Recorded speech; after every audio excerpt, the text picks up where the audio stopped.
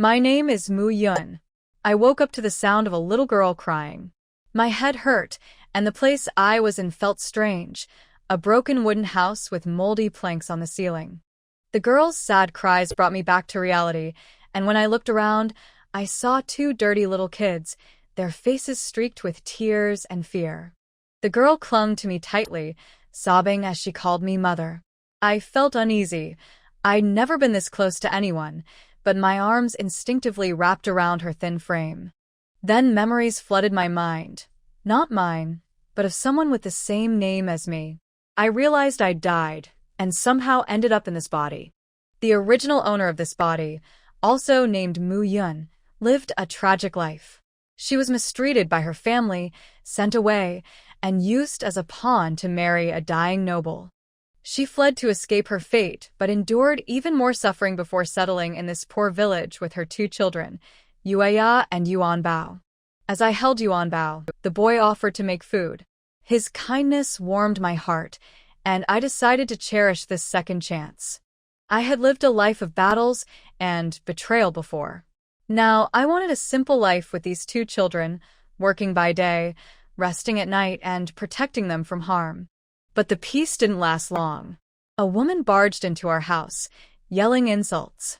She accused me of stealing her husband's attention and demanded eggs she thought he had given me. This was Zhang Shi, the village chief's daughter-in-law, who had a grudge against the previous Mu Yun because her husband wouldn't leave her alone. Yuan Bao stood in front of me to shield me, even though he was trembling with fear. His bravery touched me deeply. When Zhang Shi raised a stick to hit him, I acted quickly, pulling him into my arms to protect him. Her stick missed, and she became angrier, shouting threats. But I wasn't the same timid Mu Yun she was used to. I grabbed the stick mid-swing and looked her straight in the eye. My voice was calm but firm as I told her to manage her husband and leave me alone. I hadn't taken anything from her family, and never would. Her shock was priceless. She couldn't believe I had the strength or courage to stand up to her. This was my life now, and I wasn't going to let anyone bully me or my children. I couldn't stand Zhang Shi anymore. She kept yelling and swinging that stick around, so I grabbed it and threw it hard. She wouldn't let go, and ended up being flung to the ground.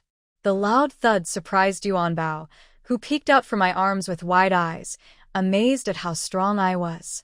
Zhang Shi scrambled to her feet, furious. She shouted that she'd tell her father-in-law, the village chief, to kick me out of the village. Normally, the old Mu Yun would have been terrified and begged her not to, but not me. I just smiled coldly and told her to go ahead and try. Her confidence wavered, but she stomped back, yelling threats at the door. I ignored her and focused on taking the kids to the kitchen to make something to eat. On the way out, I even stepped on her foot, which made her scream. She was stunned, clearly not used to this new, fearless version of me.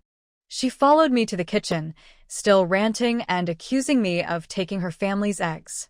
I didn't care, lighting the fire for cooking as she continued shouting. Finally, I looked up at her, my eyes sharp and steady, and said, "If you want to know where your eggs went, maybe check with Widow Li by the river. Maybe your husband is there too." Her expression froze, and I could see the doubt creeping in. My calm voice and serious tone shook her. She stammered, asking what I meant. I smirked and told her to go see for herself. I even added that if she came back to apologize, I might forgive her, but if she didn't, there'd be consequences. Zhang Shi was rattled, her confidence slipping. I knew she'd bullied the old Mu Yun endlessly, but things were different now. This body, these children, they were my responsibility now, and I'd make sure no one mistreated us again. The old Mu Yun had suffered too much, and I owed it to her to set things right. Zhang Shi sneered at me when I mentioned apologizing. She couldn't believe I'd dare suggest it. I just smiled and told her to check the riverside if she wanted answers. For a moment, she hesitated, then stomped off, looking doubtful but curious. Once she was gone, I reflected on the mess the original Mu Yun had endured. Zhang Shi had always bullied her, thinking she was weak. It turned out Zhang Shi's husband had been sneaking off to visit the widow by the river, but Zhang Shi mistakenly believed he was giving things to Mu Yun. The poor girl hadn't dared speak up because the village chief's family held so much power. I didn't have time to dwell on the past, though. Yuan Bao told me we were out of rice and flour. Looking at the fire I'd just started, I decided to make a quick trip to the back mountain for food. I told the kids to stay put and headed out alone, knowing I could move faster by myself. As I climbed the hill, Yuan Bao and Yuya sat waiting for me. Yuya, always curious, asked her brother what I was doing. Yuan Bao, trying to stay calm, reassured her that I was getting food. He hid his own worries, but couldn't help feeling protective of his little sister. Meanwhile, trouble was brewing. Some older boys from a neighboring village, led by a bully named Li Dali, had come looking for Yuan Bao. They'd been harassing him for a while, especially since Li Dali wanted Yuya to become his child bride. Yuan Bao had always stood firm, refusing to let that happen, but it often led to fights he couldn't win. Now, the boys stood outside, plotting to take Yuya away since they thought I wasn't home. Yuan Bao, brave as always, shielded his sister and told them to leave. Li Dali, full of arrogance, insisted he'd get what he wanted. When Yuya started crying, Yuan Bao comforted her, promising he'd never let anyone take her away. I wasn't there to hear any of this, but knowing my kids were waiting for me, I hurried back as fast as I could. No one, not bullies or arrogant villagers, would harm my children under my watch. When I came back to the house, my heart was pounding. I'd had a bad feeling leaving the kids alone, and when I rushed home, the sight nearly stopped my heart. Yuan Bao was being chased by a furious man with a knife. But let me start from the beginning. Before I got there, Yuan Bao had stood his ground against those bullies from the neighboring village, even though he was just a tiny, undernourished 3-year-old. They'd come for Yuya, trying to take her away to make her a child bride. Despite being scared, Yuan Bao refused to give in. When they knocked him down, he bit one of the boys, so hard he drew blood. That's my boy, fierce and protective, just like I've raised him to be. The bully's parents arrived, and things escalated. The father of the boy Yuan Bao bit was enraged, yelling threats and even grabbing a knife to attack my son. By the time I got there, Yuan Bao was covered in blood, not his own, thank goodness, but it still sent chills down my spine. I arrived just in time to stop that man. A stone I threw struck his arm, and the knife fell to the ground. I ran to Yuan Bao, my heart racing. I hugged him tightly, checking him for injuries, while my mind swirled with anger and relief. He's so small, but he faced those bullies and their parents with such courage. Seeing him like this broke my heart, but it also made me proud. I looked at the gathered villagers, many of them just watching, doing nothing. I wasn't going to let anyone hurt my children. Not now, not ever. When I got back home, Yuan Bao ran to me, his eyes full of tears and desperation. Mother, they took Yuya. Please, we have to save her. His voice cracked, and he finally allowed himself to cry. My heart ached for him, but there was no time to waste. Before he could explain, the butcher stormed at us with a knife again. I didn't hesitate. I kicked him hard in the stomach, sending him flying. When he tried to get up, I stomped on his chest, pinning him down. Touch my son, and you'll regret it, I growled, letting my anger show. The villagers around us gasped, shocked at the sight of me, a widow, standing strong and fearless. I demanded to know what had happened. Yuan Bao, still shaken, told me everything. The bullies had come for Yuya, and while he fought to protect her, they overpowered him and took her away. Hearing this, my anger boiled over. Your son got bitten? My daughter was kidnapped. A bite is mercy compared to what he deserves, I said coldly. The village chief finally arrived, but I could see he wasn't going to help us. He tried to dismiss the situation, claiming that letting it go was the best course of action. When he even suggested that Yuya might have a better life with the bully's family, I felt ice run through my veins. Thank you for your kindness over the years, Chief, I said sarcastically, but I'll take care of my own children. With that, I left, pulling Yuan Bao along and taking the 2 rabbits I had hunted. We headed straight for the neighboring village to find Yuya. Along the way, I gathered as much information as I could about the family who had taken her. It was clear they were powerful, with ties to the county government, so I had to be careful. My children's safety depended on me staying calm and strategic. As we reached the house, I knelt to Yuan Bao and said softly, "I can't avenge Yuya today, but I promise you this. Everyone who has hurt you and Yuya will pay. They will beg for forgiveness. Trust me." Yuan Bao looked up at me, his small face full of determination. "I believe you, mother. I'll grow up strong and help you make them pay." With my son's hand in mine, I knocked firmly on the door, ready to face whatever came next. My heart was set. I'd protect my children, no matter what it took. When the door opened, a well-dressed woman appeared, clearly someone from a better-off family. She introduced herself as Li Dali's mother and asked why I was there. I didn't waste time. I told her, firmly and coldly, that her son had kidnapped my daughter Yuya in broad daylight. She looked shocked and tried to deny it, calling it a misunderstanding.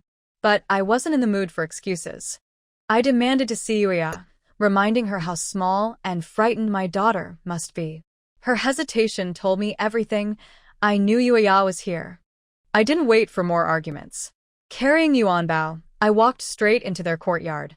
Yuya's faint sobs guided me to a small room, and I kicked the door open without hesitation.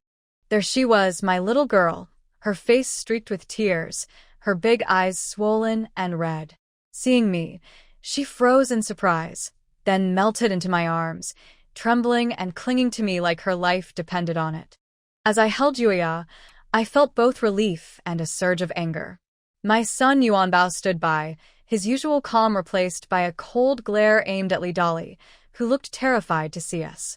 His mother hurried in, trying to make excuses, claiming Yuya had been abandoned and that her son had only taken her in out of kindness. But Yuya's frightened reaction to Li Dali told me all I needed to know. I didn't let it slide.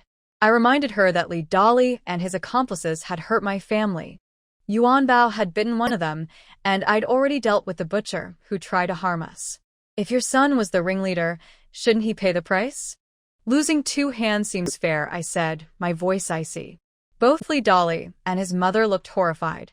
Li Dali's mother pleaded, offering compensation instead of punishment, but I wasn't interested in their money. When Li Dali's father, the village chief, arrived, I made it clear, this wasn't just about my family. What they did was a crime, and if they weren't willing to take responsibility, I would take the matter to the authorities.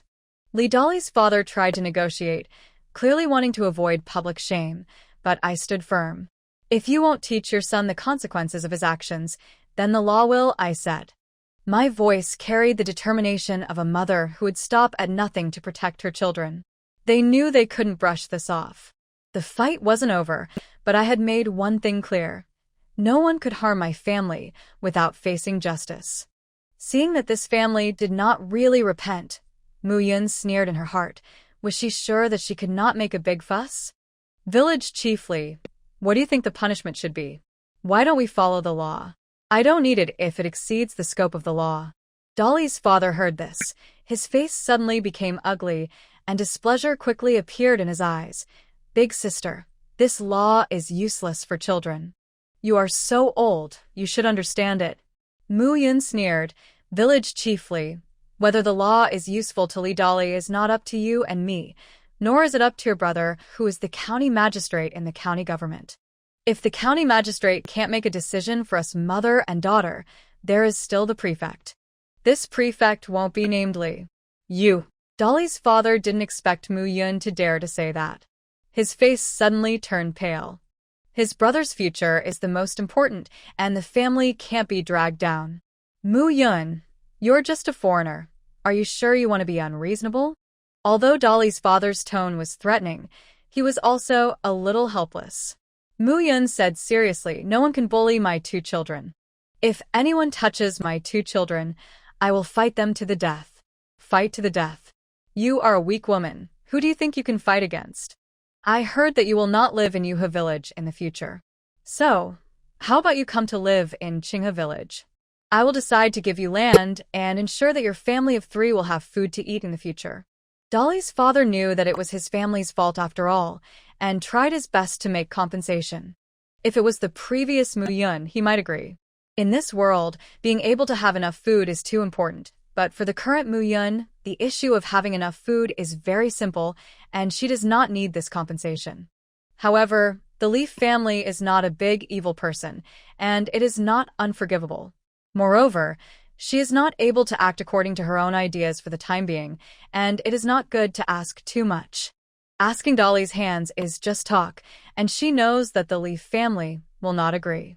Let's put it this way. Village chiefly, I don't think your family has lost all conscience.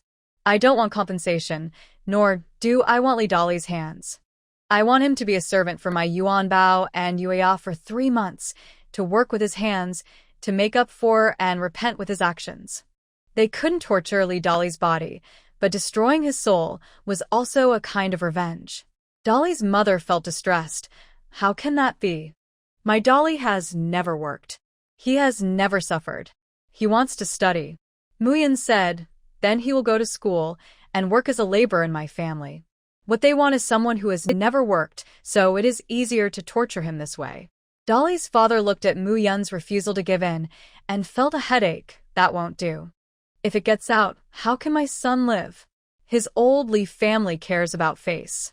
Mu Yun snorted coldly and said in a mocking tone, Village chiefly, do you think that a 10-year-old child who has learned to rob girls has a good reputation? And he is still studying? If Li Dolly is really lucky and can learn something in the future, if this matter gets out now, it will ruin his future.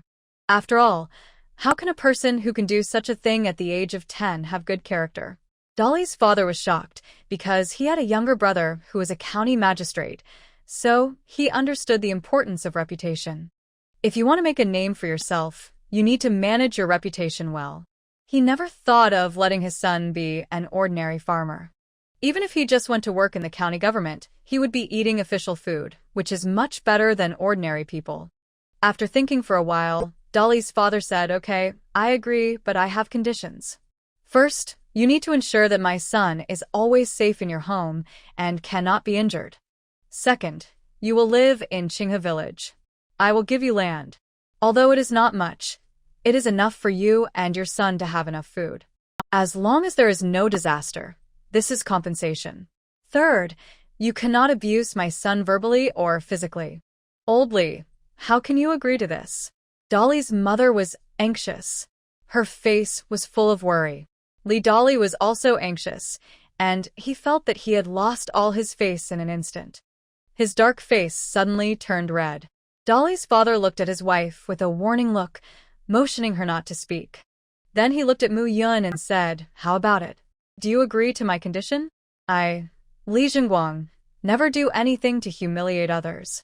If my son is wrong, I must make compensation. I also agree to your request. Just make sure that my son is safe and healthy. Dolly's father always felt that his son's temper was a little too mixed. He would not listen to what he said, and he was reluctant to beat him. Taking this opportunity to temper his temper, he might be able to restrain himself a little. Mu Yun agreed. He was quite satisfied with Dolly's father's handling of the matter, and his anger subsided a little. Okay, let's do as village chiefly said. Qinghe village is not too big, nor too small. There are currently 2 vacant houses. One was where the Zhou family lived before. Later, because their business grew, they moved out of the village and sold the land and house to the village chief. There is another place which is next to a stream with a forest beside it. The house is under the forest, and there is a stream on the side of the house.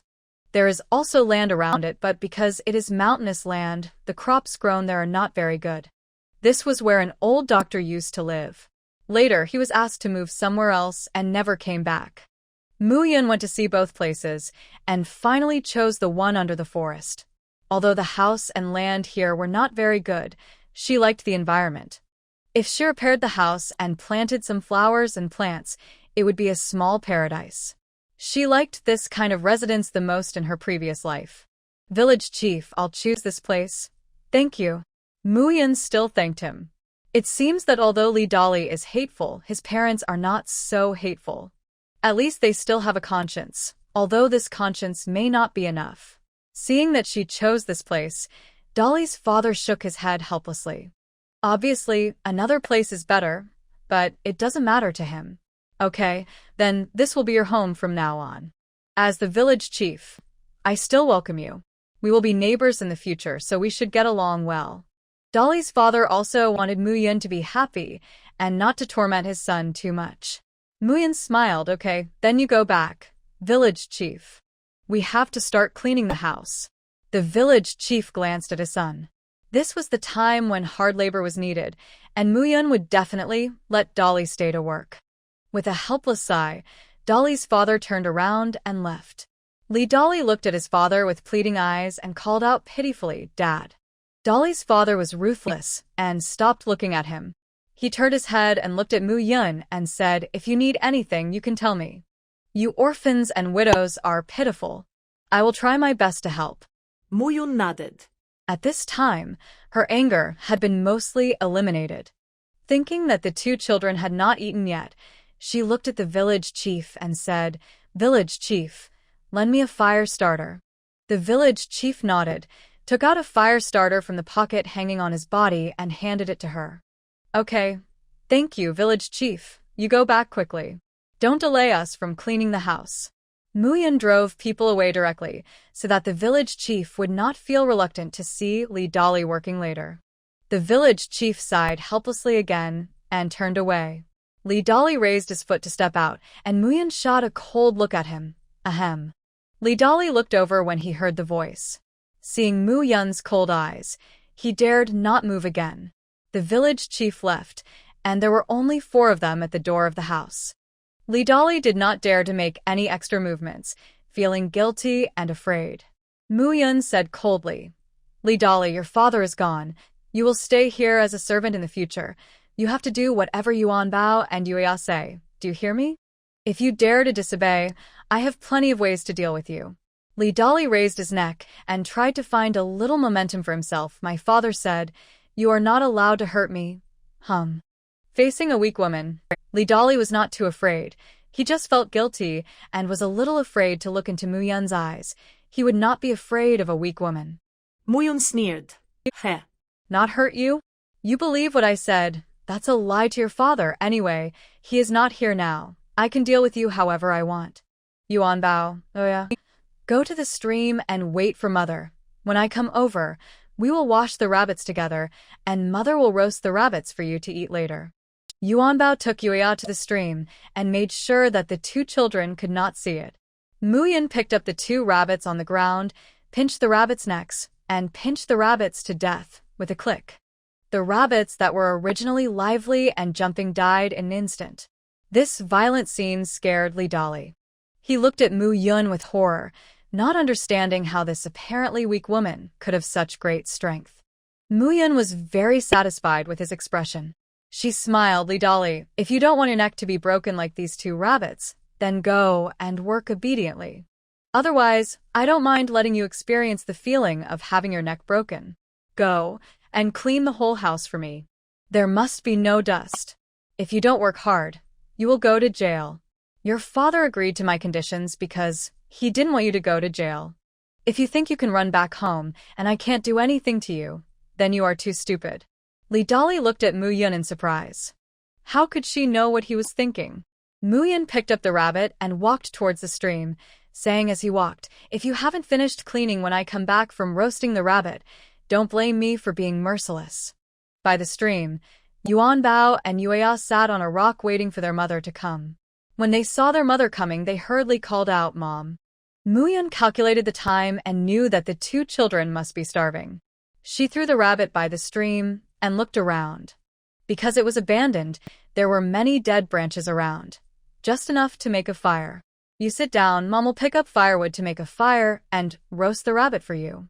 Muyun moved quickly, picking up firewood in a few seconds, then took out the fire starter and started to make a fire. Yuan Bao led Yuya to the fire, moved a larger stone for Yuya to sit on, and then he went to pick up firewood. After the fire started, Muyun went to the house to find a big pot to boil water. Seeing Dolly quietly cleaning with a bitter face, she was quite satisfied and didn't say anything. After the water boiled, she quickly scalded the rabbit, then plucked out the hair and took it to the stream to wash it. She moved quickly, and the two rabbits were cleaned in a short while. She took out the bamboo sticks she had found in advance, strung them together, and put them on the fire to start roasting. Seeing Yuanbao picking up a lot of firewood, Muyun smiled and praised, "Yuanbao is great. You helped Mother pick up so much firewood. You are really amazing." Yuanbao put down the firewood and smiled shyly. "Mom, if you have anything to do, you can ask me to do it. I have grown up and can help." "Mom, don't be too hard alone." Muyun felt warm in her heart. This pair of children are cute and filial. She is so lucky to be able to come here and become their mother. "Okay, thank you, Yuanbao." "Yuanbao, go to the house to see if there is any salt. If not, ask Li Dolly to go out and find some. Mother needs it." Yuanbao nodded, got up and walked towards the house. Muyun sat on a stone bench on the side and waved to Yueya. "Come here. Mother will hug you." Yueya was wronged and frightened today. Muyun felt distressed and wanted to hug her more. Yueya walked over and quietly nestled in Muyun's arms, like a well-behaved kitten, lovable. "Are you scared today, Yueya? Tell your mother." Muyun didn't want to happen today to leave a shadow in Yueya's heart, so he wanted to talk to her about it and not be afraid to mention it. Yueya trembled when she thought of what happened in the morning. After seeing her mother, she deliberately didn't think about those things. Now that she suddenly mentioned them, she was very scared. Muyun comforted her distressfully. "Don't be afraid, Yueya. Don't be afraid. Mother is here. Yueya must understand that no matter what happens, Mother will come to save you. Mother will not let Yueya fall into danger. You have to believe Mother, okay?" Yueya nodded. Feeling the warmth in her mother's arms, her heart calmed down, and the fear disappeared little by little. "Next time you encounter danger, Yueya, don't cry. Be strong and brave. Find a way to protect yourself from getting hurt, and then wait for Mother to save you, understand?" Yueya nodded obediently. Muyun touched her head lovingly, thinking that he had to teach them some self-defense martial arts.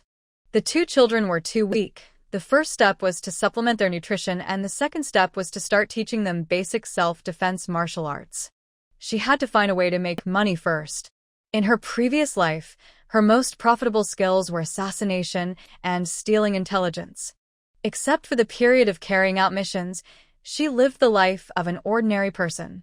She had done ordinary daily jobs such as takeout stalls, company employees, tea art, and flower art, but these did not make money. In her previous life, she wanted to be an ordinary person, so when she was bored, she would experience all kinds of life. It seemed that every time she changed her identity, she could experience a different life. That feeling was quite fun. It should be relatively easy to make money in this ancient time. She knew a lot of things, but the first step was that she had no capital, so it would be a little difficult. "Let's go to the city tomorrow to see if there are any ways to make money." Smelling the aroma of rabbit meat, she came back to her senses and roasted the rabbit seriously. Yuanbao came over with a bag of coarse salt. "Mom, I found it. I thought it wasn't there, so I asked Li Dolly to look for it. I saw it in a corner of the kitchen. I don't know if it can still be used." "Mom, please take a look." After Li Dolly left, Yuanbao looked around the house. After eating, he decided to clean up their new home as soon as possible and then move in with his mother and sister. Muyun took the dusty bag from Yuanbao's hand, let go of Yueya, took the bag to the stream to wash it, found a clean stone, poured the salt out and put it on the stone, and then continued to wash the bag. "Mom, the rabbit is going to burn," Yuanbao shouted. Muyun came back and turned the rabbit over and continued roasting. The aroma of the rabbit meat had already come out, and the fat had also been roasted out. Yuanbao and Yueya were already very hungry, and now they smelled this smell and felt even hungrier. Yueya's stomach growled, and she kept swallowing saliva. "Mom, how long do we have to wait? I'm so hungry." Yueya touched her shriveled belly and looked at the rabbit meat on the fire with shining eyes, wishing she could eat it right now. Muyun looked at the two children's greedy look and smiled indulgently. "It's almost done. Just wait a few more minutes. It will be ready soon, Yueya. Can you bear with it a little longer?" Yueya nodded obediently. and Muyan sprinkled salt on the rabbit meat and continued to roast it, and the fragrance became stronger. Li Dali came over slowly with a pot, some salt and wheat flour. "This is what my father gave you." Li Dali put the pot on the ground, but his eyes unconsciously fell on the roasted rabbit meat. "It smells so good." It was the first time he smelled such a fragrant meat. Seeing his eyes, Mu Yun's mouth curled up with a smile. The rabbits she roasted were unique. Sometimes when she was on a mission in the wild, she couldn't let her stomach go. Roasted rabbits and roasted pheasants were her specialties and the food she was best at making. "Have you finished cleaning the house?" Hearing Mu Yun's cold voice, Li Dali quickly looked away and replied indifferently, "No, I don't know how to clean the house. In the past, these chores were done by my sisters at home, and I didn't need to do them." Hearing this, Mu Yun laughed sarcastically. "I didn't realize it. You are a man, but you are not as good as a little girl. You can't do the things that your sisters can do. It's so embarrassing. You even have the nerve to say it. I am ashamed for you." Mu Yun's face of sarcasm and ridicule made Li Dali feel ashamed and angry. The boy couldn't help but blush, but because of his dark skin, it was not easy to see. A real man should do big things. "I just need to study.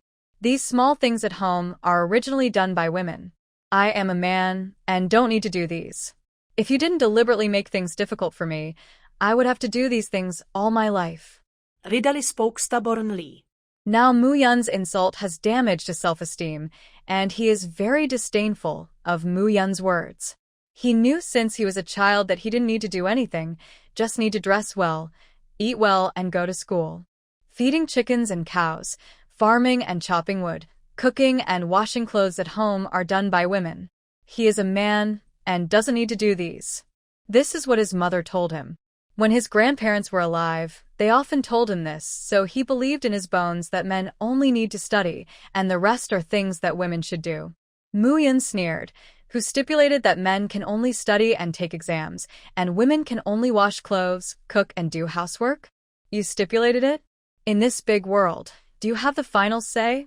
Li Dali looked at Mu Yun's playful expression and felt that she seemed to look down on him and laugh at him.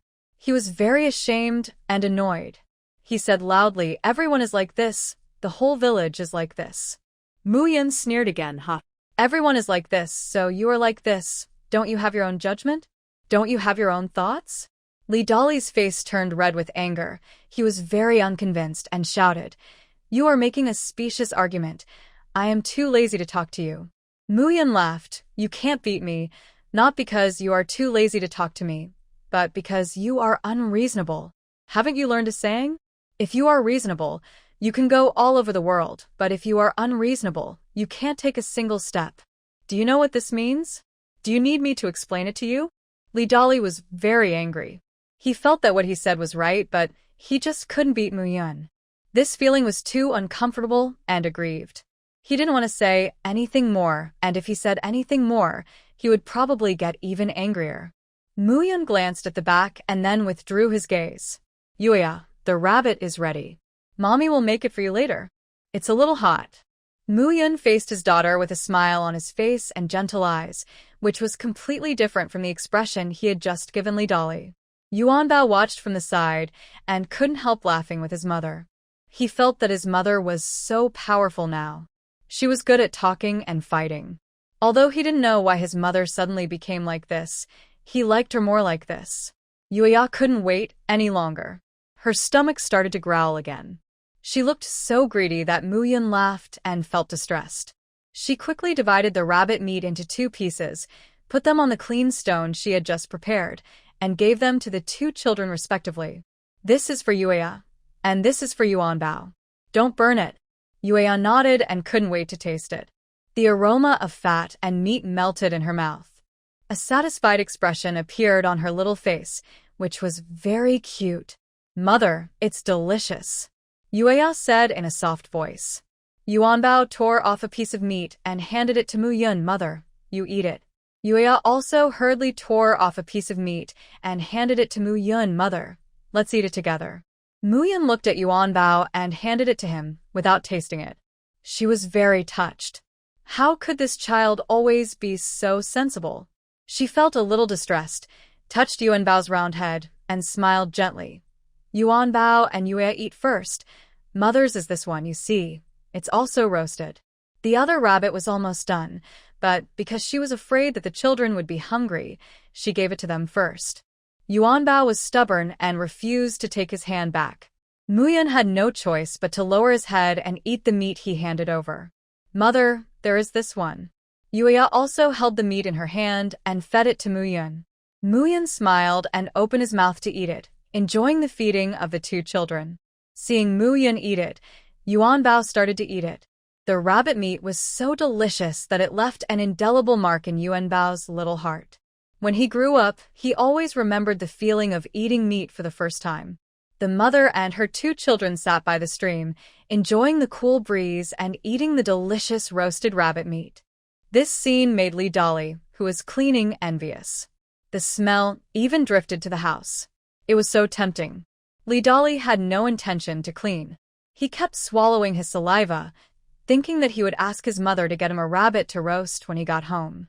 Li Dolly, who had no intention to clean, felt his stomach growling. He was so annoyed that he could only speed up, hoping to finish cleaning and go home for dinner.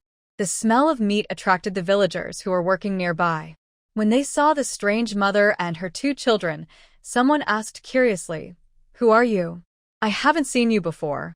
There were residents not far away, and the villagers were very curious about the sudden appearance of the mother and her two children. "Auntie, we just moved here. My name is Mu Yun, and these are my two children, Yuanbao and Yuya." But his politeness and smile were not responded to.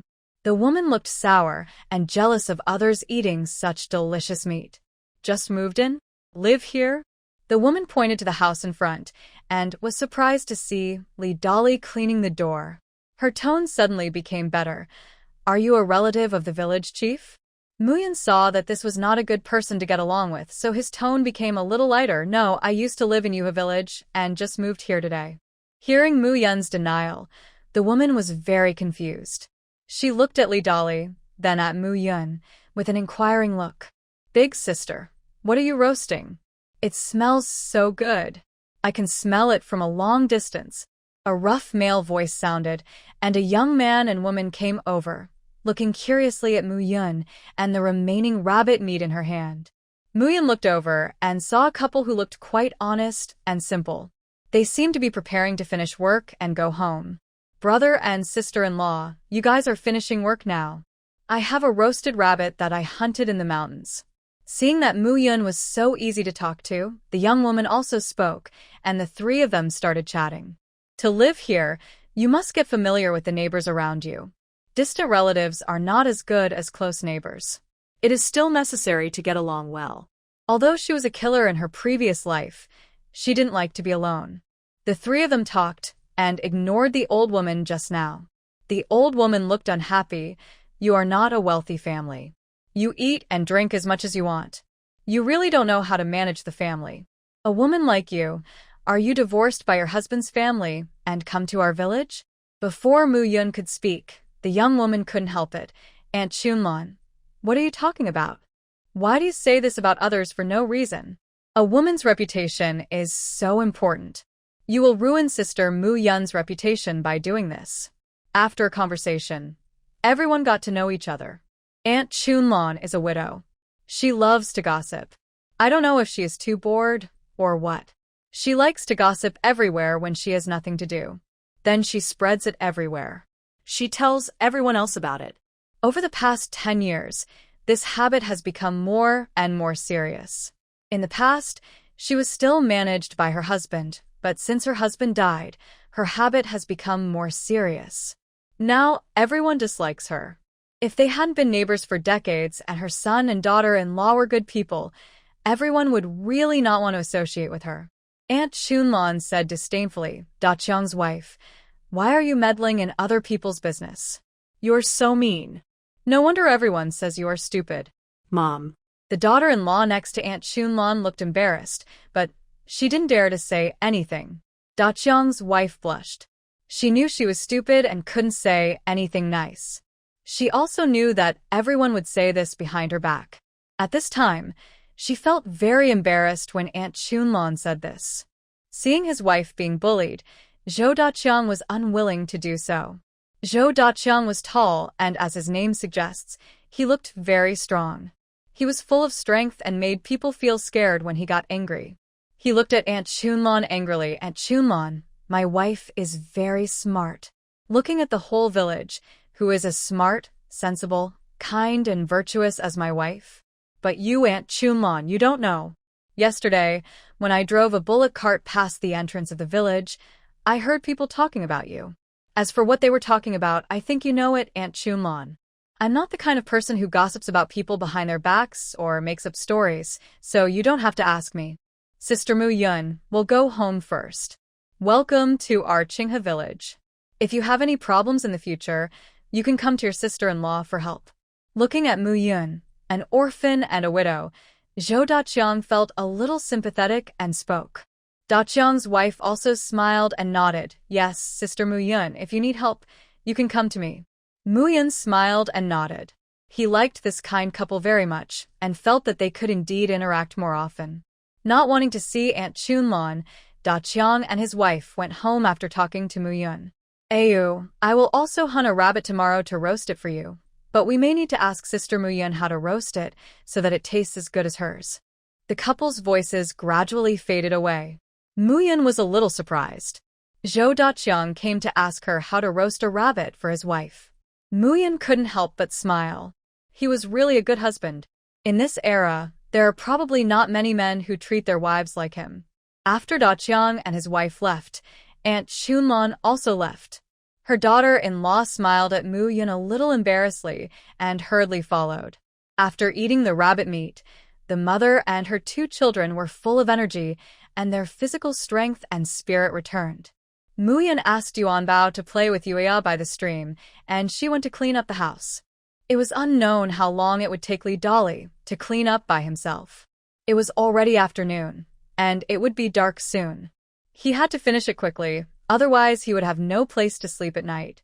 Li Dolly only cleaned it roughly, not carefully.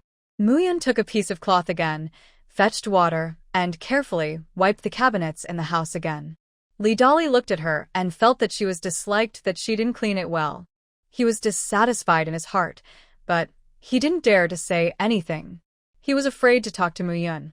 Li Dolly, do you have new bedding at home? Go and tell your father to sell it to me. It will take at most 3 days. I will give him money, and you go and get me 2 beddings. Li Dolly pretended not to hear her and didn't want to pay attention to her. Mu Yun glanced at him and saw that he deliberately ignored her. She picked up the pebbles on the ground and threw them at him. With a whoosh, the stone shot straight into the table in front of him, making a small hole and stuck there steadily. Li Dolly was stunned. He turned back to look at Mu Yun in surprise. Mu Yun did not move and looked at him coldly. If you ignore me again, then this stone will hit your head. Li Dolly threw down the rag in his hand. I know. I'll go back and ask. He left reluctantly, and Mu Yun continued to clean the house. The big dust was almost cleaned by Li Dolly. She took the rag and wiped it again, and it was very clean. After cleaning the house, there was also the yard outside. Because no one lived there, it was full of weeds, and these weeds needed to be removed. A small house outside the house was full of agricultural tools, but they were all a little rusty. Because they had not been used for a long time, these tools were not sharp and needed to be sharpened again. Mom, I like it here so much. Can we really live here forever in the future? Yuya jumped happily when she saw Mu Yun coming. Seeing how happy she was, Mu Yun couldn't help but smile. Yes, as long as Yuya likes it, we will live here forever.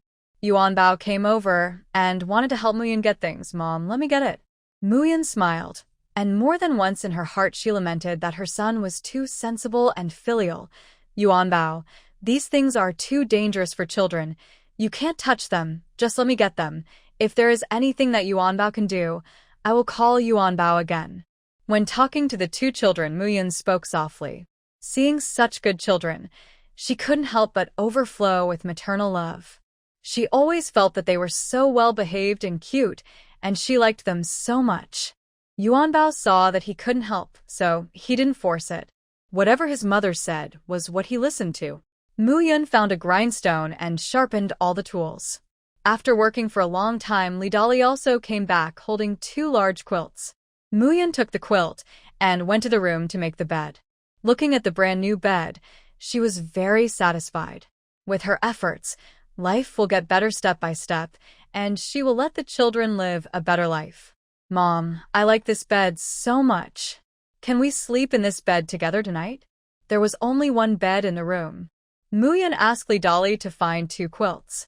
She planned to have one bed for herself and one bed for the 2 children. But now there was only one bed, so they could only sleep together tonight. Although she might not like it, the 2 children were so well behaved that they would definitely not make trouble when they sleep. Thinking of this, Muyun quickly accepted it in her heart. When she has time later, she will make a new bed and put it in this room. The 3 of them will sleep in one room. This room is not small, so it is no problem to put another small bed. Well, we will sleep together. Mom will take you 2 to sleep together. Muyun admired herself for adapting to the role of mother so quickly. She was really amazing. She was worthy of being a top killer with excellent adaptability. With his hands on his hips, Muyun stood by the bed and smiled happily. Yuan Bao and Yuya looked at him and started to smile too. Lidali saw the warm smiles of the family of 3 from outside the door and was puzzled. How could they smile so happily when they lived in such a shabby house, had nothing to eat and nothing to wear? Yuya Yuanbao, Mommy will wash your feet for you. Go to bed and wait for Mommy. Muyun fetched water for the 2 children to wash and then let them sleep in bed and wait. They were only 2 3-year-old children. They must be tired after a whole day of tossing and turning, especially Yuya, who must be tired after crying all morning. After arranging the 2 children, Muyun went out. In the yard outside, Lidali was cutting weeds with a sickle. Most of the weeds had been cut. Neither of them spoke, and they worked quietly. Soon the whole yard was flattened. Muyun directed Lidali to throw the pile of weeds farther away. At this time, the sky was gradually darkening and the moon was slowly rising. After throwing away the pile of weeds, Muyun asked Lidali to go back. After all, he had to go to school tomorrow. After Lidali left, Muyun sat down in the yard, looking at the house and yard in front of her, the slowly rising moon, and the fresh and natural air. Her eyes were full of a relaxed smile. It feels so good to organize your life bit by bit with your own hands. It is ordinary and natural, without life and death struggles, intrigues, or mutual exploitation. She smiled with satisfaction and thought about getting some water to wash up, but suddenly remembered that she had no clean clothes. She had no choice but to postpone her shower for the time being. She was just too tired after a whole day, and it would be uncomfortable not to shower. I looked around the house but couldn't find any clothes. Finally, I had to give up. I had to endure the discomfort. I have to buy some clothes tomorrow, both for the child and for her. I just don't have a penny, so I have to think of a way. With anticipation for her future life, Muyun went into the house to sleep. The 2 children were already asleep. She lay down carefully and fell asleep soon. The next day, Muyun was awakened by the sound of birds chirping outside the house. She opened her eyes and the light from the window shone in, making her squint for a moment before she slowly adjusted. Brother, can you really do it? Why do I feel like there's too little water? Yuya's voice rang out, and Muyun gradually came back to his senses. Yes, she had traveled through time and space, and she had 2 children, and now this was Qinghe village. She hurriedly got up, put on her coat, opened the door, and went out. Seeing their mother wake up so quickly, the 2 children seemed a little at a loss. Yuan Bao was standing on a stool, kneading dough on the kitchen counter. Yuya stood aside, holding a bowl of water in her hand. The stove next to them was already burning brightly, and there was a pot on the fire with boiling water in it. Mother, why are you awake? Yuya's soft voice sounded, and Muyun's eyes moved from the pot to the 2 children. What are you 2 doing? Seeing that their mother didn't smile and was rather serious, the 2 of them suddenly didn't dare to speak. Yuan Bao stood on the stool at a loss, not understanding why his mother seemed angry. Yuya held back her fear and spoke softly, Mom. my brother, and I want to cook for you. You did so much work yesterday. You must be exhausted. We want you to sleep more. Hearing this, Mu Yun sighed helplessly. Others were troubled by their children being too naughty, but she was the only one who was troubled by her child being too sensible. She walked over and took Yuanbao down, and Mu Yun said seriously, "Didn't Mom tell you yesterday that children can't do dangerous things?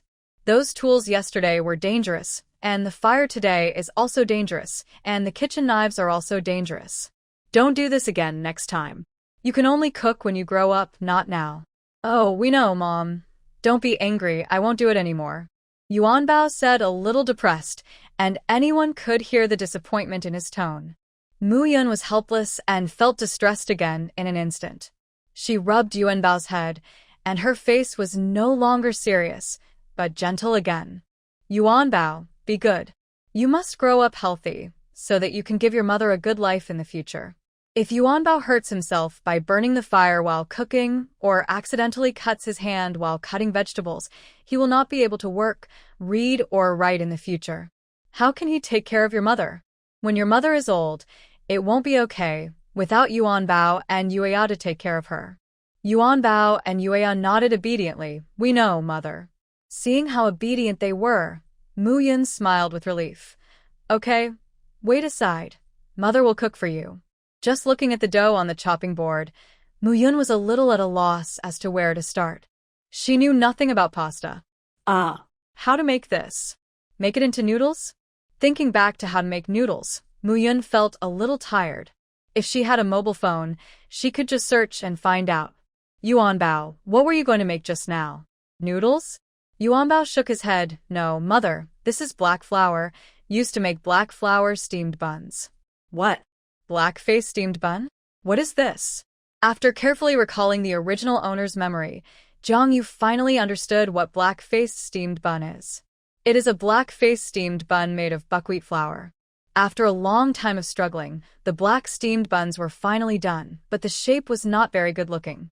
Not only were they black, but they also looked crooked and did not look good at all. Mu Yun was a little helpless. Cooking was a bit difficult. "Mom, is it done?" Seeing Mu Yun standing in front of the pot without moving, Yueya could not help but shout. Mu Yun came back to her senses. She was just thinking about whether to find someone to cook. If she relied on cooking, she was afraid that she could not feed the two children. The goal of making them fat and white was probably difficult to achieve. She only knew how to grill meat, and she couldn't eat grilled meat every day. "Okay, come and get it." Hearing this, the two children hurried over. But when they saw the black steamed buns in the pot, Yueya uttered a sigh and then softly said, "Mom, why are the black steamed buns so ugly today? They are so ugly." Yueya's words made Mu Yun very embarrassed. She smiled awkwardly. "Maybe Mom hasn't made this for a long time, and now I'm a little rusty. Although it looks a little ugly, it's edible anyway. You guys try to taste it." The two children took the black steamed buns obediently and bit them. Facing Mu Yun's expectant eyes, Yuanbao tried his best to ignore the dry steamed buns in his mouth and said with a smile, "It's delicious, Mom." Yueya also nodded with difficulty. Mu Yun was relieved, smiled, and picked up one and ate it. After a few seconds, her expression was ugly. Such a dry and bitter thing was not delicious at all. "Yuanbao, Yueya, why don't you stop eating it? It's too disgusting," Mu Yun said a little embarrassedly. Yuanbao didn't stop, but said, "Mother, as long as we can fill our stomach, it's fine. If we don't eat this, there's nothing else to eat at home." Mu Yun nodded helplessly. "Yeah, let's eat first. It's okay as long as we are full and not hungry. Yuanbao, Yueya, Mother will take you to the city later. We'll go to make money and then buy clothes and food." Yuanbao was worried. The little guy actually learned to frown. "Mother, we don't have money and can't buy things. My clothes can be worn, so you don't have to buy them for me." Mu Yun looked at his little appearance and couldn't help laughing. "Yuanbao, do you think Mother has no money?" Yuanbao nodded. "Mother, we don't have money in the first place. Not that I think we don't have money." Mu Yun touched his head and said with a smile, "We can find ways to make money if we don't have money. Today Mother will take you out to make money, and we will go buy things when we make money." Yuanbao was curious. "Mother, How can we make money? What can we do to make money? He also wanted to learn how to make money and buy beautiful clothes and delicious food for his mother and sister. Seeing Yuan Bao's eager eyes for knowledge of making money, Mu Yun rubbed his head and smiled. There are many ways to make money, and it's hard to explain them all at once. Mother will take you to the city today to find opportunities and ways to make money. Yuan Bao nodded, his little face full of expectation. The mother and her 2 children each ate a black steamed bun and couldn't eat it anymore. It was really hard to swallow. Whenever they were full, they couldn't eat it anymore. Mu Yun closed the door of the house and took the 2 children out, heading all the way to the village entrance. She remembered that there seemed to be ox carts at the village entrance, pulling people who wanted to go to the city every day, but she didn't know how much it cost per person, and she didn't know if people were willing to take them with them, first on credit, and then pay when they came back. Mu Yun led the children all the way to the village entrance. There were already several people waiting at the entrance, and there were 2 ox carts parked on the side of the road. In one night, everyone in Yuha village knew that a new widow with 2 children had moved into the village. It was said that the widow was still very young and pretty. Seeing Mu Yun and the 2 children, several villagers started to talk quietly. They stopped talking when Mu Yun got closer, but they couldn't take their eyes off him. They kept looking at him. Although he was not dressed well, old and torn, his face was really good-looking. He had fair skin, a slender figure, and delicate features. He didn't look like a rural person at all. He had a small and straight nose, bright and moist eyes, and red lips. Every part of his face was good-looking. She looks so seductive. TSK. A voice neither loud nor soft sounded, with some sarcasm, and looked towards Mu Yun. It was a little girl, wearing an ordinary blue cotton dress, with an ordinary silver hairpin on her head, and holding a basket in her hand, which contained some flower-like things, which seemed to be artificial flowers. She looked arrogant. Her narrow eyes looked at Mu Yun with disdain, her slightly thick lips curled up slightly, and a cold snort came from her flat nose. "Are you talking about me?" Mu Yun walked up to the girl and asked directly. Chanyue didn't expect Mu Yun to ask directly. She was stunned for a moment, a little at a loss, but she quickly reacted and raised her neck and said, "Who said you?" "I said Foxy. Are you Foxy?" "Chanyue, don't be like this." The other girl beside her pulled Chunyue's sleeve, somewhat disapproving of her causing trouble outside. "Go away, it's so annoying, who wants you to care about it?" As Chunyue swung her hands vigorously, the girl next to her was caught off guard and almost fell down. Mu Yun was quick to support her. Chunlon didn't expect Mu Yun to help her. After a moment of silence, she immediately thanked him. "Thank you, sister. You should be the new Sister Mu, who moved to our village. Welcome." Chunlon spoke softly and looked pretty. Mu Yun smiled and said, "You're welcome. It just happened to happen. TSK, a bunch of idiots. It's annoying to look at them." Chunwa got on the ox cart and stopped looking at them. Mu Yun was too lazy to argue with her. The most important thing today was to make money to buy clothes and food. People who were not pleasing to the eye could be dealt with slowly another day. There was no need to rush. "Hey, Sister Mu Yun, are you going to the city too?" Zhou Daqiang and his wife came over with 2 chickens. They were a little surprised to see Mu Yun. When Mu Yun saw that it was the 2 of them, he smiled and replied, "Brother Daqiang, sister-in-law Daqiang, are you going to the city too?" Zhou Daqiang put the chicken on the ox cart. Chanyue, who was already sitting on it, saw this and exclaimed in disgust, "Why did you put the chicken on here too? Brother Daqiang, this is for transporting people, not chickens. How can we sit like this?" Zhou Daqiang ignored her and put his chicken in place. He then helped his wife get on the cart and sat down. Chunlon, who was sitting on the side, also got on. Mu Yun was just about to ask who was pulling the ox cart when she saw Daqiang sitting in the driver's seat. He then turned to Mu Yun and said, "Sister Mu Yun, come take our cart. We can still fit you 3 children if we squeeze in." Mu Yun was surprised that Zhou Daqiang was the one pulling the ox cart. She said embarrassedly, "Well, Brother Daqiang, sister-in-law Daqiang, I don't have any money at the moment. Can I go together to give you the money when I come back?" Mu Yun found a more suitable excuse. If she really made money after going out and those gossipy people knew about it, she didn't know how they would frame her. There were the most gossips in the village. Zhou Daqiang looked at his wife and asked for her opinion with his eyes. Daqiang's wife smiled and said, "It's okay, Sister Muyu. You don't have to pay this time. You can pay next time you sit down. It's not easy for you to take care of 2 children alone." Before Mu Yun could say anything, Chanyue was dissatisfied. "Sister-in-law Daqiang, you gave a stranger who just came here for free and didn't give us any. You are too unkind. You are so ungrateful. No wonder people say you are stupid." Mu Yun sat on it with the 2 children. Chunlan reached out to help. Mu Yun smiled at her gratefully. "Thank you." Chanyue looked at Mu Yun and her 2 children with disdain and turned away. "Sister Daqiang, are you going to sell these 2 chickens?" Mu Yun asked curiously. Sister Daqiang nodded. "Yes, there are many chickens at home, so I thought of catching 2 to sell." Mu Yun nodded. At this time, farmers who wanted to make money only sold some farm chickens and eggs. Seeing the hairpins in Chunyue's basket, and then seeing Chunlan also carrying a basket, Mu Yun smiled and asked, "What are you going to sell, Sister Chunlan?" Chunlan smiled and opened the basket to show Mu Yun, "Sister Mu, I'm going to sell handkerchiefs. These are embroidered by me and can be worth some money." Mu Yun took a look and praised, "Sister Chunlan is so clever and her embroidery is so beautiful." Chunlan smiled shyly. "Sister Mu, you are too kind. My embroidery is average. There are better ones than mine. Those are really amazing." Mu Yun smiled and said, "Sister Chunlan, you are still young, but you can embroider so well now.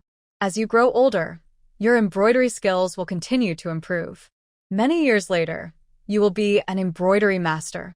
The things she embroiders are very beautiful. She is the best embroiderer in our village." Chanyue really couldn't listen anymore and snorted heavily with a nasal tone. "Huh. A bunch of people who have never seen the world. They are not afraid of being laughed at if they say it out, and they call themselves embroidery masters. They really don't know what they are talking about. This is not the way to flatter someone. Exaggerated." Chunlan's smile froze on her face, and she smiled at Mu Yun and Daqiang's wife, awkwardly.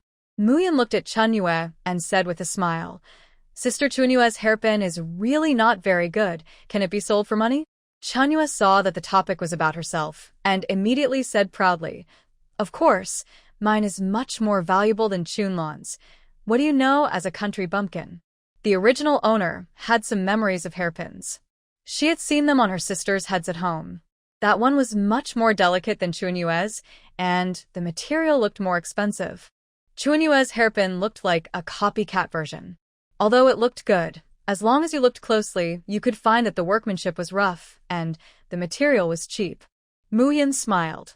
"Yours is just average." "You, what do you know? You country bumpkin, you don't know anything. My hairpin is loved by all the noble ladies in the city, and they are vying to buy it. Have you ever seen anything better than this? If you had seen it, why would you be here when you can't even afford to ride a bullock cart and ask for charity? You are really boastful." Mu Yun didn't care about her words, but said lightly, "This is a different time. If you don't believe it, just forget it." Chanyue was too lazy to pay attention to her and turned to look at the road ahead. Mu Yun asked, "Sister Daqiang, how long will it take to get there?" The transportation in ancient times was really inconvenient. After walking for so long, it seemed that we didn't go far. Sister Daqiang smiled and said, "It's still early. We haven't even walked half the distance. It may take another hour or so." Mu Yun heard this and suddenly felt powerless. She was used to modern airplanes and high-speed trains. To be honest, the speed of this ox cart was not as fast as hers. For the rest of the journey, the few of them stopped talking. Mu Yun held Yueya and let Yuanbao lean on his legs. The ox cart finally arrived in the city after an hour. It was their first time in the city. Yueya and Yuanbao were very curious, and their big eyes kept looking around. Mu Yun agreed with Daqiang's wife on the meeting place in the afternoon, and then took the 2 children to the street. The city was quite lively. There were stalls on both sides of the street, selling all kinds of things, as well as fabric stores, jewelry stores, and even restaurants. "Mom, there are so many people here. There are so many things I haven't seen before." Yueya was full of amazement. She was very interested in these novel things. Yuanbao was introverted, but his eyes could not hide his curiosity. Muyan looked at the two children and couldn't help feeling distressed. She had to make more money and take them to see more of the world. What others had, her children, Muyan, must have too. Muyan looked around, thinking about how to make his first money. Food, clothing, housing, and transportation are businesses that have existed since ancient times. Where should we start first? Clothes? Food? These two things are the most common on the street. How about selling the design drawings to the clothing store? It seems not possible. Although she can draw, she doesn't know much about ancient costumes, so she is afraid that she can't draw any beautiful works. Wait, recipes? In ancient times, recipes seem to be kept secret, but in modern times, recipe books, short video tutorials, etc., recipes for various ingredients can be seen everywhere. As a person living alone, she has thought about cooking for herself several times instead of ordering takeout. For this purpose, she read a lot of recipe books and watched many video tutorials and even signed up for a class. Unfortunately, she has no talent for cooking. After many experiments, although the procedures were correct and the appearance of the dishes was okay, they did not taste as delicious as she had imagined. But she remembered all the recipes she had learned. As a top agent, her good memory was her least noteworthy advantage. A smile finally appeared on Muyan's face. She thought of a way to make money without any capital. I looked at the restaurant in front of me, and it seemed a bit small. I wonder if I can pay a little more. After thinking about it, she asked someone where the best restaurant in the city was. The eldest brother, who had stopped to inquire about the news, was a lively man. Seeing that Muyan was so handsome, he asked politely and immediately told her the origins of the two major restaurants in the city. My brother's words are a little too detailed, or to put it simply, he is a little too long-winded. Muyan listened for a long time and got some useful information from it. He was not interested in listening to the rest. I understand. Thank you so much, brother. I am in a hurry, so I will go first. Brother, you are a good person, and you will be rewarded. You will have a peaceful life in the future. After that, Muyan hurriedly took the two children away. The elder brother smiled and liked Muyan's politeness very much. He enjoyed the joy of helping others. The elder brother smiled and turned away. Muyan followed the elder brother's instructions and walked forward. Not long after, he saw the two restaurants. The two restaurants were facing each other, with completely different decorations and appearances. One was magnificent, and the other was low-key and restrained, but from the outside, it can be seen that both restaurants have good financial resources. It's just that the magnificent one has a constant flow of customers in front of the door, while the low-key and restrained one is deserted, and there is no one at the door. I heard from the elder brother just now that the Magnificent Lee's restaurant is newly opened and has only been open for 3 months, while the low-key and restrained Pang's restaurant has a history of more than 10 years and is a time-honored brand. In the past, dignitaries and other people all loved to go to Pang's restaurant, but the chef of Pang's restaurant was replaced half a year ago. After that, the dishes were average and there were no new dishes. Gradually, fewer people came, until the Lee's restaurant opened, and the business of Pang's restaurant was completely gone. After learning about it, Muyan decided to choose Pang's restaurant, because the eldest brother said that Pang's restaurant was the property of the richest family in the county, Pang's family, while Lee's restaurant was opened by an ordinary wealthy family. Although the business of this wealthy family seemed to be getting bigger and bigger and was about to surpass the Pang family, a lean camel was bigger than a horse, and the Pang family could give her what she wanted and needed her more. The Lee family was different. Their business was booming, and they must be arrogant. They would not need her recipes, and it would not help her future development. Muyan led the two children towards Pang's restaurant. The waiter at the door saw that they were wearing tattered clothes, but did not drive them away. He just asked politely, "Miss, are you coming to eat?" Muyan shook his head and said, "No, I have some ancestral recipes that I want to sell. My family is in trouble, so I had to give them up reluctantly. I wanted to ask if your store needs them." Muyan had a look of giving up something, and the waiter naturally believed it when he saw it. Entering the Pang's restaurant, Muyan sighed. The Pang family is indeed rich, The decoration is really exquisite and elegant. The tables and chairs are all made of fine wood, very textured. Just as he was looking around, the waiter came over with a middle-aged man. Shopkeeper, it's this girl who said she wants to sell the recipe. The shopkeeper looked at Mu Yun and her child. Although they were not dressed well, the mother and the child were good-looking and had a transcendent temperament, not like ordinary farmers. The shopkeeper had also seen the world and was very accurate in judging people. He immediately believed what Mu Yun said about the difficulties at home. Judging from their appearance, they were probably from a wealthy family in the past. This girl, can you take out the recipe you mentioned so that I can see it? Mu Yun shook his head. Shopkeeper, for some reasons, the recipe has been destroyed by me, but I remember all the contents. I can write it down on the spot. You can ask your chef to make it and try it to see how it tastes. The shopkeeper hesitated a little.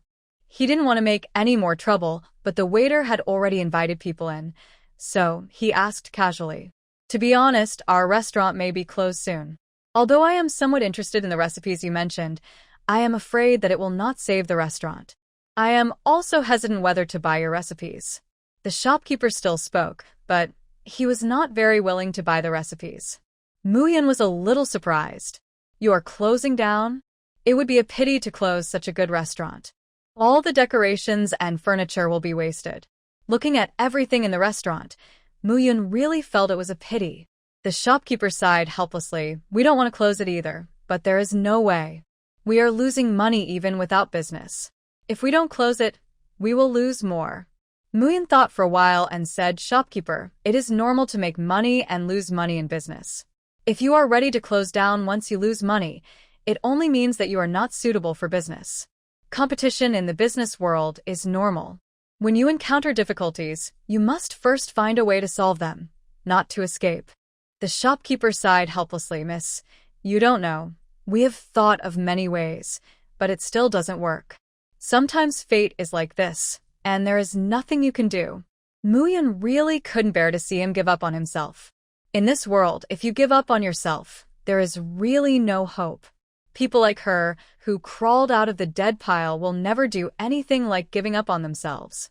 No matter where they are or what situation they are in, she will climb up and never allow herself to be weak and give up. She herself will not do this, and she can't bear to see others do this, always feeling annoying. Shopkeeper, let me give you the recipe first. You can ask your chef to make it and try it right now. If all of you think it tastes good, you can give me money. If you think it is useless and not delicious, then I don't want any money. And it would be a pity to close your restaurant. If you don't want to close it, I will help you find a way to ensure that you can grab the business from the opposite side and restore the previous business status. What do you think? The shopkeeper was a little hesitant when he heard this. He had already reported the closure to the young master. Now he said he wanted to continue to open it, which seemed a little embarrassing. Moreover, he didn't think that Mu Yun, a woman, could do anything to help him build up the business. He had been managing this restaurant from the beginning. He also made a lot of money from this restaurant. It was not just a matter of money. It was his hard work. If possible, he really didn't want to close it. Seeing that the shopkeeper didn't speak, Mu Yun spoke again. Boss, the situation can't be any worse than it is now. Why not give it a try and see if things get better? Mu Yun didn't really like helping others. She was more thinking about herself. If she could really help make this restaurant a success, it would be very helpful to her in the future. Seeing that Mu Yun was confident, the shopkeeper persuaded her again and again. He was unwilling to give up, but he no longer hesitated. He nodded and agreed, okay, let's give it a try. If it still doesn't work after a try, he will give up completely. Mu Yun nodded. Bring paper and pen here. I'll write a few recipes for you. Try them first. The most basic thing in a restaurant is food. This is the most important. We will talk about the rest later. The shopkeeper nodded and asked the waiter to bring paper and pen. Mu Yun had learned calligraphy in her previous life, and her handwriting was not bad. Although it was not amazing, it was not ugly. Seeing that her handwriting was good, the shopkeeper also concluded that her family must have been good before, but now her family has fallen into such a situation. Mu Yun wrote more than a dozen recipes in one breath, including meat and vegetarian dishes, and there were also 2 kinds of snacks. The shopkeeper picked it up and took a look. Although he knew many ingredients, he had never seen such cooking methods and ingredients. With a nervous mood, the shopkeeper asked the waiter to give the recipe to the cook and let the cook make some first to try.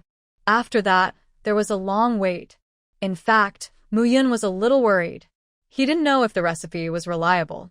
If it didn't taste good, it would be a disaster. Time passed slowly. After a long time, several cooks and waiters came out with plates of hot dishes. As soon as they came out, the fragrance wafted. When the shopkeeper smelled the smell, his eyes suddenly lit up and he became impatient. The waiter placed the plates one by one, and the chef came out with the last dish, with a smile on his face. "Shopkeeper, try these dishes." The chef looked very excited and looked at the shopkeeper expectantly. The shopkeeper couldn't wait to try it. Hearing this, he immediately picked up his chopsticks and tasted it.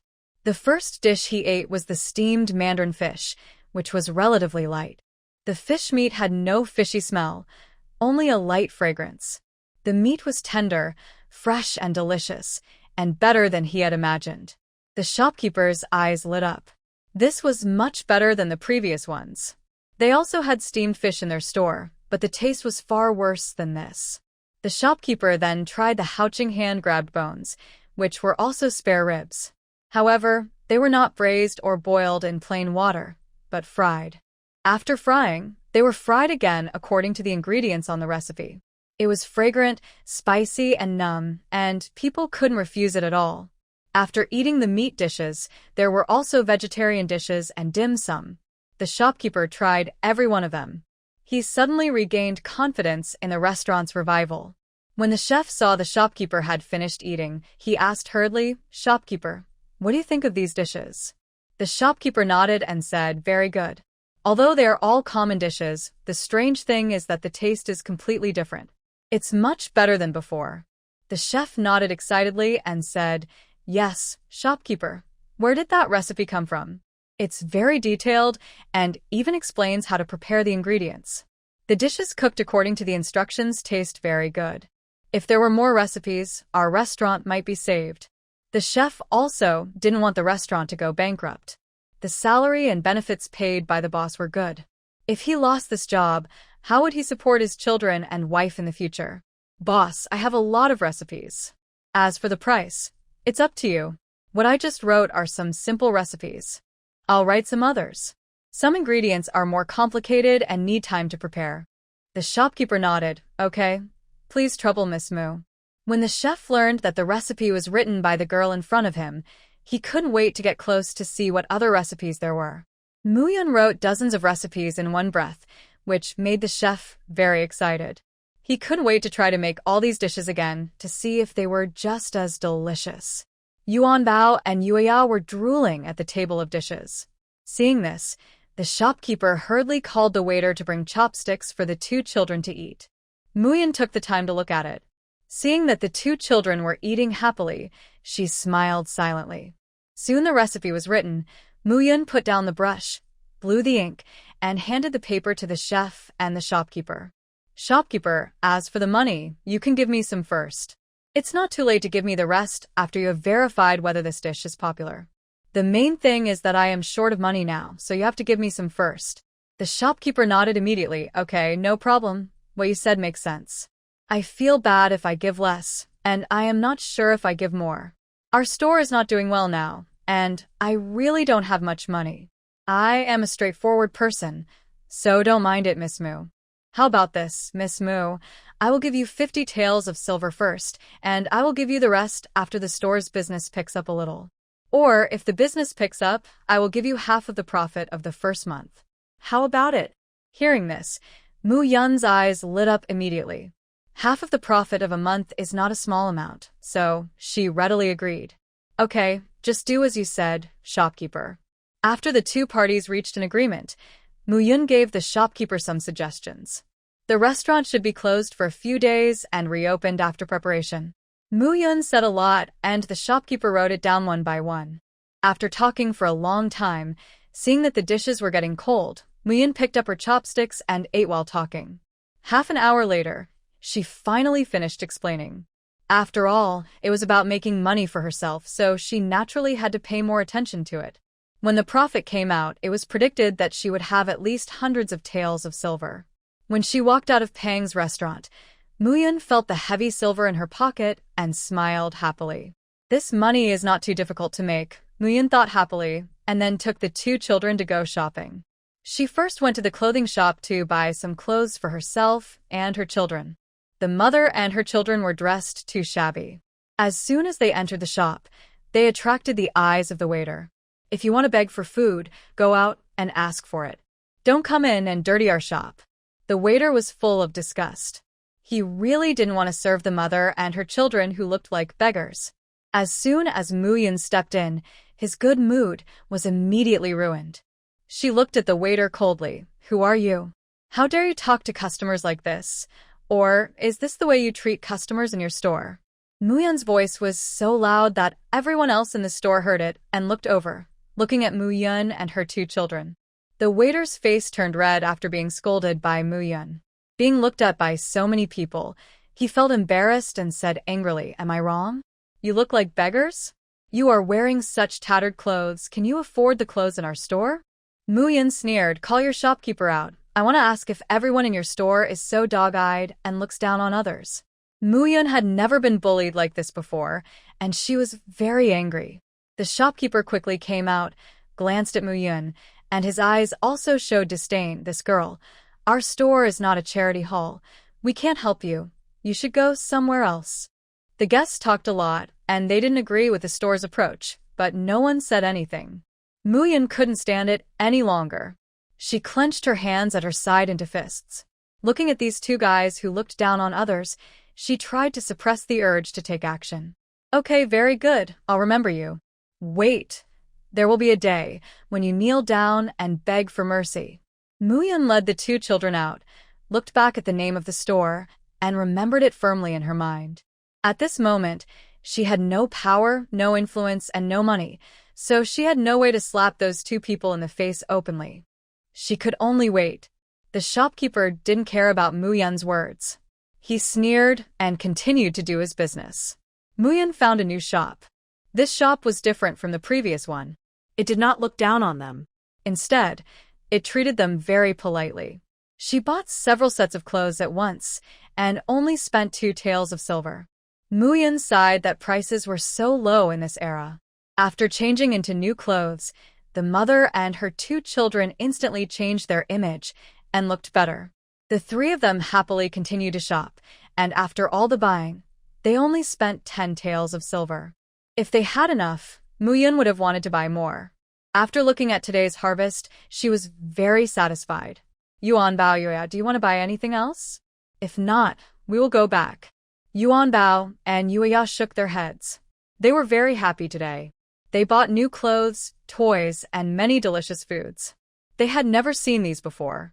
"Okay, then we're going to go back." Muyun was carrying a lot of things, and she couldn't hold the 2 children by the hand, so she let them hold each other's hand and walk in front of her. "Yuan Bao, Yuya? "Why are you here?" A child's voice sounded. Muyun looked up and saw several teenagers in front of her, including Li Dali, Fuxing from Yuhe Village, Tiniu and Jin Bao, and a few people she didn't know. The one who called Yuan Bao and Yuya was Tiniu, who was tall, thin, and dark. Li Dali was very surprised to see Muyun and her 2 children, and then lowered his head without speaking. Tanya walked over happily. "Yuan Bao, Yuya, I'm so glad to meet you. I heard about your family affairs from my grandma. Yuya, are you okay?" Tanya was a straightforward person.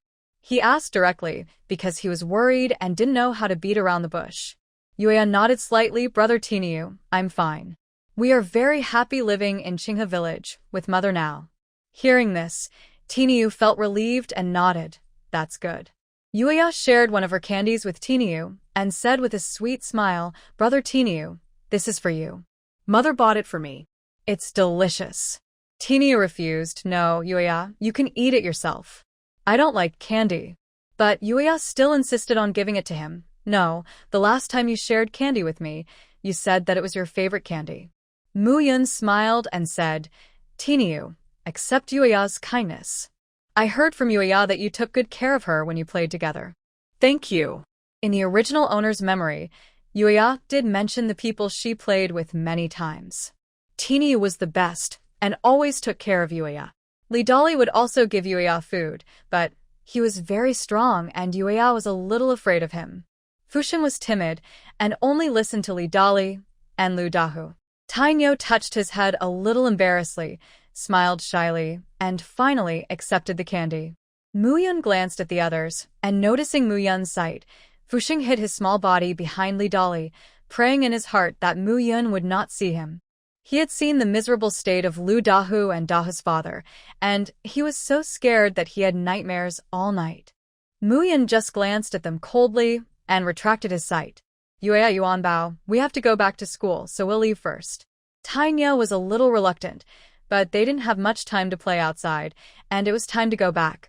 Otherwise, he would like to play with Yuya and Yuanbao again. The three children were saying goodbye, but Muyun thought about studying, yes. Yuanbao and Yuya are also at the age to go to school. Although they are only 3 years old, both children are smart and it's time for them to learn some basic things. If she were to be sent to school, it would be too small and too far away, unless she lived in the city. But for now, she didn't want to live in the city, and it wasn't suitable to live in the city now. By the time Muyun had finished everything and arrived at the gathering point, everyone had already arrived. Seeing Muyun arriving late with a bunch of things, Chunyue's already bad mood seemed to have found an outlet. Muyun, you are so generous that you made us all wait for you for so long. We clearly agreed on the time to go back, but you are still late. If you don't want to go back, just say it earlier. Isn't our time the same? You are so shameless to make everyone wait for you. Chunyue spoke in a burst of words, and her ugly face looked even more sarcastic at this time. Daqiang's wife hurriedly said, "No, we just arrived not long ago." Sister Muyun, why did you buy so many things? Muyun's package was about to cover her. This pile of things must have cost a lot of money. The mother and her 2 children also changed into new clothes, looking more energetic and beautiful. Muyun didn't have time to pay attention to Chunyue. He hurriedly put his things on the ox cart and said to Daqiang's wife, "It's a rare opportunity for me to go into the city, so I bought more." "I'm sorry, Daqiang's wife, to make you wait for me." Daqiang's wife hurriedly shook her head. "It's okay. We are all neighbors, no need to be so polite." After Muyun put his things away, he carried the 2 children onto the cart and finally went up himself. The ox cart started moving. Seeing that the 2 chickens were still there, Muyun asked Sister Daqiang, "Didn't you sell the chickens? Why are they still on the cart?" Sister Daqiang looked helpless and said, "I can't help it. No one wanted to buy them at the price I offered. If I offered a lower price, I wouldn't want to sell them, so I brought them back." Muyun nodded and asked casually Sister Daqiang, "How much do you want to sell them for?" "I don't understand the current market." Sister Daqiang said, "Normally, it would cost at least 7 or 8 copper coins, but today they were only willing to offer 5 copper coins. It's too low. I didn't want to sell them, so I didn't sell them." Muyun nodded. It was quite cheap. She was thinking that she would buy the 2 chickens later and go back to nourish Yuanbao and Yuya. Shumon said, "It seems that last year's harvest was not as good as in previous years, which is why everyone has little money and can't afford to buy anything." Daqiang also agreed, "Yes, it's much better here. I heard that many people in He County have no food to eat this year. It was caused by the drought last year. Farmers like us who make a living by farming rely on storing food. If the harvest this year is not good, there will not be enough food next year, and life will naturally be hard." This is the first time that Muyun feels the real ancient life. Unlike modern times, there is no need to worry about having enough food. Here, being able to have enough food every year is the best life for ordinary people. She sighed a little. It's really not easy for people to live now. Yes. Fortunately, there is no drought here, otherwise I don't know how we can live. Daqiang's wife also said. Seeing Muyun buying a lot of things, Daqiang's wife said at the right time, "Sister Muyun, you are still young and don't know the hardships of life. It's not easy for you to take care of 2 children alone. You should save as much as possible and plan more for the future." Knowing that Daqiang's wife was kindly reminding him, Muyun smiled and said, "I know, Daqiang's wife. You don't have to worry about me." Da Qiang's wife smiled. Seeing that Mu Yun didn't think she was meddling in other people's business, she felt that Mu Yun had a good temper. She was also more willing to talk more. Chanyu looked at Mu Yun's pile of things and her clothes, and her mood became even worse. The few of them kept talking, but no one paid attention to her, which made her feel very dissatisfied. Sister-in-law Da Qiang, you're just worrying about nothing. Look at the clothes she is wearing. They must be expensive. She buys everything when she goes to the city, like she is robbing. She will have a hard life in the future. You are so kind-hearted that you even waived the taxi fare for her. Does she need this little money? Mu Yun had not bothered with Chen Yue just now. Now that he saw that she was getting excited again, he would not tolerate it anymore. He glanced at Chen Yue's basket, which was covered tightly. Could it be that she was in a bad mood because she hadn't sold all the hairpins? Guessing the reason, Mu Yun looked at her and said, Sister Chen Yue, you are very angry today. Be careful. I see that you have it on your face. Do you have a bad temper and get angry often? Upon hearing this, Chunlan looked towards Chen Yue. Indeed, Chen Yue often lost her temper and had acne on her face all the time, with one healed and the other one appearing. Seeing that everyone's eyes were on her, Chen Yue quickly raised her hands to cover her face in panic, and then said angrily, What nonsense are you talking about? Chunlan said seriously, Sister Mu, do you know medicine? Although they will heal later, if it continues like this, it will damage her skin. Chen Yue felt very embarrassed and she scolded Chunlan loudly. What nonsense are you talking about? Chunlan, watch your mouth and don't say much about me. Chunlan was helpless to see that she was angry again, so she could only choose to shut up. Mu Yun smiled and said, I don't know any medical skills, but I know some ways to maintain health. Sister Chunyue's problem is caused by excessive internal heat. If the internal heat is excessive, you need to take care of yourself. You can't lose your temper or eat spicy food. The most important thing is to control yourself and don't lose your temper all the time. Sister Chen Yue, are you in a bad mood today because you didn't sell all the hairpins? Sister, you can't be like this. You have to relax your mentality. There are pros and cons in doing business. Why do you care so much? Chen Yue subconsciously held her basket tightly. She didn't want anyone to know that she hadn't sold all the hairpins. Especially she didn't want Mu Yun to know, as she always felt that she would laugh at her. I've sold out my hairpins a long time ago. This basket contains things I bought, all for my daughter's use. What do you know? Mu Yun smiled. Really? You're still so irritable after selling them. Sister, you should control your temper more.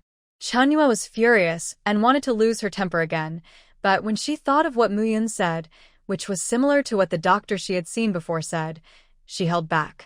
Because she tried her best to hold back her emotions, her face was a little distorted. Touching the pimples on her face, she felt irritated. Because of this thing, she was worried that she couldn't find a good husband. Chen Yue was immersed in her own thoughts, and the ox cart became quiet for a while. Seeing that she was quiet, Mu Yun retracted his gaze and ignored her. The sun slowly set, and just as it was getting dark, the ox cart finally entered the village. Chen Yue and Chunlan were the first to get off the car. Da Qiang's house was not far from Mu Yun's house. Seeing that she had a lot of things, they offered to send them to her home. Mu Yun was very touched. She hadn't even paid yet. Da Qiang and his wife were really kind-hearted. When they arrived at the door of the house, Da Qiang helped Mu Yun to take the things to the door of the house.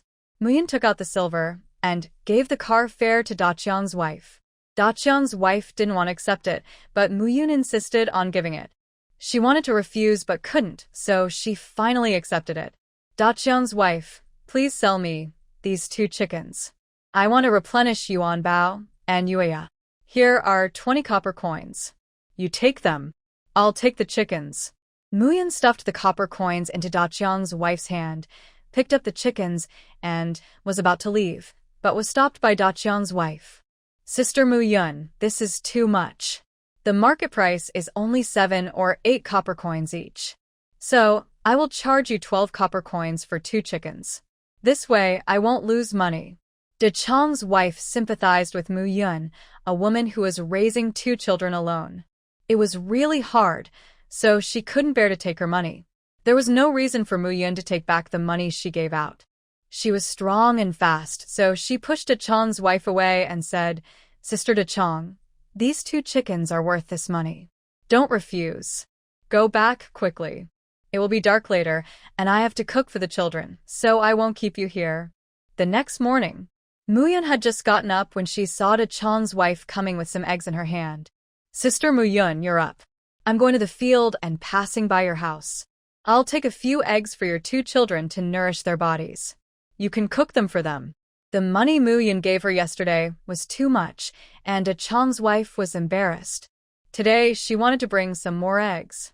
Muyun was polite to her, and in the end, she didn't refuse much. Dachong's wife smiled and said, "No, it's past the planting season." Muyun nodded, and after Dachong's wife left, she took the eggs to the kitchen to light the fire and start cooking. There were a lot of things bought yesterday, so the 2 chickens were kept first. After eating the things I bought, I stewed the chickens. There is no refrigerator here, and the things will go bad if they are left uneaten for a long time. Eggs were boiled for breakfast. Yueya and Yuanbao got up and ate 2 eggs with Muyun. Then Muyun took them to see the land that the village chief had allocated. Li Dali went to study, and there was no one to do anything for him. Qinghe village is relatively flat, and there are not many mountains. However, the land allocated to her by the village chief is all mountainous land. However, this is also her own choice. Fortunately, it is not far from home, and it does not take long to walk. Most other families grow rice and wheat, as well as potatoes and corn. Now it is summer, and the planting season has passed. Muyun is going to see what else she can grow in her own land. All the way to the mountains, looking at the mountains covered with weeds, she felt a little powerless. Would she be asked to loosen the soil for such a large piece of land? It would be exhausting. "Big sister, are you the new one named Muyun who just moved in?" An old lady who was working nearby came over and talked to Muyun. Muyun nodded. "Yes, auntie, I am Muyun." You are still young and don't know how to choose. This land is not easy to grow. Why don't you choose another place? There are many better places over there. The land there is not left uncultivated. The village chief's family is growing crops there. Look at this place, it is so barren. You can't grow any food on this kind of mountain land. The aunt continued to point to the land on one side and said, "The one next to it is mine. I just grow some potatoes every year. The harvest is not good. I'm afraid you can only grow some potatoes like mine here." Muyun hasn't decided what to grow yet. She knows a little about farming. In her previous life, she made friends with an agricultural tycoon in order to spy on intelligence and hide her identity. For this reason, she specially learned a lot about agriculture. In addition, she discussed a lot with the tycoon afterwards, which led to her knowing more about this aspect. I thought that agriculture was the most useless thing in her agent learning career, but I didn't expect that there would be a day when it would come in handy.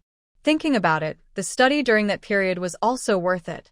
"Auntie, let me take a look before deciding what to plant.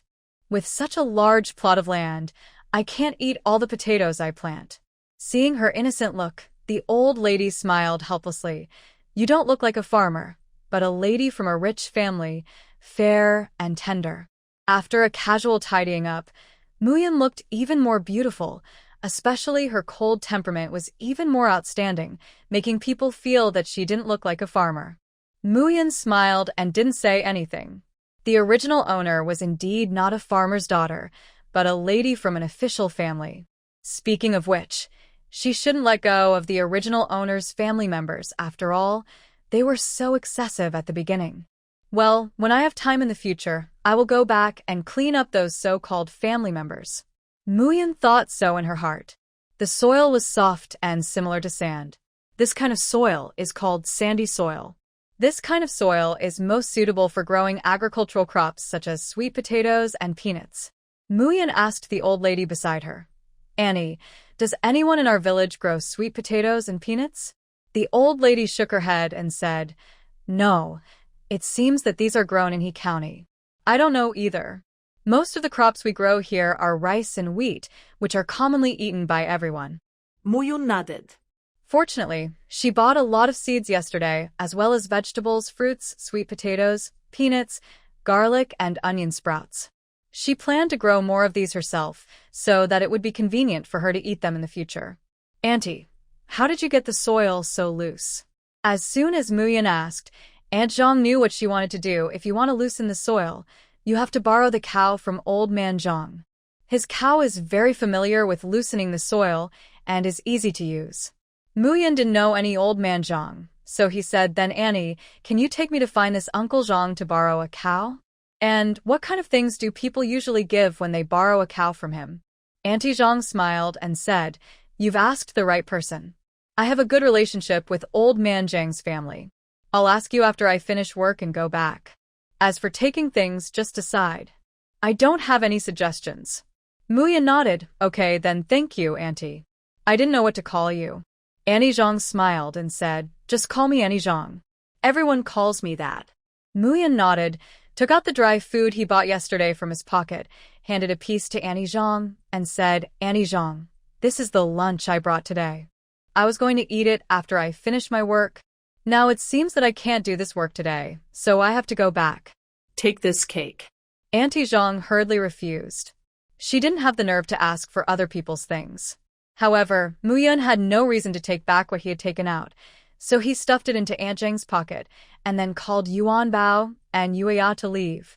Muyan knew very well that there is no free help in the world. Even if people are kind, you have to know how to give something. Since she couldn't plant the land today, she decided to take the two children to the mountains to see if she could hunt 1 or 2 wild rabbits or something. The children still have to eat more meat to grow fast. This was the first time that Yuan Bao and Yuya climbed the mountain with Muyan. They both liked it and thought it was fun. Mom, I also want to learn how to hunt.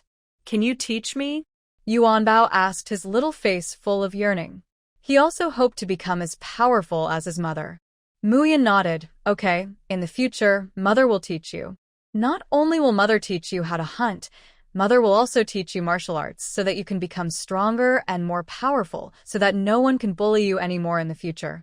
Yuan Bao's eyes were full of surprise. Really? Mother, I want to learn. Muyan nodded. Yes, really, you are a man. You must become strong so that you can protect your sister in the future. Yuan Bao nodded seriously. Yes, and I have to protect Mother. Mother, look over there. There is a beautiful flower. Yuya pointed to a corner of the forest, where red flowers were blooming, very conspicuous in the green woods. Muyan looked over and asked, do you want it, Yuya? Mother will dig it out for you, and we will take it back and plant it in our yard. Yuya smiled happily and nodded. Okay. Thank you, Mother. Mom, there are a lot of beautiful flowers there, too. Look. Yuya saw the flowers again. Muyan looked in the direction she pointed and smiled helplessly. That's not a flower, it's a mushroom. Let's go and have a look. Yuya didn't know what a mushroom was. She just thought that the round thing looked like a flower, so she thought it was also a flower. Muyan walked closer and saw that the ground was full of large patches of yellow mushrooms. She knew that this was chanterelles. It seemed that they were quite delicious, but she had never eaten them, only seen them on the internet. There are many videos about wild mushrooms on the internet. When the wild mushroom season comes, many people in Yun City go to the hospital because of eating wild mushrooms by mistake. But they still have to continue eating them after entering the hospital, which makes everyone very curious about how delicious these wild mushrooms are. After that, videos about wild mushrooms became very popular and many people specialized in finding wild mushrooms to sell, and they could make a lot of money. Muyan looked at the large area of chanterelles and had an idea in his mind. He could pick them and send them to Pang's restaurant to add a wild mushroom sign. However, wild mushrooms are not common, and he didn't know if there were any in other places in the mountains. Muyan didn't pick them for the time being. He would wait until the day Pang's restaurant reopened. If he picked them now and left them there until then, they would go bad. The two children squatted carefully, feeling a little nervous. Brother, is there a wolf? Yuya nervously pulled Yuan Bao's clothes and asked in a low voice. When adults tell stories, they always like to talk about wolves in the mountains. Yuya is most afraid of wolves. Yuan Bao is also a little nervous, but she still comforted her sister. It's okay. Mom is here. Nothing will happen. Yuya nodded, not daring to move. Muyan walked lightly towards the shaking grass. Her footsteps were so light that the rabbit didn't notice someone approaching and was still digging a hole with its head down. Muyan saw that it was a rabbit and immediately felt relieved. Then he got ready and rushed over to hug the rabbit tightly. The rabbit was suddenly frightened and struggled hard, but couldn't get away. Yuya Yuanbao, you can move now. Muyan turned around and spoke to the two children. After hearing what Muyan said, the two children dared to move.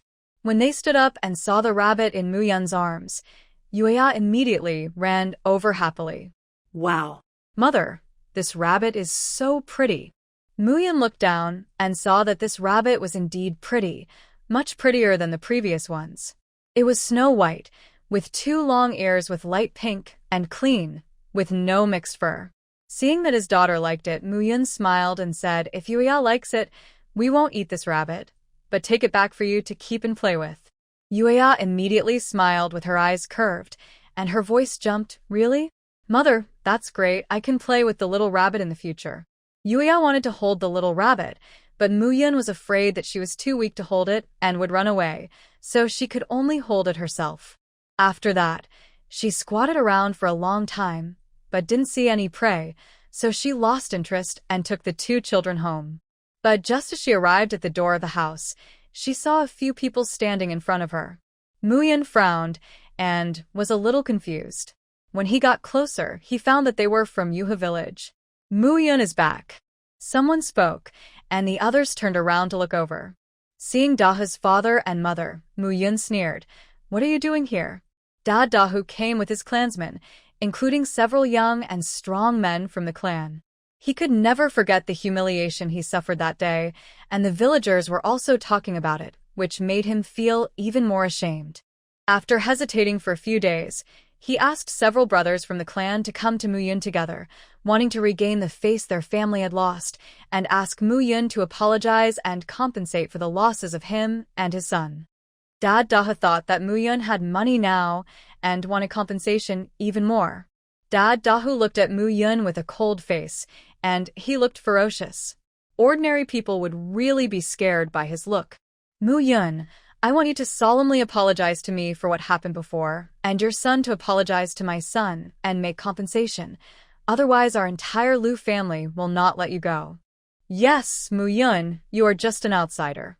Our Yuha village has taken you in for so many years, but you repay us with evil. This is simply too much. Dahu's arm is still injured, and he can't go to school. The tuition is so expensive, but he can't study. You have to compensate for this loss. And Dahu's father has a broken hand, and he can't kill pigs for a while. You have to compensate for this, otherwise this matter is unacceptable." Other members of the Lu family also spoke up. They wanted to take advantage of the fact that some clan members wanted to help and force Muyan to apologize and compensate. Muyan counted them and found that there were 8 people in total, including Dahu's parents. The other 6 were all tall and burly men. Any one of them would be enough to deal with ordinary people. But they were dealing with Muyan. Dahu's father knew that Muyan was a martial artist, so he specially found so many people to ensure that nothing could go wrong. "What if I don't compensate?" What do you want? Yuanbao was worried and didn't want to go in, but Muyan stopped him with her eyes. She touched Yuanbao's head and said, "Trust mother. Stay here obediently." Yuanbao then took Yuya around those people and went into the house. "Muyan, you better not be too arrogant. You should be low-key. Don't think you can do whatever you want just because you have some boxing skills. If you don't know what's good for you, we will teach you today." One of the men spoke with a wicked smile in his eyes. The eyes that looked at Muyan fell on her, making her very uncomfortable. "Okay, I also want to know how you taught me. It's not shameful for so many of you to come to trouble a weak woman like me, but it's normal for you Lu family members to be thick-skinned." Muyan sarcastically said that these people were really shameless to bully the few with the majority. Many people knew that someone from Yuha village came to find Muyan. Some people who liked to watch the fun had already secretly hidden aside to watch. Being ridiculed by a little girl, the grown men couldn't stand it, and their faces turned ugly. Someone said, "Muyan, don't think we are embarrassed to hit you just because you are a woman. You hit me so hard. Look at what my second brother's arm has become. If you are determined not to apologize and compensate, then we can only return the injuries suffered by my second brother and Hu to you. Mu-yun was fearless and said lightly, okay, but let's make a deal in advance. If you can't beat me, don't bother me again in the future. It's too embarrassing, isn't it? Several people just thought that Mu-yun was bragging. If a few grown men like them couldn't beat her, it would be really embarrassing, and no one would have the face to bother her again. Okay, since you are so arrogant, don't blame us. Wait, big brother and fourth brother. Wait for me, let me go first. This little girl is delicate and tender. Don't hurt her, I will feel bad. Let me have a good fight with her first. The man looked at Mu-yun with disgust, and at the same time raised his foot and walked towards Mu-yun. His eyes were obscene. The men of the Liu family looked at each other, laughed, and all looked like they were watching a good show. Before the man approached her, she ran over and kicked him out in the air. This scene happened so fast that everyone was stunned. Staring at this scene in a daze, it took a long time to come back to their senses. It was not until their cousin fell heavily in front of the men of the Liu family that they came back to their senses and hurriedly helped their cousin up.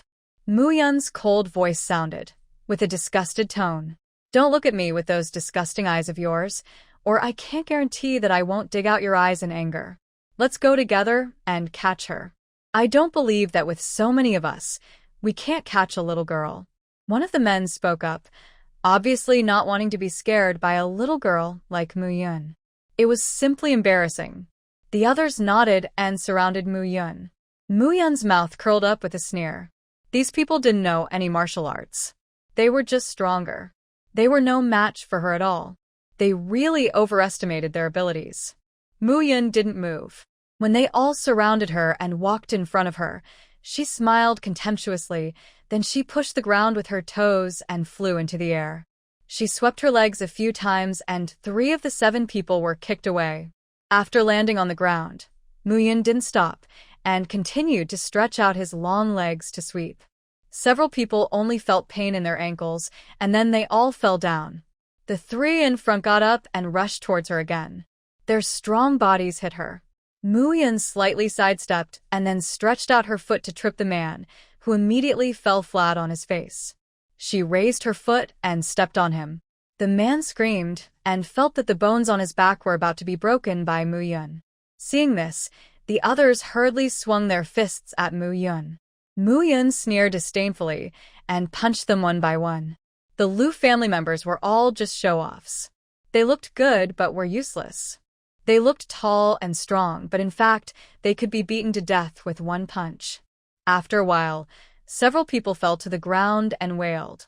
The remaining few were just holding on. Mu-yun did not kill them, but hit them in the painful places. Although it hurt, it did not cause much harm to the body, which was enough for them to suffer. About half an hour later, all 7 big men were lying on the ground, and only Da Hunyang was standing aside and trembling. Some villagers who were hiding and watching were also shocked by Mu-yun's fighting power. Everyone opened their eyes and mouths wide and couldn't believe what they saw. Aunt Chunlon saw this scene and suddenly regretted being rude to Mu-yun the day before yesterday. She didn't know if Mu-yun would hold a grudge. If he did, what would she do in the future? Would he come and beat her up too? Looking at the Liu brothers lying on the ground, Aunt Chunlon felt pain. Okay, you can all go away. If you come again, I will break your legs.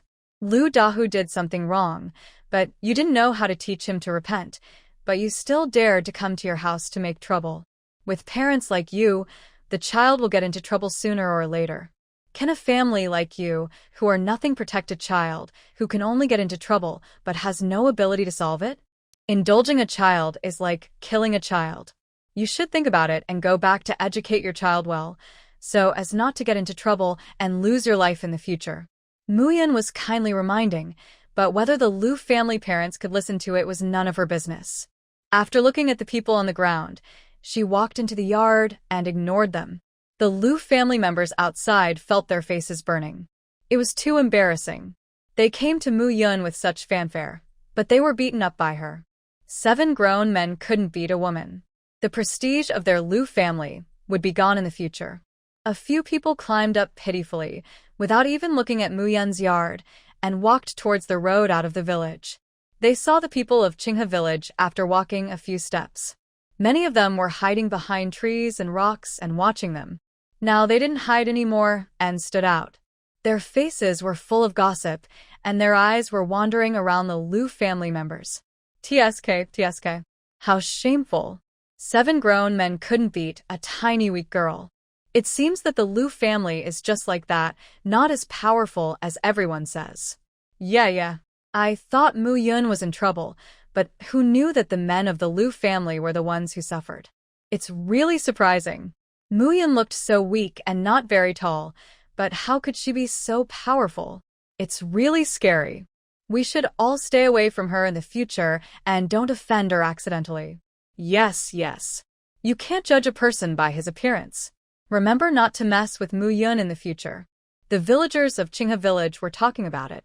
The voices were neither loud nor soft, and they all fell into the ears of the Lu brothers. Several of them lowered their heads, endured the pain in their bodies, and quickened their pace. They just wanted to leave here as soon as possible. Lu Dahu waited at home for a long time, hoping to hear the good news brought back by his parents. After waiting for a long time, his parents came back, and he hurried out to greet them. But he didn't expect to see several uncles who were usually tall and strong, all with their heads down, dejected and embarrassed. Lu Dahu suddenly had a bad feeling in his heart. Dad, Mom, what's wrong? What happened to the uncles? Dahu's father sighed helplessly, but he was too embarrassed to say it out loud. He just said earnestly, Dahu, don't mess with that family in the future. If you see them, take a detour and don't get involved with Mu Yun's 2 children again. Lu Dahu was puzzled. Dad, Mu Yun is just an orphan. Are we afraid of her? Dahu's mother cried and ran into the house with an uncomfortable look on her face. The other uncles looked at Lu Dahu and were all a little dissatisfied. If it weren't for this kid causing trouble, it wouldn't have brought shame to their entire Lu family.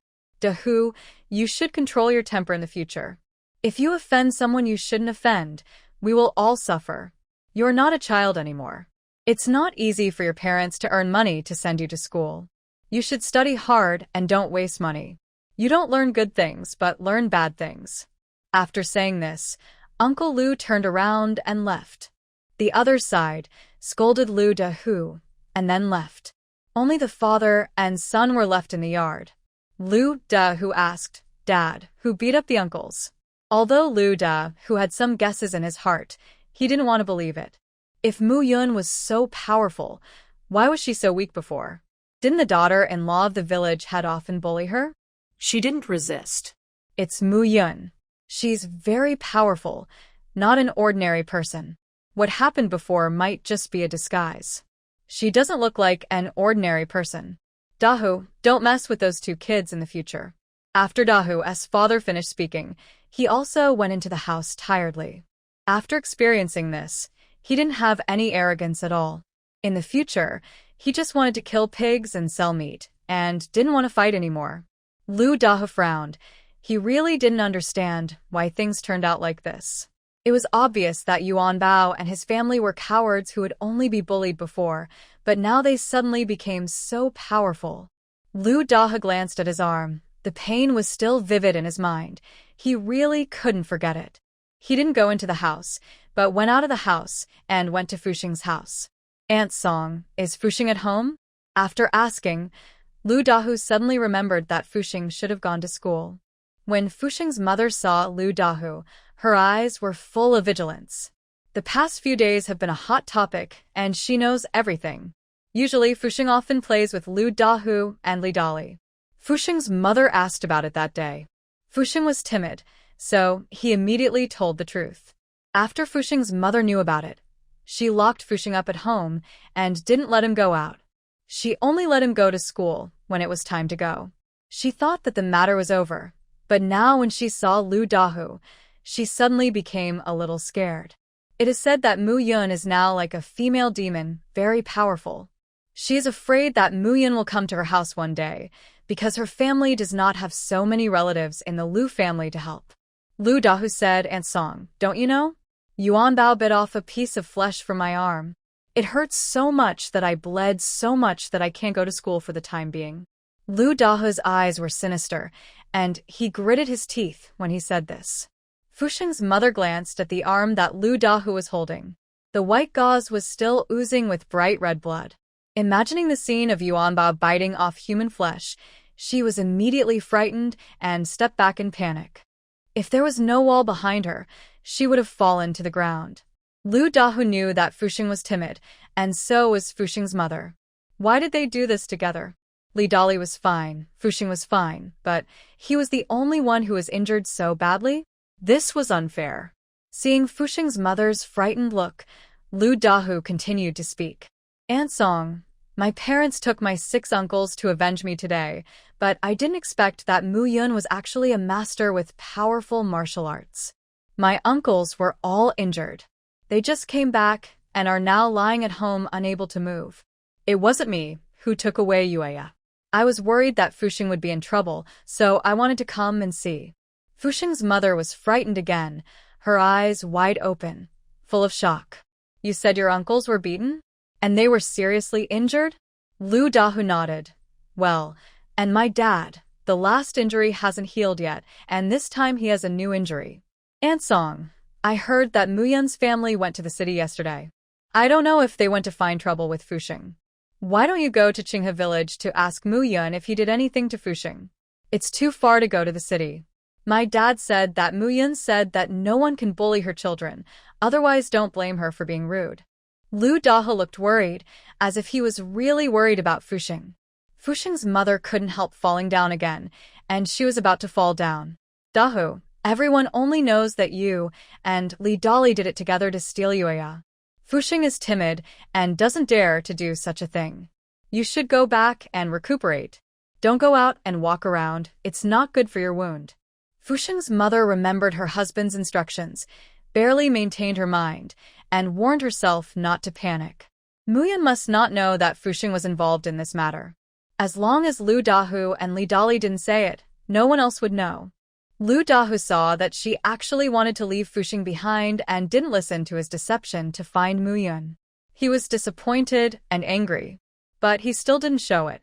I'm just worried about Fusheng. Aunt Song, if you don't worry, forget it. Maybe I'm overthinking.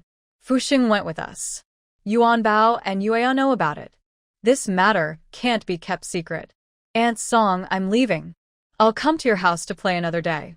Lu Dahu said, turned around, and left. With his back to Fusheng's mother, his expression immediately became gloomy. Aunt Song was so smart. Didn't she do anything when she was fooled before? Was she too timid or smart today? She didn't even ask about Fusheng's safety, and she even knew to clear Fusheng. Humph. What a fantasy. Lu Dahu was extremely unbalanced. He didn't want to suffer alone, so he had to have someone to accompany him. When he walked to the door of the village chief's house, he heard a quarrel coming from inside. Zhu Sheng, you rascal. You are shameless. You want a widow. Is your brain stuck in the door?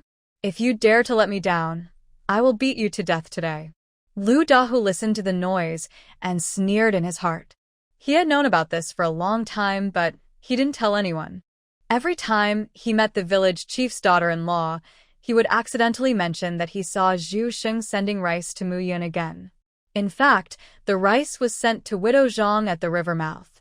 For this reason, the village chief's daughter-in-law would always cause trouble for Mu Yun, and every time Mu Yun was scolded or beaten, Yuan Bao would be sad.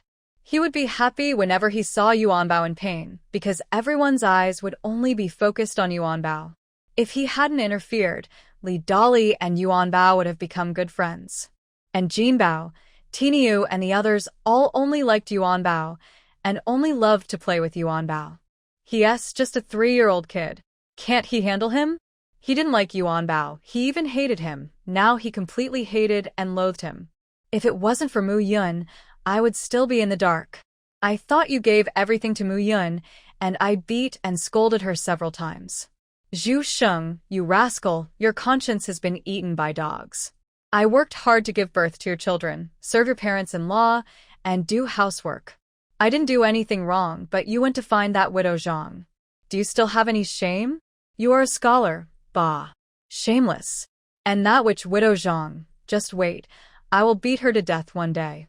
Across the wall, the noise in the yard was also very loud. Lu Dahu realized that Mu Yan also knew about Zhu Sheng and Widow Zhang. When did she know it? Lu Dahu had too many thoughts in his little head. He didn't understand why Mu Yan didn't resist the village head's daughter-in-law before, since he was so powerful but was always scolded and beaten. Since he was so weak before, why did he suddenly become strong now? Isn't it good to be so weak all the time? Without listening to the words in the village chief's yard, Lu Dahu returned home with a lonely look. The village chief's family lost their reputation because of Zhu Sheng's provocation to Widow Zhang. Widow Zhang wanted Zhu Sheng to be responsible for her, but Zhu Sheng was beaten by his father, wife, and mother at home, and his life was miserable. This matter gradually spread, and the heat pushed down the affairs of Mu Yan's family. Everyone's after-dinner talk shifted from Mu Yan's mother and son to the village chief's family. Qinghe Village. Mu Yan was repairing the yard at the door. She cut some sticks and wanted to replace the original broken wall and tidy up the yard. Yuan Bao and Yuya were digging a hole to plant the flowers they dug on the mountain today. The two were very happy digging mud. While Mu Yan was making a fence, he paid attention to the actions of the two children. The original yard was too small, so she planned to expand it so that it would be more convenient for the two children to play. She was a person who could not sit still. She loved to daydream when she sat down, so in her previous life, she would experience life everywhere and not let herself be idle. The mother and her two children in front of the yard were busy, and laughter could be heard from time to time. This scene became very warm under the setting sun. Seeing that the sun was about to set, Yuan Bao shouted, "Mom, should we cook dinner?" When doing things, Mu Yan would easily forget the time. If Yuan Bao hadn't reminded her, she would have forgotten to cook. But when it comes to cooking, she has a headache. Her cooking skills may make the two children suffer. Yuan Bao, Yuya, is the food cooked by mother not delicious? Mu Yan put down the wooden stick and rope in her hand and asked the two children. The two little heads shook quickly. "No, the food you cook is delicious, mother." Yuya also said, "Mom, your grilled meat is the most delicious." Mu Yan laughed helplessly. "You too. You've learned to flatter at such a young age. You are really two clever little ghosts. When mother makes money, I will hire a girl who can cook for you. I know my cooking skills well." Mu Yan simply steamed some rice, fried some meat and vegetables, and the family of three sat down to eat. Although it was not delicious, it was not bad. For Yuan Bao and Yuya, in the past, such food was actually delicious. After dinner, Mu Yan boiled water to give the two children a bath. It was dark when he was busy. The two children looked cuter and prettier after taking a bath. Before, the original owner basically only bathed them once a month and didn't even bathe them in winter. It was not that the original owner was lazy, but the original owner couldn't afford the bathing things, and the children didn't have two sets of clothes to change. Recalling the days in the original owner's memory, Mu Yan couldn't help but feel sorry for the children and the original owner, a real ancient woman, who used to be a lady of an official family. Although she was not favored and was abandoned on the farm, she had food and drink, and a maid to serve her. Although she didn't live a life of luxury, at least she didn't have to worry about food.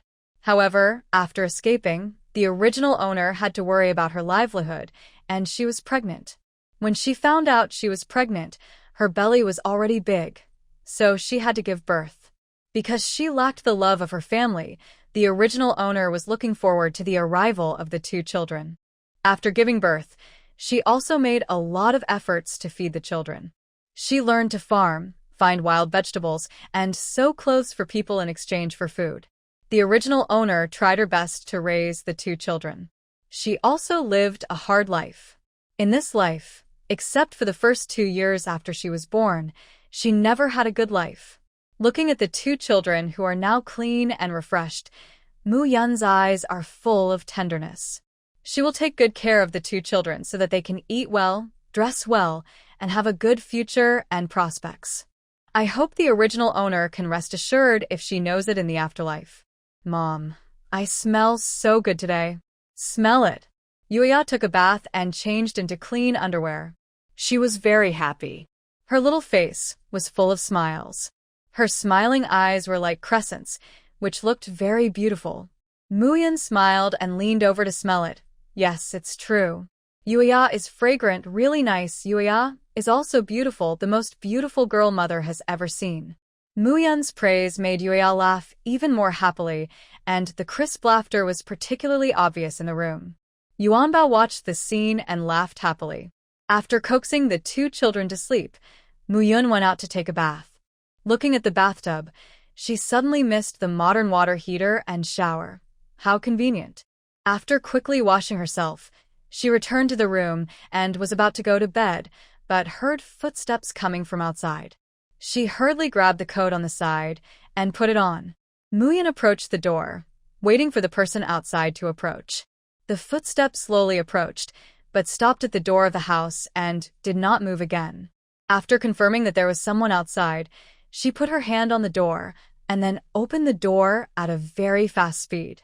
Seeing the shadow at the door, she moved very quickly and grabbed the person with her hand. Ah! It hurts. It hurts. The man's voice sounded sharp and unpleasant. Muyan was afraid of waking up the child, so she kicked the man out to the yard. The man wanted to run, so she ran over quickly and stepped on him again, then picked up the rope and tied his hands and feet. It was too dark and difficult to light a fire, so Muyan thought about tying him up first and then making a decision tomorrow after seeing who it was. She was still confident in her tying up skills. If he fell into her hands, he would never escape. After tying the man up and stuffing his mouth with a rag, Muyan threw him in the corner of the kitchen and went to bed with peace of mind. The next day, Muyan got up early, dressed Yuya, and just opened the door when she heard Aunt Zhang's voice outside. "Muyan, are you up?" Muyan opened the door and looked at the gate of the yard. Aunt Zhang smiled and said, "Uncle Zhang agreed to lend you the cow to loosen the land. Are you free now? Come with me to Uncle Zhang's house to lead the cow." Muyan glanced at the kitchen, then walked to the gate of the yard, opened the wooden door, and invited Aunt Zhang to come in first. "Aunt Zhang, there was a thief in my house last night. I caught the man and tied him up. It was too dark and I couldn't see him clearly. I was thinking of getting up this morning and asking the village chief to come take a look, and then looking for you. I didn't expect you to come so early." Aunt Zhang was shocked. Thieves? How could it be? Archingha village has not been robbed for so many years. Look who it is. It can't be someone from our village. Muyan took Aunt Zhang towards the kitchen. The man's hands and feet were tied last night, and he couldn't move. He couldn't escape and finally fell asleep. He was still asleep at this moment. Muyan looked at him and didn't know what to say. She walked to the water tank, picked up the bucket, and poured the water directly on the man's face. The man was startled and woke up by the water. He got angry and cursed a few words. Aunt Zhang looked at this familiar person and felt helpless. Liang Dezhu really had not changed his bad habits. How could he dare to steal and cheat? Woo, woo. Liang Dezhu's mouth was covered, and he couldn't make a sound. Muyan saw him looking at Aunt Zhang with pleading eyes and stepped forward to remove the sackcloth from his mouth. "Aunt Zhang, help me, help me. This woman wants to kill me. She locked me up and tortured me all night. It's really too much." Muyan looked at Aunt Zhang in confusion and asked, "Aunt Zhang, do you know this person?" Aunt Zhang sighed helplessly. "Muyan, this man is called Liang Dezhu. He is a scoundrel, a troublemaker in our village, greedy for money, lustful, and loves gambling. He is a bad person. He has done a lot of petty thefts in the past." Later, the village chief warned him that if he did such things again, he would be sent to the government. He restrained himself for 2 years, but I didn't expect that he would do it again today. Liang Dezhu was short and fat, with shifty eyes. Muyan felt disgusted when he saw him like this. Then we have to hand it over to the government. If such a person lives in the village, everyone has to worry about the safety of their property and personal safety. Aunt Zhang said, "Let's hand it over to the village chief first. All matters in the village need to be reported to the village chief before they can be reported." Muyan nodded, but he didn't refute it. He was just a thief. It doesn't matter who he is handed over to. As long as he is dealt with, it's fine. Muyan said to Aunt Zhang, "Aunt Zhang, I will take this man to the village chief's house first. Why don't you wait for me here? I will deal with it soon and come back to me. Then we can go to borrow a cow together. Aunt Zhang said hurriedly, It's okay. I will go with you. I will also go to see how the village chief deals with Liang Dezhu. Muyan nodded, Okay, let's go together. Taking Yueya and Yuanbao, Muyan found a rope to pull Liang Dezhu and walked towards the village chief's house. Many people gathered along the way. Everyone was curious about what happened and hurriedly followed Muyan to the village chief's house. The door of the Li family was knocked. After a while, Dali Nyang came to open the door. Seeing Muyan, Dali Nyang was surprised for a moment, and then saw Liang Dezhu tied by her and a group of villagers behind him. Dali Nyang hurriedly called her husband out. Old Li, someone is looking for you. The village chief heard the voice and came out to see that it was Muyan. His heart tightened and he asked hurriedly, What's the matter? Muyan pulled and kicked, and Liang Dezhu immediately fell in front of the village chief. The village chief was frightened before he could see who it was. What's wrong? Who is this? Dezhu, why is it you? What did you do? The village chief recognized Liang Dezhu when he raised his head. Village chief, help me. This woman is too fierce. She beat me, and my bones are about to be broken. The village chief immediately kicked Liang Dezhu. You rascal, I've warned you so many times not to do this kind of thing again, but you didn't learn your lesson. Well, in that case, I'll hand you over to the government for judgment. The village chief was also very angry and helpless. Don't do it, village chief. Village chief, I know I was wrong, and I won't do it again. I was just curious and wanted to go to Muyan's house to take a look. I didn't want to do anything. Don't hand me over to the government. I was wrong. Village chief, I don't want to go to jail. If I go to jail, what will happen to my mother? She is too old to bear it. The village chief snorted. Do you know now that your mother can't bear it? Why don't you think about whether your mother can bear it when you do things? You are simply hopeless. Aunt Zhang leaned close to Muyan and said, Liang Dezhu has a mother who is over 80 years old this year. She needs someone to take care of her when she is old. His old mother is the only one in their family except him. He was supposed to be arrested and sent to jail when he committed crimes in the past, but because he was afraid that no one would take care of his old mother, the village chief came forward to compensate the family whose property was stolen and did not send him to the government, just to let him stay at home to take care of his old mother. Liang Dezhu has been quiet for a while, but I didn't expect him to commit crimes again. I guess the village chief is annoyed this time and doesn't want to care about him anymore. Muyan thought to himself, I didn't realize that the village chief was so kind-hearted. He was worried that an old lady with no relatives or friends would have no one to take care of her, and he was willing to pay for Liang Dezhu's compensation out of his own pocket. Muyan, I will send this man to the government and let the county magistrate punish him. Don't worry, there is no such person in the village except him. The village chief was really angry, and he felt sorry for Liang Dezhu, who was a useless person and could not be helped at all. Hearing that he was going to be sent to the government, Liang Dezhu was really scared. He crawled in front of the village chief and begged, Village chief, please don't. I was wrong. I really know I was wrong. I will never do such a thing again. Please, village chief, please don't send me to the government. The village chief was unmoved. If you break the law, you must accept the punishment. It is not up to you, and it is not like you haven't given you a chance.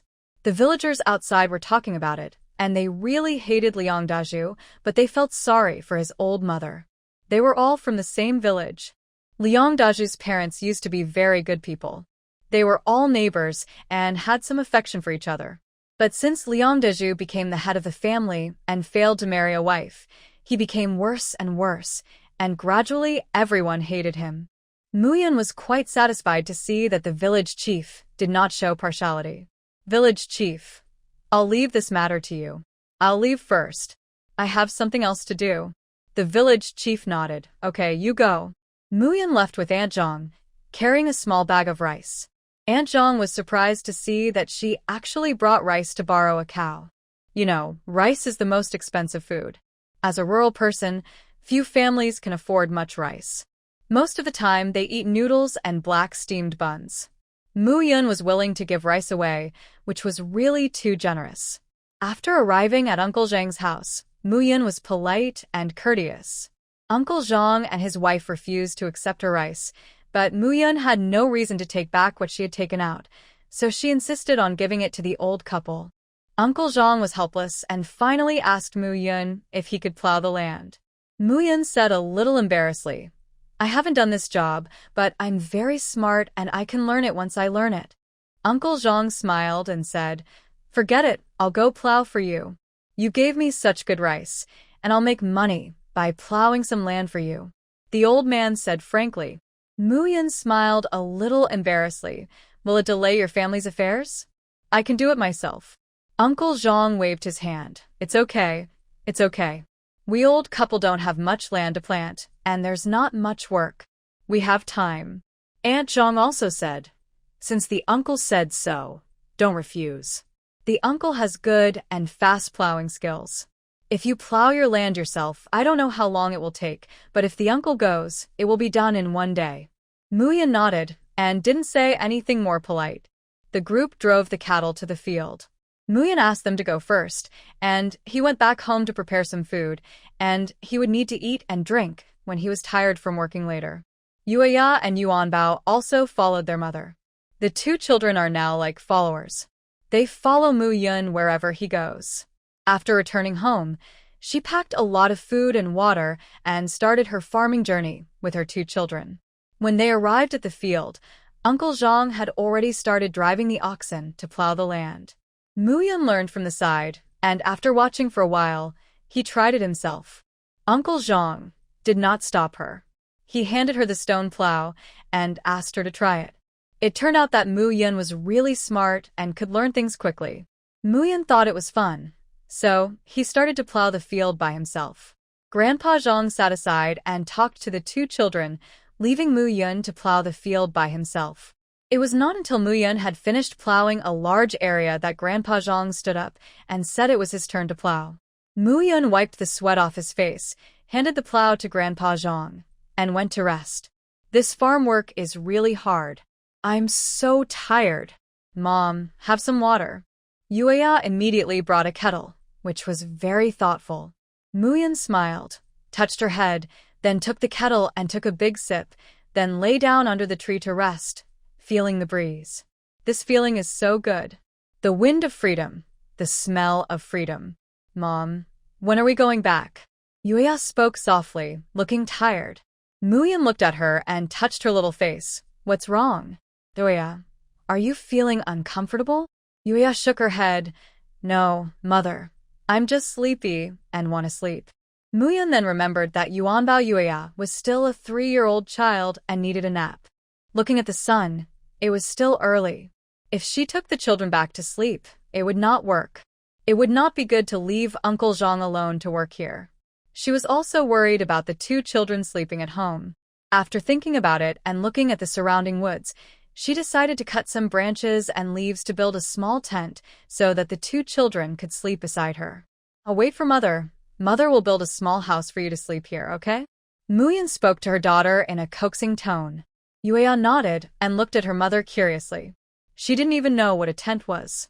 Mu Yun picked up the sickle and went to the edge of the woods. He chose the branches with big leaves and cut them down. After cutting a pile, he took them all back to the field and started to build a small tent. Yuanbao was very interested and followed to learn. Mu Yun patiently taught him. Soon a simple small tent was built. Leaves were spread on the ground, and a piece of clothing was spread on top. Mu Yun called Yueya and Yuanbao to go in for a nap. The two children found it very novel. They had never seen such a small branch house. Mu Yun sat aside and watched them fall asleep. From here, you can see most of Qinghe village. Most people are working in the fields at this time. At a glance, people are busy in their respective fields. This is the real farming life. Modern pastoral life is only a pleasure for the rich, but in this real era, farming is an indispensable labor for people. Thinking of the farming knowledge she had learned, Mu Yun suddenly wanted to do something more meaningful. She walked towards Uncle Zhang, chatted with him, and learned about the various farming things in Qinghe village. Qinghe village is close to Yue village. There is a river between the two villages, but the terrain is very different. The land in Yuha village is actually better, mostly flat land with fertile soil, while Qinghe village has many mountains and only half of the land is really good and the remaining half is mountainous. Thinking of those people in Yuha village, Mu Yun had bad intentions. She had to let those people in Yuha village know that they had lost something by losing her, Mu Yun. However, farming is not something that can be rushed. If she doesn't grow any results, others will not believe her. The sun gradually set, and Mu Yun exchanged the stone plow with Uncle Zhang again. She plowed half of the land by herself, and before it got dark, the whole field was plowed. The next day, Mu Yun did not go out again, but stayed at home to sprout sweet potatoes and clean up the yard. While he was busy, a man came to the door. It was the second brother of Pang's restaurant that day. He came to tell Mu Yun that the restaurant would reopen tomorrow, and the shopkeeper invited Mu Yun to come over. Mu Yun invited the man to the yard. Thinking of the mushrooms that Yuya had seen before, she took the waiter and Yuya Yuanbao to pick mushrooms. After picking them all, she went home and wrote down the mushroom eating methods for the waiter to take back. After working for a long time, seeing the waiter leave, Yuanbao asked, "Mom, are we going to the city tomorrow?" Mu Yun nodded. "Yes, Yuanbao want to go?" Yuanbao nodded. "I'll go wherever Mom goes." "Mu Yun, what are you doing? It looks weird." The sudden voice broke the conversation between mother and son. Aunt Chulmon approached the door of the yard and asked with a smile. Since seeing Mu Yun beat someone, Aunt Chulmon dared not treat Mu Yun badly again, for fear that she would be beaten too. Seeing that it was Aunt Chulmon, Mu Yun's expression was indifferent. Nothing, just playing. Mu Yun didn't want to pay attention, but Aunt Chulmon smiled and pushed open the wooden door and went in by herself, looking at the things on the ground with curiosity. "Isn't this a sweet potato? Why did you cut it and throw it on the ground?" Mu Yun continued to work and replied indifferently, "I cut it for fun." Aunt Chulmon saw that Mu Yun didn't want to pay attention to her and snorted in disdain in her heart, but she didn't dare to show it. She continued to speak with a fake smile. "I just saw someone come to your house and left with a basket of things. Who is that person? Why haven't I seen him in the village?" Mu Yun looked up at Aunt Chulmon and understood her intention. She smiled and said, "It's a waiter from the restaurant in the city." "Aunt Chulmon, don't you know him? Waiter? What did the waiter come to you for? What did you just give him?" Aunt Chulmon asked impatiently. Mu Yun smiled. "Nothing, Aunt Chulmon. Don't disturb me while I'm working. Go and do your thing." As the most gossipy person in Qinghe village, Aunt Chulmon couldn't control her curiosity at all. She felt uncomfortable if she didn't ask clearly. "Mu Yun, are you dating someone? Is that your new man?" Seeing that Mu Yun didn't say anything, Aunt Chulmon began to guess. Mu Yun rolled his eyes helplessly and was really impressed by this gossipy Aunt Chulmon. It was also understood why someone would ruin your reputation as soon as he opened his mouth. "No, he just came to me to buy some things." "Aunt Chulmon, please watch your mouth and don't say anything. If I hear any rumors about me, it's you who spread them. Don't blame me for being rude then." Aunt Chulmon smiled awkwardly. "How could that be? I'm just asking. I'm not spreading rumors." "I won't spread rumors." Mu Yun said indifferently, "It's better this way, otherwise my fists will not be vegetarian." "Well, Mu Yun, what are you selling?" Seeing that she was still asking, Mu Yun was really convinced. "Aunt Chulmon, I'm selling gold. Do you want to sell it?" Seeing that Mu Yun was annoyed, Aunt Chulmon suddenly became a little scared. She chuckled twice. "No, I'm leaving. You go ahead and do your work."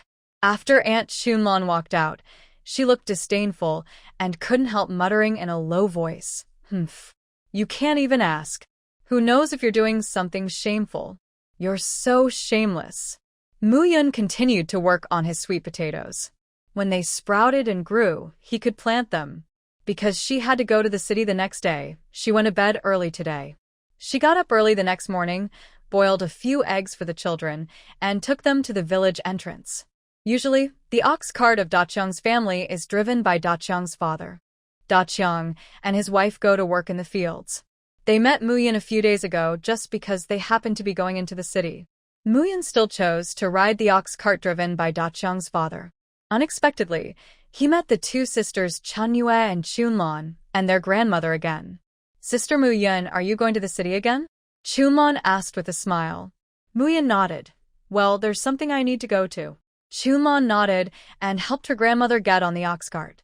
After the ox cart was full, it started to set off. Muyun looked at Chunlon and asked, Are you going to sell things? But why don't you carry a basket? Chunlon smiled and said gently, No, we're going to visit relatives. Chanyue, who was next to Chunlon, was dressing herself up excitedly. She took out a small bronze mirror that was not very bright and looked at herself from time to time, fiddling with her hair or tidying up her clothes. Muyun looked at her and felt like a little girl going on a date. The two sisters were also dressed very well today. Their dresses were made of better cotton material, and they also wore a silver hairpin on their heads. Their hairstyles seemed to be specially combed. Muyun nodded and didn't ask any more questions. The ox cart soon arrived in the city. Muyun paid and got off the car, then led the two children to the Pang's restaurant. Chunlon, Chanyue, and their grandchildren went in the opposite direction of Muyun.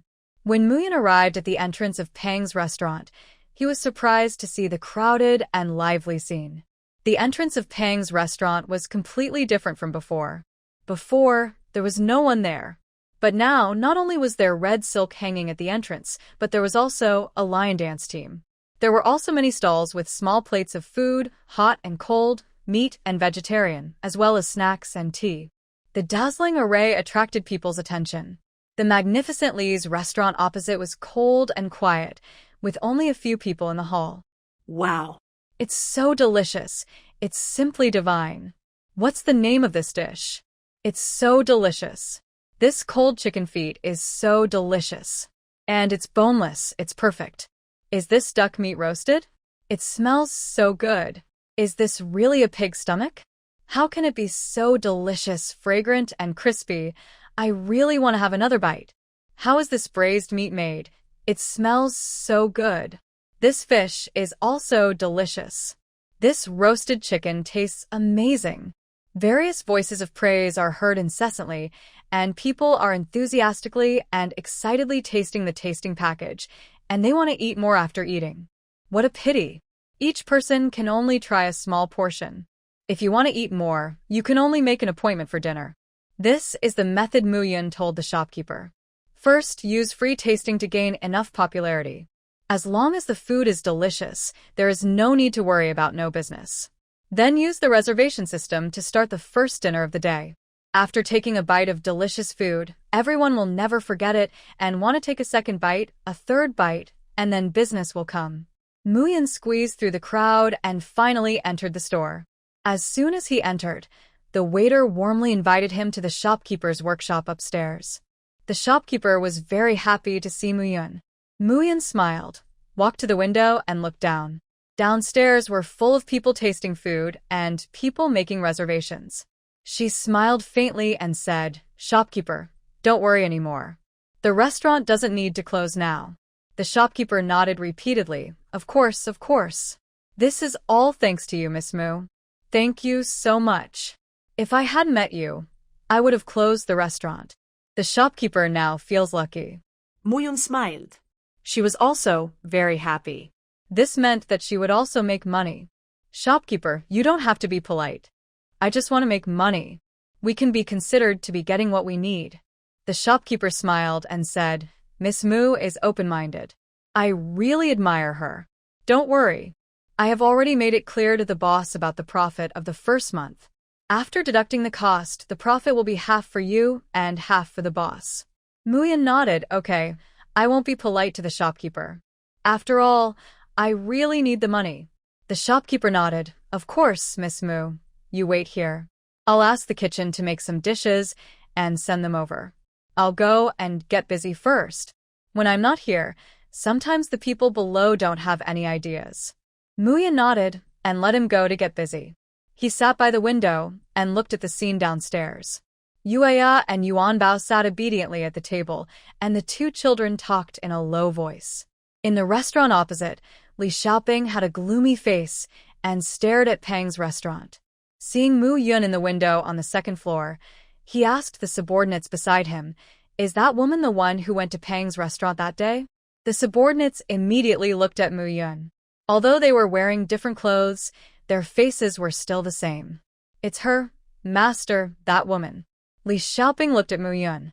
Because of the position and the window, he could only see Mu Yun's face. She had a pretty face, but it was a pity that she had to choose to go against him. She was simply courting death. Ask someone to watch at the door. As soon as this woman leaves Pang's restaurant, catch her. I want to ask her what ideas she gave to Pang's restaurant. She can bring a restaurant that is about to go bankrupt back to life. What a great ability. The subordinate nodded and immediately went to prepare. Master, most of the guests in our box have left. Only those who usually have a good relationship with you are still here. The rest have gone to join in the fun across the street. The shopkeeper came up to report, his face full of worry. Li Xiaoping said, A bunch of fence-sitters, don't pay attention to them. The Pang family won't last long. Yes, master. Hearing what the boss said, the shopkeeper felt relieved. Seeing those familiar guests joining in the fun downstairs on the opposite side, Li Xiaoping was so angry that he wanted to die, but he had to pretend to be indifferent on the surface, and his face was distorted. Mu Yun's food came up quickly. This time the dishes were much richer and more delicious than the last time. Mu Yun liked food. After eating the meals he made for a few days, today's meal was simply the most delicious food in the world. The two children had never eaten such delicious and rich meals before. They were all happy to eat. The mother and the children picked up the dishes for each other, and the scene was warm. Outside the Pang's restaurant, the aroma of food was everywhere, making the people waiting outside even hungrier. They just wanted to eat such delicious food quickly. The samples were not enough to fill their teeth, and they wanted to eat more. There were too many people, and the people in the store were too busy.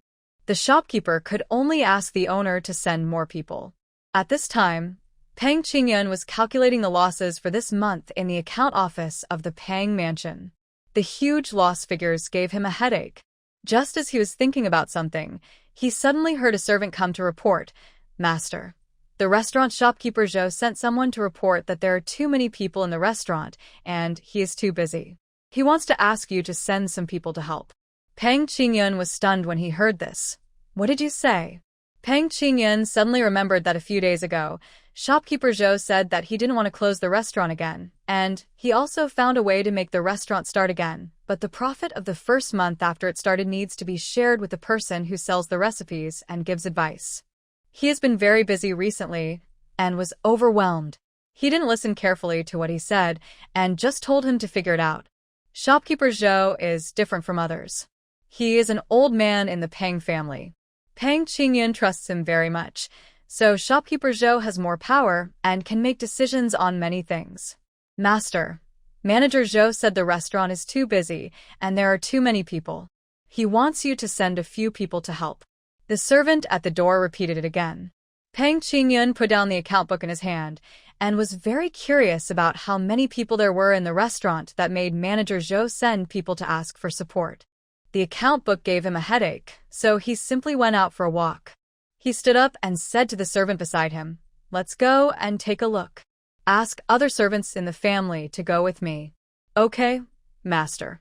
Pang Qingyun got on the sedan chair and went to the restaurant. At this time in the restaurant, Mu Yun, who had eaten and drunk enough, was ready to take the two children for a walk. They had not yet walked around the streets of this city. Last time they only focused on buying things. The shopkeeper was very busy, and she couldn't help much if she stayed here, so she simply went out for a walk. Mu Yun just said something to the waiter and then went out. The shopkeeper was too busy and he couldn't see him. As soon as Mu Yun walked out, several people in the crowd immediately looked at each other and followed her not far away. The street was crowded with people, and Mu Yun did not notice that someone was following her. She pulled the two children to choose from the stalls next to her. Yuya, this hairpin looks good and suits you. I'll buy it. Yuanbao, this piece lock looks good. Mother will buy one for you and your sister. Mu Yun was happy and bought the one she liked for the two children. She bought a lot of things in just a few steps. Mom, this hairpin looks good. Buy one for me. I see others are wearing it. Yuya pointed to the silver hairpin on the stall and said. Yuanbao looked at her mother's head, which was empty. Muyun took the two children and walked over to take a look. Although she was not very fond of beauty, she liked to dress herself up occasionally. In modern times, she would put on makeup when she was bored. Although her cooking was not delicious, she learned makeup very well and had good skills. She could always draw a makeup that satisfied her. Occasionally changing her style and putting on makeup can also make her feel relaxed. "Mom, this is pretty." Yuanbao pointed to a hairpin with red agate and said. He thought this shiny hairpin would look very beautiful on his mother's head. Muyun looked at what his son chose and said with a smile, "Yuanbao likes this shiny hairpin? It is pretty, but too bright and not suitable for wearing in the village." Yuanbao didn't understand, and his little face was full of confusion. "Why, mother, is it not allowed in the village?" Muyun smiled and explained to him, "No, it's because no one in the village wears it. If I wear it alone, it will attract other people's attention, and it will be too high profile." Yuanbao said, "Mom, even if you don't wear this hairpin, it will still be high profile and will attract other people's attention, because you are so beautiful, more beautiful than anyone else, and everyone can't help but want to look at you." Muyun laughed out loud and was amused by his son. The stall owner was an old lady, and she also smiled and said, "Sister, your son is so sweet, much better than my naughty boy. But he is right. You are really good-looking. No wonder you can give birth to such a pair of beautiful children. I envy you. This agate jade hairpin really needs a face like yours to match it. Your skin is fair and tender, and this red color is most suitable. Wearing it will definitely make people's eyes shine." The stall owner was a talkative person, and Muyun was persuaded by Yuanbao and the stall owner. "How much is this?" she asked. The stall owner immediately replied, "Sister, this is an agate jade hairpin. It's a little more expensive, 1 or 2 taels of silver." Fearing that Muyun would not buy it, the stall owner looked at her nervously. "This is the only one I have. My husband brought it back from outside. Originally, it should be sold for 2 taels of silver at the lowest, but the price was too high and no one bought it, so I had to reduce it to 1 or 2 taels. I didn't make any money selling it for 1 or 2 taels, and it was useless just to keep it in my hand. I wanted to sell it as soon as possible, so I sold it for 1 or 2 taels." After buying the hairpins, Muyun continued to walk forward with the 2 children, and the people behind followed closely, looking for a suitable opportunity to make a move. Muyun thought about what she was going to do in the city today and asked someone for directions. "Sister, do you know where the place to buy and sell slaves is?" Thinking that her cooking skills were too poor, she thought about buying a maid who could cook so that she wouldn't have to worry about cooking in the future. Yueya and Yuanbao's nutrition would also be up to par, and if she had something to go on, there would be someone to take care of the 2 children. Considering all these circumstances, buying a maid is a rigid need and cannot be delayed. The elder sister, who was asked for directions, pointed to the street on the left. "Go through this alley, turn a few corners, and you will find the captive market. You can ask for directions in front, and you will find it." Muyun nodded, thanked the passerby, and turned into the alley on the left. Seeing the opportunity, the people behind looked at each other and hurriedly followed. When Muyun walked into the middle of the alley, the 4 men immediately surrounded him. Hearing a burst of hurried footsteps, Muyun immediately became alert. As soon as he stopped, those people surrounded him. Looking at the 4 strange men, Muyun frowned. "Who are you? What do you want to do?" The man in the lead had a treacherous look on his face and said viciously, "Come with us, and you will know." Muyun guessed a lot in his mind, but he couldn't remember who he had offended. Could it be that the original owner's family came? But it didn't look like that. "Go?" "Huh." "That depends on whether you have the ability." Seeing that Muyun didn't cooperate, the man sneered, "You don't know how to live or die if you don't drink a toast." They didn't take Muyun, a woman, seriously at all. As soon as they finished speaking, they waved their hands and asked their subordinates to come forward and catch them. Muyun pushed the 2 children to the back and let them stand under the wall. Then he immediately took action. These people all had some boxing skills. It would be difficult for ordinary people to deal with them, but for her, it was a piece of cake. In a few hits, the 4 men were beaten by her and screamed. They were in pain and lay on the ground wailing. "Can you tell me now? Who are you? Why do you want to arrest me?" The man looked ugly, one eye was swollen, and the other one was intact. He looked at Mu Yun fiercely. Who do you think you are? Our boss wants to see you, and you dare to refuse. If you offend our boss, you will suffer in the future. Mu Yun was puzzled. Boss. Who? She stepped on the man's chest impatiently and asked coldly. I'll ask you again. Who asked you to arrest me? Who are you? As she said that, Mu Yun grabbed the man's arm and slowly began to use force. Feeling the pain on his arm and looking at Mu Yun's cold eyes, the man was finally afraid and spoke quickly. We are from Lee's restaurant, and our boss is naturally the owner of the restaurant. Hearing this, Mu Yun threw away his hand and asked coldly, I have no grudges against your Lee's restaurant. Why are you arresting me? The man said angrily, no grudges? If it weren't for you, would Pang's restaurant be what it is today? You helped Pang's restaurant to steal our business, so of course there is a grudge. Looking at the man's angry look, Mu Yun found it funny, and she said sarcastically, you guys are really overbearing. I have a grudge against you just because I helped Pang's restaurant? In the business world, everyone depends on their own abilities. Today this business is good, and tomorrow that business is good. This is the most normal thing. You want to arrest me for this little thing. Your boss is really petty. Such a person can't do big business. Humph. What do you know? Our boss is of noble status, and he doesn't even take our small business seriously. You helped the Pang family to go against our Lee family, so be careful about your life. Mu Yun sneered. He doesn't take it seriously, but I still let you come to arrest me.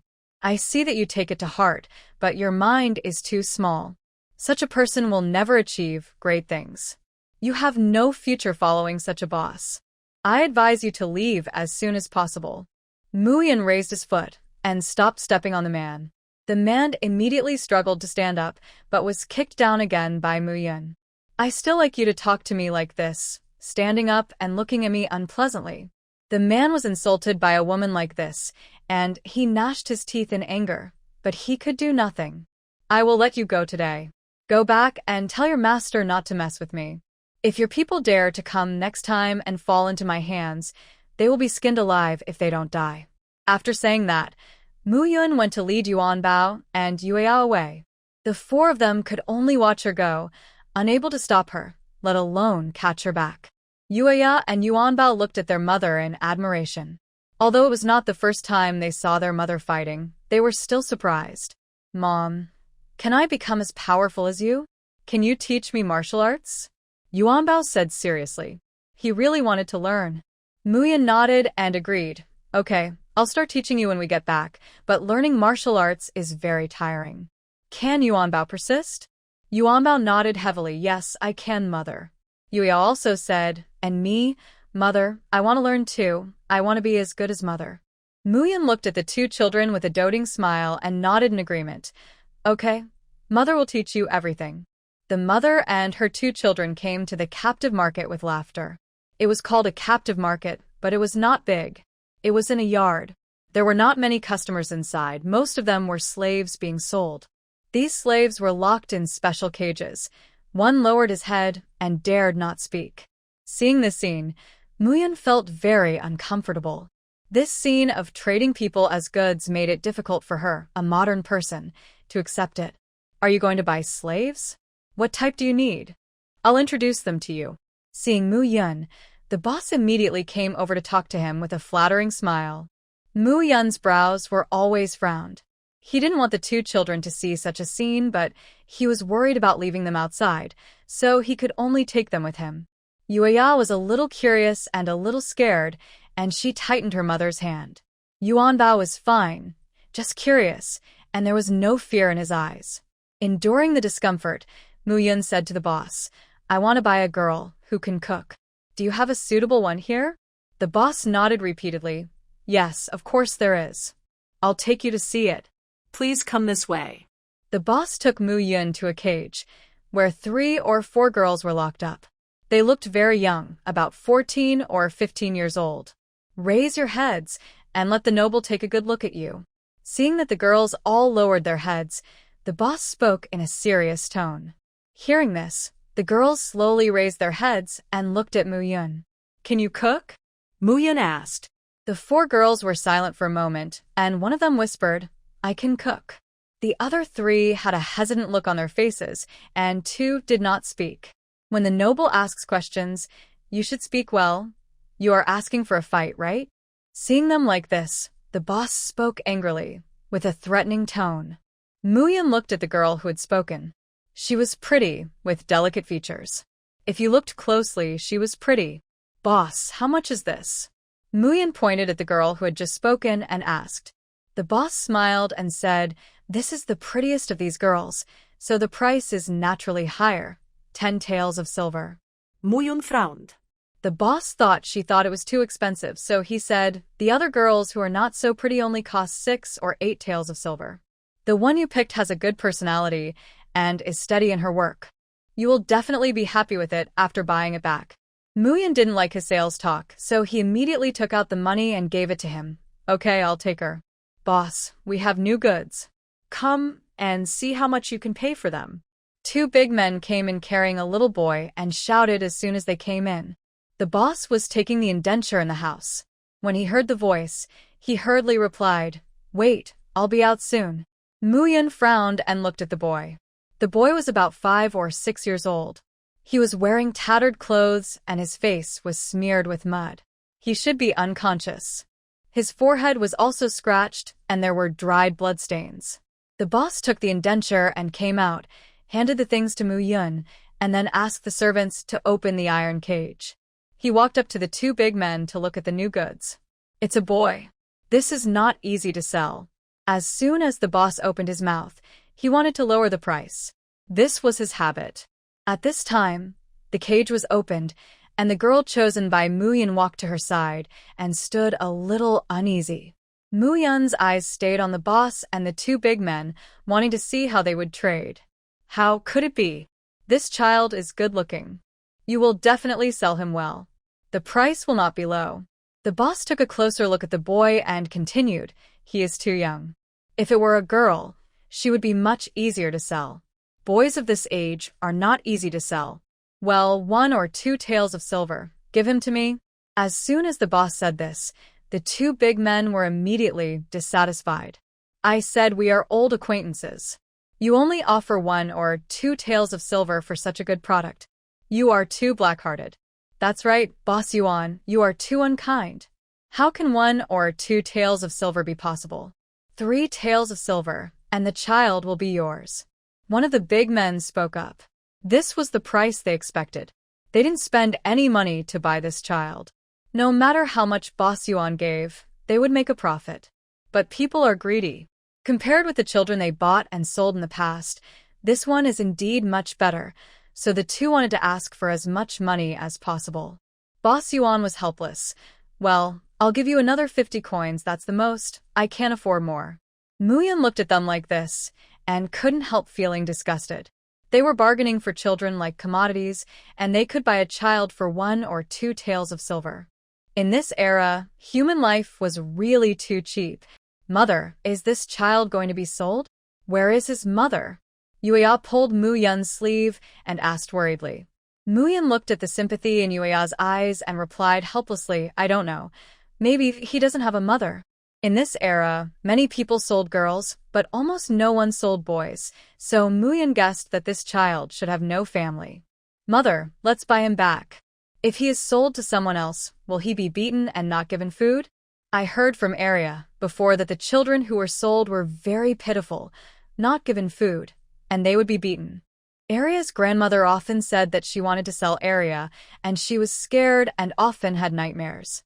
Muyan listened to his daughter's words, looked at her soft-hearted look, and then looked at the boy, and felt sorry for him. "Boss Yuan, 2 taels of silver. We two brothers don't want more." The three were still negotiating the price, and Muyan walked over. "Sell it to me for 2 taels of silver." "Boss, you have so many slaves here, and you don't need a child. And I see that the child's face is yellow, and he is still in a coma. I'm afraid he is sick.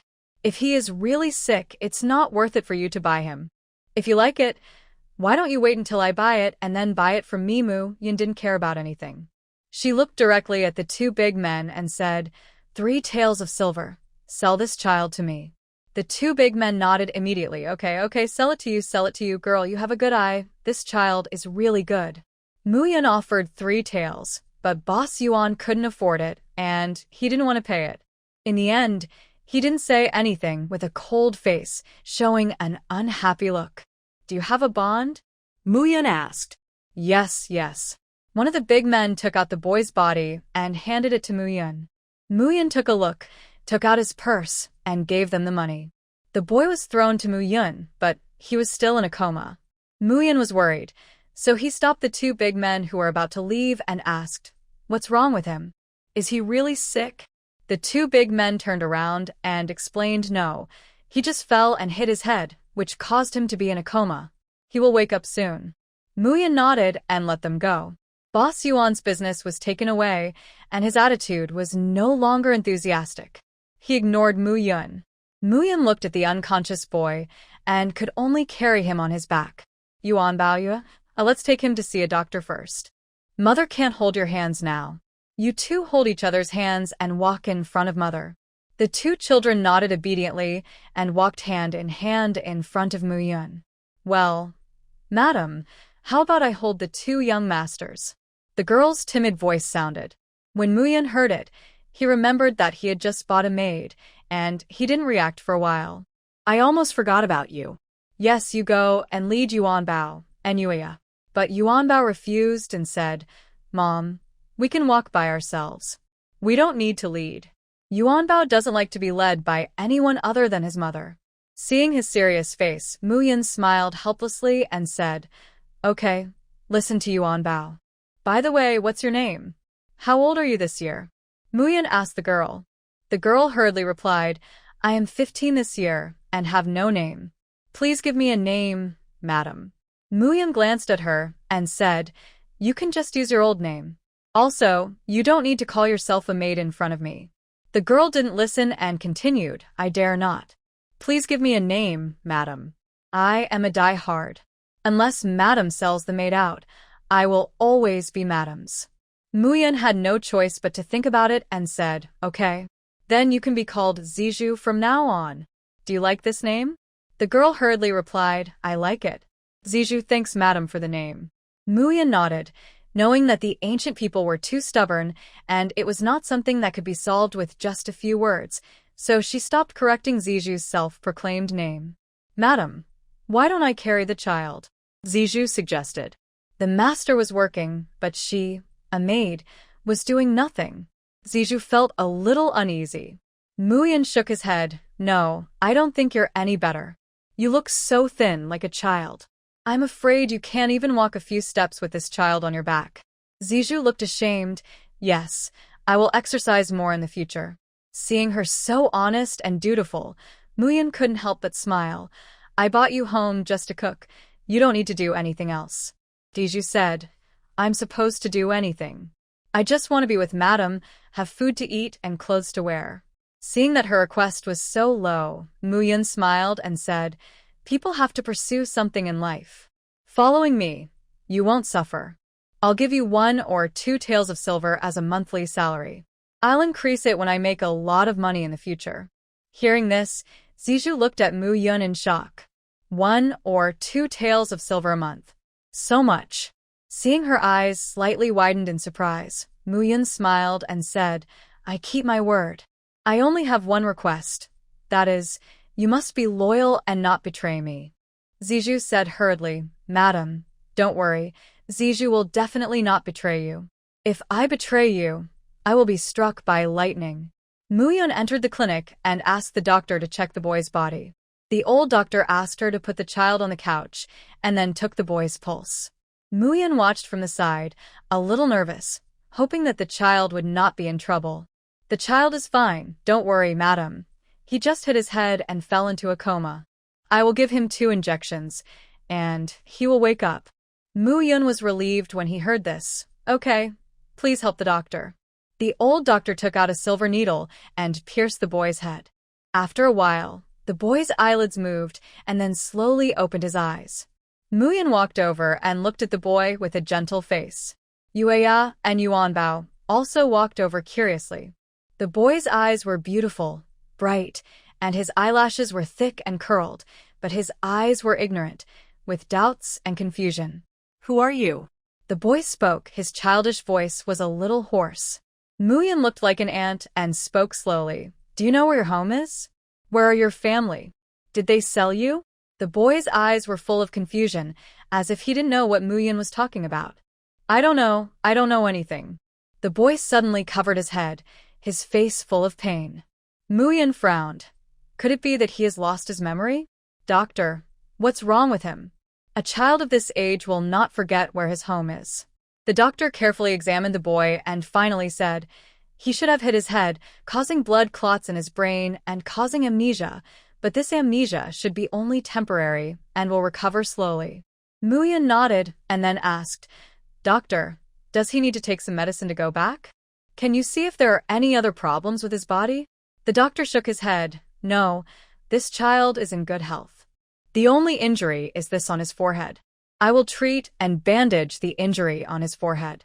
If you don't want to leave scars in the future, you can wait until the wound is scabbed and come to me again. I will make a scar removal plaster for you and apply it on him. This will be better for the recovery of scars in the future. Muyan nodded. Okay, thank you, doctor. After paying the money, Muyan took the children out of the clinic together. Child, do you still remember your name? Muyan asked. The boy shook his head, looking unhappy. He was a little scared of the unfamiliar environment and people. Muyan was helpless. Then give yourself a name. Do you know how to name it? The boy still shook his head. Yuya spoke softly. Mom, please give this brother a name. The name you gave is nice. Muyan looked at the boy and said, I bought you from a human trafficker. My daughter saw that you were pitiful and begged me to buy you. If you remember your home, I can let you go back, but now you have forgotten and don't remember anything. You can only live with us first in the future. Are you willing? The boy nodded. I am willing. Don't leave me. I'm scared. The boy was very uneasy. He didn't remember anything now. He could feel that Muyan, Yuanbao, and Yuya were all good people. He subconsciously felt that it was the best choice for him to be with them now. Seeing him so timid and uneasy, Muyan's eyes flashed with pity. He was sold at a young age. I don't know what he has experienced. It's also pitiful. It's not a big deal to raise one more child. Just take him back to keep Yuya and Yuanbao company. Don't worry, we won't abandon you. You will live with us from now on. Would you like to share the same last name with me? I'll give you a name. Muyan smiled and touched his head, saying. The boy nodded. I do, thank you, Annie. Hearing his polite thanks and address, Muyan smiled, quite politely.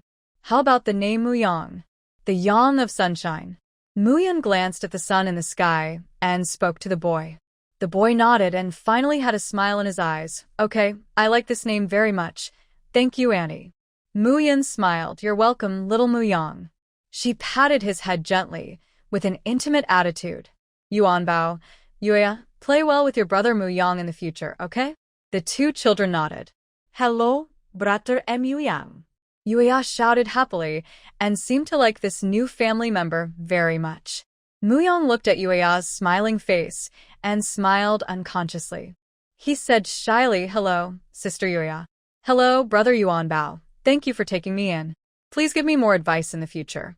Muyan looked at the polite Muyang and always felt that he had an extraordinary temperament. Even if he had lost his memory, his upbringing and temperament were not lost. He looked completely different from the children of ordinary farmers. She secretly guessed that maybe this child had a complicated background. Yuanbao nodded, with a cold look on his face. Muyan couldn't help laughing. Yuanbao always liked to pretend to be mature in front of outsiders. This was really cute. Okay, let's go. Muyan led Yuya. Yuanbao and Muyang followed behind, and Zizhu walked at the end and looked at the two of them. Back to the door of Pang's restaurant again, there were still a lot of people, but not as many as before. Most people left after making an appointment for dinner, and it was useless to stay any longer. Seeing Muyan coming in, the waiter immediately came up to greet her. Miss Mu, our boss is here, and the shopkeeper is waiting for you on the second floor. Muyan nodded and followed the waiter upstairs. When Pang Qingyan arrived, he was also shocked to see the situation at the door of the restaurant. After learning about the reservation time and number of guests in the store, he was even more surprised. He asked the shopkeeper to prepare a table of food, and he also wanted to try it himself to see how delicious the recipe given by Muyun was, which could attract so many people. It was a pity that he didn't see Muyun. He was regretting it when he heard the waiter's voice. "Boss, shopkeeper, Miss Mu is back." Pang Qingyun's face lit up when he heard it. "Please come in quickly." Muyun and his group went in, and Pang Qingyun immediately stood up and looked over curiously. Muyun just looked at him for a moment and didn't continue to look. "Miss Mu, you are finally back. Let me introduce you. This is our boss, the person in charge of the Pang family." The shopkeeper introduced the two. Pang Qingyun said politely to Muyun, "I am Pang Qingyun. Thank you, Miss Mu." Pang Qingyun was wearing a green robe with regular features and a gentle temperament. He spoke gently and rationally, looking like a gentle and elegant gentleman. Muyun smiled. "Boss Pang, you are too polite. We just need to get what we need. No need to thank me." Pang Qingyun looked at the children behind Muyun and said with a smile, "Miss Mu, I have something to ask you. I wonder if you can do me the honor." Muyun nodded and guessed what Pang Qingyun would ask. She looked back at the children and Zijou. Before she spoke, she saw the shopkeeper said, "Miss Mu, I will take you on Bao and the others to the private room next door for dinner. The owner just asked the kitchen to prepare a lot of dishes for you to eat when you come back." Muyun nodded. Yuya Yuanbao should not be hungry yet, but Muyang and Zijou should be hungry. "Zijou, take the 3 children over to eat. And you sit down with them and eat. Fill your stomach first." Zijou nodded. "Yes, ma'am." The shopkeeper let a few people out. Pang Qingyun asked Muyun to sit down, and then said, "Although Miss Mu is a woman, her talent is not inferior to that of men. This time, our Pang's restaurant is thanks to you, so we can have today's grand occasion." Muyun smiled. She also said polite words, "Boss Pang, you don't have to be polite. You give a lot of rewards. I didn't lose anything." Pang Qingyun smiled. "The reward was told to me by shopkeeper Zhou. Half of the profit in the first month belongs to you, Miss Mu. You can rest assured about this. I, Pang Qingyun, will keep my word and will never break my promise." Muyun nodded. After getting the promise of the big boss, the money will not run away, and she is more at ease. Miss Mu seems to have a lot of insights on business. To be honest, Miss Mu, I am in some difficulties now. I came to you to ask you shamelessly if Miss Mu has any other insights. Miss Mu, to be honest, I am afraid that the huge family business of the Pang family will be destroyed in my hands. If so, I will not be able to face the ancestors of the Pang family after I die. Pang Qingyun was at a loss. Otherwise, he would not ask a woman. Jiangyu was waiting for this result. From the day she found Pang's restaurant, she wanted this result. To make a fortune in this era, she can't rely on herself alone. It's too difficult. She has no capital and connections, and it's not convenient to do things alone. Although she doesn't know much about the Pang family, at present, Pang Qingyun is a very suitable partner. It doesn't seem to have so many tricks, and he is a person who can cooperate. Boss Pang, if you trust me, you can take me to your shop to have a look. I can help you restart the business of the shop, but I won't do it for nothing, so I naturally need to be paid. Pang Qingyun was surprised to see that she really had a way. Of course, the reward is not a problem, as long as Miss Mu can help. Muyun nodded. Then Boss Pang, please tell me what your shops are and what your business model is like. After I understand it, I can make better changes. Pang Qingyun nodded and talked to Muyun about the various industries under his name. The more he talked to Muyun, the more surprised he was. Many of Muyun's ideas were very novel, which made him feel bright after listening to them, and many new ideas sprouted in an instant. The more they talked, the more they felt that they were in harmony, which made Pang Qingyun feel that they had met too late. Time passed slowly until the sun was about to set, and it was close to dusk. Muyun noticed the sky and ended the topic. Boss Pang, it's getting late. Let's leave it at that for today. I won't go back to the village today. I'll stay in the inn for one night.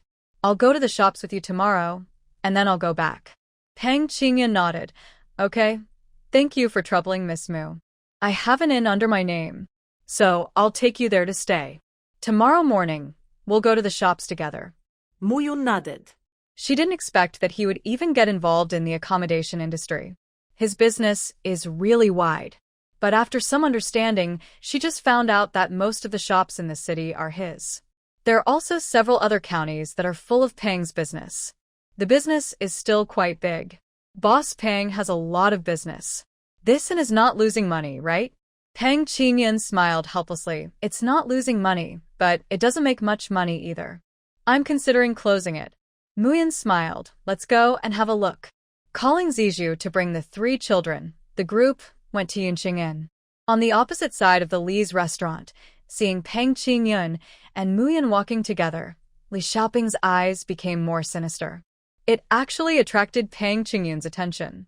This woman seems to be no simple matter. She is also good at martial arts, so her identity is probably not ordinary. Find someone to check the identity of this woman. Don't touch her for the time being. Li Xiaoping said indifferently. Yes, young master. The people below immediately left. Seeing the figures of Pang Qingyun, Mu Yun and others disappear, Li Xiaoping got up and left. Mu Yun came to the inn under the leadership of Pang Qingyun. As soon as he entered, the waiter saw that it was the host and hurried to greet him.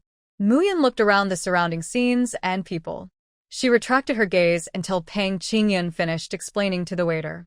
How about it, Miss Mu? Is there anything wrong with my inn? Mu Yun shook his head. No, it's pretty good. The decoration and atmosphere are very good. Pang Qingyun smiled politely. I have asked the waiter to arrange the room. If you need anything, Miss Mu, you can do whatever you want. I have already told the people below. Mu Yun nodded. Okay, thank you. Then Miss Mu, go and have a rest. I won't disturb you. See you tomorrow. Pang Qingyun said in a gentle voice. Mu Yun nodded, and the waiter immediately came to lead the way for her and took them upstairs. Regarding the issue of sleeping, Mu Yun was a little worried. If she slept with Yueya and Yuanbao, would it be bad to leave Mu Yang alone? But she couldn't sleep with 3 children, and this bed couldn't fit them. Waiter, does your inn have a room with 2 beds? The waiter shook his head. No, sir. Our inn has 1 bed in 1 room. Mu Yun felt that this was very inconvenient for people with children. She asked, does other inns have it? The waiter shook his head. No. All inns have 1 bed in 1 room. Mu Yun was helpless and didn't know how to sleep today. Well, prepare 3 rooms for us first. The waiter nodded immediately and prepared 3 connected rooms for them so that it would be convenient for them to meet. After the waiter left, Mu Yun continued to worry about how to sleep. Yuanbao suddenly said, Mother, Mu Yang and I will stay in 1 room. You and your sister will stay in 1 room, and Zijou and sister will stay in 1 room. Hearing this, Mu Yun looked at Yuanbao in surprise. Seeing that he was so sensible, Mu Yun felt distressed. This child was too precocious. She hadn't said anything yet, but he could see what she was worried about. Was it because she was too obvious? Zijou said hurriedly, Madam, there is no need to prepare a room for me. I will watch them in the young master's room, so you can rest assured. Mu Yun said helplessly, No, you sleep in your room and listen to my arrangements. Mu Yun pulled Yuanbao over and said gently, Yuanbao, if you are afraid, you can sleep with Mother, or like this, I will watch you 3 sleep in 1 room. Yuanbao shook his head. It's okay, Mother, I'm not afraid, and Mu Yang is with me. We are both men. How can we be afraid? Mu Yang also said, Aunt, I am your brother. I will protect you, Yuanbao. Don't worry. Mu Yang was actually very uneasy. Facing unfamiliar environments and people, he was subconsciously afraid, but he was embarrassed to say it out. He could also see that Mu Yun was worried about Yuanbao, but if he didn't let Yuanbao sleep with him, he would be afraid. So, he could only selfishly not refuse. Silently saying sorry to Yuanbao in his heart, Mu Yang lowered his head and dared not look at them. Mother, it's decided. I will sleep with Mu Yang, and you will sleep with Yuya. Yuanbao spoke like a little adult with a serious face. Mu Yun smiled and touched his head. Okay, Yuanbao has grown up and can be independent. Very good, then listen to Yuanbao. Mu Yang looked at the interaction between the two with a hint of envy in his eyes. It seemed that in his memory, there was also someone who would touch his head like this. Muyun wanted to remember more, but his mind became blank again.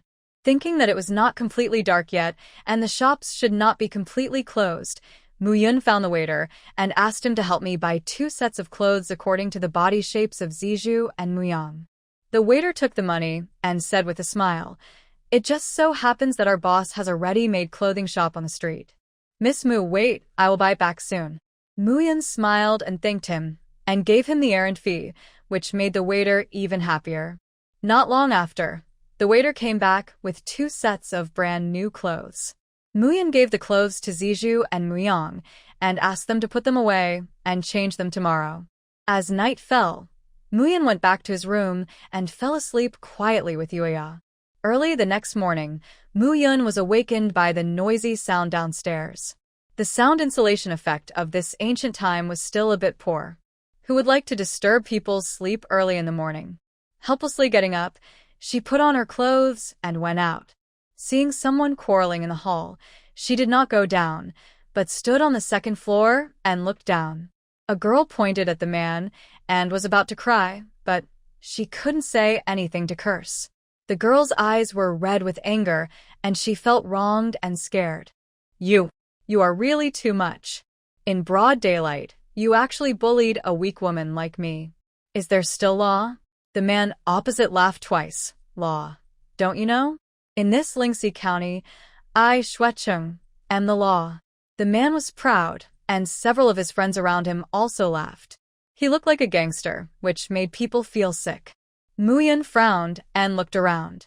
There were many people standing in the hall, but no one went to help, just watched coldly. It seems that this disgusting man has some status. Girl, since you are an outsider, I, Xuecheng, am the host here. You are a guest from afar, and I should treat you well. Come on, please come to my house and sit down. As he said, the man was about to pull the girl. The girl retreated in panic and fear. Muyun couldn't stand it any longer. Seeing that the man was about to touch the girl, she ran downstairs quickly and kicked him out. The sudden change scared everyone around. The girl looked at Muyun blankly, surprised at her strength. How can you be like a gangster in public? Don't you feel ashamed? Muyun said coldly, looking at several people with disgust. Several followers hurriedly helped Xuecheng up from the ground, looking worried. Brother Cheng, are you okay? Are you hurt?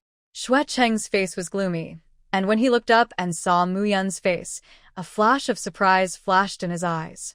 She was very eye-catching standing in the crowd. Who are you? How dare you hit me? After seeing Muyun's face, the anger in Xuecheng's eyes was reduced a lot. Although his tone was cold, he was not as angry as before.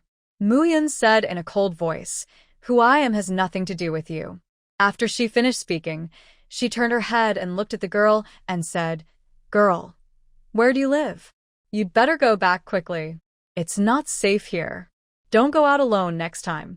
The rescued girl was dressed in green, and she was beautiful and delicate, with a gentle temperament, like a lady from a noble family. Her dress was light and flowing, and it was made of fine silk and satin. This girl must be from a wealthy family, but I don't know why she went out alone. Muyun quickly looked at the girl and came to a conclusion in his heart. I'm here to find my fiancé. Sister, thank you for saving me. The girl's voice was even gentler, and she looked at Muyun with gratitude. Muyun asked, "Where is your fiancé's home? Do you know? If you leave now, I will watch these people and will never let them bully you again. Go quickly." Hey. No, who are you? You are so arrogant, and you are going against me. You must be tired of living. And why are you looking for a fiancé? You will be with me from now on. I guarantee that you will have a good life. Don't be ungrateful. Xuecheng's tone was arrogant, as if he had determined that everyone had to listen to him. Muyun sneered. Are you going to rob a woman in broad daylight? How many heads do you have? Do you think the court laws are just for show? Xuecheng snorted coldly, not afraid of Muyun's words at all. What do you mean by robbing a woman? Who saw it? Ask them if they saw it? His fearless look was really annoying. Muyun was too lazy to look at him. It would have been fine if she hadn't seen it, But since she had seen it, she would not let the girl be bullied by such a scoundrel. Girl, you go first. Listen to me. Mu-yun spoke forcefully. Chu Ning was a little worried and hesitated. Sister, you will be okay, right? If I implicate you because of me, I will regret it. Otherwise, let's go together. When I see Brother Ningji, he can protect us. Seeing the innocent look of this girl, Mu-yun smiled. It's okay, I know martial arts. They can't hurt me. You leave now, I will stop them. Anyway, I didn't hurt anyone. They can't do anything to me. Chu Ning hesitated for a moment after hearing this, looked at Xuecheng and others and said, Sister, my name is Chu Ning. Don't be afraid. I will go to Brother Ningji now. You wait for me. I will come back to save you. After that, she picked up her bag and turned to leave the inn. Xuecheng was about to chase, but was stopped by Mu-yun. Looking at Mu-yun, who was blocking him, Xuecheng laughed angrily. Okay, in that case, then you can take over. You drove that little beauty away because you want to serve me, right? As he said, Xuecheng smiled evilly, and his disgusting big hand was about to fall on Mu-yun's face. Mu-yun was not panicked at all. He stood quietly and said in a cold voice, If you don't want her hand to be broken, don't touch me. This is a warning. Xuecheng laughed twice, his face full of joking. Warning? In Lingxi County, no one has ever warned me. I always warn others. You're very interesting. I want to try it even more. Xuecheng ignored Mu-yun's cold eyes and was about to reach out to touch her. Seeing this, Mu-yun was no longer polite. He directly pinched the hand that was stretched out and twisted it hard. There was a snap and a crisp sound of bones. Xuecheng immediately screamed like a pig being slaughtered. It hurts. Let go, let me go, believe it or not, I will kill your whole family. Xuecheng was still stubborn. It was the first time he was treated like this. He was furious and lost all his rationality. He just wanted to deal with this woman who didn't know what he was talking about. You, let go of our brother Cheng. Do you know who he is? He is the brother-in-law of the prefect of Lingxi County. If you dare to touch our brother Cheng, you'd better think twice. Mu-yun sneered disdainfully. The prefect's brother-in-law? Even if he is the emperor's brother-in-law, he can't bully and rob women. Do you think the country's laws are just for show? Hearing Mu-yun's words, Xuecheng roared angrily and complacently. What laws are there here? My brother-in-law has the final say. If you dare to touch me, my brother-in-law will put you in jail. Mu-yun increased the strength in his hand and said to the people around him. Everyone heard it. This man said that the laws of our dynasty are decided by his brother-in-law. His brother-in-law is the prefect of our county. Everyone must remember what he said in the future. Don't afford to offend him. Don't afford to offend him. After saying that, Mu-yun squeezed his hand hard again and let go of his hand. After being relaxed, Xuecheng immediately felt much more comfortable and a smug look appeared on his face again. I thought you weren't afraid. Mu-yun pretended to be afraid. Yeah, I'm so scared. After saying that, she rolled her eyes, guessing that the girl had gone far away and she could leave too. Just as she was about to turn around and leave, Xuecheng quickly came over and stopped her, with a smirk on his face. Wanna leave? Are you dreaming too much? If you don't go home with me, you can't leave today. Mother. Yuan Bao, Yueya and others appeared upstairs, and Yueya shouted worriedly. Zizhu came down with 3 children, and her face was even more worried. Madam. Xuecheng was stunned for a moment, and looked at Mu-yun in disbelief, and then looked at the children. Are you married? The children are so big? You really are. Xuecheng was furious, feeling that he had been fooled. The girl just now was indeed a girl, and it was a pity that she was let go. It was all the fault of the woman in front of him. Beat this woman up for me. She's ruining my business. She's simply courting death. Xuecheng said angrily, with a cold face, and his hands on his hips. His friends around him hesitated for a moment. There were too many people here, and they didn't know if anything would happen. However, they didn't dare to disobey Xuecheng's words. After hesitating for a moment, they still chose to take action. Mu-yun snorted coldly. Don't overestimate your ability. If you have the ability, don't complain if you lose. You are a man, but you want to bully a weak woman like me. If you are injured by me, you have to go home and complain. You are like a little kid. It's embarrassing to think about it. Mu Yun's contemptuous words made the men blush. Xuecheng raised his neck and said with full momentum, "Don't complain. We are not useless men. But if you don't have the ability and fall into our hands, don't talk nonsense. Surrender and go home with me." Mu Yun achieved his goal and smiled. "Okay, keep your word." After he finished speaking, several men immediately reached out to Mu Yun. Zijou, who was watching from the side, was immediately worried. Some were fidgeting. Yuan Bao said, "Sister Zijou, don't worry, mother will be fine. She is very powerful." Zijou looked at Yueya and Yuan Bao with some surprise. Seeing that they were worried, but they were calm, she couldn't help but calm down. Mu Yang asked in a low voice, "Yuan Bao, will my aunt really be okay?" Yuan Bao nodded lightly, his eyes fixed on his mother, who was fighting. Mu Yan fought with several people, only one of whom knew some martial arts, and the other two were just a little brute force. When Pang Qingyun came in, he happened to see Mu Yun fighting. She was agile, and every kick and punch hit the opponent. 3 people were against her alone, but none of them had any power to fight back, and were directly crushed. Seeing Xuecheng on the side, Pang Qingyun frowned tightly. This scourge was really a headache. Seeing that Mu Yun did not suffer any loss, Pang Qingyun did not speak to stop it, and stood quietly on the side to watch the fight.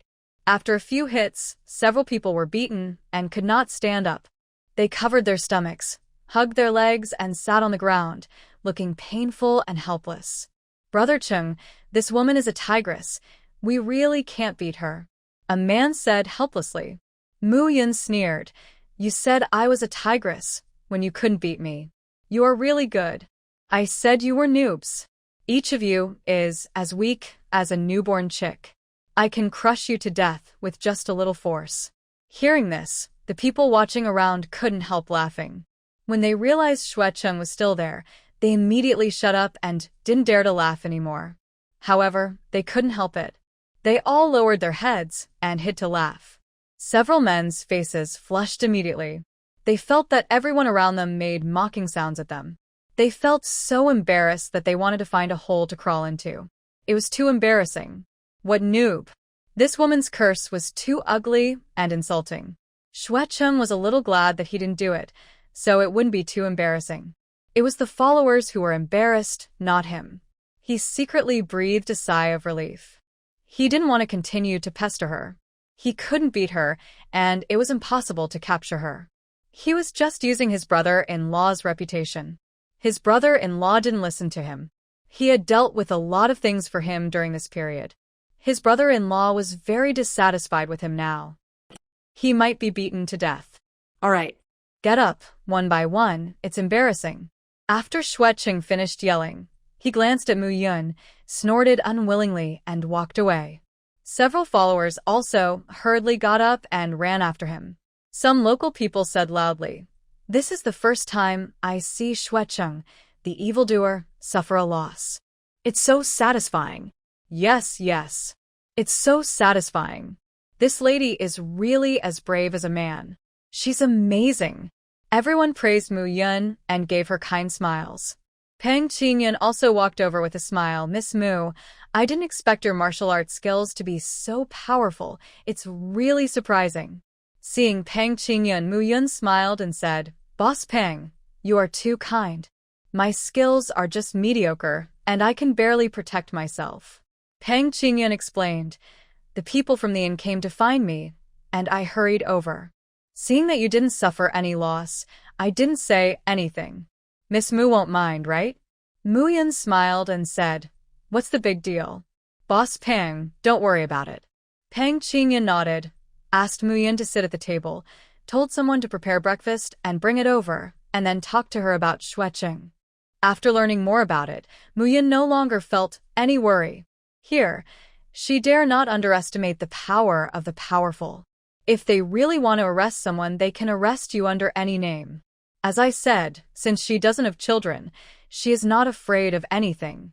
She can go anywhere on her own, but she has to take the children into consideration and be careful in her actions. That's good. I've always said that there must be laws in this world. If the prefect was a smart man, he shouldn't have allowed Xueqing to ruin his future like this. Anyone who can become an official, no matter how high his position is smart and shouldn't be so stupid. Peng Qingyun nodded. Yes, so as long as he doesn't suffer a loss at the hands of Xueqing, it's fine. He doesn't have the ability to settle the score afterwards. Prefect Li is restraining himself now. The new county magistrate is said to be of great origin. He came from the capital and has connections with some big family. Although Prefect Li is one level higher in rank, the county magistrate has a powerful backer behind him, and he dare not be as arrogant as before. If his affairs are accidentally spread to the capital, his official hat will be over. The previous county magistrate followed Prefect Li's lead, which naturally boosted his official power. The current one is in the same mind as Prefect Li, and is a person that Prefect Li cannot bribe. After listening to this, Mu Yun was completely relieved. If he met him again next time, it would not hurt to beat him up a few more times. That's good. The Peng family has many shops on this street, some of which are rented to others, and some are run by themselves.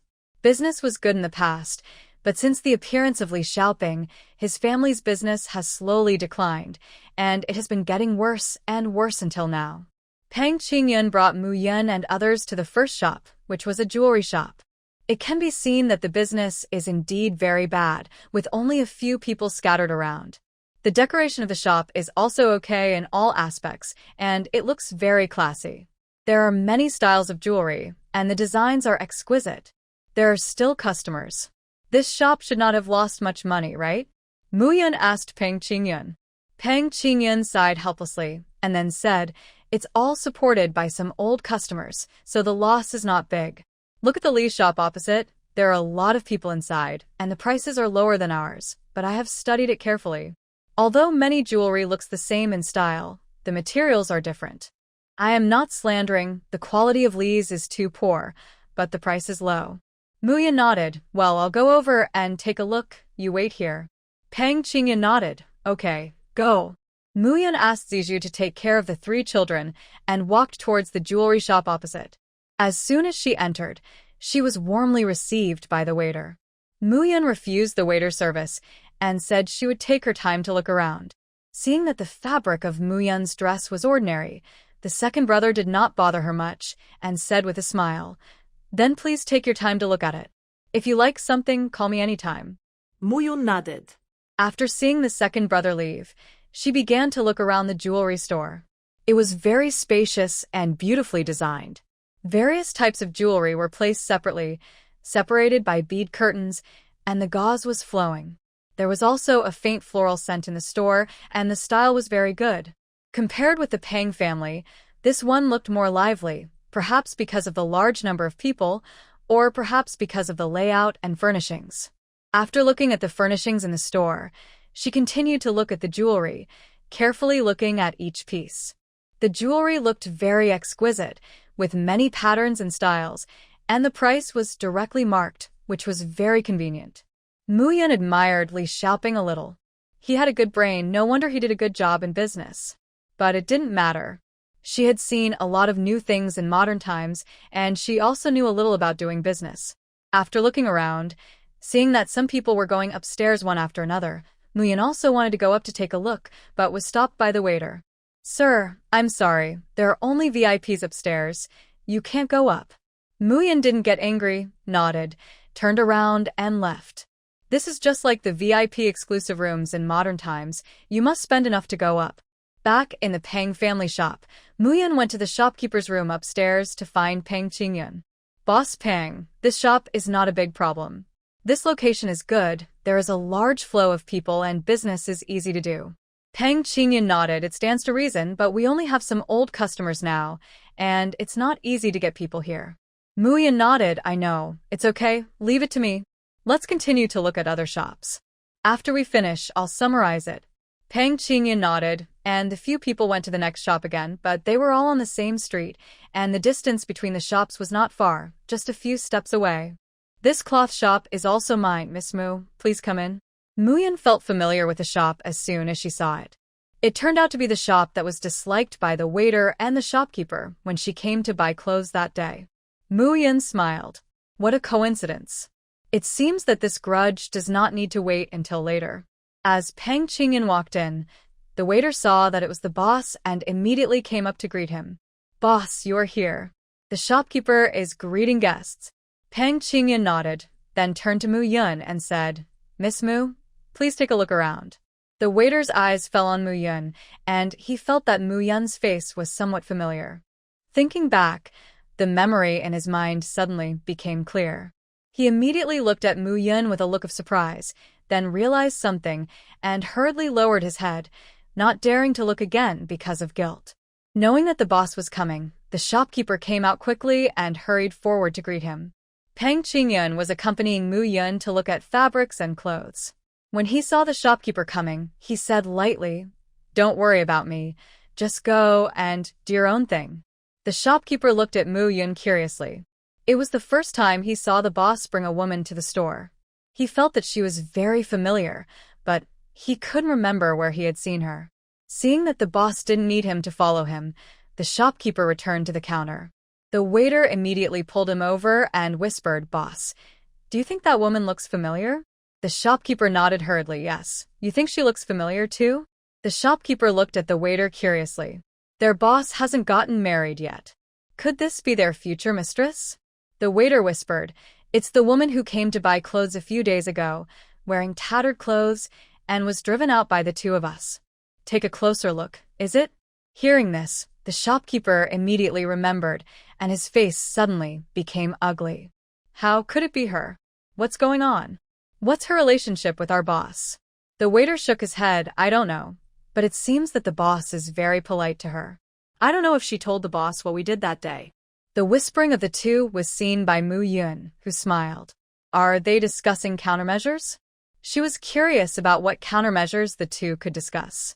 After learning about the cloth shop, Mu Yun said, Boss Peng, it's normal that the cloth shop's business is not good. There are too many problems with your store. Mu Yun's voice was a little loud, and the shopkeeper and the waiter heard it. When the two heard Mu Yun's words, their hearts were lifted, but when they heard Mu Yun's address to Peng Qingyun, the shopkeeper was relieved. It seemed that the two were not close, otherwise they would not be so unfamiliar. Peng Qingyun said seriously, Please teach me, Miss Mu. Mu Yun walked towards the counter, and Peng Qingyun followed. The waiter was even more panicked, and wanted to lower his head to the ground, like an ostrich, hiding behind the shopkeeper. After Mu Yun glanced at the two of them, he said to Peng Qingyun, Let's go back to the inn and talk. I will sort out all the problems and suggestions first, and then tell you together. Peng Qingyun nodded, and his attitude towards Mu Yun was very respectful. Seeing that they were leaving, the shopkeeper hurried over to see them off. Looking at Mu Yun, he hesitated to speak. He wanted to speak, but felt embarrassed and was unwilling to apologize. Until he left, Mu Yun didn't say anything in front of Peng Qingyun. The shopkeeper and the waiter breathed a sigh of relief, but they couldn't let it go in their hearts. They didn't know if Mu Yun would say it later. The two of them lost their mood to work and looked worried.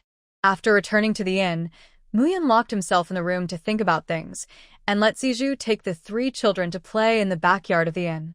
She first drew down the exquisite modern jewelry patterns and then made some changes to the interior design of Peng Qingyun's jewelry shop. As for the cloth shop, it was a little more difficult. The Peng family did not have their own weaving workshop, and all the fabrics were imported from outside. The cost was too high, and there was no advantage. If they continued to import and sell, Mu Yun would not be able to do business. She knew some weaving and dyeing methods. If she could open a weaving workshop by herself and make exquisitely patterned cloth by herself, she could really make a lot of money. In her previous life, her partner was a master designer, famous internationally. Not only could he design beautiful clothes, but he also personally learned the weaving methods of ancient luxury fabrics in order to get the fabrics he wanted. For a piece of clothing, she could go without food or sleep for several days, and she loved it to the point of obsession. She once said that when they retired together in the future, she would be an ordinary designer and let herself be her model. But later, she said that she didn't want to retire. She rarely did the designs she once loved the most, but ran after a man all day long. For this reason, they became more and more distant, until she was framed by her and lost her life. Recalling the past, Mu Yun sighed. Love is really harmful. If Mu Qing hadn't met that man, there would be no rift between them, and she would not have died from Mu Qing's frame-up. Thinking of what Mu Qing said before his death, Mu Yun laughed at himself. Pang Qingyun waited for a long time and finally waited for Mu Yun. Mu Yun came to the table and sat down, handed him the drawings in his hand, and said, "Let's talk about the jewelry shop first." Pang Qingyun nodded, picked up the drawings handed by Mu Yun, and looked at them in confusion. He was surprised to see the exquisite jewelry patterns on them. "Miss Mu, you can design jewelry and draw pictures?" Pang Qingyun felt that Mu Yun knew too much. She was so good at martial arts, knew so many recipes, and now she could draw drawings and design jewelry. She was really too good. Mu Yun chuckled, "I know a little. Boss Pang, take a look at what I drew. Can the craftsman make it?" Pang Qingyun looked at several pieces of paper in a row. Mu Yun drew a lot, which made Pang Qingyun dazzled and excited. "Ms. Mu, I have never seen the styles of these things. Compared with the ones we already have, yours are more refined, more beautiful, and very novel." Mu Yun nodded. "As long as Boss Pang thinks it's okay, your jewelry store is in a good location, there's no problem. Besides, I see that your current customers are all old customers. These old customers are all from wealthy families and have no shortage of money to buy jewelry. The Leaf family across the street simply snatched away a wave of customers with a low price. We won't lower the price. We will continue to do high-end business and attract more noble ladies to our shop. The Leaf family's cheap shop will allow it to continue to develop, and slowly their shop will become synonymous with cheap. After a long time, a label will be formed, and in the future, as long as there are ladies with a little money, they will come to buy from us, because the things in our shop are good things. Although the price is not cheap, our quality, workmanship, and styles are all good. They are high-end products recognized by everyone. In this way, everyone will follow suit, and our business will pick up." Pang Qingyun nodded. He didn't quite understand the words label and pronoun that Mu Yun mentioned. After asking his doubts, he finally understood after hearing Mu Yun's explanation. He also marveled at Mu Yun's cleverness. It was amazing that she could come up with all these words. Pang Qingyun said with admiration, "Ms. Mu, what you said makes sense, but how can we attract all those powerful and wealthy customers? According to what you just said, it will take some time to create our own label, and it also requires the cooperation of customers. If they don't pursue our jewelry, it will be difficult to create this label." Mu Yun smiled and said, "This is not difficult. So, let's talk about the cloth shop. Women's clothes and jewelry are inseparable. After talking about the cloth shop, I will talk to you about how to attract customers and the two stores together to achieve bundled sales and drive sales." Pang Qingyun nodded and became more interested in Mu Yun's words. Mu Yun took out another piece of paper and handed it to Pang Qingyun. "Boss Pang, regarding the cloth shop, if you only sell cloth, you won't make much money no matter how much you sell. If the profit is too high, it will be difficult to sell, and if the profit is too low, you will suffer. So what I mean is, Boss Pang, have you ever thought about opening a weaving workshop, weaving and dyeing cloth yourself, and then selling it yourself? Of course, you can also wholesale it to others, so that you can make more money." Pang Qingyun was helpless. "Ms. Mu, of course I have thought about this. 3 years ago, I bought a cloth workshop, but I lost a lot of money in the end. Weaving and dyeing cloth are not that easy to do." Mu Yun pointed to the paper in Pang Qingyun's hand and said, "This is one of the materials, methods, and techniques for weaving and dyeing that I wrote down. I also learned some skills about weaving and dyeing. Of course, the cloth woven according to my method is definitely not the ordinary cloth on the market now. If Boss Pang has workers, we will experiment first and weave and dye a piece to see the effect, and then we will talk about it." Pang Qingyun couldn't hide his surprise. "Miss Mu, you also know how to weave and dye cloth? What else don't you know? You are so shocking." Pang Qingyun even wanted to use shock to describe his inner feelings at this time. Mu Yun really surprised and shocked him again and again. Mu Yun smiled and said embarrassedly, "When I am bored, I like to learn this and that. I accidentally learned a lot of things. Boss Peng, what do you think of my suggestion? Peng Qingyan nodded. Okay, I'll go find some workers and try it out. It's just that this is confidential. It would be bad if it leaked out. But we cannot show it to the masters. If we don't show it to them, they won't be able to weave it. Muyan thought for a while and asked, are the workers Boss Peng is looking for from other families? Peng Qingyan nodded. It's the cloth shop that I bought and then sold 3 years ago. The boss is from outside, and his whole family are weavers. After they took over the cloth shop I sold to them, there wasn't much business, but they could still make a living, so they kept doing it. Last year they asked me if I wanted to buy the cloth shop back. That cloth shop is useless to me, so I naturally won't buy it, and then they didn't ask again. Muyan said, now the cloth shop is useful to you, you can buy it, and then sign an agreement with the workers, so that there will be no worries about the secret recipe leaking. Peng Qingyun hesitated. Miss Mu, although the cloth shop is small, it costs 1 or 200 taels of silver. I can take out this money. If it was in the past, it would be a loss, and our family could afford it, but now, if it loses, it will be worse for the Peng family. The 1 or 200 taels used to be nothing to him, but now 1 or 200 taels have become very important. Muyan nodded to show her understanding. She said, Boss Peng, doing business is risky. I can't guarantee that you can make money 100%. You make your own decision. What I can tell you is that the cloth woven and dyed according to my method is different from the cloth on the market now. The cost will be lower and it will be easier to make. As long as it can be made, sales will not be a problem. Peng Qingyun hesitated for only a moment and then made up his mind to listen to Muyan. It was only more than 200 taels. He had made a bigger investment in the past. Now that it was like this, there was nothing to be afraid of. With a determined look in his eyes, he said firmly, okay, Miss Mu, I'll listen to you. I'll go by the cloth workshop and weave and dye your cloth as soon as possible. After finishing the work, Muyan took the 3 children and Ziju to buy some food, clothes, and 2 large quilts, and then returned to Yuha village. After not seeing her for 2 days, the villagers were curious and speculating again. Seeing her come back with 2 strangers, the villagers speculated even more. Muyan, where have you been? I haven't seen you for 2 days. An aunt who was not familiar with her asked, with curiosity in her eyes, but no malice.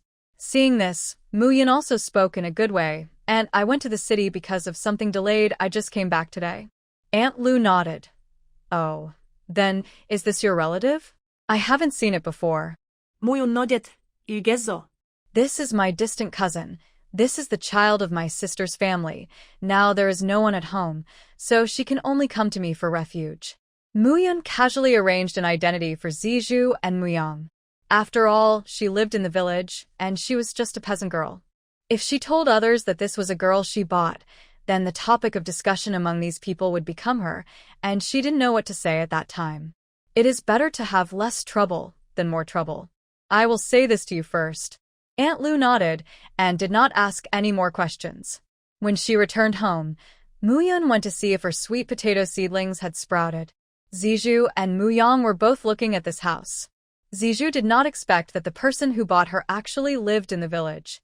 She thought that Muyan was at least a businessman. How could a farmer buy a maid? But no matter what Muyan's identity was, he was her master. Ziju was just curious and did not have any other thoughts. Muyan was checking his sweet potato seedlings when the village chief came outside with Li Dolly. Muyan, you are finally back.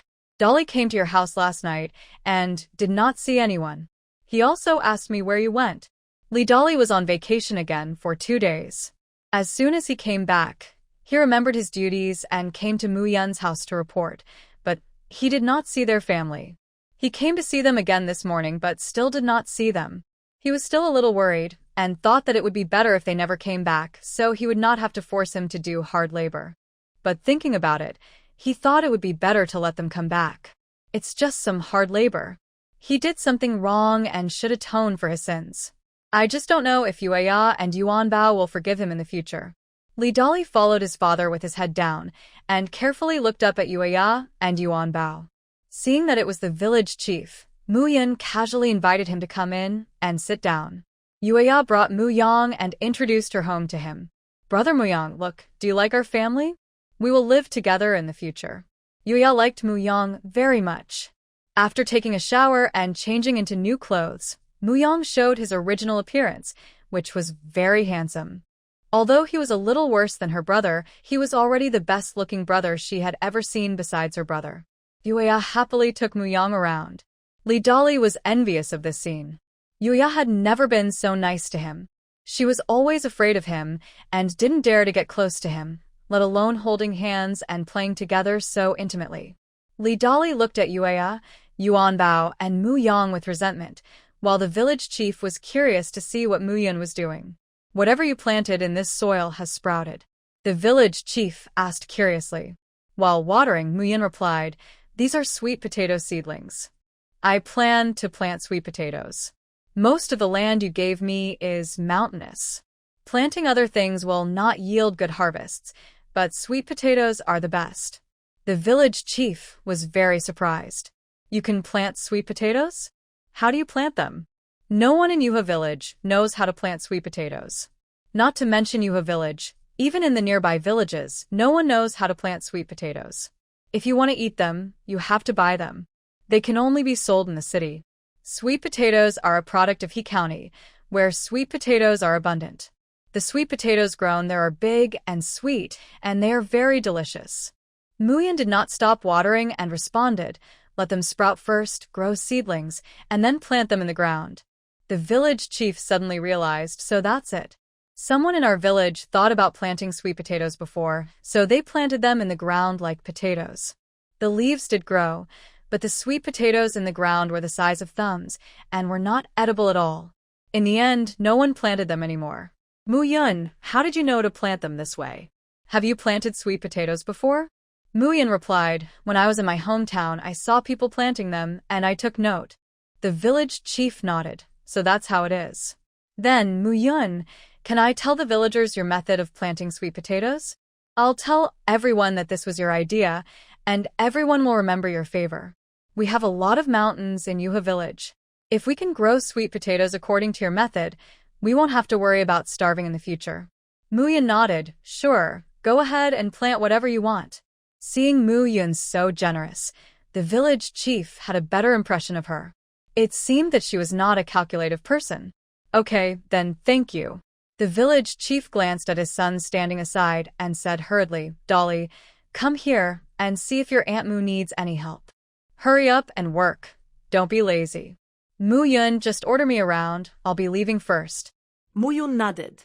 It had been several days since she ordered Li Dolly to do anything. She straightened up, looked at Li Dolly, and said, "Go to the bamboo forest over there and cut some bamboo for me. Zizhu, you go too. After Li Dolly cuts the bamboo, you pull it over and I'll make a bed for you.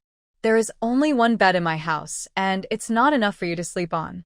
Zizhu nodded. "Okay, Mom." "Zizhu, call me Sister Yun from now on. This is in the village. It's not nice to call you Madam. We'll discuss it together." Seeing that Muyun looked serious, Zizhu hesitated for a moment, then nodded and said, "Okay, Sister Yun." Seeing that they were going to work, Muyang hurriedly said, "I'll go too." The people who were cutting bamboo were having a lot of fun. With so many people accompanying him, Li Dolly didn't feel tired, but rather found it quite fun. But except for Zizhu, no one else talked to him, which made him very depressed. Yuan Bao and Yuya also helped to pull the bamboos, dragging them back to their own yard one by one. Muyang was older than them and could take 2 bamboos at a time, while Zizhu cut bamboos with Li Dolly. Although she was small, she was quite strong. Muyun looked at the bamboos that were piled up one after another, and also picked up a knife to shave off the excess branches and kick the bamboos smooth. The bed had to be made quickly, otherwise Zizhu and Muyang would have no place to sleep at night. Muyun moved quickly, and the smooth bamboos were piled up one by one, neatly. "Mom," Li Dolly asked if there were enough bamboos. Yuan Bao asked again, dragging a bamboo over. Muyun glanced at the bamboos on the ground and said to Yuan Bao, "Go, and tell Li Dolly to cut about 10 more bamboos." Yuan Bao nodded, dropped the bamboos, and went back to the bamboo forest. Muyun had never made a bed before, but she had built a simple small house in the wild and thought that making a bed should not be more difficult than building a house. After processing the bamboos, she began to make them. She first tied the bamboo poles together with ropes and tied them tightly and closely in rows. She stopped until she tied them to the width she wanted and continued to tie the second row and tied them in rows until the shape of a bedboard came out. Li Dali and others finished cutting the last bamboo, and everyone pulled the bamboo back. Seeing that Mu Yun's bedboard was about to be made, Zijou was very surprised. She looked so fragile and looked like a daughter of a wealthy family. How could she have so many skills and even do such rough work? It was really hard to imagine. Madam. Sister Yun, I'll help you. Zijou subconsciously called out the word madam and immediately recalled what Mu Yun said earlier and hurriedly changed her words. Mu Yun nodded and thought for a while. There were no bricks at this time. The bedboard was ready, but there was no support. If there were bricks, he could just pile up a few bricks to make a stable and strong support. Unfortunately, there were no bricks at this time. Zijou, go to the bamboo forest again, find 8 bamboo poles of similar thickness, cut them down, and bring them to me. Li Dali, you go too.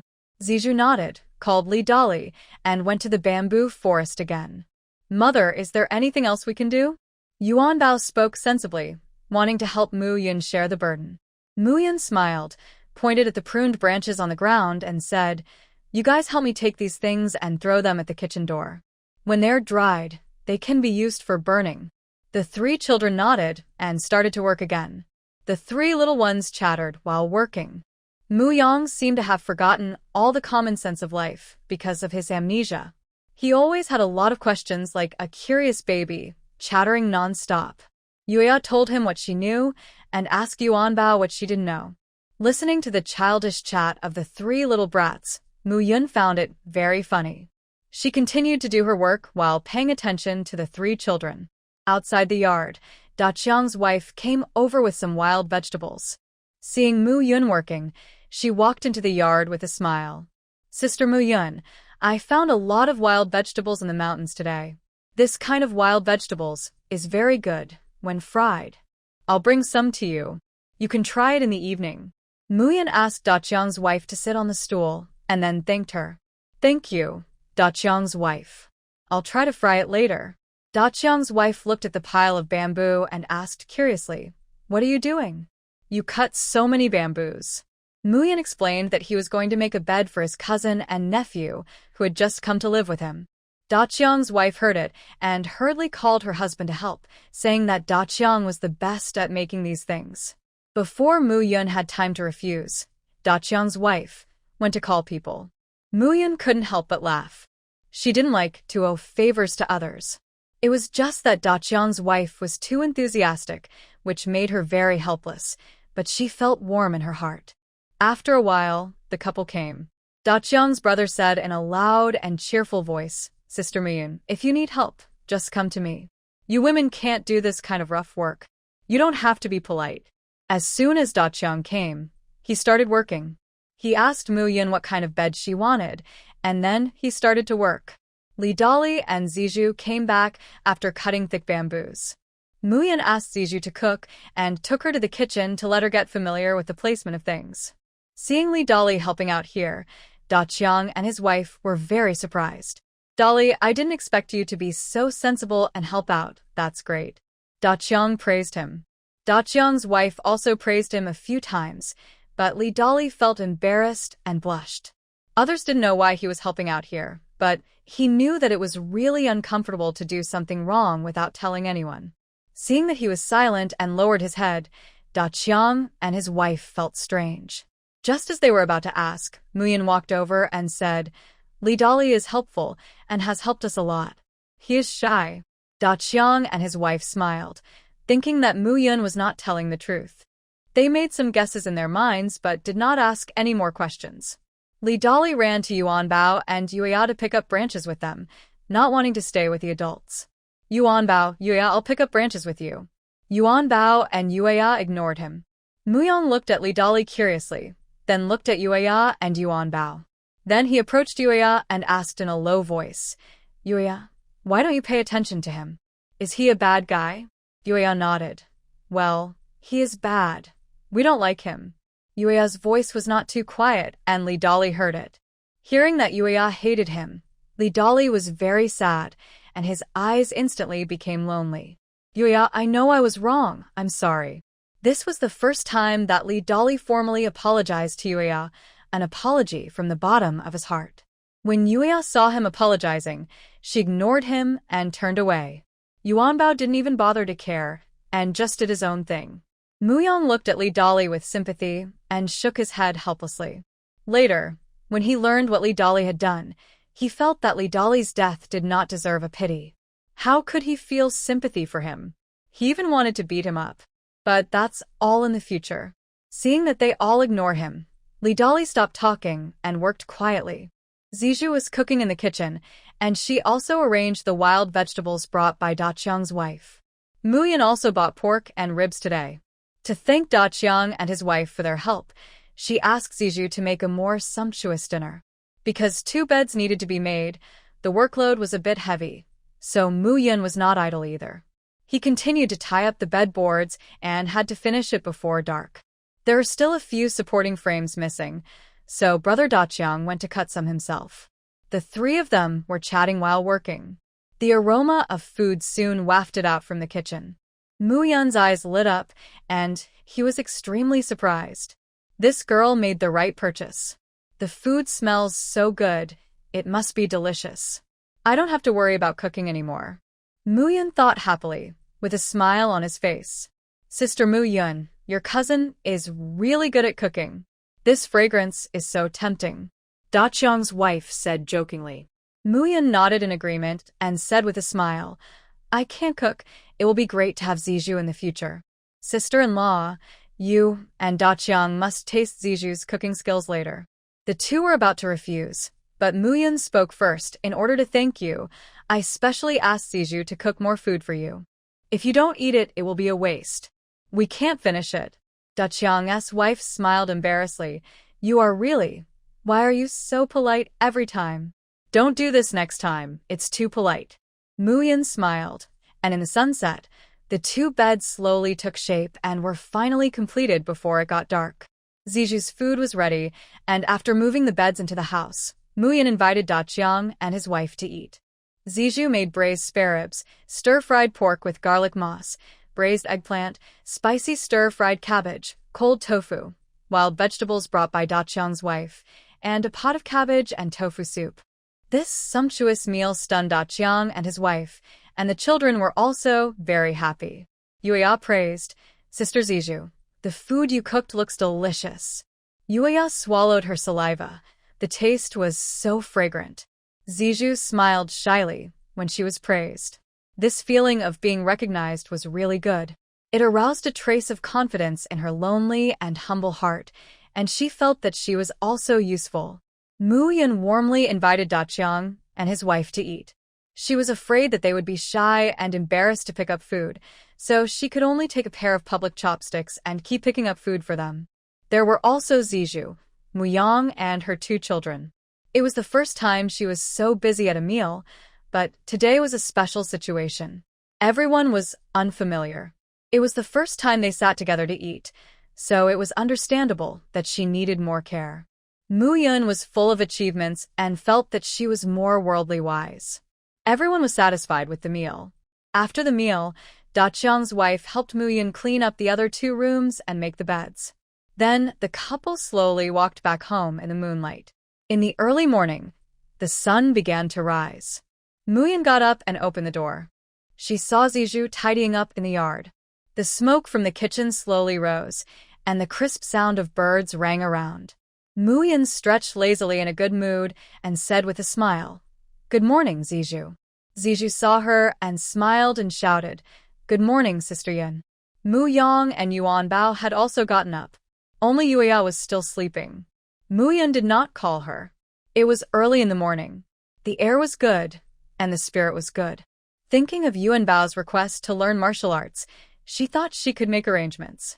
Let's start from this beautiful morning today. Thinking of this, she shouted to the 2 children. Yuan Bao, come here. Didn't you say you wanted to learn martial arts before? Let's start learning from today, okay? Yuan Bao was very happy to hear that, and his little face was full of excitement. Okay, mother. Mu Yang also wanted to learn. He looked at Mu Yun expectantly. Aunt Yun, can I learn? I also want to become powerful. Mu Yun nodded, of course, but learning martial arts is very hard. Since you have decided to learn, you can't escape. You have to keep learning. The two nodded. Mu Yun first asked them to do horse dance to stabilize their lower body. The two children's movements were not standard. She guided them a few times, and they corrected them immediately. They learned well. After a while, Yuya got up and pushed the door open. Seeing her brothers doing horse dance, she walked over curiously. Brother Muyang, what are you two doing? Muyang said happily, we are learning martial arts. Aunt Yun is going to teach us martial arts.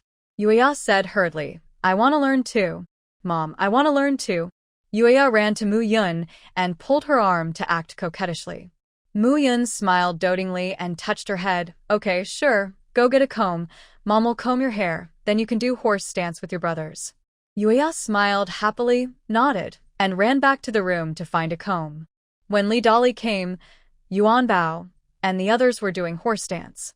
He was a little curious and wanted to go over and ask, but he thought they would ignore him, so he stopped helplessly.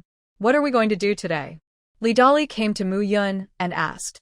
Mu Yun thought for a while and said, go to the stream and find some stones, about this size, bigger or smaller, but they must be flat. Find more and put them by the stream. If you can't lift them, don't take them. I'll go and get them after you find them. Although Li Dali looked like a tall boy, he was only 10 years old after all. Mu Yun had no interest in abusing children. He was afraid that the stones were too heavy for him to lift or hurt him, so he told him to get them himself after he found them. Li Dali nodded and went to the river. Mother, I can't hold on any longer.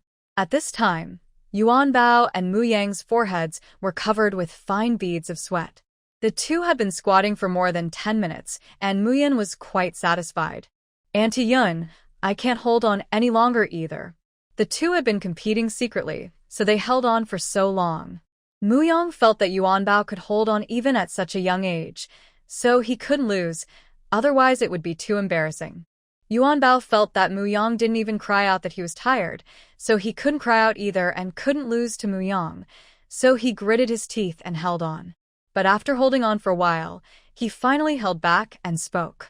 Fortunately, Mu Yang also spoke up, and Yuan Bao thought to himself that at least he didn't lose too badly.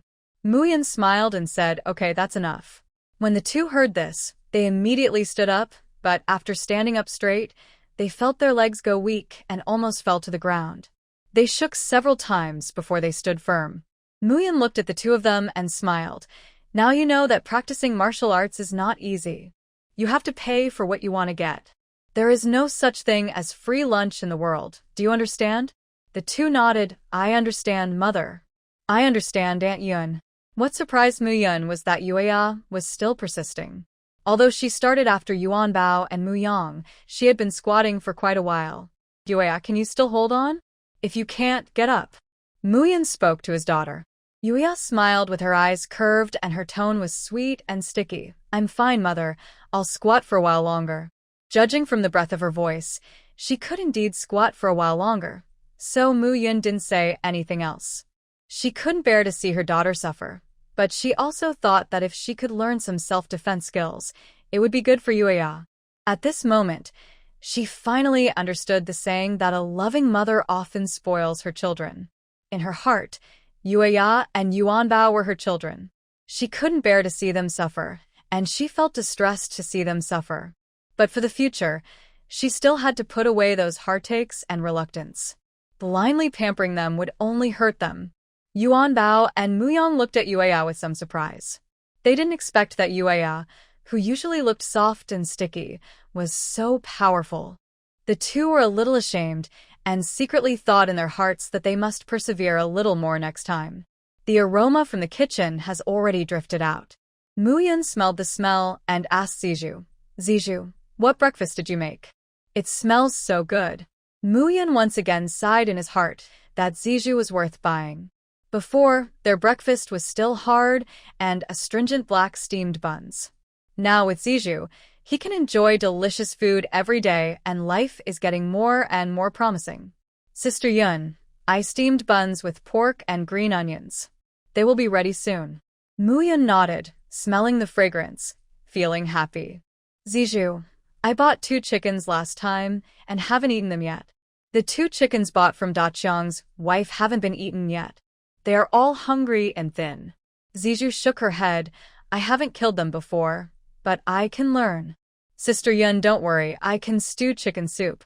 Muyun nodded. It's okay. I'll kill them later, and you can take them away. Muyun has even killed people, let alone chickens.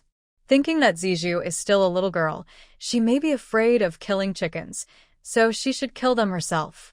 Yuya, that's enough. Stop squatting and go have breakfast with your mother.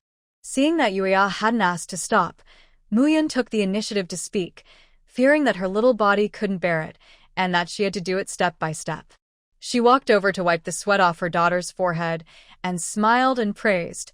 Our Yuya is really amazing. If she eats more today, she will be even more amazing. Yuya was even happier to be praised by her mother. Her eyes were full of sparkling confidence, and her eyebrows were so cute. Muyun couldn't help but pinch her little face. And Yuan Bao and Muyang are also amazing. They can hold on for so long on the first day. It's very good. Not forgetting the other 2, Muyun praised them all. Zizhu brought the buns and porridge to the table, and Muyun took the children to wash their hands. Zizhu, go call Li Dali and ask him to come and have breakfast before going to work. Muyun said to Zizhu. Zizhu nodded. Okay, Sister Yun. Li Dali had already picked up many stones by the river. He was a little surprised to hear Zizhu calling him to have breakfast. I've eaten, you guys eat now, he said calmly. Zizhu continued. Sister Yun asked me to call you. If you don't go, she will have to call you herself. Li Dali still lowered his head to work. I really have eaten, you guys eat now. Seeing that he still refused to go, Zizhu had no choice but to go back. Sister Yun, he said he had eaten and refused to come. Muyun nodded. It's okay if he doesn't come. Zizhu, please sit down. We'll eat first. Li Dali, who was by the river, couldn't help but look up frequently. After a long time, he didn't see Muyun coming to call him. He felt a little disappointed, but he also felt that this was normal. After finishing breakfast, Muyun took 2 buns and went to the river. Seeing Li Dali moving stones, she walked over and handed him the buns in her hand. Here, eat before you work. Li Dali looked up at her in surprise. He wanted to refuse, but heard Muyun say again, if you don't want to delay your work, eat quickly and continue to work. There are many things to do today. Don't refuse. If you refuse, you will have to work hard for me for another 6 months. Hearing this, Li Dali swallowed the words in his throat and put down the stone. He took the bun from Muyun's hand. He bit it open and found that it was full of meat fillings and juice. The aroma of meat and onions swept Li Dali's taste buds. He looked at the bun in his hand in surprise. The taste in his mouth was too fragrant. He had never eaten such delicious food in his life. He couldn't wait to eat the 2nd and 3rd bites. He finished the bun in 4 bites. Is it delicious? Zizhu's buns are good. Muyun asked when he saw him eating happily. She counted the stones that Li Dali had picked up, and it seemed that they were almost enough. Li Dali was a little embarrassed and tried to hide his embarrassment and whispered back, It's delicious. He even regretted not going to eat when Zizhu came to call him just now. After eating 2 buns, Li Dali was still savoring the taste. The taste was so fragrant that his mouth was still full of the fragrance, and he was still reluctant to leave. There are enough stones for now, you go and have a rest. Muyun thought that he couldn't make him too tired. After all, he was still a child, and he was afraid that his body couldn't bear it. Li Dali asked, Do you want to move these to the yard? Muyun nodded, yes. I'll move with you, Li Dali said.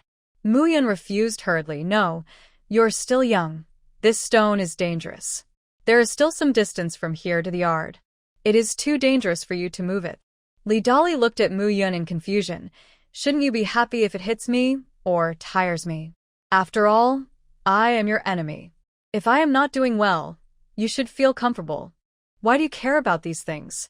Muyun looked up at him and said lightly, Because you are still a child.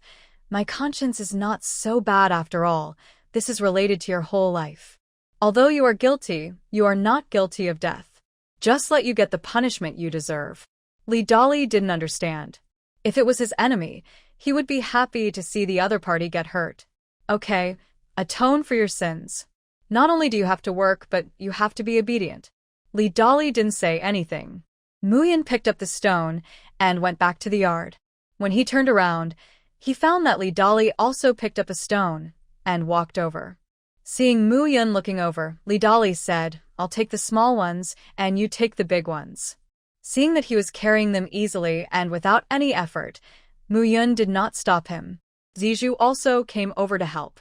Yuan Bao and the other two were still young, so Muyan did not allow them to take any. He asked them to find a shovel and dig out some pebbles from the river. There were quite a lot of pebbles in the river. The family divided the work and worked together, and they were very efficient. The three children rolled up their trouser legs and waded in the water by the stream. The sun was at its brightest, making them feel warm, and the water was no longer cold. Mu Yang found a round red stone, and he handed it to Yuya like offering a treasure. "Oh, look, this stone is so beautiful. I give it to you." Yuya stretched out her chubby hand to take it. It was the first time she saw this kind of red stone, and she was very curious, staring at it with sparkling eyes. "It's so beautiful. Where did you find it, Brother Muyang?" Muyang smiled. Every time he saw Yuya's smiling eyes, he was very happy and would smile along. "I found it in the river. If you like it, Brother Muyang will find it for you." Seeing that she liked it, Muyang felt even happier and smiled even more brightly. "Thank you, Brother Muyang." Yuya thanked him sweetly, and Muyang was even happier after hearing it. Yuan Bao on the side frowned slightly, walked over to take a look at the red stone in his sister's hand, and said with disdain, "It's not that good. Brother will find you a better one." As he said that, Yuan Bao also started looking in the stream, but after searching for a long time, he didn't find a beautiful stone, and he was very depressed. Muyan found a backpack, carried the pebbles that the children had dug out, and dumped them in the yard. She wanted to pave a stone road in the yard and leave the rest of the space for planting crops and flowers. This project was a bit large, and it was a few days later when she finished it. Her sweet potato seedlings had grown a lot, and she was thinking about planting them when she had time, but Peng Qingyan came to her door. After he bought the weaving workshop, he gave the secret recipe given by Mu Yun to the weaving masters and asked them to weave the cloth quickly to see. After working non-stop for several days and nights, they finally wove the cloth. The moment Peng Qingyan saw the finished product, he was stunned. The secret recipe given by Mu Yun was a kind of top-quality cloth. It was not only soft and smooth, but also had patterns. This was to weave the patterns directly into the cloth, and there was no need to embroider it with a needle. The most important thing is that the raw materials for this weaving are not expensive, and although there are many processes, they are not messy and are relatively easy. If we produce it ourselves, the cost will be too low, but the price can be very high. This is simply a huge profit. Peng Qingyan has begun to imagine that money is pouring in from all directions. He wanted to ask someone to call Mu Yun to the city, but in the end, he couldn't help but want to come to Mu Yun in person. Mu Yun was also surprised to see him. The two talked for a long time in the yard and began to discuss how to make the cloth shop business better. "Boss Peng, it's useless to say too much now. Let's weave out all kinds of cloth first. I have several ways of weaving cloth as well as types of raw materials and everything about cloth weaving methods. If we make more different kinds of cloth, the market will be bigger. In the future, the whole Xia country, and even the whole world, will be full of our cloth shops. This business is not small. Boss Peng, let's not talk about weaving and business for now. They are all safe. Let's talk about the profit sharing between us. I don't give these things out for nothing. As a businessman, you should understand that, right?" Peng Qingyan nodded. "Of course. If Miss Mu has any other ideas, you can tell me, and we can discuss it together." Muya nodded and then said, "Then I'll say this, Boss Peng, if you feel there is something wrong, just tell me, and we'll discuss it." Peng Qingyan nodded. Muyan said, "As for the weaving workshop, I want to take 30% of the shares. The accounts of the weaving workshop and the cloth shop will be settled separately and not mixed together. The weaving workshop belongs to the two of us, and you take the majority." Peng Qingyan nodded. "That's no problem. 30% is too little." So you get 40% and I get 60%. This weaving workshop has a bright future in the future, and all of this is thanks to you. If it weren't for you, there would be no weaving workshop, and there would not be such a bright future. So this 40% is what you deserve. Muyun was very satisfied with Pang Qingyun's generosity. If Pang Qingyun was a trustworthy person, they might as well cooperate for a long time in the future, which would save her a lot of trouble. There are also cloth shops and jewelry shops. You will get 10% of the shares in these two shops, and 20% of the shares in the restaurant. However, Miss Mu, you must participate in the affairs of these shops in the future. You must make these shops do better and better. If they decline and lose money, then what I said will be invalid. What do you think, Miss Mu? The servant who followed Pang Qingyun had a painful look on his face. He wanted to persuade his own master, but he couldn't speak because Mu Yun was present. Mu Yun smiled and admired Pang Qingyun's generous and cheerful personality, but she rejected his proposal. I am very grateful for Boss Pang's kindness, but I cannot accept anything else except the weaving workshop. The compensation from the restaurant is half of this month's income. We have agreed on it. As for the cloth shop and the jewelry store, I just gave some ideas. You don't have to give me shares. If you are really embarrassed, you can just pay me the design fee for the jewelry design drawings. I am really embarrassed to take the shares. Pang Qingyun didn't expect her to refuse. He was a little puzzled. At the same time, he wanted to cooperate with Mu Yun more in his heart. He always felt that Mu Yun would have more things. With her around, his various businesses seemed to have new developments. This feeling was very strong. Does Miss Mu think it's too little?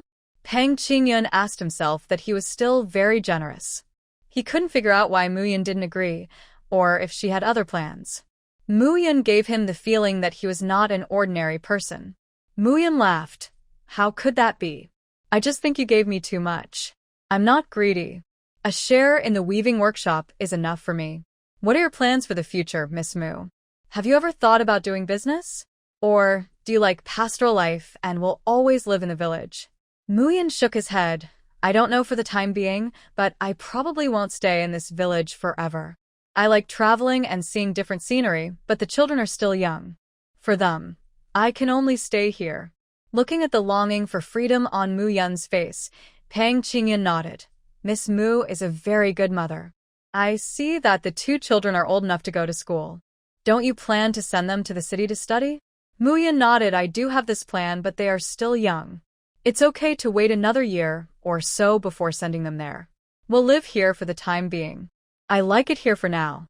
She finally had the opportunity to experience the pastoral life she longed for in her previous life in this life. At least she had to stay for a year before leaving, otherwise it would be a pity. I think, Miss Mu, you are very talented in business, so I want to cooperate with you. If you plan to do business in the future, you can find me for cooperation. I am not greedy for money. I think we should have no disagreements about profit sharing. I think you are also a generous person. Seeing that he mentioned cooperation again and again, Mu Yun could see that he really wanted to cooperate. In this case, she could consider it. After thinking for a while, Mu Yun said, if I say that I want all your industries to be divided 50-50 with me before I am willing to cooperate with you, what do you think? You are crazy. The servant beside Pang Qingyun couldn't help but speak in shock.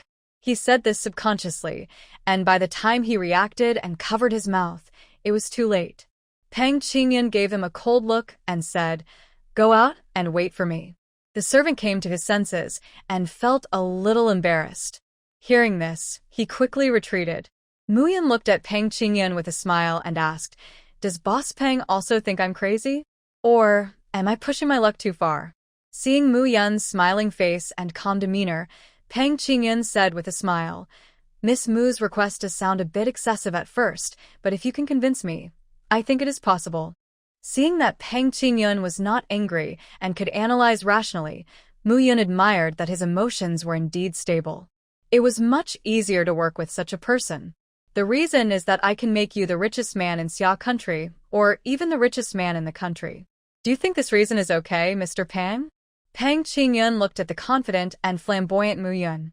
When she said these words, she did not even blink, as if she had a sure win.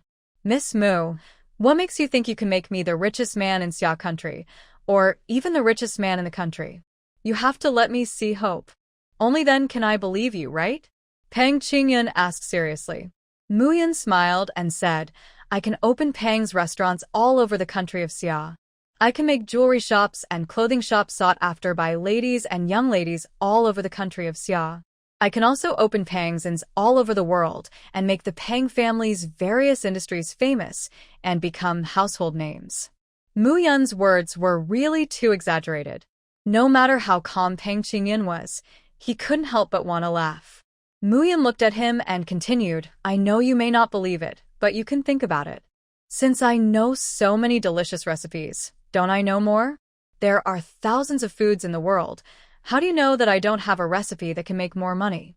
There are also the weaving secrets, jewelry design. I can also design beautiful ready-made clothes, not only to make our fabric sell well, but the dresses I design will also make our ready-made clothing store a big hit. There are also inns. I have more novel design methods to create a unique chain of inns. These are all my abilities. I said I can make you the richest man. I am not bragging, but I have the confidence to do so. As for whether you believe it or not, it is your business. After listening to Pang Qingyun, he really thought about it seriously. In fact, according to the current situation, his half of the industry is not much, and the shops are all in a loss-making state. His half of the assets are probably only a few thousand taels of silver. In other words, half of his industry is divided to Mu Yun, which means that he has divided almost 2,000 taels of silver to her. If it can really develop into what she said in the later stage, then these 2,000 taels of silver will not even count as 96 10 cents. Thinking in this way, this deal is still very cost-effective. If he doesn't rely on Mu Yun, his industries will only shrink slowly, and maybe there will be nothing left in the end.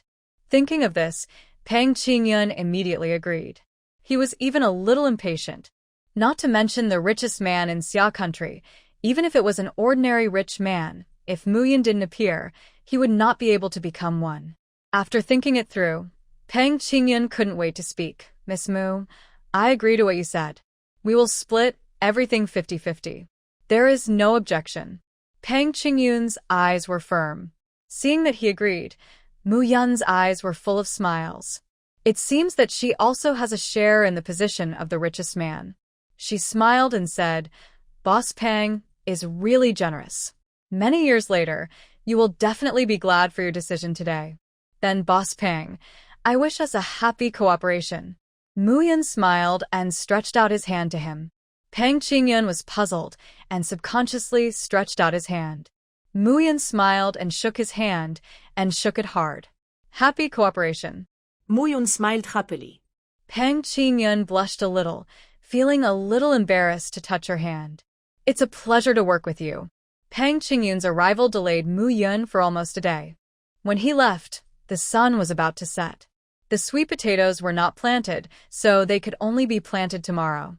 Pang Qingyun came this time and brought news that the restaurant needed more wild mushrooms, so he asked Mu Yun to find the villagers to buy some, as many as possible. Mu Yun had not been to the city for a few days, and the family was running out of food. When Pang Qingyun knew about it, he said that he would have someone deliver it to her tomorrow and take the wild mushrooms back. Mu Yun thought that she didn't need to make money from selling mushrooms that much, so she thought about giving the opportunity to Da Qiang's wife. Da Qiang and his wife are both good people, and she is happy to help them.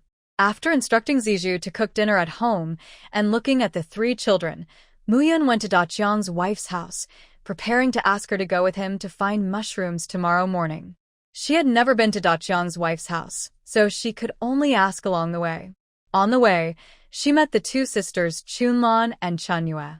The 2 were carrying baskets on their backs and going home. When they saw Mu Yun, Chunlan smiled and greeted them. Where are you going, Sister Mu? Mu Yun said with a smile, I'm going to Da Qiang's house. Chunlan, what are you carrying? Chunlan smiled and said, I'm out here to cut grass for pigs. I'm just about to go home.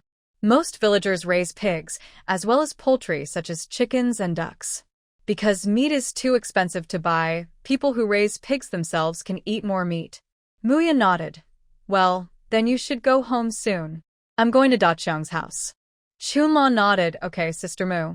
Why are you saying hello to her? A widow. What's so good about marrying her? Muyan walked away a little, but still heard Chunyue's complaints to Chunlon, and the tone was full of disdain. Chunlon's disapproving voice sounded. Chunlon, why can't you change your mouth? Sooner or later you will offend people. Sister Mu didn't provoke you, but why do you always look unhappy when you see her? You want to marry in the city, but you don't control your mouth. If you offend people in the city, who will take care of you in the future? Chunlon really wanted Chunyue's good, but it was a pity that Chunyue didn't think so. Humph. You're just jealous of me. Don't think I can't see that you've been unhappy these days. Isn't it because the Jia family didn't like you but liked me? What are you unhappy about? You are not as pretty as me. Chunyue's proud voice revealed her mood at the moment, but Muyun found it funny. Where did Chunyue get the confidence to think that she was prettier than Chunlon, with her face full of acne, but the acne on her face seemed to have improved a lot? The voices of the two sisters were getting farther and farther away, and Muyan also quickened his pace. Just as he arrived at the door of Daqiang's wife, he heard a noisy sound coming from inside.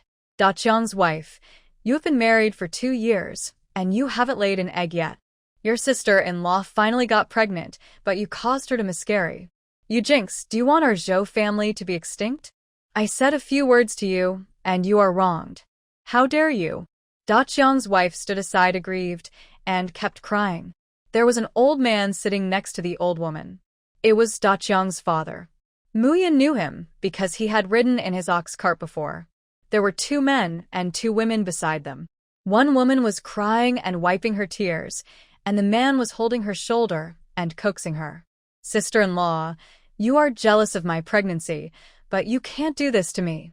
He is your nephew too. How can you be so cruel? I always believed in you and thought you were a good person. Now I know that I was wrong about you. The crying woman spoke in a sad tone, with a look of regret, accusing Daqiang's sister-in-law. It's not me. It's really not me. I didn't put safflower in the soup. I'm not jealous of you, sister-in-law. I'm very happy that you are pregnant. I really am not. You believe me. Daqiang's sister-in-law cried and explained, but no one believed her. Daqiang's mother said, Humph. I have known what you are planning for a long time. Now you dare to do such a harmful thing. I must send you to the government. Enough. Mother, the safflower was not planted by a you. I can testify that safflower is something that needs to be purchased from a clinic. You can go to all the clinics in the city to ask if a you has ever bought safflower. It is obvious that someone has deliberately framed her, and I can't figure out what the purpose is. Originally, I thought that we were all family, and we should endure what we should endure, and give in when we should give in. But now I find that I was wrong. Some people will only push their luck and don't understand our efforts. In that case, let's split up. In the future, everyone will live their own lives, and there won't be so many conflicts. Zhou Daqiang said in a cold voice. He walked out from the side, hugged his wife's shoulders, and looked at her with soothing eyes. Divide the family? Why not divide the family while the parents are still alive? You rebellious son, are you going to ignore your parents who have raised you for 20 years for this woman? Daqiang's mother looked very sad, pointing at her eldest son's face and questioning angrily. Daqiang had a cold face. He was fed up with his parents' partiality. Now he wanted his wife to suffer with him, and he didn't want to endure it anymore. His serious face was full of determination. Dad, Mom, let's divide the family. I've had enough of your partiality over the years. Now we are all grown up, let's divide the family. Everyone does their own thing and lives their own life so that no one will feel disadvantaged anymore. As for the matter of safflower, if you want to report it to the police, just report it. It's just right that the people from the government office can come to investigate. Who put the safflower in my sister-in-law's soup? When the people from the government office come to investigate, they will definitely be able to find out and clear our name. Hearing Daqiang's words, the second son's wife on the side couldn't sit still and hurriedly stood up and said. After hearing what the second daughter-in-law said, Daqiang's mother also felt that it was not good to report to the police. Family disgrace should not be made public. If it spreads out, it will be really bad. Besides, she didn't want to force Daqiang. Otherwise, he would not be able to get any benefits from their family in the future. Okay, then we won't report to the police. Let's solve it at home. No, mother, I will report to the police. This is a life, the life of my child. I will never allow the person who harmed my child to get away with it. He killed my child but has to pay for everything. There is no such good thing in the world. The younger daughter-in-law disagreed with her mother-in-law's words. Her usually lively and cheerful personality became naughty at this time, which made people a little difficult to resist. Da-Chiang's mother's sallow face was full of impatience. Old Third's family, we can just solve this matter behind closed doors. There's no need to go to the government office. I will make your sister-in-law give you an explanation. Da-Chiang's wife cried and said, I won't admit to something I didn't do, let alone give an explanation. Third sister-in-law, please report to the authorities. I didn't put the safflower there. I'm innocent. I'm not afraid of anything. Let the people from the government office investigate it and clear my name. Seeing the sister-in-law's firm face and her fearless attitude of reporting to the authorities, the third sister-in-law was actually confused, and the certainty she had just felt was shaken. Could it really not be the sister-in-law? But the safflower was found in her room. The third sister-in-law was very entangled. Seeing that the eldest daughter-in-law was so ungrateful, Da-Chiang's mother was also furious. You ungrateful thing, if you report it to the police, it's not our Zhou family who got away. Otherwise, I will definitely send you to see the police. Mu Yun, who was outside the gate, also heard what happened clearly. She was thinking about how to help Da-Chiang's wife clear the charges, when she suddenly turned her head and saw a small green snake lying on a big tree, which scared her. Looking closely, the small green snake was green all over, like the color of jade, with a slender head, and very beautiful. At first, I thought it was a poisonous snake, but after getting closer and observing it carefully, I found that it was a non-toxic jade snake. Although the color was similar to that of the bamboo leaf green snake and the green mamba, the tail and head were different. The bamboo leaf green snake and the green mamba are both poisonous snakes and are highly toxic, but this jade snake is non-toxic and belongs to the ornamental snake. After confirming that it was non-toxic, Mu Yun found an opportunity to get close and grabbed the little snake. The little snake was pitifully small, just a thin one, but the green color of the whole body was really beautiful, and Mu Yun couldn't help but like it. The strange thing is that after being caught, the little snake did not run away. It just struggled a little, and then stopped moving. Mu Yun even suspected that it was stupid. However, this snake could help her now, so it would be good to take it in to scare people. Thinking of this, Mu Yun held the little green snake and pushed open the door of Zhou's house. When everyone heard the voice, they all looked at her. Da-Chiang's wife saw that it was Mu Yun and wiped her tears with embarrassment. She was very embarrassed to let Mu Yun see her like this. Xiaoyan, why are you here? Da-Chiang's wife asked after adjusting her mood. After getting along for a long time, Da-Chiang's sister-in-law and Mu Yun have a much better relationship, and they also changed their name before. Mu Yun smiled, sister-in-law. I have been here for a long time. I just listened at the door for a long time. Hearing this, everyone's face was not good, and they looked at Mu Yun with displeasure. How could they be embarrassed to eavesdrop at someone's door? Da-Chiang's mother was about to speak, but Mu Yun spoke first. Actually, it's very simple to find out who put safflower in the soup. I can help you find the person who put safflower in it.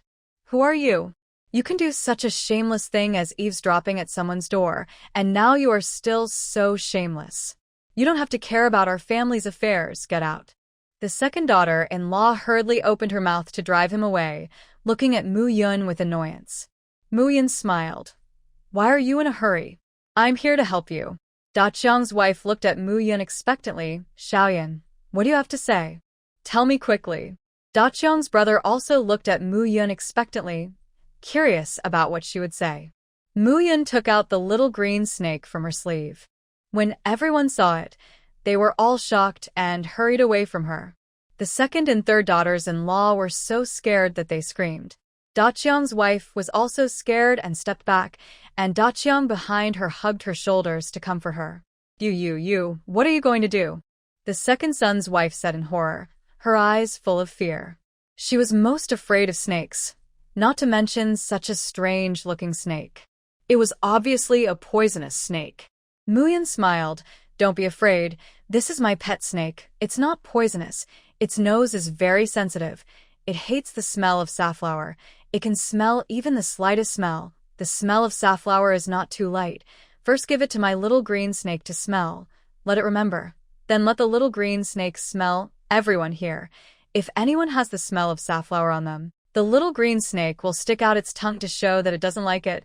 This way we can find out who bought the safflower. Hearing this, the second son's wife was immediately fed up and shouted loudly. It's a joke. You can tell a person apart, but you lie so easily. You've lied to many people. Muyan walked towards her with a smile. I think this sister-in-law is the most active. Why don't you go first? Sister-in-law Daqiang, do you have any red flowers? Give me some. Daqiang's wife hurriedly took the red flowers that were placed aside. They were wrapped in a piece of white cloth. They were just searched from her room. After handing the red flowers to Muyan, Daqiang's wife asked worriedly, Xiaoyan, is this really okay? Muyan nodded, of course, sister-in-law. Why would I lie to you? My Chengwu snake, I know it best. Muyan took out the red flowers and shook them in front of the little green snake's nose. Sure enough, the little green snake smelled the earth whistling. See. It really smells the earth whistling when it smells this. Muyan picked a leaf for the little green snake to smell, but after it moved its head, it became quiet and there was no earth whistling at all. Everyone unconsciously believed it. Look carefully, it won't move when it smells other things. I see the sister-in-law is very active, so you should go first. Then Muyan approached the second son's wife with the little green snake. The second son's wife hid behind her husband in fear. Get out of here. Husband, save me, save me. This man wants to hurt me. Muyan hurriedly explained, I can guarantee with my life that this snake is non-venomous. If it hurts you, I will pay you with my life. Madam, this is our Zhou family. Don't come to make trouble. Get out quickly. The second son of the Zhou family started to drive people away. He was also a little afraid of the little green snake.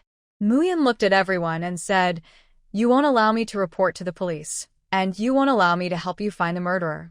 So, you must blame Daqiang's sister-in-law, right? You are not so bullying, right? Seeing Muyan stand up for her family, Daqiang's sister-in-law was very moved.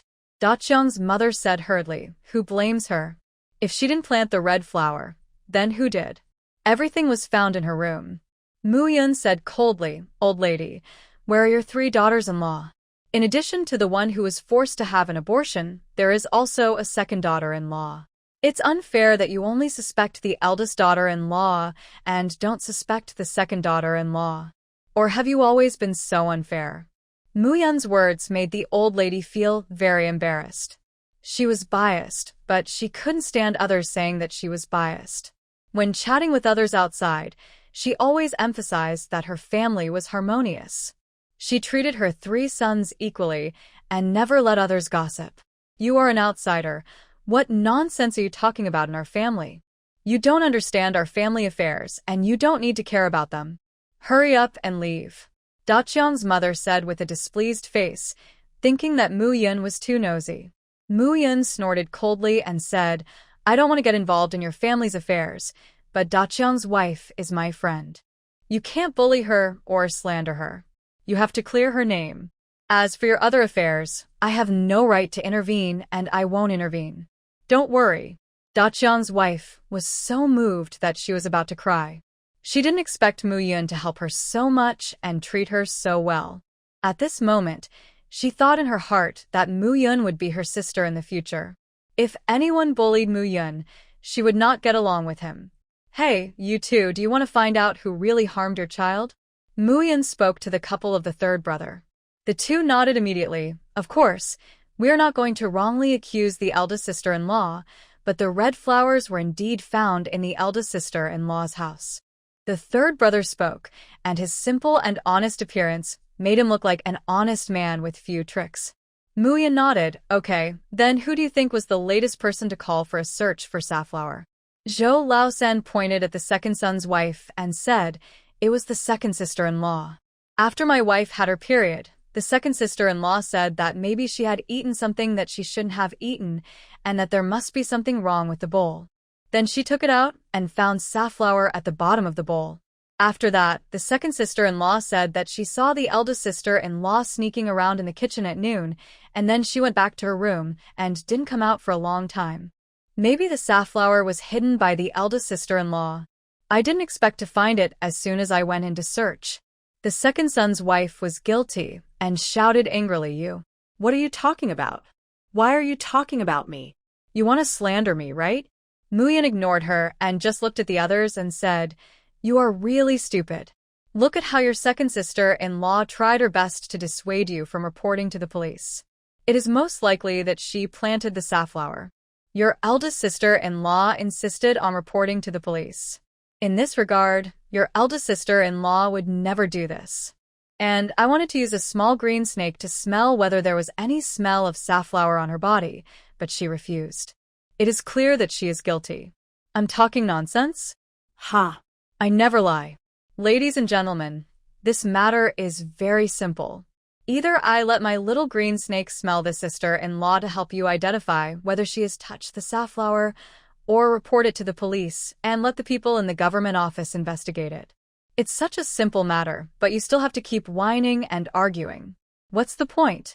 Daqiang's wife also hurriedly said, Yes, father and mother. Either report it to the police, or let Xiaoyan, the snake, smell all of us to identify who touched the safflower. I am not afraid of the shadow of my body.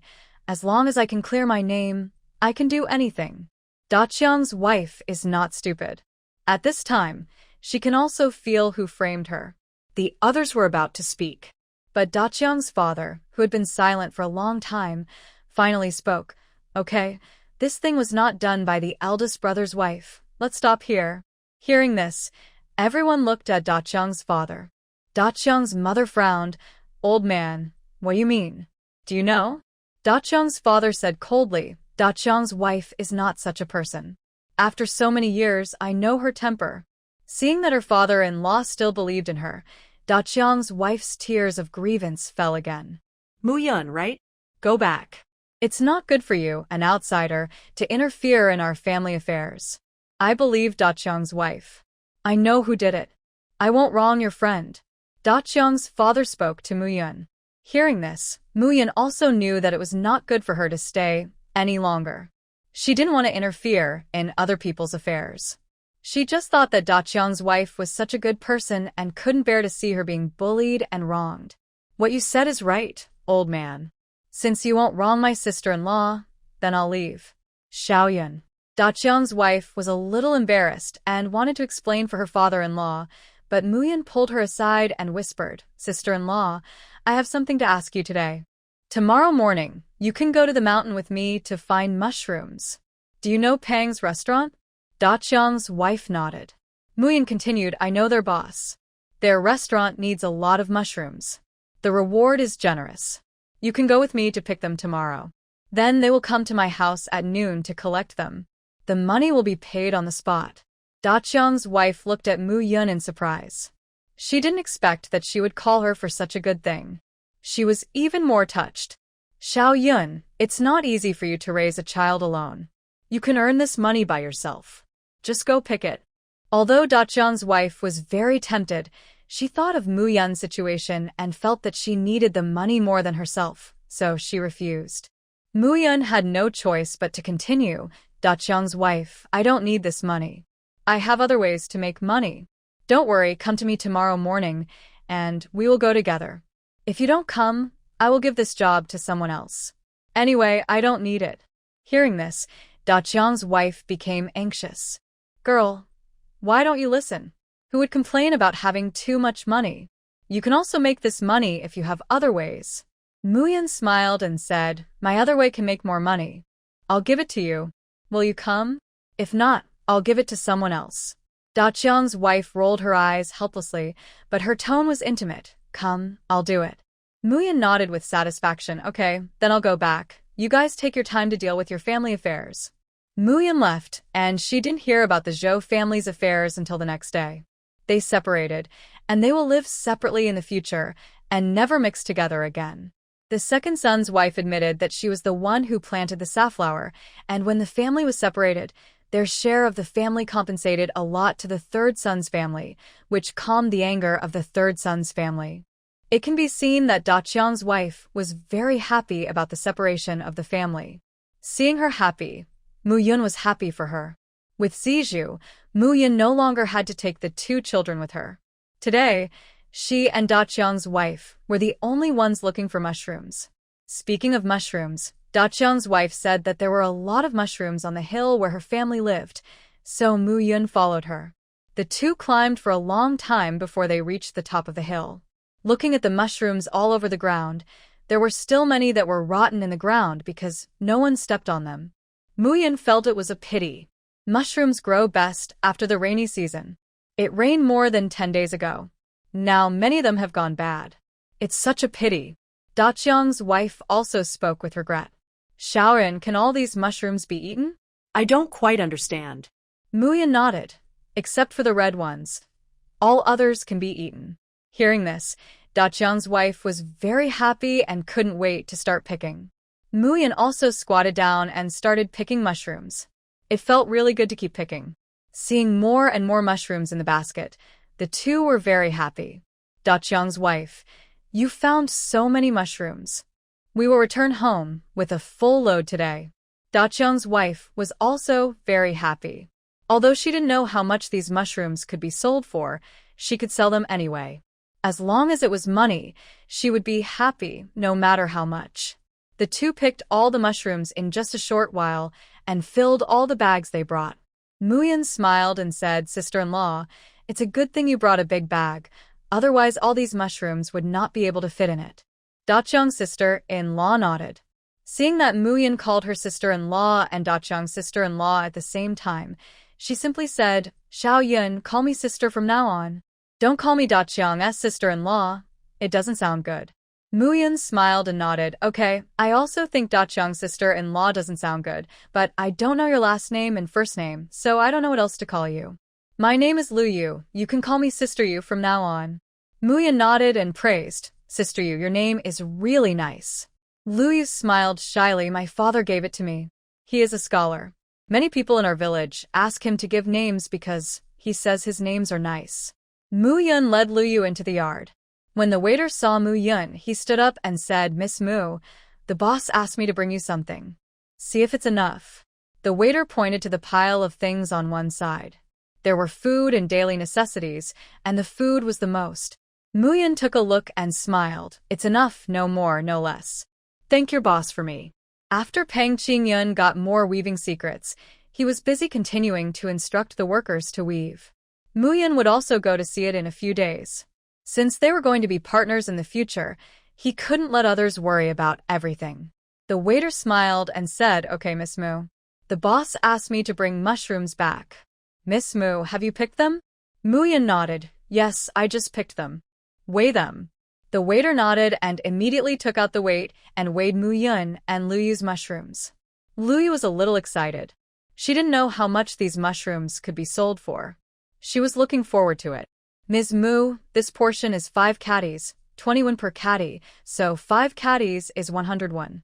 This portion is 15 caddies, a total of 301. Lu Yu was stunned. 21 per caddy? So expensive? Her eyes widened, and she looked at the waiter in disbelief.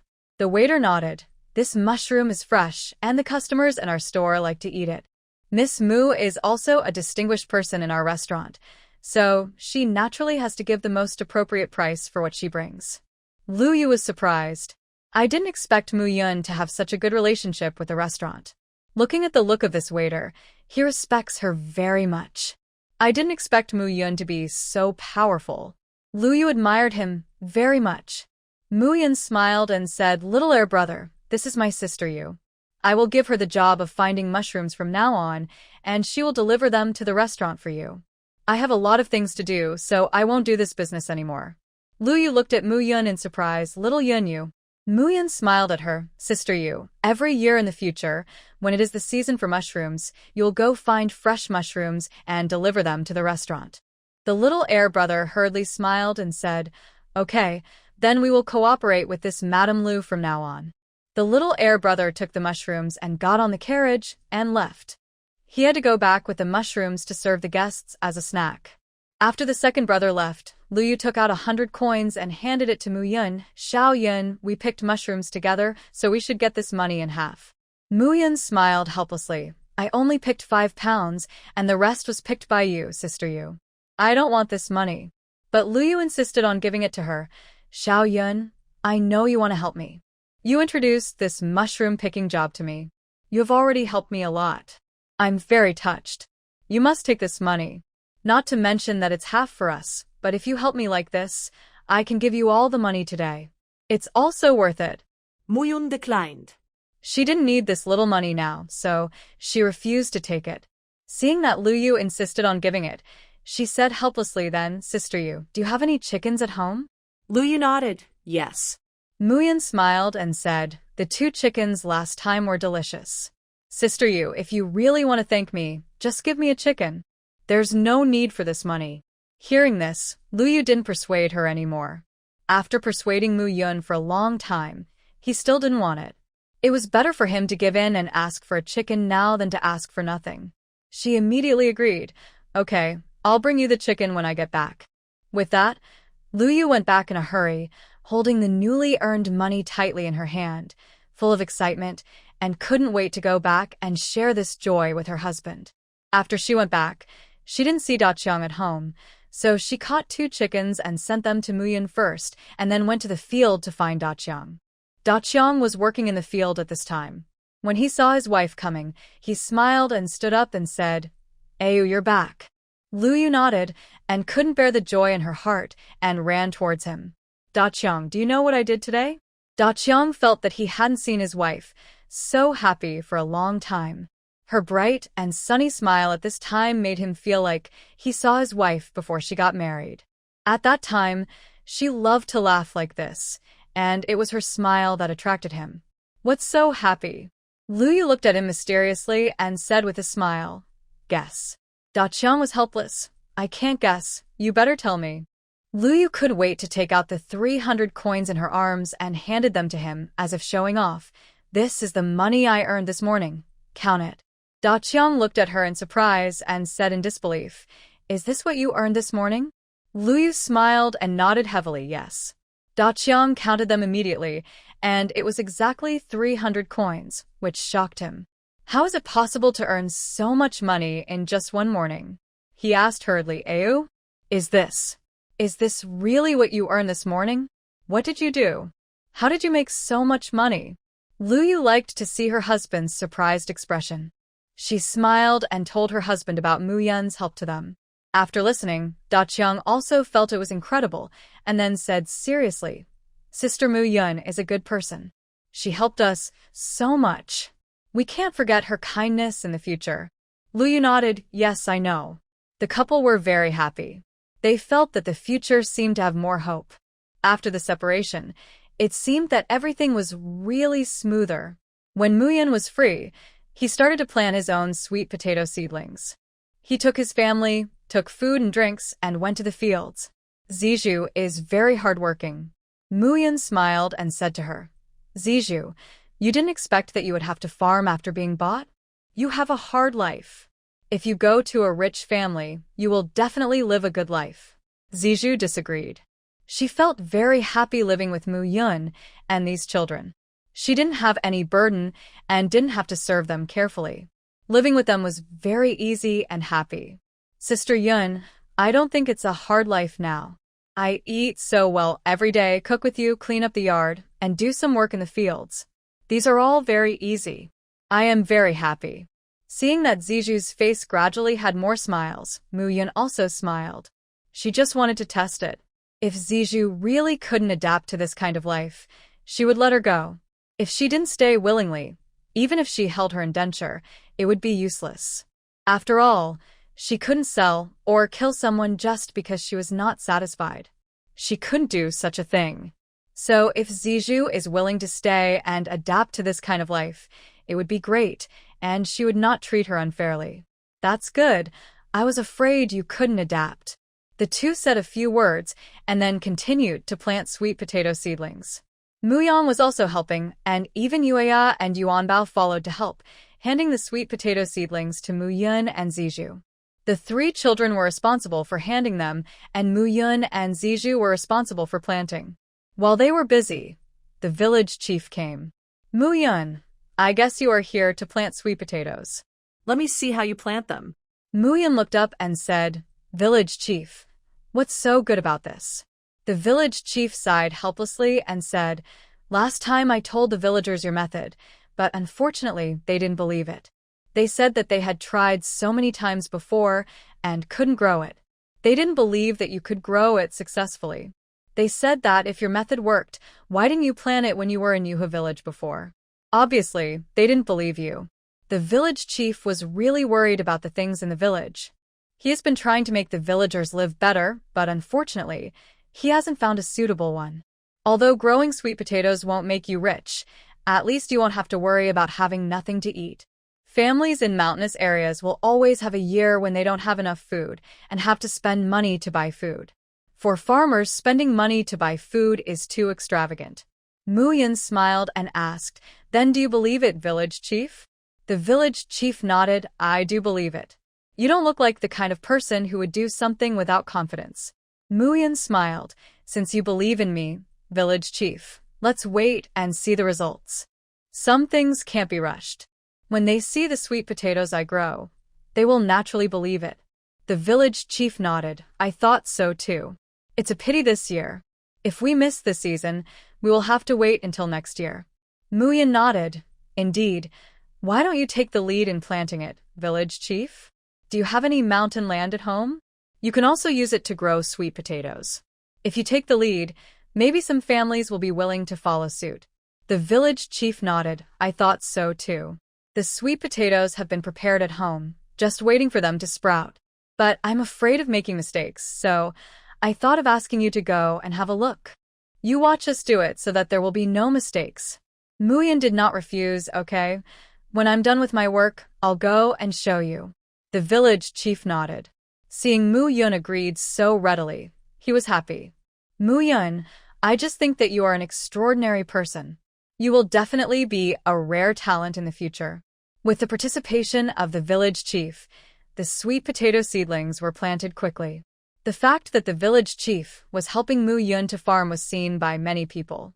After a while, the rumor spread in the village that the village chief had taken a fancy to Muyun, who had just moved in. When Muyun returned home after work, people she met on the road would look at her curiously.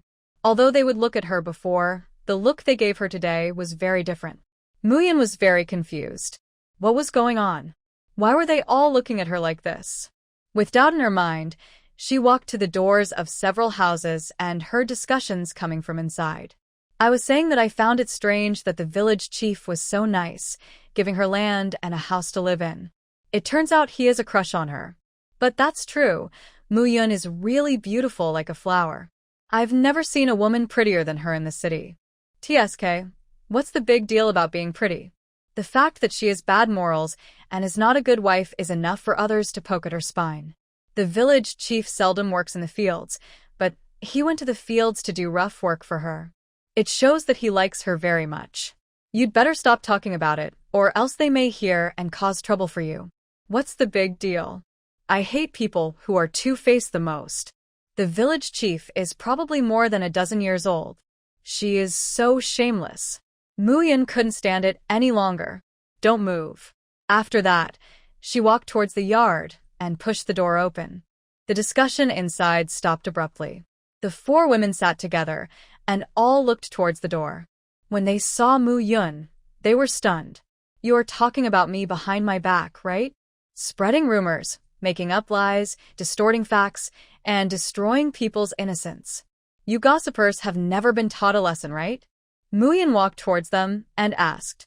The four had never seen Muyun beat people.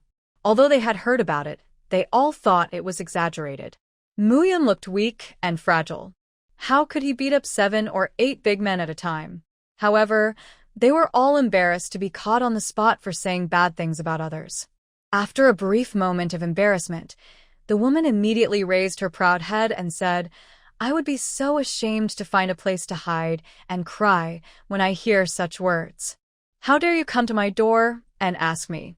You are indeed a wild man who doesn't understand the ways of the world and the rules. You must be a fatherless and motherless person. The woman who spoke was the daughter-in-law of the richest Tao family in the village. Her husband opened a steamed bun shop in the city. It was said that the business was very good. She had moved to the city with great enthusiasm, but she came back after only 1 month. When asked about the reason, she only said that she was bored in the city and didn't say anything else. After she came back, she didn't work in the fields. She was bored all day and went to visit people everywhere, chatting about this family's gossip and that family's affairs. The other women were also famous for being lazy. When these people got together, they had endless things to say. Generally, those who knew a little etiquette would not mix with these people. But Muyun didn't understand them. She only knew that she was not a person who could be wronged. Since she heard it, they had to be prepared to pay the price. What's more, this woman is so ignorant and says whatever she wants. You probably don't know me very well, so let me tell you, I am a petty person and I can't stand any slander from others. I usually take revenge on the spot, so today you guys either apologize to me now or I beat you up until you apologize. Do you still have a choice now? Do you want to choose? Muyun's tone was indifferent, and there was no anger in his eyes, only disdain and contempt for them.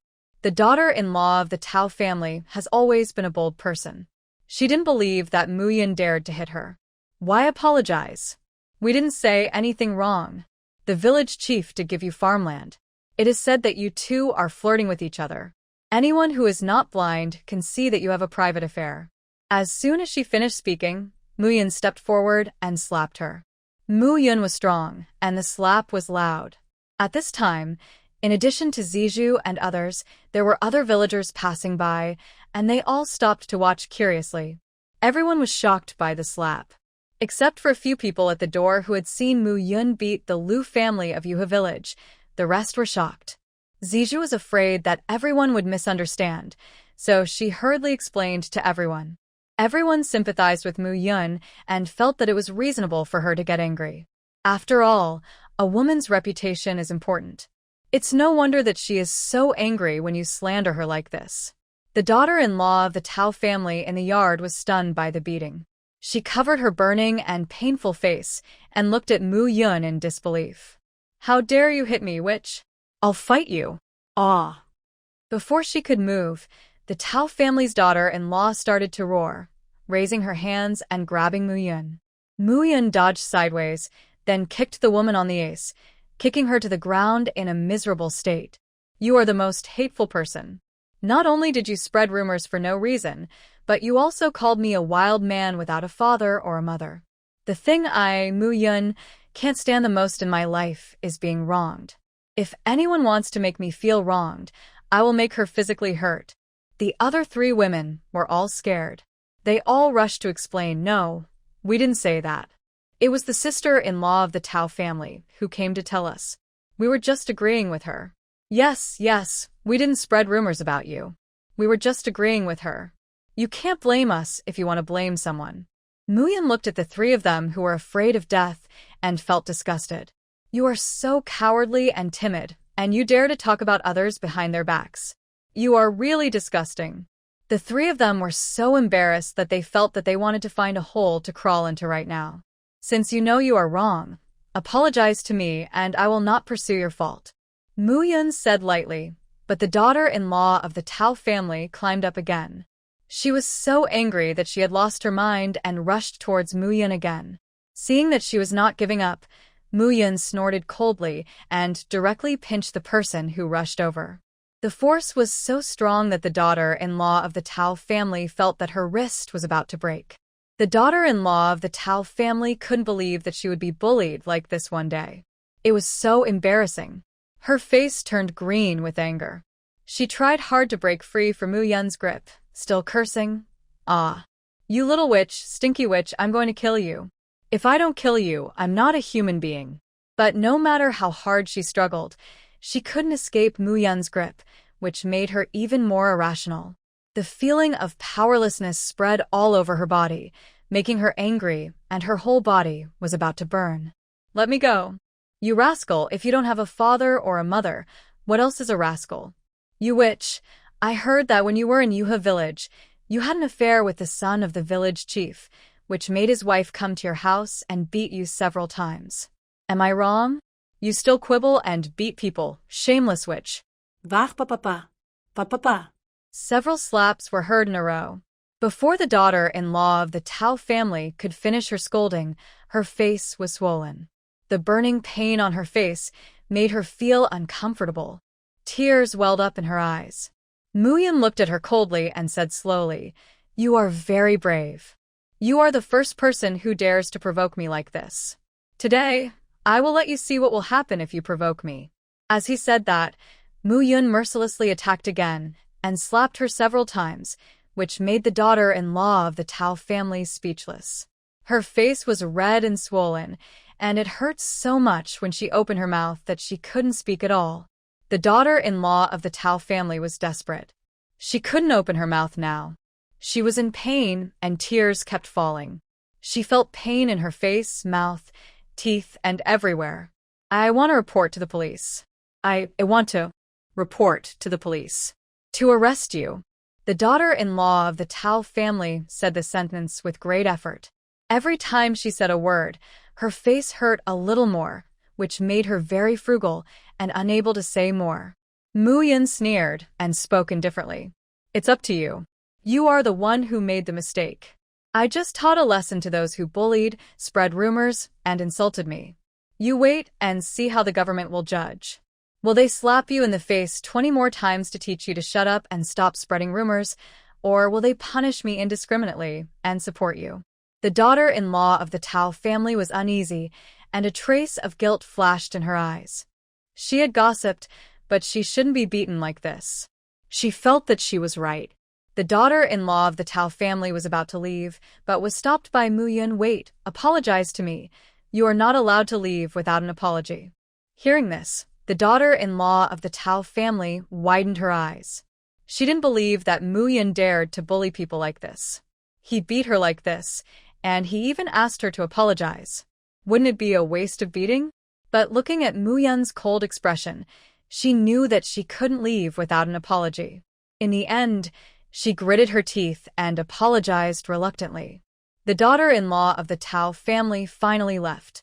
The crowd of onlookers saw her running out and consciously made way for her. When the daughter-in-law of the Tao family saw this scene, she felt even more ashamed and ran away, crying with her head down. The other women in the yard kept apologizing to Muyan. They were afraid that they would also be beaten like this. It was painful to watch. Seeing that the three of them apologized actively, Muyan did not pursue it any further. Anyway, she had killed the chicken to scare the monkey. Who dared to gossip in the future? But she finally warned, "This is the first time. I can forgive you if you apologize, but if it happens a second time, it will not be as simple as an apology. I have a bad temper and want to hit people if I don't agree with you.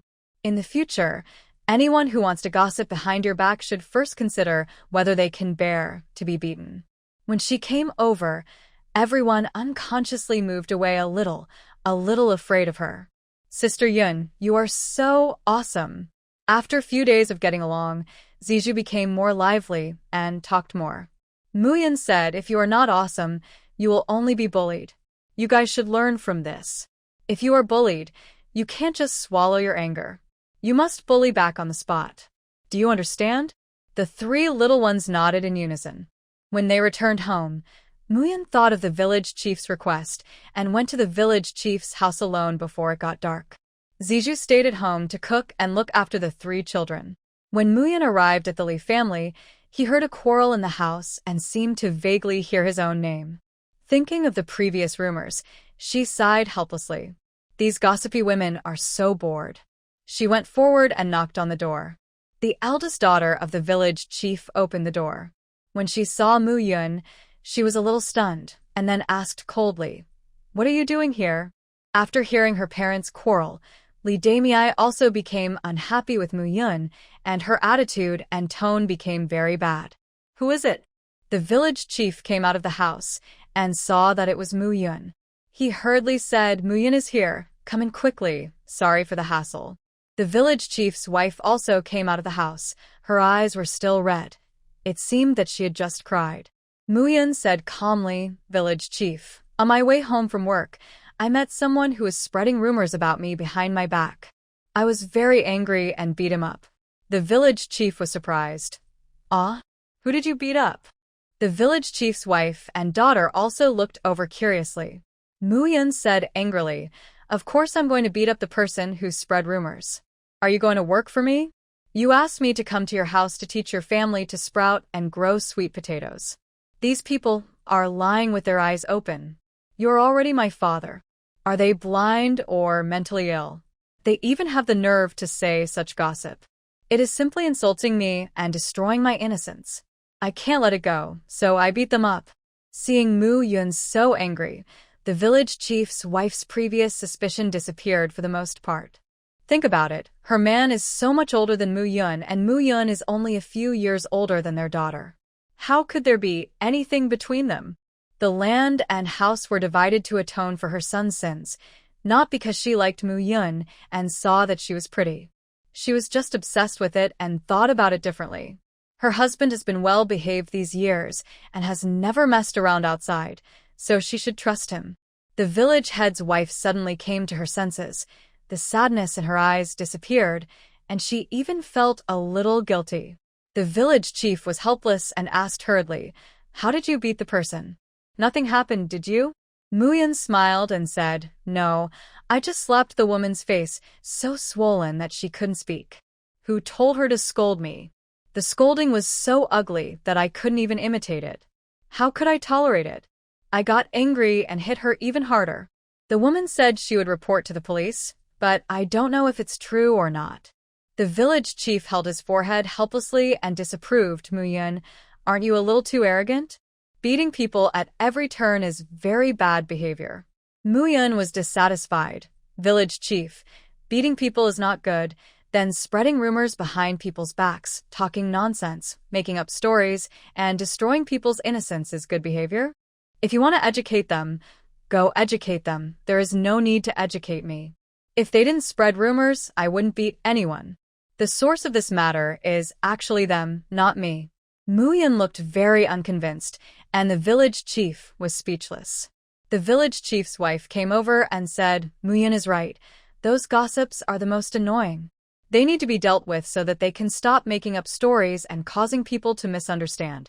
The village chief was a little surprised to see that his wife was suddenly not angry anymore and even believed him, but then he felt relieved. Village chief, my daughter-in-law was beaten up. Maida Zhuang has already reported it to the police. We are here to tell you about this first. The mother-in-law of the Tao family spoke with a face full of anger. Although she did not like this daughter-in-law very much, she was also a member of their Tao family. The new Mu Yun was too arrogant. I heard that she was an orphan. Bullying their Tao family was simply asking for death. The village chief was overwhelmed when he heard this. Sister-in-law of the Tao family, you reported it to the police for such a small matter. Isn't this delaying the important work of the government? Didn't I say that if you have any problems, come to me, and I will solve it for you? The mother-in-law of the Tao family snorted coldly. Looking for you. I heard that the little witch had a private affair with you. You have to protect her. Can we look for you for this matter? We are not fools. Mu Yun sneered, stood up and said, Who is the little witch scolding?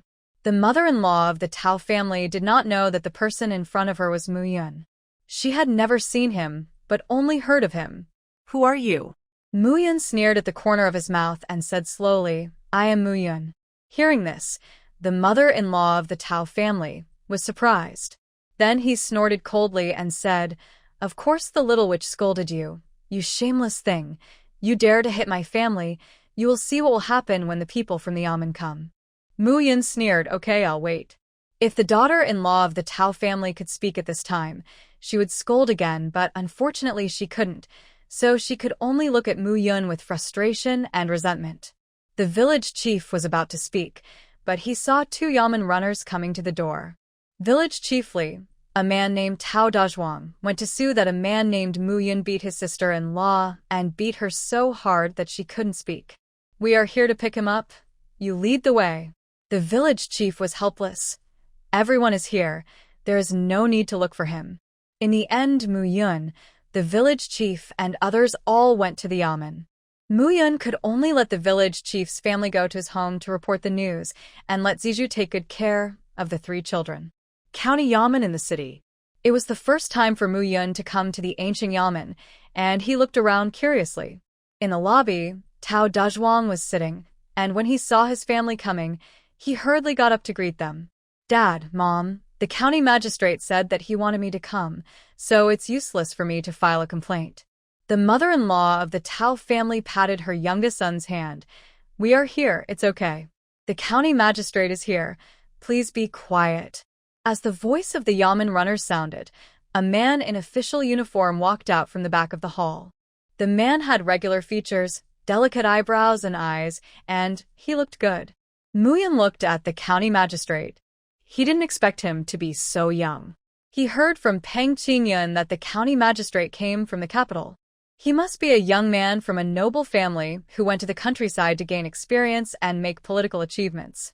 I don't know if this person is reliable or not, and whether he will do anything wrong. Just as Mu Yun was thinking, the county magistrate in the hall spoke. Who are you in the hall, and why did you report to the authorities? Tell me one by one. The mother-in-law of the Tao family told the story, and in her words, Mu Yun said that he was arrogant and useless. Mu Yun was not in a hurry and let her finish speaking first. The magistrate frowned, looking at the incessantly chattering Tao's mother-in-law and the calm Mu Yun, thinking to himself, okay, I understand your request. What about the defendant, Mu? Do you have anything to say? Seeing that it was finally her turn, Mu Yun spoke up and refuted what Grandma Tao had said one by one, saying, Sir, I did this only to maintain my reputation and protect myself. It's not only the knife that can kill people, a mouth can also kill people. Since ancient times, many women have died from rumors and slander. A woman's reputation is the most important, but even though they know it is important, some people still start making up stories and distorting the facts, not afraid of causing harm to others. If I were a little more fragile, I would have hanged myself because I couldn't stand the talk of the villagers. In order to protect myself and clarify the rumors, I can only take action to kill a chicken to scare the monkey, so that those who like to make up stories and make things up can see that there is a price to pay for talking nonsense. Sir, please give me justice, and give justice to those women who have been hurt by rumors. As long as you are willing to speak for me and let everyone know that talking nonsense, fabricating facts, spreading rumors, etc. are also illegal and will be held accountable, then everyone will learn to speak properly in the future. Because if you don't speak properly and spread rumors about others, in addition to causing harm to others, you will also have to pay the price. Mu Yun talked a lot, and his mouth was dry. The county magistrate looked at Mu Yun and was rarely surprised that she could say such a thing. Indeed, a woman's reputation is extremely important. Many women are often hurt, abandoned, scolded, and despised because of an illusory rumor. No one cares whether the rumor is true or not. Everyone just wants to watch the fun and will only say that there is no smoke without fire. When he was in the capital, he saw a lot of women being delayed by rumors and rumors. I already know the whole story. As Mu said, Mrs. Tao was at fault first, and she has not repented. She has repeatedly provoked and insulted others. It is normal for her to be beaten for such behavior. Insulting others, spreading rumors about others, fabricating facts, and distorting the facts are all inappropriate behaviors. Mrs. Tao, you should repent. The Tao family couldn't believe that the county magistrate would make such a judgment. They had asked someone to give money to the county magistrate, who was the village chief's younger brother. Why didn't he help them now? Sir, I don't accept it. The daughter-in-law of the Tao family spoke while enduring the pain, her eyes full of anger. Sir, she was the one who beat me. Why didn't you arrest her and put her in jail? You said it was my fault. Are you protecting this little witch because she looks pretty? The magistrate in the court was shocked for a moment. Then his face turned ugly, and he said coldly, "Bold Mrs. Tao, not only did you speak ill of innocent people, slander and spread rumors, humiliate and abuse them, But now you are slandering the court officials in the court, and you spread rumors at will. It seems that not only did you not get wronged, but you were underestimated. The magistrate shouted loudly. Come here. Mrs. Tao not only spread rumors and insulted her neighbors, but also openly slandered the court officials in the court. She is unrepentant and has no regrets. Now I will beat 5 Osakas and put them in jail for 5 days to set an example. Hearing this, the daughter-in-law of the Tao family was stunned. She was immediately frightened, and then she felt regretful. The hot-tempered woman subconsciously opened her mouth to curse again, but realized that this was in the court, so she didn't dare to speak again. She could only shout loudly, It's unfair to you, sir. I won't dare to do it again. Please forgive me this time. Please forgive me this time. The daughter-in-law of the Tao family was still afraid and shouted loudly, but no one paid attention to her. 2 yamen runners dragged her and pressed her on the board. The yamen runner, who was executing the sentence, was holding a big board in his hand, looking fierce. The daughter-in-law of the Tao family felt that her legs were so weak from fear. She really regretted it at this time. She shouldn't have been so quick-tempered and shouldn't have been so outspoken. After these 5 big boards, her buttocks would be broken and she would have to go to jail. How could she live like this? Fear took over her whole body. She began to tremble, and tears flowed down. Sir, please spare my life. Please spare my life. The whole family of the Tao family knelt down and begged for mercy, but the magistrate ignored them. He was really angry. It can be seen how bold she is. If she is not taught a lesson, she will not learn her lesson. Who knows how many people she will slander and ruin in the future. Tao Da watched his wife being beaten, but he did not feel distressed at all. She moved to the city because of her mouth and was disliked by the neighbors around her. After a month, she could not stand the cold attitudes and gossips behind her back, so she went back to live in the village. But she did not expect that she would cause such a big thing in the village. The Tao family had never been to court in their lives, but today they all came because of her. Dad, Mom, second brother, third brother, she did this herself, and she deserves it now. Don't beg for mercy. The adults have their own rules for handling cases. How can they give up the punishment because of your plea? Hearing the words of the eldest son, the 2 elders also felt that it made sense, so they stood up, the parents stood up, and the 2 sons also stood up. Their family's money was earned by their eldest brother selling buns in the city, so they obeyed their eldest brother's words. Muyan looked at Tao Da and didn't expect him to be so heartless to his wife. However, Tao Da's wife's temper was really annoying. It seemed that her husband was fed up with her, otherwise he wouldn't be so indifferent. The yamen runners began to beat with boards. After each board, Tao Da's wife cried out in pain. The yamen runners ignored her and continued to beat her. The 5 boards were soon finished. Tao Da's wife was too painful to scream. She never thought that she didn't steal or kill anyone, but just because of her mouth, just because she said some harmless words as usual, she would end up like this today. If she had known this would happen, she really wouldn't say it again. After being beaten, Tao Da came to her and said coldly, Zhao Finfang, I told you before that if you don't control your mouth, you will suffer sooner or later, but you just didn't believe it. Do you believe it now? Will you learn your lesson in the future? Tao Da was not really asking her, he was just narrating. 5 days in prison is not long. You should repent.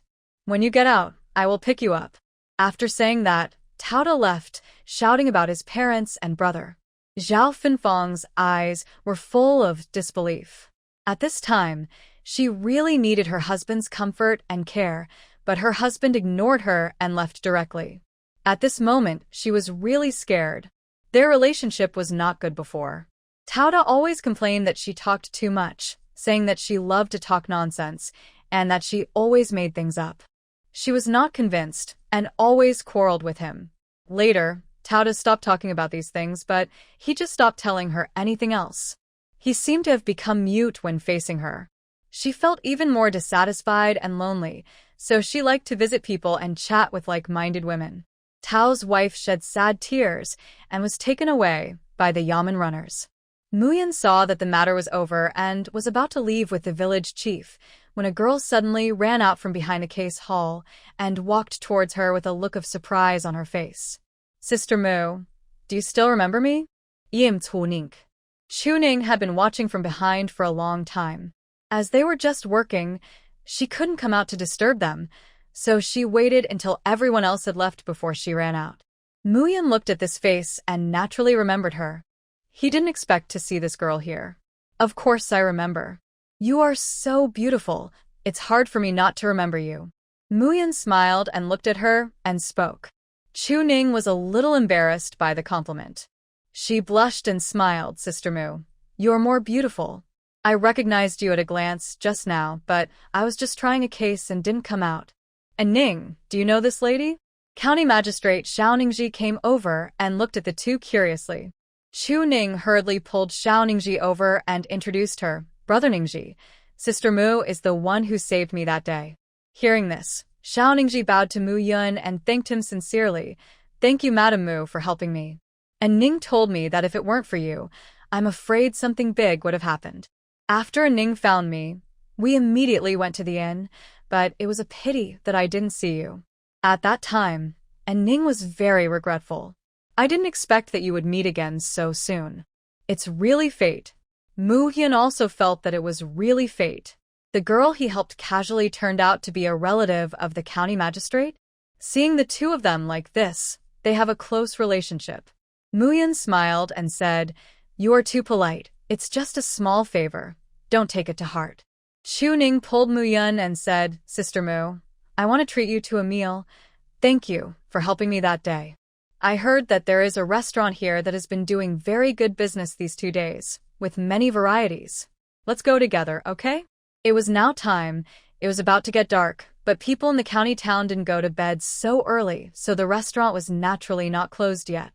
Okay, then I won't be polite. Mu Yun agreed readily. Ning, wait for me to change clothes. Let's go together. It's not safe for you two women to go out. Wait for me.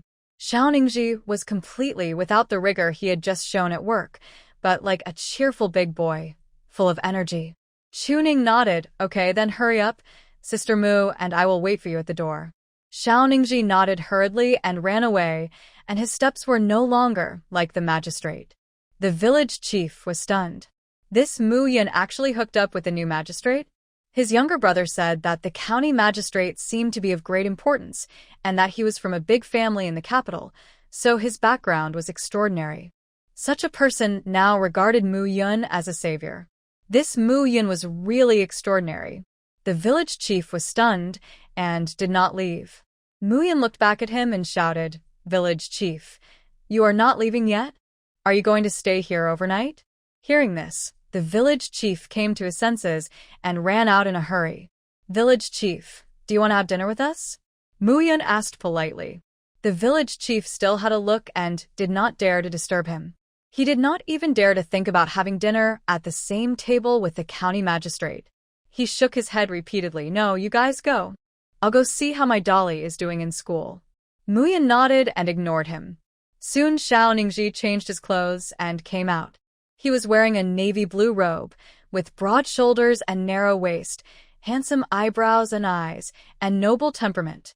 He was the first good-looking man she had seen since she came to this world. Miss Chu, what is your relationship with the county magistrate? Mu Yun asked bluntly. Chu Ning blushed and said, Sister Mu, please call me Ning. Don't call me Miss Chu. It's so formal. I am engaged to Brother Ningji. The three of them came to Pang's restaurant. Although it was late, there were still many people. Seeing Mu Yun coming, the waiter came up to greet them. Miss Mu, you are here. Please come in. There are many guests now. I will take you to the private room of the host. Mu Yun nodded. Okay. Thank you for your trouble. Chu Ning and Xiao Ningji followed them up to the second floor. After the waiter left, Chu Ning asked curiously, Sister Mu, are you familiar with this place? Mu Yun smiled and said, It's okay. I can't say I'm familiar with it. I'm friends with the boss here. Soon the shopkeeper came over and greeted the three of them enthusiastically. When he saw Xiao Ning, he was even more surprised. But he didn't show it. The shopkeeper personally served the three of them and ordered their meals, then quietly left. Chuning praised the food here and said that even the food in Beijing didn't have so many varieties. She was really surprised that this small county town actually had these. Xiaoningji was also surprised. He's been here for 2 months and is familiar with many things in this small county. He has heard of Pang's restaurant and Li's restaurant. The two are competitors. The boss of Li's restaurant once asked him for help, but he ignored him. He didn't expect that Pang's restaurant, which had a bleak business before, is now doing so well. The food is also varied, delicious, and beautiful. On the other hand, Li's restaurant has no one at first, and the business has dropped rapidly, which is interesting. The three of them ate and talked, but most of the chats were about trivial matters. When Xiaoningji wanted to pay after the meal, he was rejected by the shopkeeper. Sir, Miss Mu doesn't have to pay for dinner. You two are her friends, so this meal is naturally Miss Mu's treat. If I dare to accept money, my boss will fire me tomorrow. Xiaoningji said with a smile. Shopkeeper, what you said is wrong. This restaurant is not opened by Miss Mu. How can we not pay? You'd better not be polite. In business, no matter who the customer is, you should charge. The shopkeeper nodded repeatedly. Sir, you are right, but Miss Mu is different. If it weren't for her, our restaurant would have closed down by now, and there would be no grand occasion today. So we absolutely cannot accept Miss Mu's money and her friend's money. Xiaoningji looked at Mu Yan curiously. Is this restaurant your masterpiece?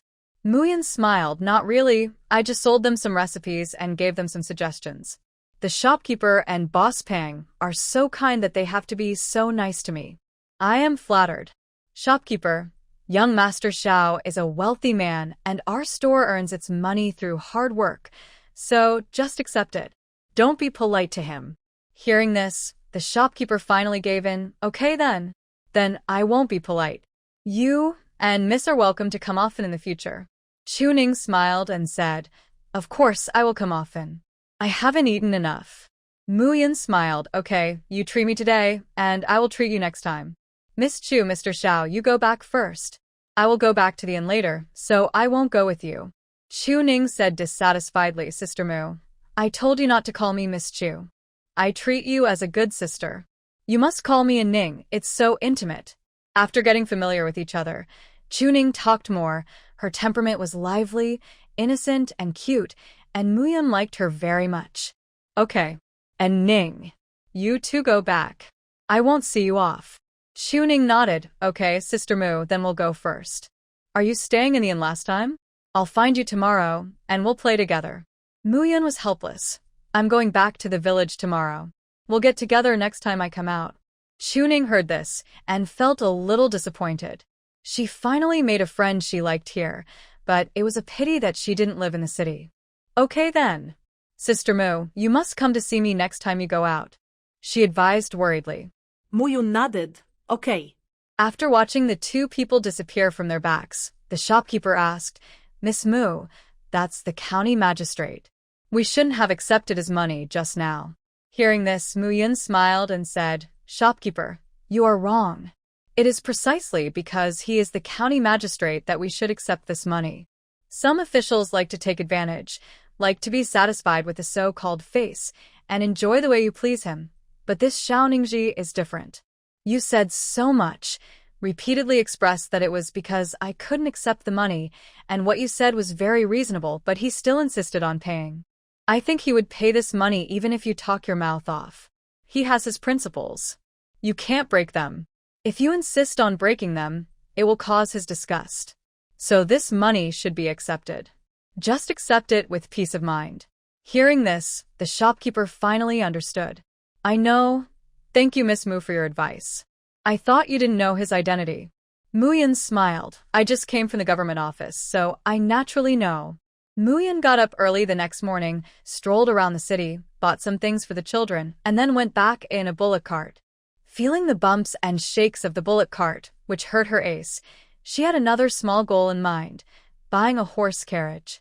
After shaking all the way to the village, she got off the car, picked up her things, and walked towards home. On the way, everyone looked at her curiously.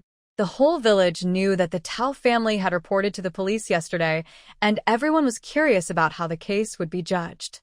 Seeing Mu Yun return safely, everyone speculated in their hearts.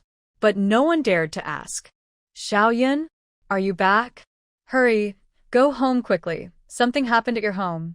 Lu Yu was running, and suddenly saw Mu Yun, and hurriedly shouted.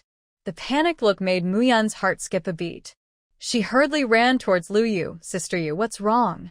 What's wrong with my family? There were only 3 children, and a weak Zizhu at home. Seeing Lu Yu like this, Mu Yun's heart was lifted at this moment. 2 men who came from nowhere ran to your house and started smashing things early in the morning. Your Yuan Bao was smart and knew to come out and call for help. When Da Qiang and I arrived at your house, the Chen family next door were all at your house to help stop them. I heard from Chen's sister-in-law that the 2 men wanted to bully Zizhu, but were stopped by Chen's eldest brother in time. The 3 children were also beaten. Mu Yun didn't have time to finish listening and ran away. When Lu Yu finished speaking, her figure had already run away. Mu Yun had lived 2 lives, and this was the first time she was so angry and anxious. When she arrived at home, she saw a lot of people standing in the yard. Mom. Auntie Yun. Seeing her, the 3 little ones immediately ran over, each with a wronged face, and it was obvious that their clothes were covered with mud. Mu Yang and Yuan Bao's faces were swollen, but Yuya was fine. She didn't see any injuries, but her clothes were stained with mud. Mu Yun reached out to hold Yuan Bao and Yuya, who were running over. Seeing that Mu Yang stopped and didn't come over, she waved her hand and shouted in a low voice, "Come here, Auntie Yun has a look." Hearing this, Mu Yang came over. Mu Yun held the 3 children in front of her and looked at them carefully. "Where were you beaten? Tell me everything," she said in a serious tone. Then she said gently, "Mom will avenge you." Yuan Bao pointed to his face, and Mu Yang pointed to his legs and face. Yuya said aggrievedly, "Mom, they threw me to the ground and it hurt a lot." Mu Yun heard her daughter's aggrieved and soft voice and saw her big tearful eyes, and her anger went up a level. "Don't be afraid. Mom is here. Mom will avenge you now." Lu Yu chased after him breathlessly. Da Qiang was holding a man in his hand, and there was another man who was held down by the man next door. There were 5 or 6 people standing on the side. Mu Yun knew them. They were the family closest to her house. She didn't know their surnames, and they didn't like to talk, so they didn't know each other. "Sister Mu Yun, we have controlled these 2 bad guys. Don't worry. Miss Zizhu was not bullied.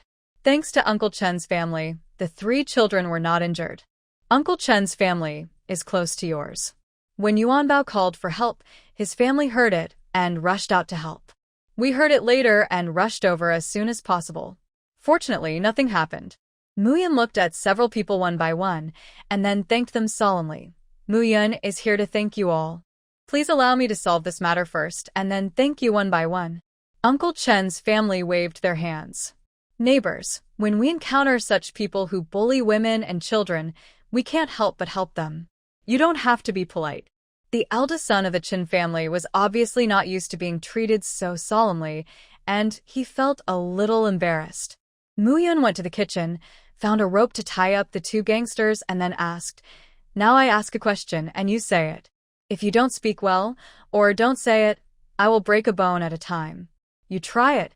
Hearing this, the 2 men looked at each other, and didn't expect it to turn out like this.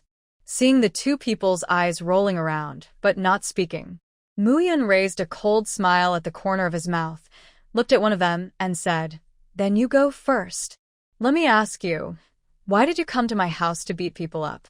The man didn't say anything.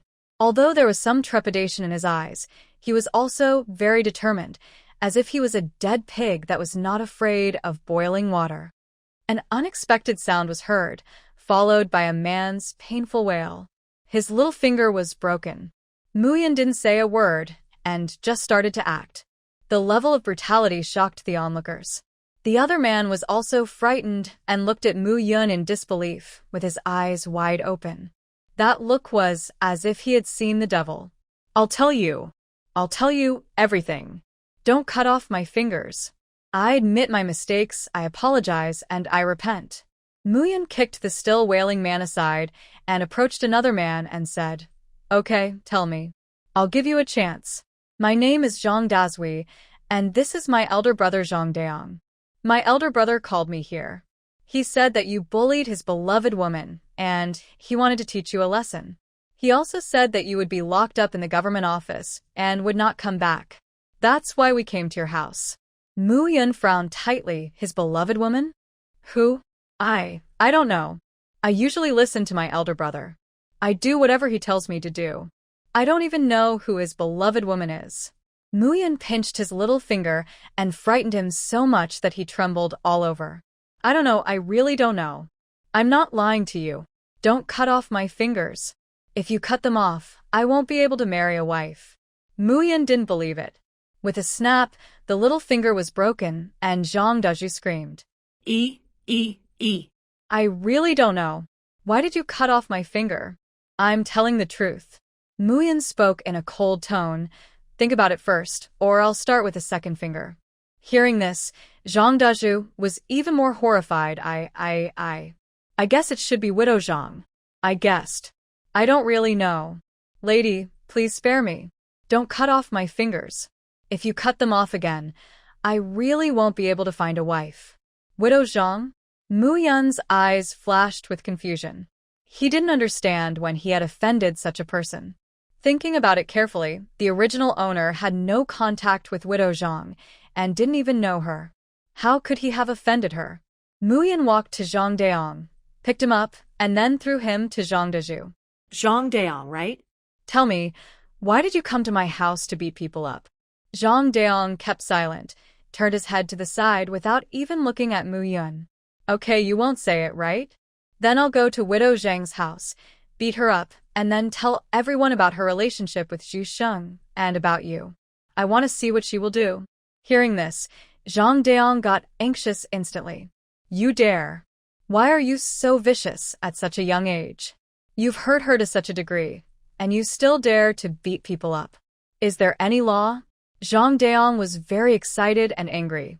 His accusation was ridiculous. Mu Yun said coldly, You come to my house to commit crimes. Is there any law? She looked disdainful. You can see if I dare. Mu Yun, keep my word. Zhang Deong was helpless. I feel sorry for her and want to beat you up to vent her anger. You can do whatever you want. Don't make things difficult for her. Brother, is it really Widow Zhang? Did I guess right? Zhang Dezhu was surprised, and his expression was very funny.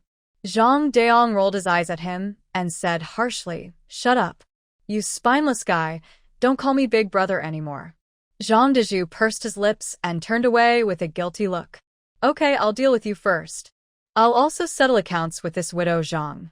I'm the most vengeful person. If anyone hurts me, I'll return 100%, not a single cent less. After that, Mu Yun beat Zhang Deong violently.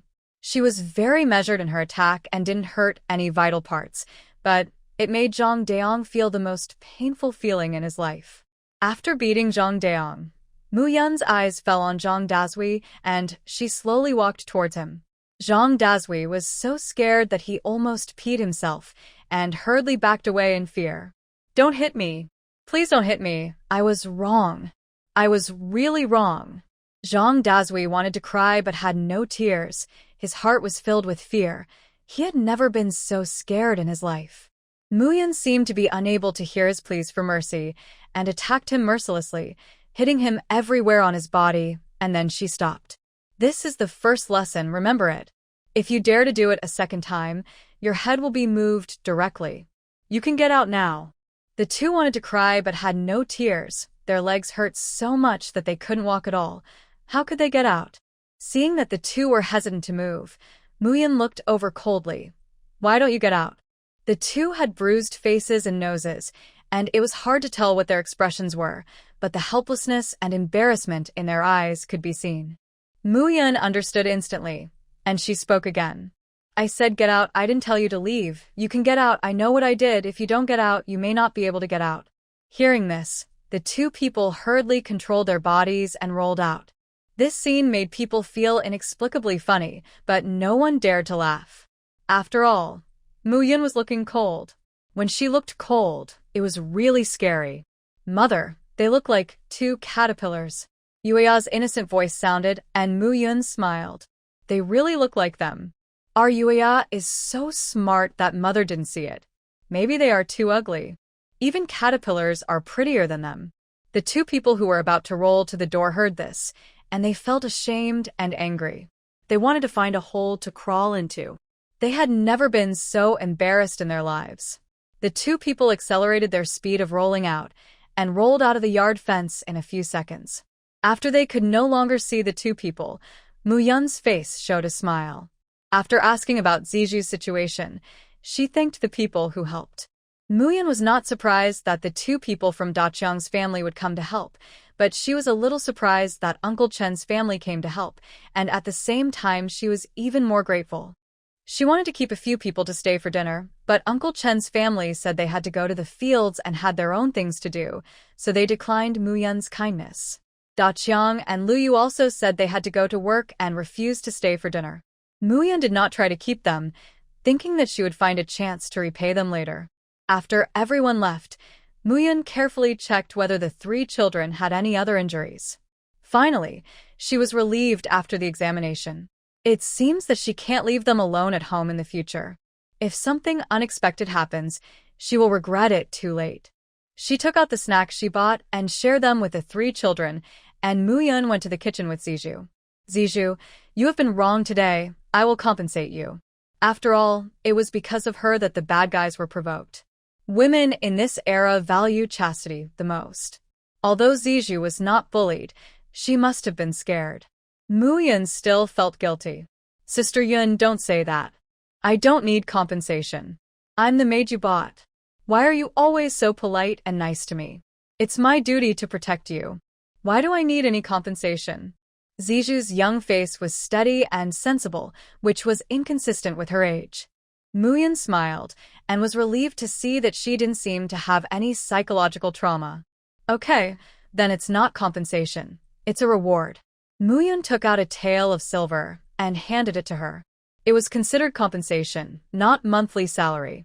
The monthly salary was paid once a month, and it wasn't time to pay it yet. Ziju couldn't refuse it, so she had no choice but to accept it.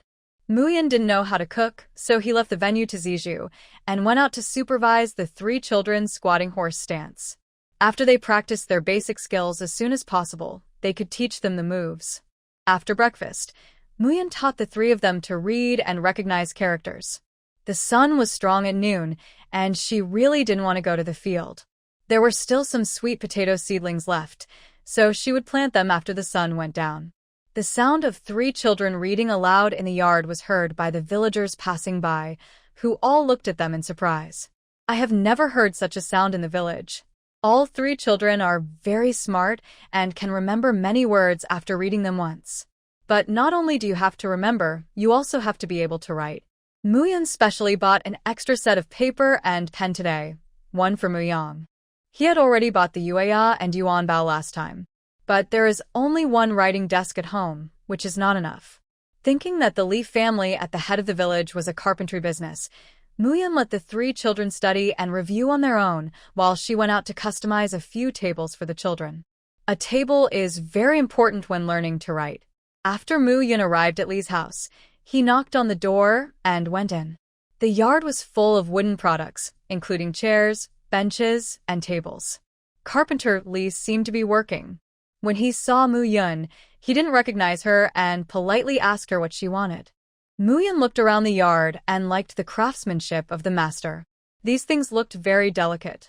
Master Li, I want to make a few tables for children to write on. Can you do it?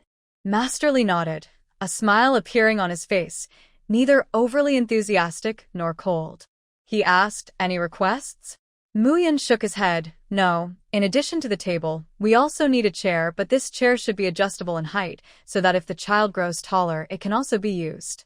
Carpenter Li frowned slightly when he heard this. Adjustment? I haven't heard of this. Muyun was stunned. Were there no chairs with adjustable height in ancient times? She didn't know either. After thinking about it, Muyun said, it means that the chair can be adjusted according to the height you want. Master Li, you haven't done this, right?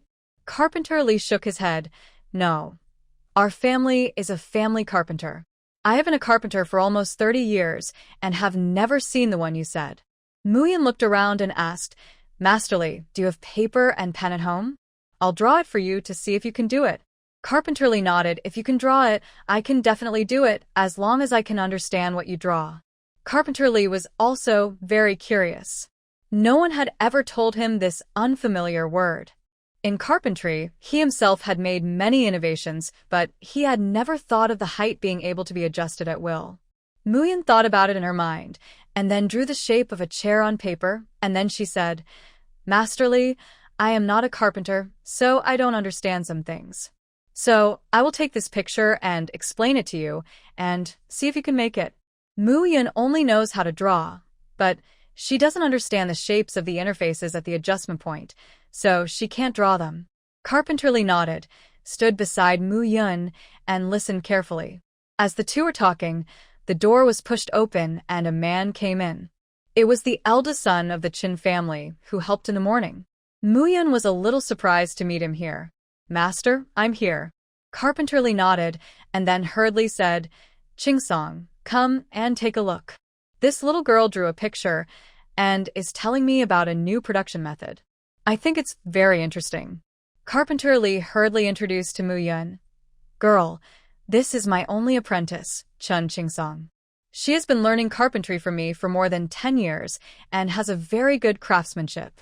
Muyan smiled and said, I didn't expect that you, Brother Chen, are Master Li's favorite apprentice.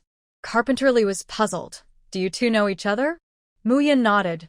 We just met. Brother Chun and his family helped me a lot this morning.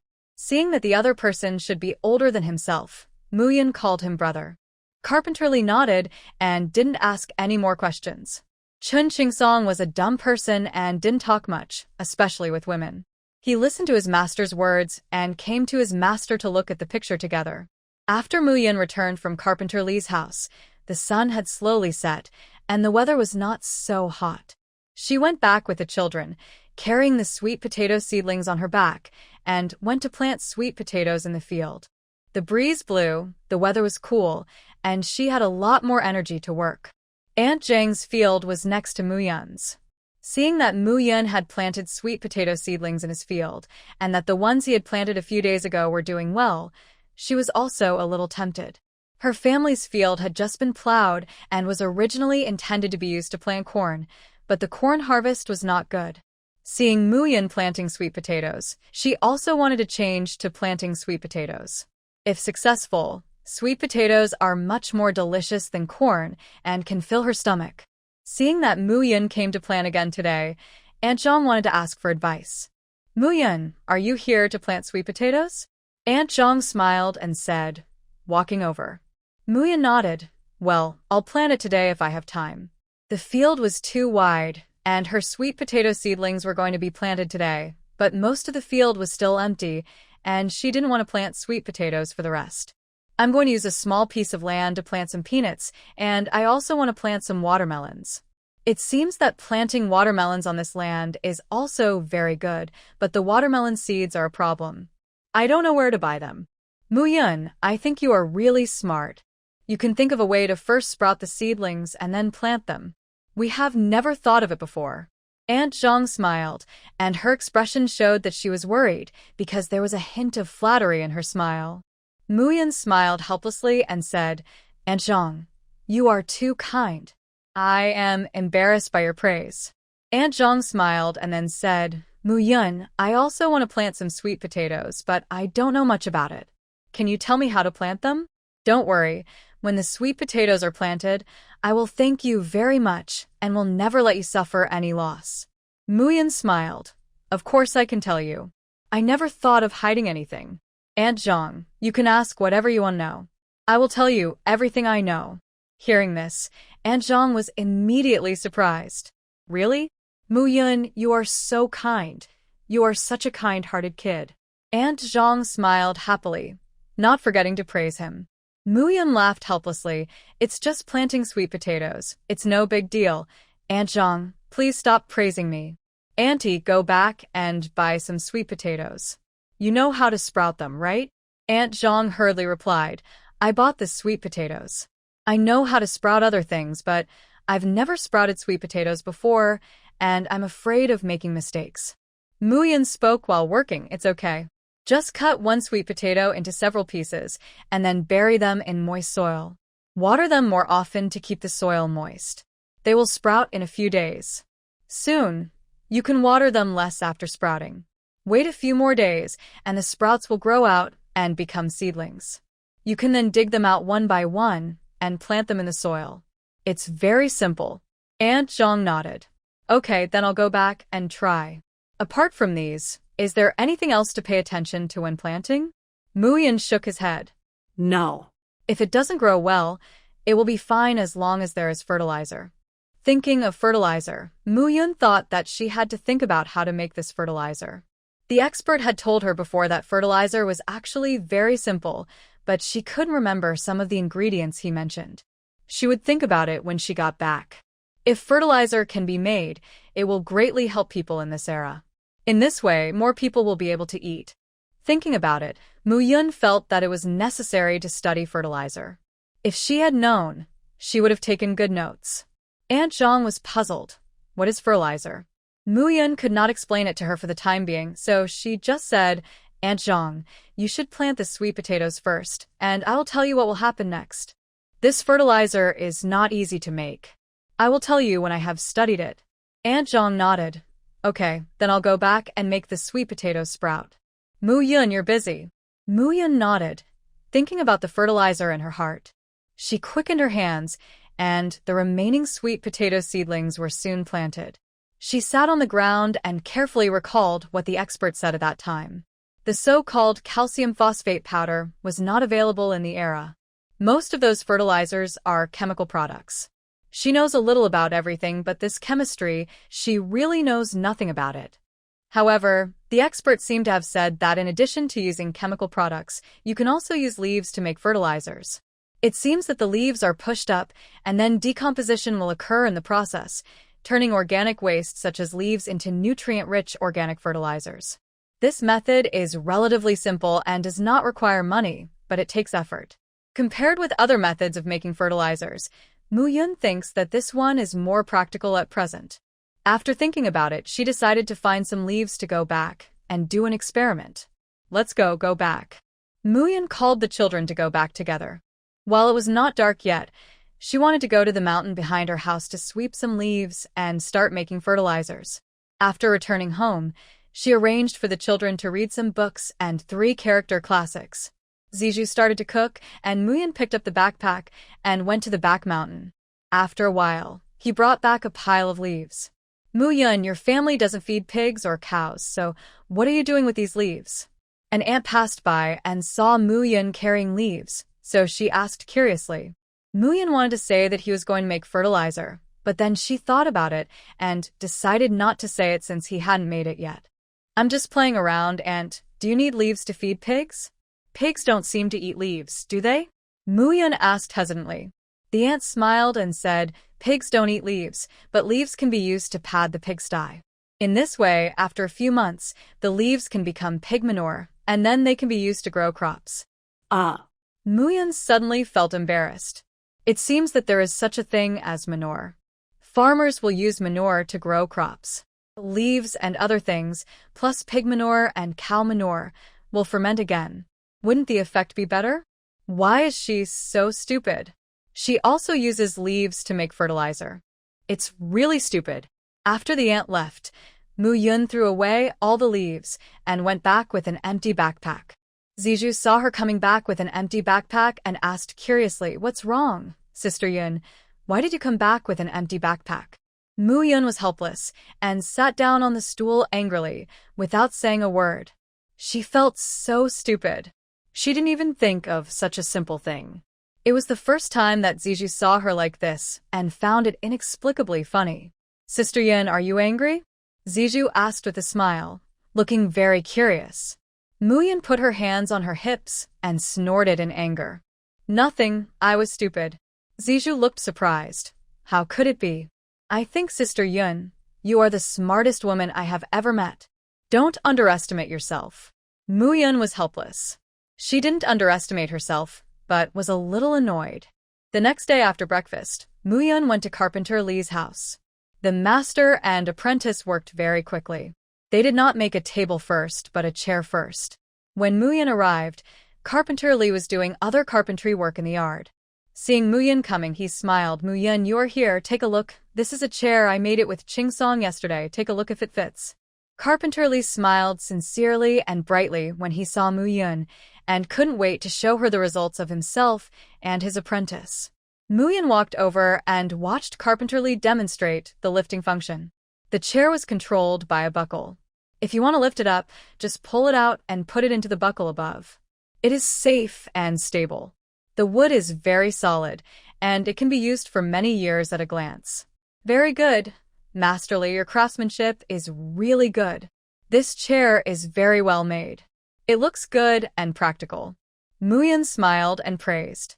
Carpenter Lee smiled naively. "Well, Muyan, I want to make all these things you told me and display them for sale. Do you think it's okay?"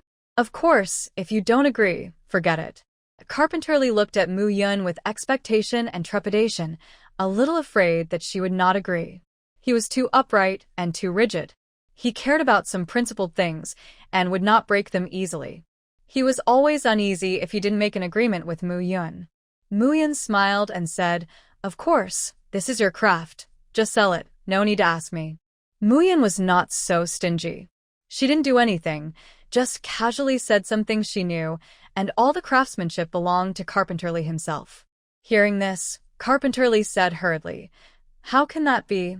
I must tell you, after all, if you don't tell us, we can't make this. This is all your idea."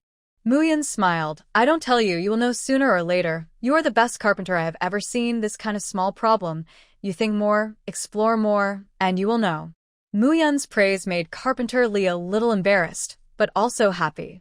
Inspired by Muyan, he had many new ideas in his mind, and felt that the old-fashioned household items could be discarded, and he could now make a brand new upgraded model. "You are such a sweet girl. So, as a thank you, I don't want the money for your 3 sets of tables and chairs. I hope you can tell me if you have new ideas in the future." Muyan said hurriedly, "How can that be? Masterly, this is hard-earned money for your craftsmanship. You have to give it to me anyway. Don't be polite to me." Muyan felt that it was easier for him to make money than Masterly and didn't want to take advantage of him. The two talked about money for a long time until Chun Chingsong came. Upon learning that the two disagreed on this, Chun Chingsong said, "How about this? Buy 1 set and get 2 sets for free. This way the master won't suffer any loss, and it also thanks Muyan for his help." "Muyan, you don't have to feel embarrassed or afraid that the master will suffer any loss." Carpenter Lee said, "Then buy 1 set and get 2 sets for free." It's settled. The price of 1 set is 50 coins. Muyan was helpless. "Masterly, you really are." "Okay. Thank you." Seeing that he was so stubborn, Muyan had no choice but to agree. "But this price is too cheap. Such a good set of tables and chairs, only 50 coins. Masterly, isn't this a bit cheap? I think your craftsmanship is totally worth 1 or 2 taels of silver." Carpenter Lee was helpless. How can it be worth so much? 50 coins are too expensive for everyone, and many people can't afford it. Thinking of the economy at that time, Muyan also understood. Everyone was still too poor. Carpenter Lee said, "Before you, I took other orders. I have to make them first. You just make this one first and see. If you are done, you have to wait about 10 days. Muyan nodded. "It's okay. Don't worry, you take your time, then I will go back first. You and Brother Chen are busy." Speaking of which, she hasn't thanked Chen's family yet. Tomorrow she will take the children to the city, and after returning, she will look for something suitable to thank their family for their help before. After returning home, Muyan started to search in the kitchen. In this era, giving people things is the most sincere way to show sincerity by giving food. She prepared a large piece of lean meat at home, some sweet potatoes, snacks for children, and a piece of better cotton cloth. When it was not dark in the evening, she took the 3 children and Zizhu to Chen's house. She looked at the time. At this time, they should all come back from the fields, and they happened to be all at home. Sure enough, when they arrived at Chen's house, the family had just returned from work. They were a little surprised to see Muyan coming. Looking at the things in her hands, Uncle Chen immediately understood what she was here for. "Uncle Chen, Aunt Chen, thank you for your family's help the day before yesterday.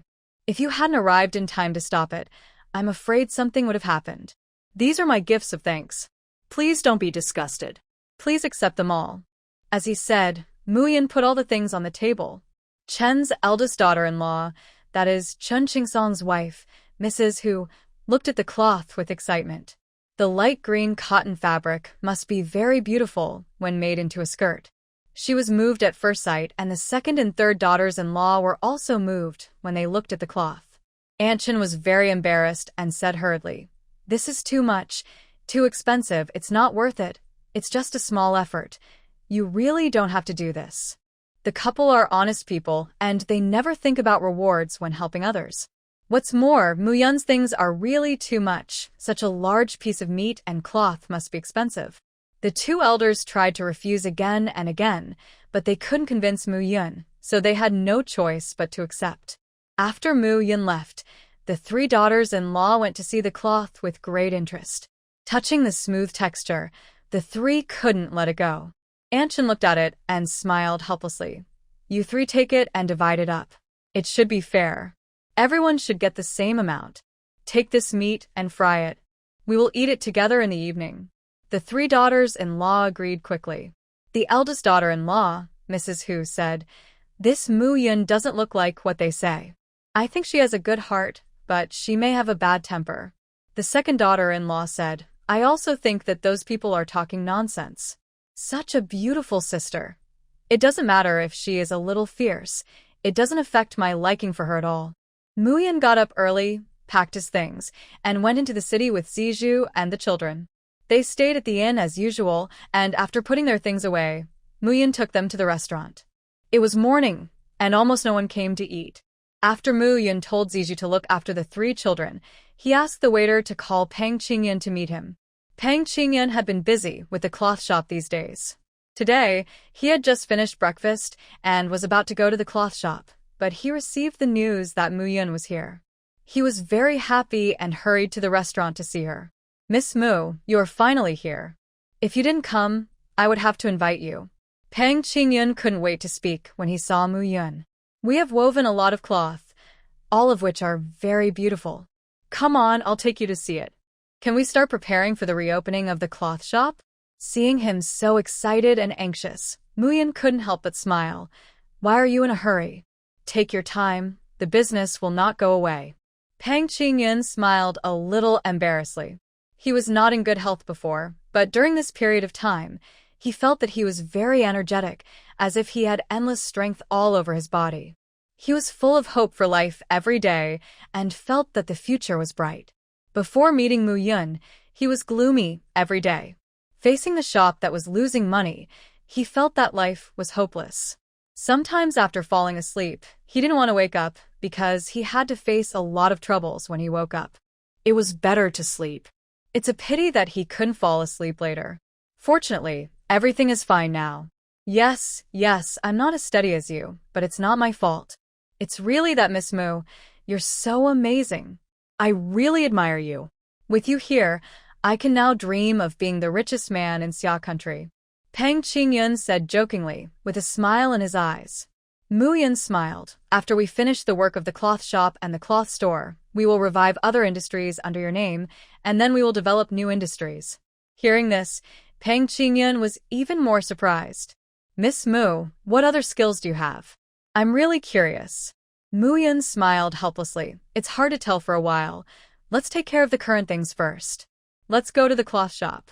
Pang Qingyun nodded, told the shopkeeper to take good care of Zijou and the children, and took Muyun on the carriage and headed towards the cloth shop. The location of the cloth shop is not remote, only a few kilometers away from the city, and the carriage arrived soon. After getting off the car, Muyun saw the cloth workshop. There was an old wooden door. After entering, it was very spacious.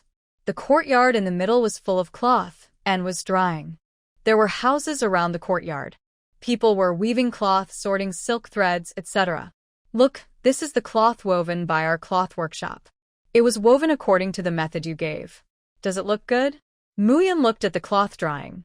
The color was pretty good, and the fabric was soft, but the color was not very good. Thinking of the dyeing problem, Mu Yun said to Peng Qingyun, "Where are the materials for dyeing cloth?" "I'll go and see." Peng Qingyun nodded and took her to the dyeing workshop. Through another door, they entered a courtyard again. There were large water tanks and high-hanging bamboo poles in the courtyard. The water tanks were filled with red, blue, and other colored dyes. "Can all cloth only be dyed in these colors?" Mu Yun asked. Peng Qingyun nodded. "Well, these are the more common colors in daily life and are easy to sell." Mu Yun felt that these colors were too heavy. "Aren't there any lighter colors?" "I feel these colors are too strong. They are suitable for older people, but who would wear such strong colors for young girls?" Peng Qingyun thought for a while and said, "Young women mostly wear pink, white, green, and other light and elegant colors. We also have these colors." Mu Yun thought of the light and refreshing colors in modern times. There are many kinds of pink, many kinds of green, and many kinds of yellow. Those colors are brighter and more transparent, and the clothes made are more beautiful. "Call the dyeing master out. I want to communicate with him." Peng Qingyun was a little confused when he heard it. "What's wrong? Is there any problem with dyeing?" Mu Yun shook his head. "No, I just want to learn how to dye cloth from him." After the fertilizer-making incident, Mu Yun is now more cautious. She doesn't want to make a fool of herself and appear ignorant and stupid. She also knows something about dyeing. In her previous life, Mu Qing dyed all her designs by herself and made the fabrics by herself. From a thread to a beautiful skirt, her works were all made by her own stitches, so they are very unique and no one can imitate or surpass them. As her good friend and partner, Mu Yun often saw her doing these things. After watching so many times, she remembered some of them. When she was bored, she would go and help Mu Qing dye and draw designs. Although Peng Qingyun felt it was strange, he did not ask any more questions and directly asked someone to call the dyeing master out. The dyeing master's surname was Liu. He was an older man who looked to be in his 40s or 50s. When he heard that Mu Yun wanted to learn dyeing, he looked at Peng Qingyun. Peng Qingyun said, "Master Liu, you don't have to worry about it. Miss Mu is the other boss of this cloth shop. Like me, she has more power than me. Just do whatever she says." After taking over the cloth shop, Peng Qingyun said that there were two bosses. Besides him, there was another one, so everyone knew about it, but they just hadn't seen it. Master Liu nodded. Although he felt that the boss was looking for trouble, he couldn't refute it because he was the boss. He began to tell Mu Yun about dyeing cloth, and Mu Yun listened carefully. In order to dye beautiful colors, she decided to live in the cloth shop for the next few days, and she would leave after dyeing new cloth. After hearing what she said, Peng Qingyun was very helpless, and finally decided to live in the cloth shop with her. Mu Yun worked so hard, he couldn't be lazy. Mu Yun stayed to learn dyeing cloth, and asked Peng Qingyun to bring Zijou and the 3 children. She learned dyeing cloth very quickly, but her main purpose was to mix other dyes and dye new colors. So after learning dyeing cloth, she also learned how to mix dyeing liquid. Mu Yun's learning ability was so strong that Master Liu was surprised. He no longer disliked it at the beginning and became more serious when he talked about things. This boss is different. He learns things so quickly. The preparation of dyeing liquid is more complicated. Master Liu began to teach her one by one. There is raw leaf dyeing, which is the simplest. You just need to pick raw leaves that can be dyed and mash them into juice, then extract the dyeing liquid, and then dye directly. Another method is decoction dyeing. The plant dyes that cannot directly extract pigments are boiled to reach the required temperature for dyeing, and then the cloth is soaked and boiled, which can make the pigment better adhere to the cloth.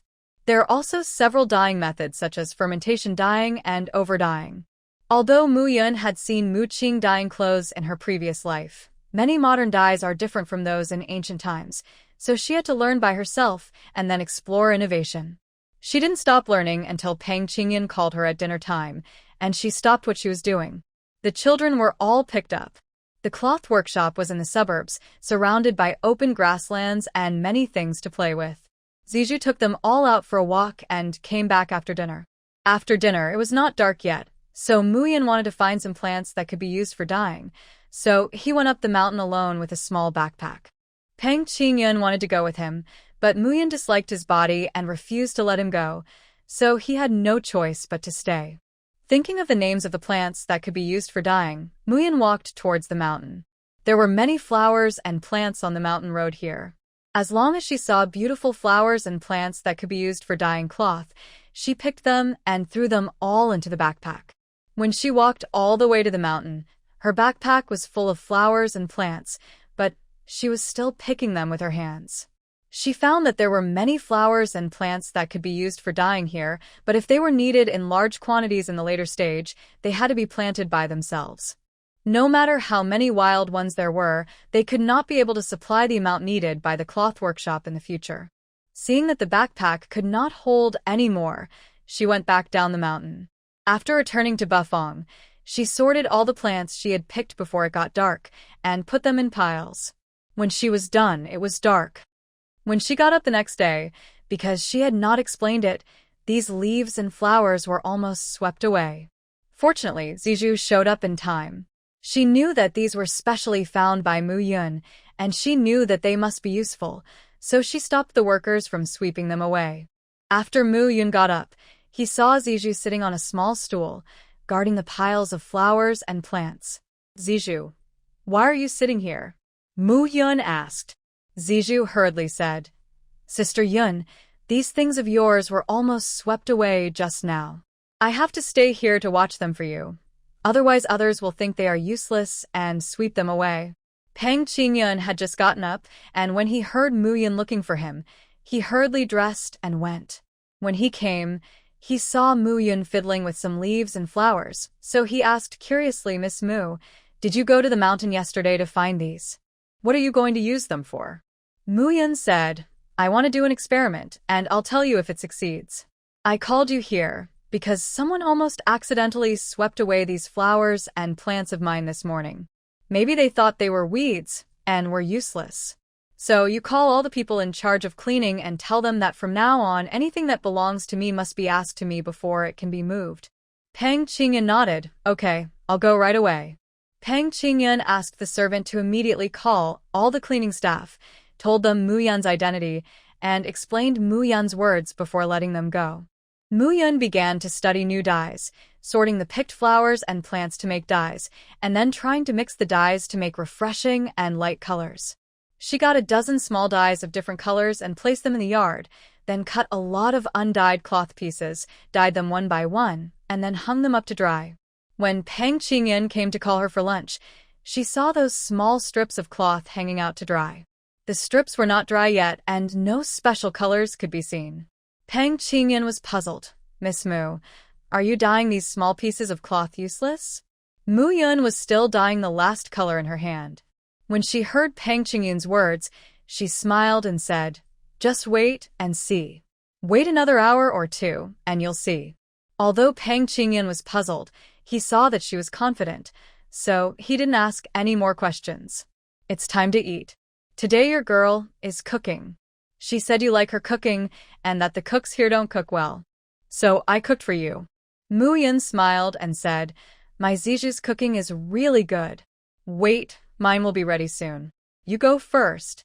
I'll wash my hands and come. Pang Qingyun didn't leave, but said, the Li family is starting to want to take action against us. It's just that Li Xiaoping can't help it just because the business of a restaurant is getting better.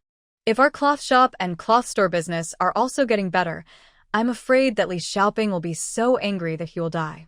He will definitely not just watch us get better step by step. He will definitely use some means to hurt us. Pang Qingyun just received the news that Li Xiaoping sent someone to their restaurant to get diarrhea medicine, but he was caught and didn't succeed. Mu Yun was not surprised. Competition in the business world is very fierce. Some villains use dirty tricks. This is a common thing. She said, it's okay. No matter what tricks he uses, we can resolve them. The restaurant is just trying to slander us by saying that the food is unclean. You just need to find someone to watch the restaurant kitchen and prevent any strangers from entering. Pang Qingyun nodded. Well, I have already given the order. More people will be sent to guard the kitchen door. Mu Yun nodded, that's good. Tell everyone in the store to pay more attention. Only hire familiar people for waiters and other people. Don't hire other unfamiliar people. Customers should not be allowed to get close to the kitchen. Generally speaking, nothing serious will happen. Pang Qingyan nodded. I'm just worried. It's just a restaurant that has been established, but Li Xiaoping can't help himself. I'm afraid our other industries will also have twists and turns in the future. Li Xiaoping seems to have some connections. It is said that he has a relationship with the prefect. I'm afraid something will happen. After all, we have nothing to do with government officials here. Hearing this, Mu Yun thought of Xiao Ningji. She didn't believe that the shopkeeper didn't tell Pang Qingyan about her dinner with Xiao Ningji and Chu Ning. Boss Pang, please speak frankly. Since we are partners, it is better to speak out and not hide anything. Pang Qingyan was a little embarrassed. I heard that you had dinner with the county magistrate before. I want to ask you what your relationship with the county magistrate is. If something really happens, can we rely on this relationship to protect him? If we can get along well with the county magistrate, we don't have to be afraid of the Li family.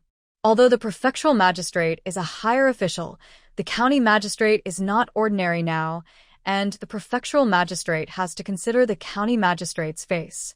Mu Yan did not speak. She hung the last piece of cloth to dry, and then went to wash her hands in a basin of clean water. I know. This faint sentence made Pang Qingyan a little confused. Well, if you are embarrassed, you don't have to force yourself. It's just that I don't know the county magistrate, so it's not good to make friends with him rashly. Otherwise, I would have gone. I heard from other businessmen that this county magistrate Xiao is different from the previous ones. He is not someone who can be bribed. So many people who want to get to know him can't find a way. Mu Yan wiped his hands and said as he walked, No, I will take care of it. This county magistrate Xiao is an upright person and will not do anything wrong. It is impossible for Li Xiaoping to bribe him. Pang Qingyan nodded. It's good this way. If we can't bribe him, others can't bribe him either. In this way, it will be difficult for Li Xiaoping to do bad things. Mu Yan nodded. Yes, so don't worry. After dinner, Mu Yan finally had some free time and accompanied the 3 children to play on the lawn outside. Mom, I want to fly a kite. Mom, can you make a kite? Yuya looked at the children flying kites not far away, and she also showed desire in her eyes. Mu Yan looked over and saw that it seemed to be someone's farm over there. Several maids and servants surrounded the children and took care of them flying kites. Mu Yan was a little embarrassed. Yuya, Mother doesn't know how to make a kite. How about we go to the city to buy one for you some other day? Yuya nodded obediently and didn't cry. As she was talking, she saw a kite flying over and hanging on the big tree in front of them. Yuya looked at it curiously. Seeing that she liked it so much, Mu Yang said, Yuya, Brother Mu Yang will make it for you later. I will learn how to make it after watching it. Mu Yang was very confident in himself. He seemed to have an impression of the kite in his mind. He seemed to have made it once, but he couldn't remember who he made it with. The face in his impression was blurry, and he couldn't see it clearly. The little boy looked about 4 or 5 years old, chubby, and ran over happily, wanting to pick up his kite, but stopped when he saw Mu Yun and the others. Who are you? The childish voice, the arrogant expression, the gorgeous and exquisite clothes. It was obvious that he was the spoiled young master. Mu Yun said, Who are you? The child put his 2 chubby hands on his waist and said confidently, I am Hu Tianxi. As soon as you heard the name, you knew it must be someone's baby. The 2 words Tianxi were enough to show that the family valued this child. The servant behind also ran over, and in addition to the servant, the other 3 children also ran over. Young master, you can't talk to strangers. As he said that, the servant secretly glanced at Mu Yun and the others with disdain. Mu Yun frowned, offended by his eyes, but they didn't do anything. The servant looked down on people. Young master, wait a minute. I'll pick up the kite for you from the tree. Hu Tianxi nodded. Go. The other children came over, chirping and shouting Hu Tianxi's name, and they all tried to please Hu Tianxi. Mu Yun frowned as he watched the scene, and then he found it funny. Sometimes he was proud, sometimes he frowned, and sometimes he was arrogant. Yuya looked at them curiously, and she just thought their way of getting along was so strange. Tianxi, look at that child, he's so pretty. Yes, yes. He's white and chubby, with 2 pigtails, so cute. The children thought they were talking in a low voice, but in fact, their voices were so loud that everyone present could hear them. Muyan smiled and ignored them. He pulled Yuya and Yuanbao Muyang to sit on the grass on the side and bask in the sun. Young master, I can't get it, and I can't get down. What should I do? The servant just cried out in a crying voice on the big tree. Muyan looked up curiously and saw that the boy was hanging on a relatively fragile branch. The branch was a little shaky and seemed to be about to break at any time. The kite was on the opposite side of the branch, not far from the boy. If he stretched out his hand a little more, he could get the kite, but at this moment the boy didn't dare to move at all, and his whole body was trembling. Hu Tianxi's little face was full of impatience. You can't even pick up a kite. I'll ask my mother to sell you later. Hearing this, the boy was suddenly frightened and hurriedly said, No, young master. I'll go pick it up right away. I will definitely pick it up. Just because of the look in the boy's eyes just now, Muyan didn't want to help, so she didn't move. Just looking at Hu Tianxi, the naughty child, she said, Xiao Hu, you're so young. Why are you so bad-tempered? It's not good for you to be like this. You will become ugly. Hu Tianxi didn't know who Muyan was talking about, but when he saw her looking at him and talking, he thought that there seemed to be no one named Xiao Hu. Seeing that Muyan was still looking at him, Hu Tianxi asked in dissatisfaction and confusion, What did you say just now about me? As he spoke, Hu Tianxi walked angrily to Mu Yun and the others, and the 3 little boys behind him followed. Yes, I was talking about you. Isn't your name Hu Tianxi? Is it okay for me to call you Xiao Hu? Muyan smiled and looked at him and said. Hu Tianxi's round eyes were full of unhappiness, and his emotions were obvious. I'm not Xiao Hu, it's so ugly. My name is Hu Tianxi. You can just call me Master Hu. As he spoke, his confident expression was raised again.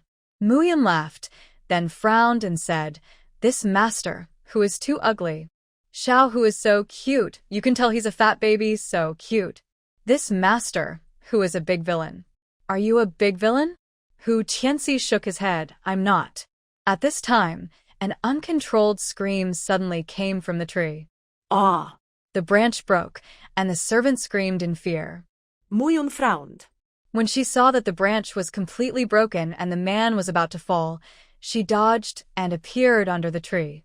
When the boy fell, she stretched out a hand, grabbed the boy's clothes, and then threw him to the ground. It's just a small matter. Why are you making a fuss? You're a grown man, but you have no shame. Weren't you very masculine when you looked at us just now?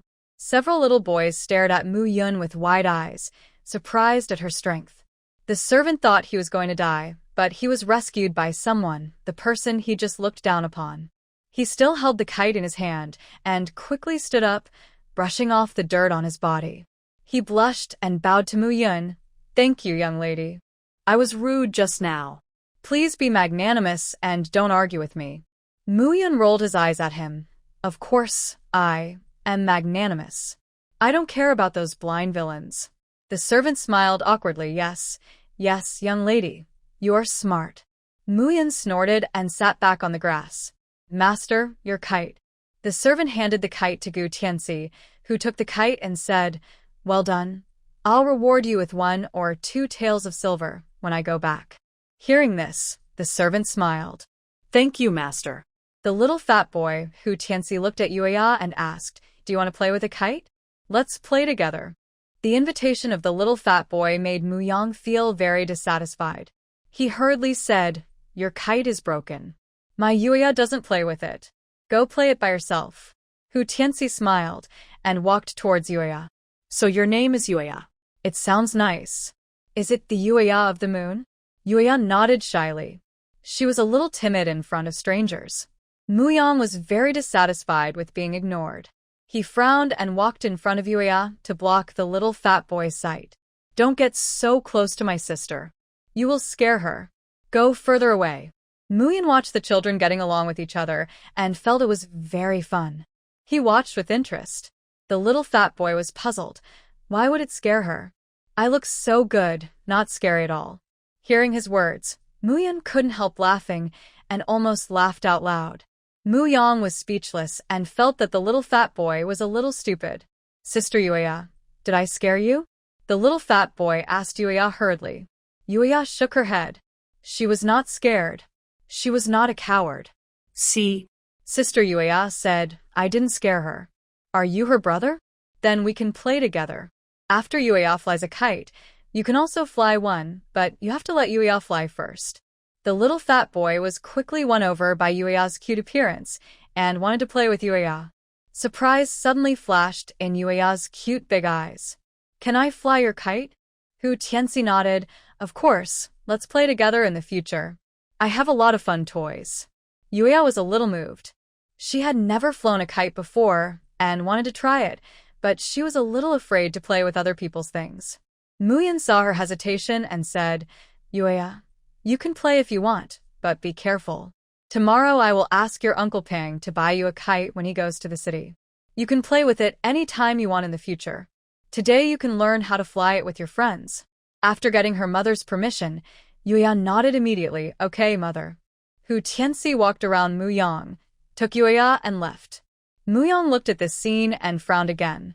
Mu Yan smiled and said, Mu Yang, Yuan Bao, you two go and protect your sister. The two nodded and hurriedly followed. When Mu Yan returned to the yard, he saw Peng Qingyan checking her cloth strips one by one.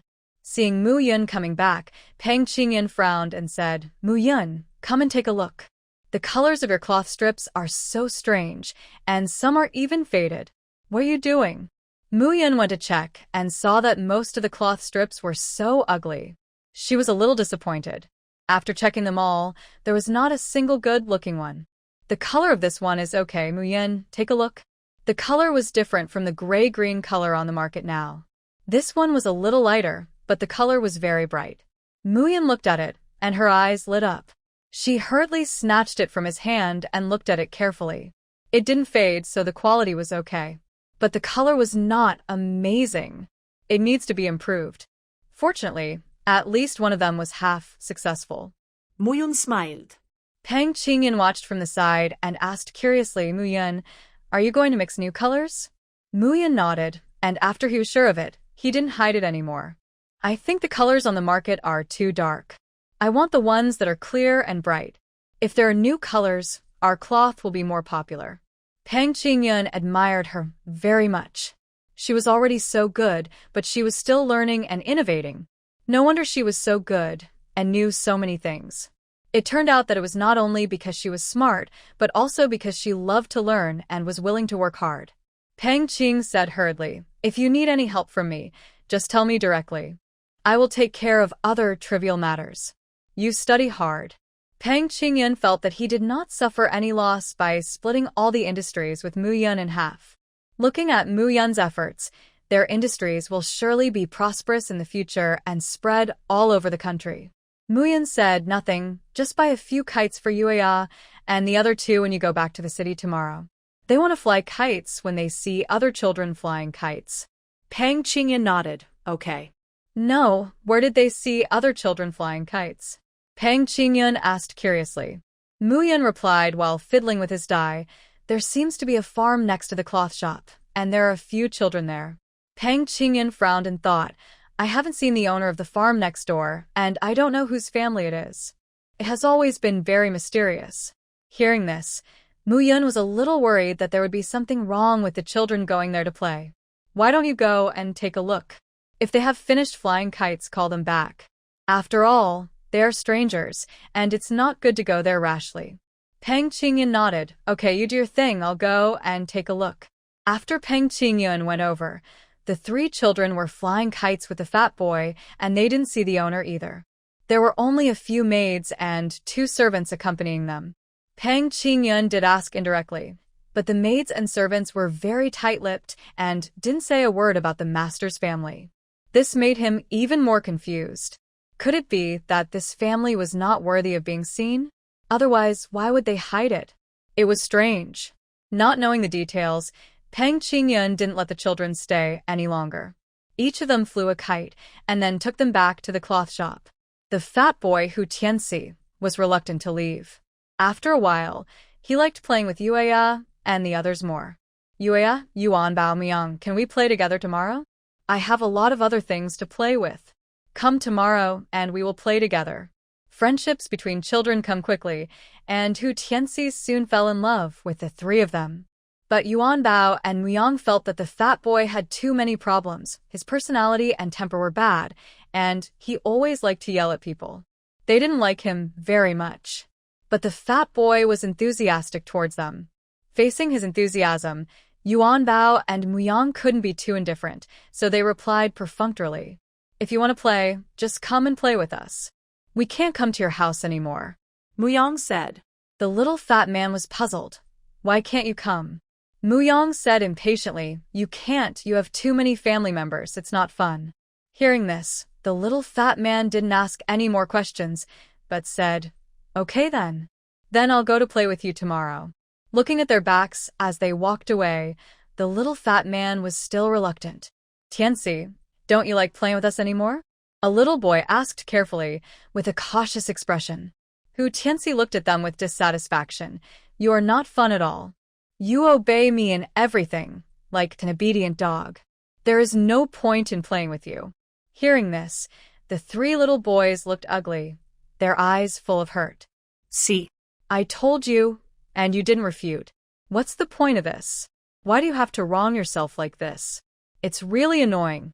I hate your appearance of being a punching bag the most. Cowards. You are not worthy of being friends with me. The little fat man yelled, and his face turned red. The three little boys looked even uglier. No, we are not cowards. If you didn't have a good father, who would praise you like this? Do you think you are great? It's just reincarnation. If you didn't have your father, you would be nothing. We wouldn't obey you in everything, praise you, and give in to you. Hu Tianxi, you don't know what's good for you. One of the boys couldn't help it. He had been in the Hu family for more than 10 days this time. He had a lot of grievances in his heart, and he finally burst out at this time. The nicer they were to Hu Tianxi, the harder it was for him to serve. He refused to do this job, even if he was beaten to death at home. It was too embarrassing. The little fat man was stunned. But there was no anger in his eyes, just surprise. A maid immediately said, Master Zhou, please be careful with your words. If you make our master sad, be careful that my old lady will blame you. The maid's domineering look made Zhou Zirwei snort coldly. Blame it if you want. I won't serve you anymore. I want to go home. With that, Zhou Zirwei left. After taking 2 steps, he stopped and looked back at the other 2 boys and said, Are you going to leave? The 2 boys hesitated. One of them gritted his teeth and walked towards Zhou Zirwei, while the other chose to stay. Looking at them, the little fat boy said, Fugui, please have someone send them back. I don't need a playmate anymore. I like to play by myself. Hearing this, the servant said in embarrassment, Master, this requires the old lady to give the order, right? The little fat boy's eyes were angry. What do you mean? My words are no longer effective? Fugui had no choice but to make arrangements. The remaining boy was named Tang Yuan, the least talkative and timid of the 3. He refused to leave when Hu Tianxi called him to leave. The little fat boy's angry expression soon improved. Okay. Then we'll take you to play in the future. I won't play with them too. It's just that my mother said that every child is her mother's treasure. If you stay here, what should you do if your mother misses you? Tang Yuan's eyes were confused. Mother? He didn't have a mother. They said his mother had died a long time ago. He only had a mother, not a mother. My mother won't miss me when she's not here. Tianxi, I like to play with you. Here, he can still eat enough and wear good clothes. At home, he is nothing, and there are always people bullying him. So Zhou Zirwei and the others wanted to go back, but he didn't want to go with them. Hu Tianxi didn't understand. He just secretly heard Zhou Zirwei say that he didn't want to stay here, saying that he missed home very much, didn't like himself, and didn't like the Hu family. That's why they quarreled and asked him to go back. If he didn't like them, then he didn't like them. He didn't like them playing with him either, and even their smiles were fake. Now it's good. They are all gone. Grandma shouldn't bring them here again in the future. After all, I don't like them now. Grandma brought them here before because he liked them. But now she doesn't like them, so naturally she won't pick them up, and they don't have to leave their home. Let's go. Since you like playing with me, we'll play together in the future. Don't worry, I won't yell at you. I yell at them because I don't like them. But you're fine, I still don't hate you. The two children said as they walked away. It was getting darker and darker, and the people in the cloth shop finished their work and gradually fell asleep. Just when Mu Yun was sleeping in a daze, she suddenly felt something was wrong, as if there was a sound. She stood up and walked out. A strange sound became louder, as if something had fallen.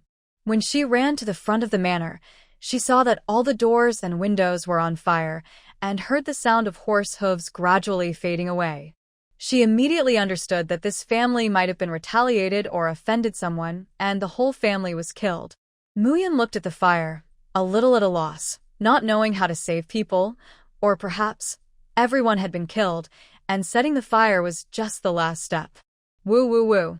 Mother, mother, wake up, mother, don't die. Woo woo Tang Yuan. What's wrong with you? Don't scare me. Woo woo hearing the faint cry of the little fat boy from inside. A flash of surprise flashed across Mu Yun's face. The little fat boy is still alive? Unable to watch the little fat boy being burned to death, Mu Yun became anxious. At this time, there was nothing here that could put out the fire. She couldn't break in like this. Her clothes would definitely be burned. By then, let alone saving people, she would die in there herself. Her mind raced and she couldn't find any other tools. She could only run back to the cloth shop as fast as she could, then picked up the quilt and quickly walked to the water tank in the yard to wet it. Her movements were so big that they startled Peng Qingyun and Ziju, who were sleeping soundly. The two hurriedly got up and went out to check. Seeing Mu Yun scooping water and pouring it on the quilt in the middle of the night, they were stunned for a moment, and then thought that they might have seen a ghost. Sister Yun? Ziju tried to call out, with some fear in her eyes. Mu Yun didn't have time to pay attention to them. After the quilt was wet, she grabbed it and ran. I'll go put out the fire. After saying this, she disappeared. Peng Qingyun was startled. He also hurriedly ran out. Seeing the fire in the opposite manner, he was startled and hurriedly called for people to get up and put out the fire. Mu Yun was very fast and came to the fire again. She put on the quilt, picked up a thick stick, and rushed straight into the house. The little fat boy couldn't cry anymore. His throat hurt so much. He also knew that his mother and friends were dead, as were the maids and servants. He had escaped because he was stuffed into the rice jar by his mother. But he was going to die too. Just when he was about to faint, he suddenly heard a loud noise. He slowly raised his head and looked at the door, only to see that the door was knocked open and a man whose face he couldn't see clearly rushed in. The little fat boy thought it was an enemy, and he instantly became energetic again, with anger in his eyes. He wanted to avenge his mother and good friend. His misty eyes were looking for weapons that could hurt people, but he heard an unexpected voice. Little fat boy, how are you? Don't be afraid, I'll take you out. There was a bead curtain between Mu Yunyu and Hu Tianxi. The door beam on the bead curtain was burned and fell down, separating her from Hu Tianxi so that she couldn't get in for the time being. Hu Tianxi widened his eyes in surprise, looked straight at Mu Yun, and tears suddenly filled his eyes. I'm scared, I don't want to die, woo-woo. Aunt, please save me. Woo-woo, the little fat man's voice was very hoarse, and he was burping. His throat hurt a lot when he spoke, but he still wanted to speak and wanted to ask Mu Yun to save him. At this time, the little fat man was no longer proud and confident as he was during the day. He was like a poor homeless puppy. Only the pair of round, misty eyes on his dirty face were the brightest. Mu Yun's heart softened, and she couldn't bear it. She even slowed down her voice. Don't be afraid, I will take you out. Don't talk now, shut up, hold your breath, and try not to inhale the thick smoke, which will hurt your throat. Mu Yun looked at the fire in the middle of the bead curtain, observed the beams on the door curtain, and after confirming that the roof would not collapse, she picked up the long stick in her hand, pushed away the burning wood, and then wrapped herself tightly with the quilt and jumped in. She hurriedly picked up the little fat man, and after feeling the weight, she felt helpless. It was so heavy. It was not easy to run out while holding him, so she had to carry him on her back. Come on, I'll carry you out. She squatted down and spoke to the little fat boy. After carrying the little fat boy on her back, she covered the quilt on his back and wrapped them both, then jumped out of the bead curtain again, but the fire outside was too strong, so she couldn't run out. Muyun was anxious. She wouldn't die in here. If that's the case, what will happen to the 3 children?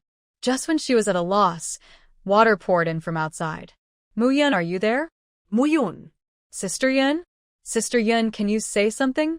The anxious voices of Pang Qingyun and Ziju were heard.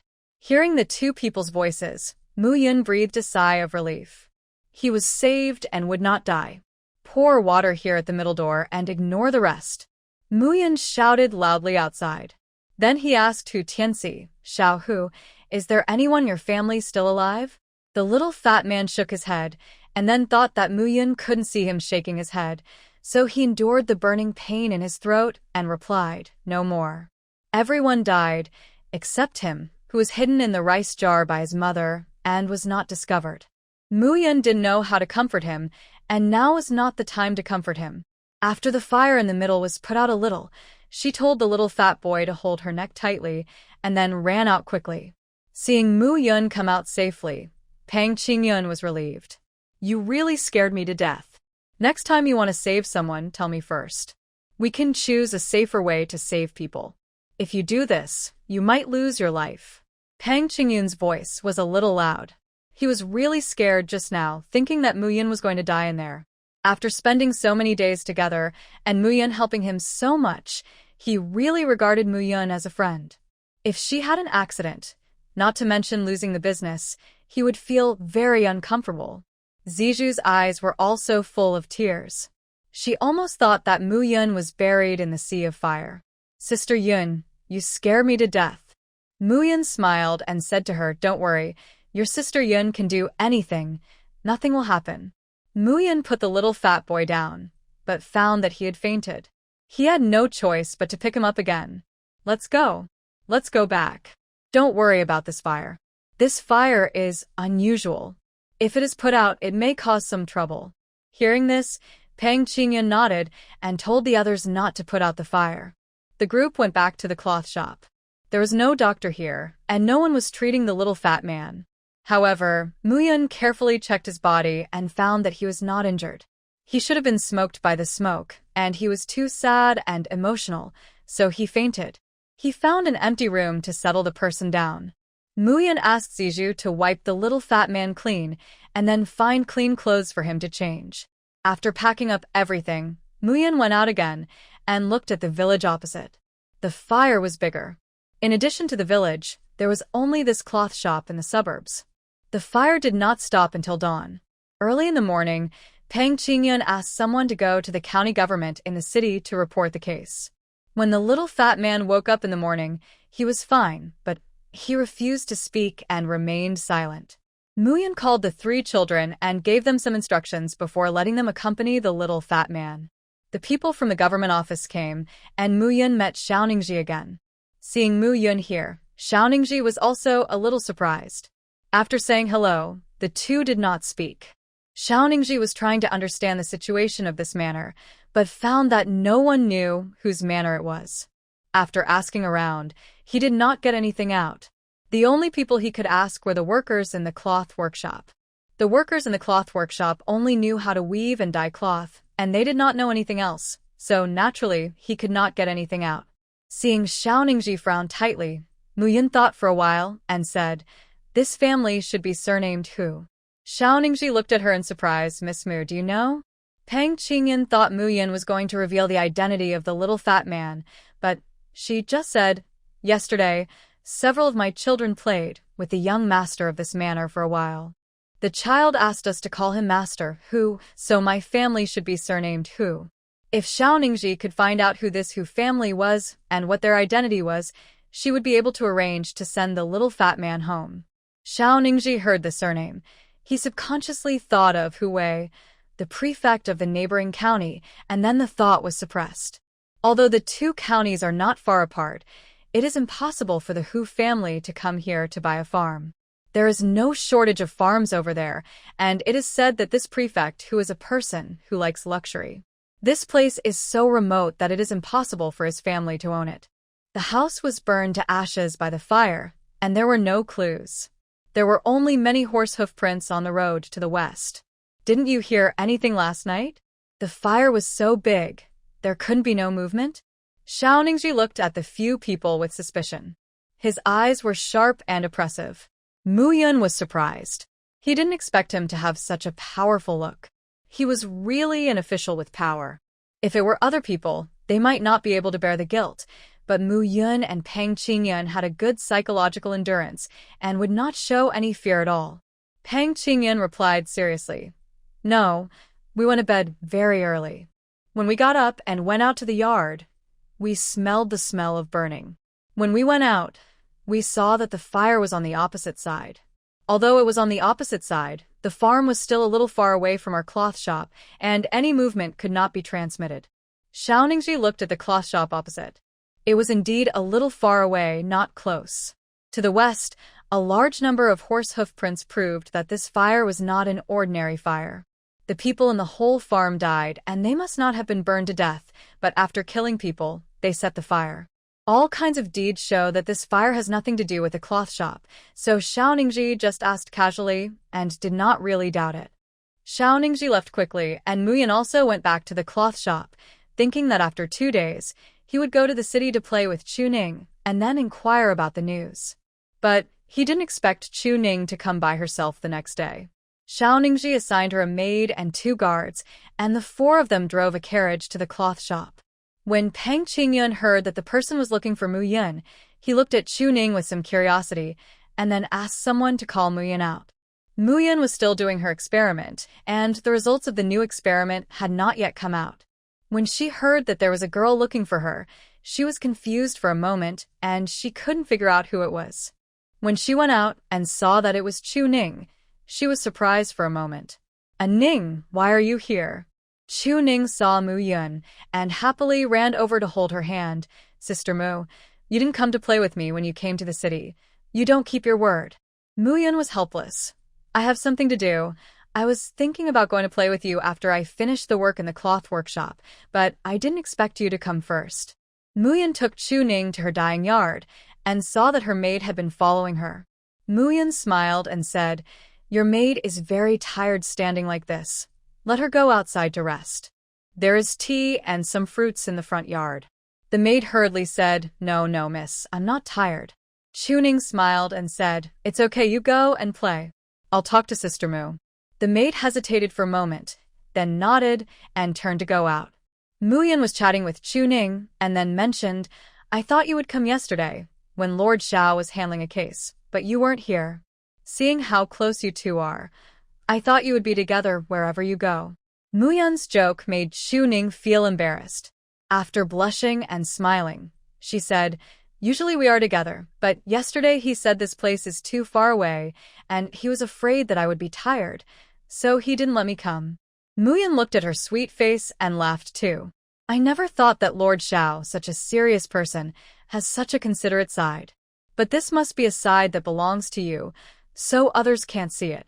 Chu Ning smiled sweetly and shyly, and said in a tender voice, "Oh, Sister Mu, why do you always tease me?" Mu Yun laughed. Okay, I won't tease you anymore. By the way, has Lord Xiao found out about the arson of this manor? Who is so cruel to kill the whole family? I couldn't sleep well last night, for I was afraid that I would be killed that day. Kuning kuriedli sait, boh. Sister Mu, don't say these unlucky words. You haven't offended anyone who would kill you. Chu Ning leaned close to Mu Yun and whispered, "The owner of this manor is Hu Wei, the prefect of Tianhe County next door. His wife and son live in the manor. Hu Wei and his mother, Mrs. Hu, who did not live here, were also killed. The Hu family's house was also burned down by a fire. It was burned completely, without leaving any traces. There is no way to find out anything about this matter." Surprise flashed in Mu Yun's eyes. He turned out to be an official of the prefecture, which was not a small position. He must have offended that senior official. Or he knew something and was silenced. How cruel. Mu Yun was also glad that he did not reveal the existence of Hu Tianxi, Otherwise, if the person behind the scenes knew about it, it would definitely be very troublesome. Oh my god, who is so cruel? He actually killed the whole family.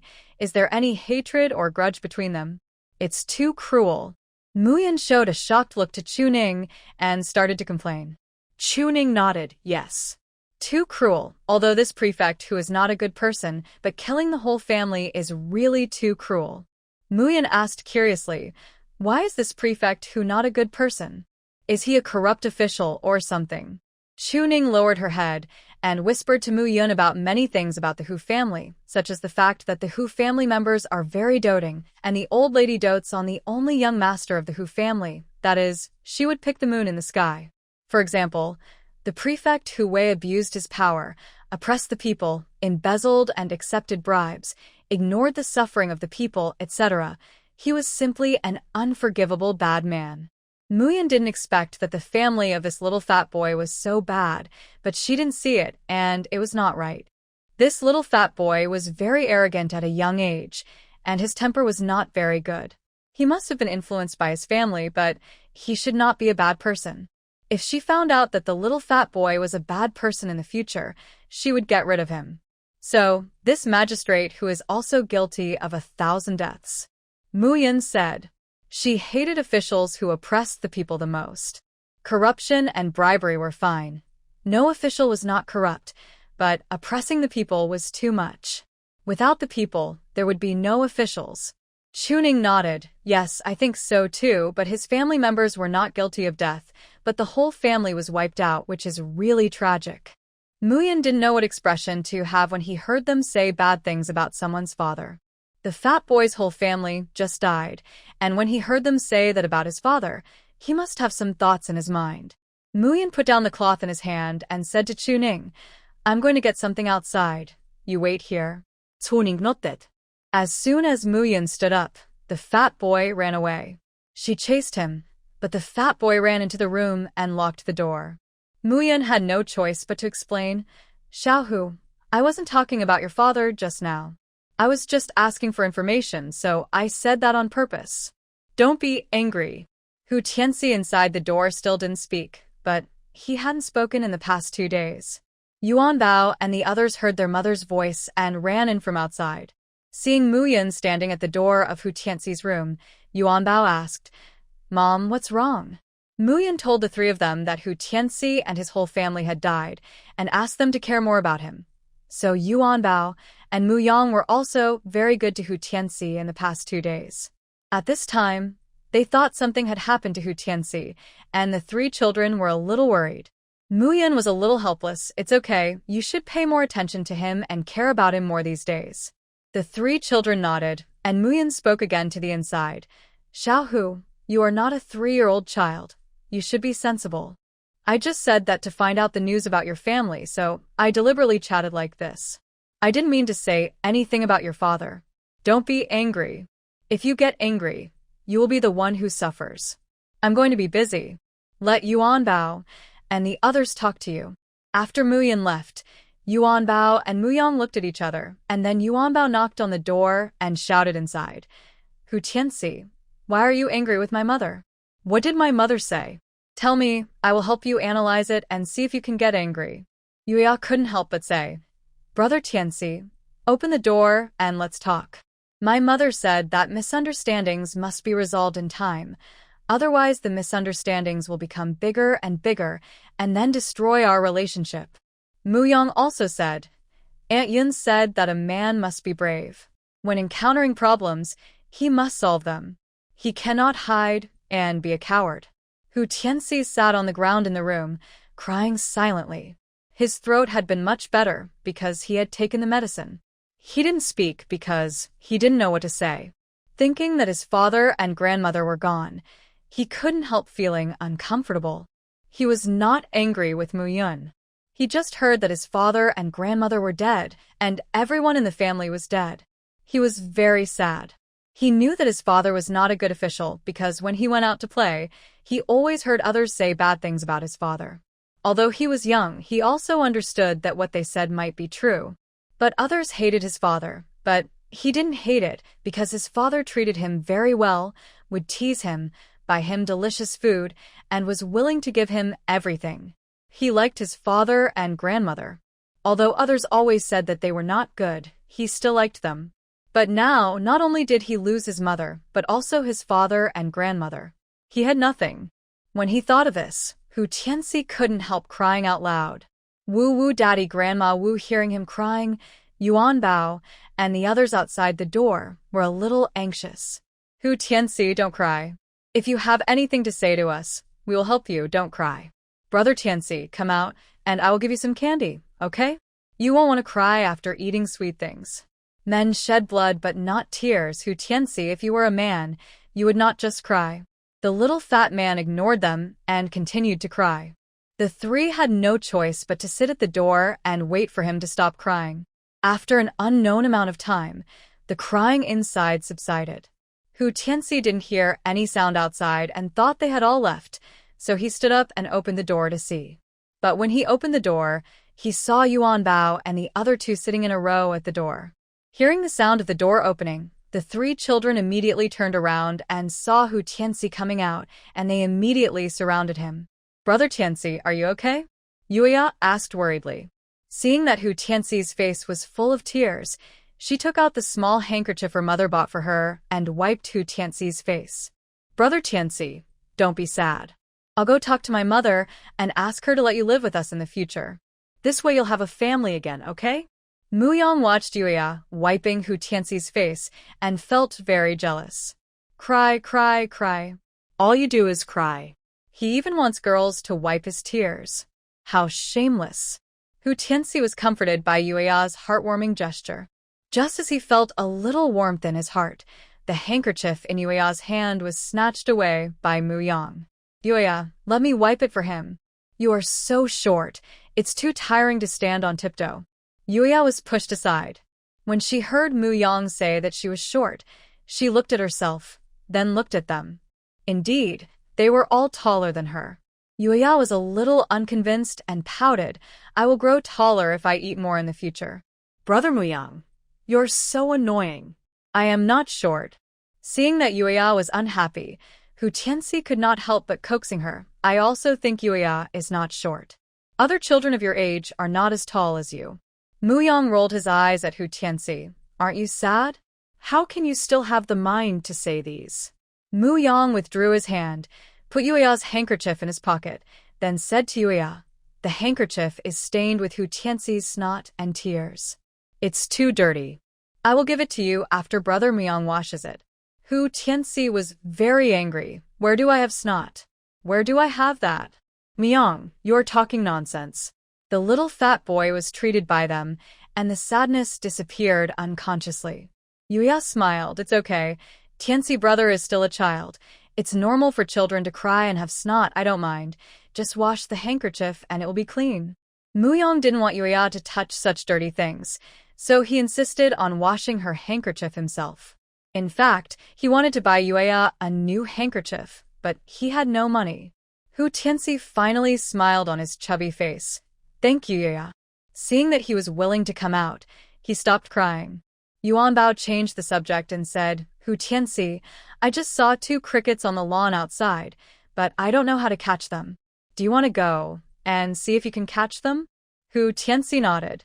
He used to catch crickets for fun, and he was the best at catching crickets. The 4 children left as soon as they said they would, and went out to catch crickets together. Zijou had been watching from the side. When she was not cooking, her task was to watch the 3 children. Seeing that they were all out, Hu Tianxi was much better. She went to tell Mu Yun, and then went out to watch the children again. Chu Ning hadn't left yet, saying that she wanted to see what the fabric dyed by Mu Yun looked like. She was very curious, mainly because she didn't have much to do when she returned, so she didn't want to go back. This was the umpteenth time that Mu Yun had tried. When the fabric strips dried, the refreshing green color gradually appeared, and she was immediately pleasantly surprised. She actually developed a new color, so great. It was also the first time that Chu Ning saw such a beautiful green color. It was not old-fashioned at all, but very bright and youthful. It was not like the green on the market, which was not suitable for young girls at first glance. Sister Mu, You are so amazing. You can actually develop a new color by yourself. How did you do it? You are so amazing. Chuning felt very magical and incredible. Muyun was so smart to develop a new color. Muyun hurriedly said, "Wait, I'll go get some new cloth to dye it. Our new cloth looks better. With this color, it must be amazing." Muyun couldn't wait to run to find a new cloth, and then mixed a pot of dye according to the dye just now, and then put the whole cloth in for dyeing. Peng Qingyun went back to the city at noon, so he was not here at this time. Only Muyun and Chuning were in the yard. When the dyeing Master Lu found out, he followed curiously. Master Lu believed too much in Muyun's development of new colors. Although Muyun was smart, he was not that good. New colors could not be made just by saying so. Muyun made a simple timer to record the time of each dyeing and the time of drying. She found that this time is also very important, but there are no watches or other things to tell time in this era, so she made a simple one to record the time from start to finish. Okay, Master Lu, believe me, you will see the results later. Master Lu was just a little skeptical whether this would work. Seeing that Muyun was so confident, he also looked forward to it and helped her to dry the cloth. The long cloth pulled several poles. After all of them were hung, the three of them sat and waited. Fortunately, the sun is good now, and there's wind. It should be dry in half an hour. Master Lu looked at Muyun's thick manuscript and recognized her efforts. Boss, you didn't start to learn dyeing cloth. You wanted to develop new colors, right? Only then did Master Lu understand. Chuning was surprised. Sister Mu, are you the boss of this cloth shop?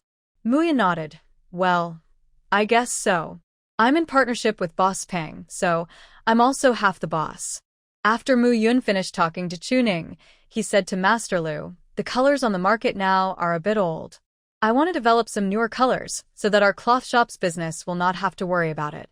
Master Lu, you have been a dyeing master for many years. You can actually study new colors. You can take a look at my manuscript. If you can develop a new color, I will reward you 100 taels of silver for the first color, 300 taels for the second, and 500 taels for the fourth. The more colors, the more money you get. Master Lu was helpless. Although he was very tempted by this reward, he knew his ability and it was almost impossible to develop a new color. Boss, you really think highly of me. This new color is not so easy to develop.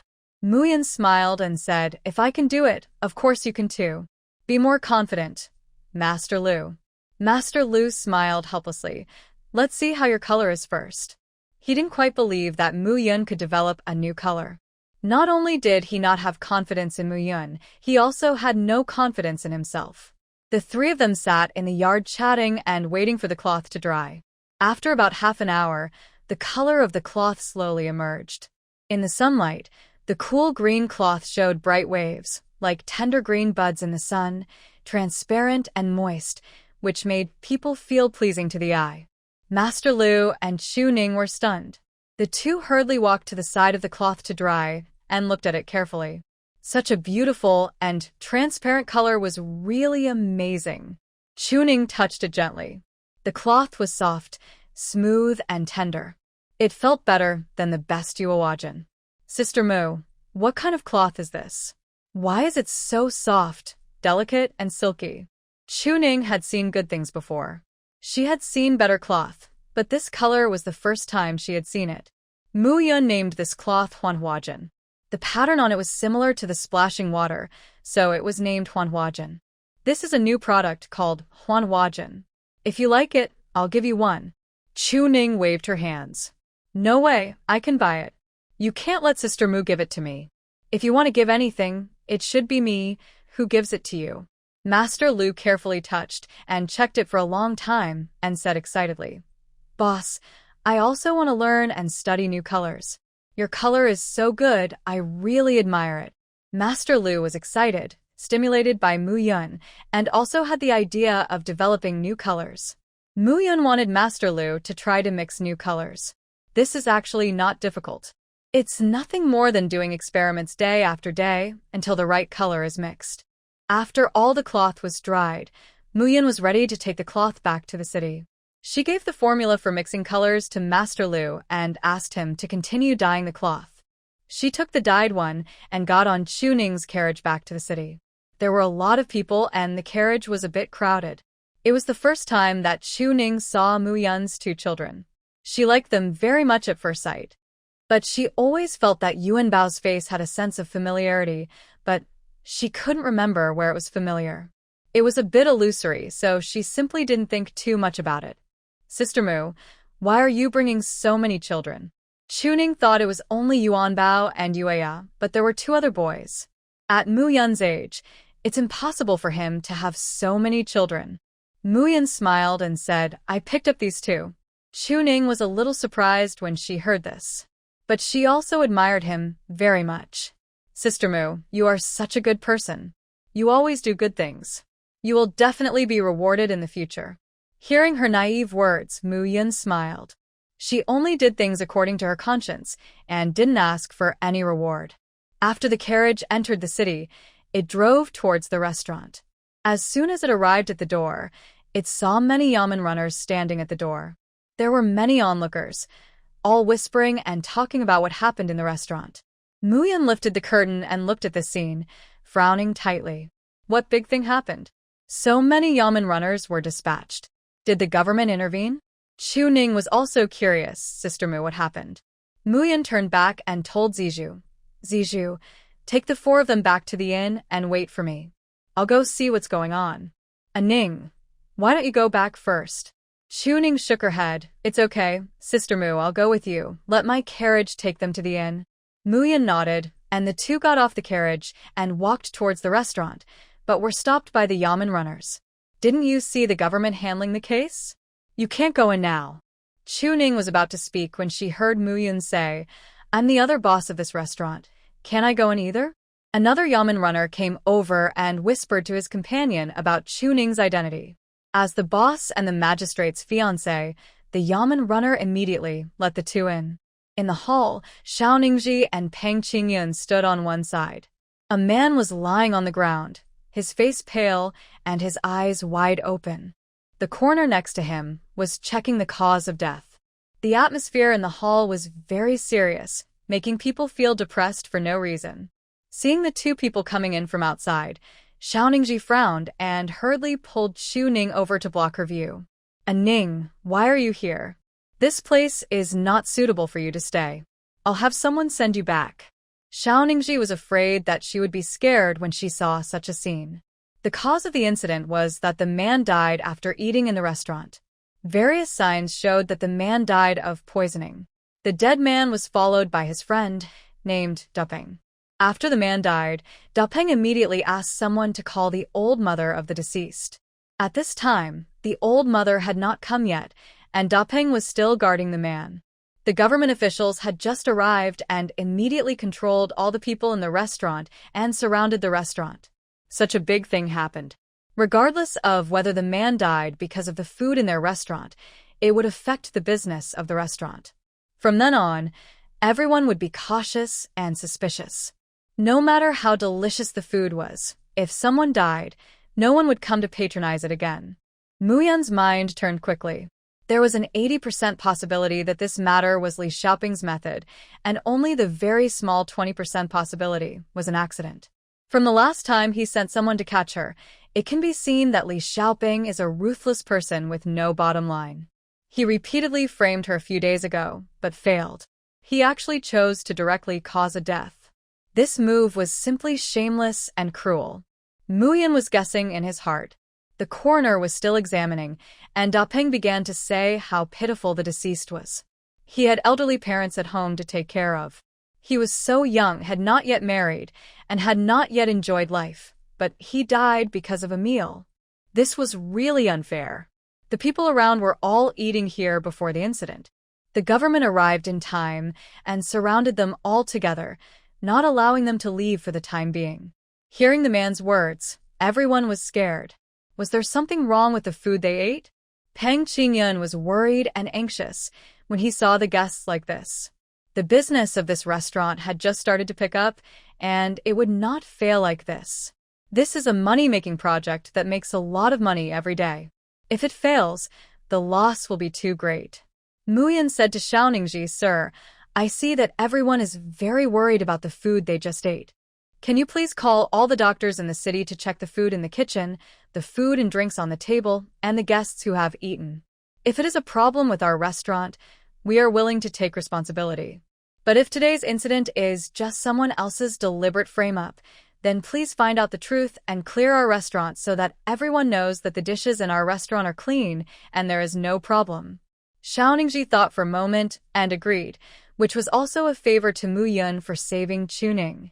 If it is really the restaurant's responsibility, then he will certainly handle it impartially, but if it is not the restaurant's responsibility, then he will naturally clear the door. Hearing that so many doctors were to be invited, Da Peng's eyes flashed with panic. At this time, the old mother of the deceased came. Da Peng's eyes suddenly lit up, and he immediately pulled the old mother of the deceased and began to pretend to comfort her in front of her. In fact, he was secretly putting the blame on the restaurant, wanting the old mother to seek justice for her son and cause trouble for the restaurant. Xiao Ningji frowned and walked towards the coroner. Haven't you found out yet? The coroner's forehead was covered with sweat. He had checked many times, but still couldn't find out what kind of poison it was. Hearing the county magistrate's words, he hurriedly replied. To reply to the adults, the deceased did die of poisoning, but the poison is so short-sighted that I can't find it at this time. I'm afraid that only by dissecting the body and checking his internal organs can we find out the specific cause. No. My son is dead. Please, leave him a whole body. The old lady cried sadly, and her already vicissitudes of life were even more desperate at this time. The whole person was thin and old, dry like a withered leaf, and the shaky appearance made people feel unbearable. Mu Yun frowned, feeling uncomfortable. If it was really Li Xiaoping who did it, then he was really not a human being. Why didn't he choose himself to die, but chose such a pitiful family? Mu Yun bowed to Xiao Ningji and then spoke. Sir, the doctor will be here soon. All the food in our restaurant can be checked. We have nothing to fear because we never do anything wrong. We open our doors to do business to make money, not to poison and kill people. Wait for the doctor to come and check carefully to see if the deceased died from eating our food. Since ancient times, I have never heard of anyone running a restaurant and eating a customer to death. I feel very sympathetic for the deceased, but we are also businessmen, and we will have to open our doors to do business in the future. If we have caused misunderstandings today, who would dare to come to our restaurant to eat in the future? No matter how good our cooking skills are or how innovative our recipes are, everyone will be hesitant because of what happened today. So today, please check it out from beginning to end. If it is our fault that caused the guest's death in vain, we are willing to pay the price. The deceased's friend Da Peng immediately shouted, You just want to shirk responsibility. People died because of eating your food. Don't try to quibble. You unscrupulous profiteers will do anything to make money. Bah. You are so shameless. Mu Yun frowned and said, Sir, it's possible to get a stomachache after eating out, but it's reasonable to eat someone to death. I don't think it's me who has no conscience. I'm afraid it's you who has no conscience. Annie, do you recognize this man? Is he your son's friend? Your son came to our restaurant with him. He said that your son died because of eating the food in our restaurant, but there are so many people who have eaten our food, not to mention the ones in the past. Just look at today. So many people. Everyone is fine, but your son is dead. Why do you say that? The old lady shook her head ignorantly and spoke in a crying voice. I don't know. I just want to know who killed my son Wei. Auntie, it was this restaurant that killed Daong. Please ask the county magistrate to arrest all these people for interrogation. Da Peng couldn't wait to speak. Mu Yun's cold eyes immediately pierced him. Why are you in such a hurry? Auntie hasn't spoken yet. Are you guilty? Did you kill Auntie's son? The man was frightened by Mu Yun's eyes and was even more shocked when he heard her words. He immediately spoke incoherently. You are talking nonsense. It's simply slandering me. Seeing him so panicked, Mu Yun immediately looked at Xiao Ningji and said, Sir, I suspect that the deceased was deliberately murdered and then put the blame on our restaurant, just to divert everyone's attention and clear the suspicion of the murderer. You are talking nonsense. Da Peng shouted excitedly. then realized something, and immediately retracted his excitement, tried to calm his voice, and said, Daong is such a good person. Who would kill him? It is obvious that the food in your restaurant killed people. You not only don't apologize and compensate, but also quibble here. You are such an unscrupulous businessman. You should go to jail. The Yamen runners came to report, Sir, the doctors are here, a total of 8. Hearing this, Mu Yun breathed a sigh of relief. Xiao Ningji hurriedly said, Please come in. After the doctors came in, they saluted Xiao Ningji. Xiao Ningji politely said, Sorry to bother you, doctors. Please check everything in the restaurant kitchen and on the dining table, and take the pulse of all the guests who have eaten here. There were 8 doctors. 2 stayed to take the pulse of all the guests, 3 went to the kitchen to check, and 3 went to all the dining tables to check, with clear division of labor. Seeing so many doctors coming to check, Da Peng panicked. He didn't expect there would be this step. He was going to destroy the wine glass, but Zhu Daong had been holding it, so he couldn't break it. Later, when Zhu Daong fell down, he started calling people as planned. Because he was a little nervous, he forgot about destroying the wine glass. Mu Yun saw Da Peng's panic and sneered in his heart. With this quality, he still wanted to frame someone. He was really stupid and didn't know it. Everyone was waiting for the test results. After the people who lined up for pulse check were diagnosed as safe, they all breathed a sigh of relief. The 3 doctors in the kitchen came out quickly. They bowed to Xiao Ningji and said, Sir, we have checked everything in the kitchen, big and small. There is no poison. It is also very clean. There is nothing that can make people sick. Xiao Ningji nodded. Okay. Thank you for your hard work. The restaurant owner will pay you for the consultation. The 3 doctors nodded and stood aside. Soon, the doctor who checked the table also finished the inspection. A doctor came over with a wine glass and said, Sir, this wine glass is poisonous. Hearing this, everyone looked at the wine glass in the doctor's hand in surprise. Xiao Ningji asked, Besides the cups, are there any other things that are poisonous? The doctor shook his head. No, there are 2 wine glasses on the table. One of them is poisonous, and the other is normal. The diners around began to discuss at this time. Knowing that they were fine, and it was not because of the food, they were completely relaxed at this time and were in the mood to discuss this matter. Can you find out what the poison is?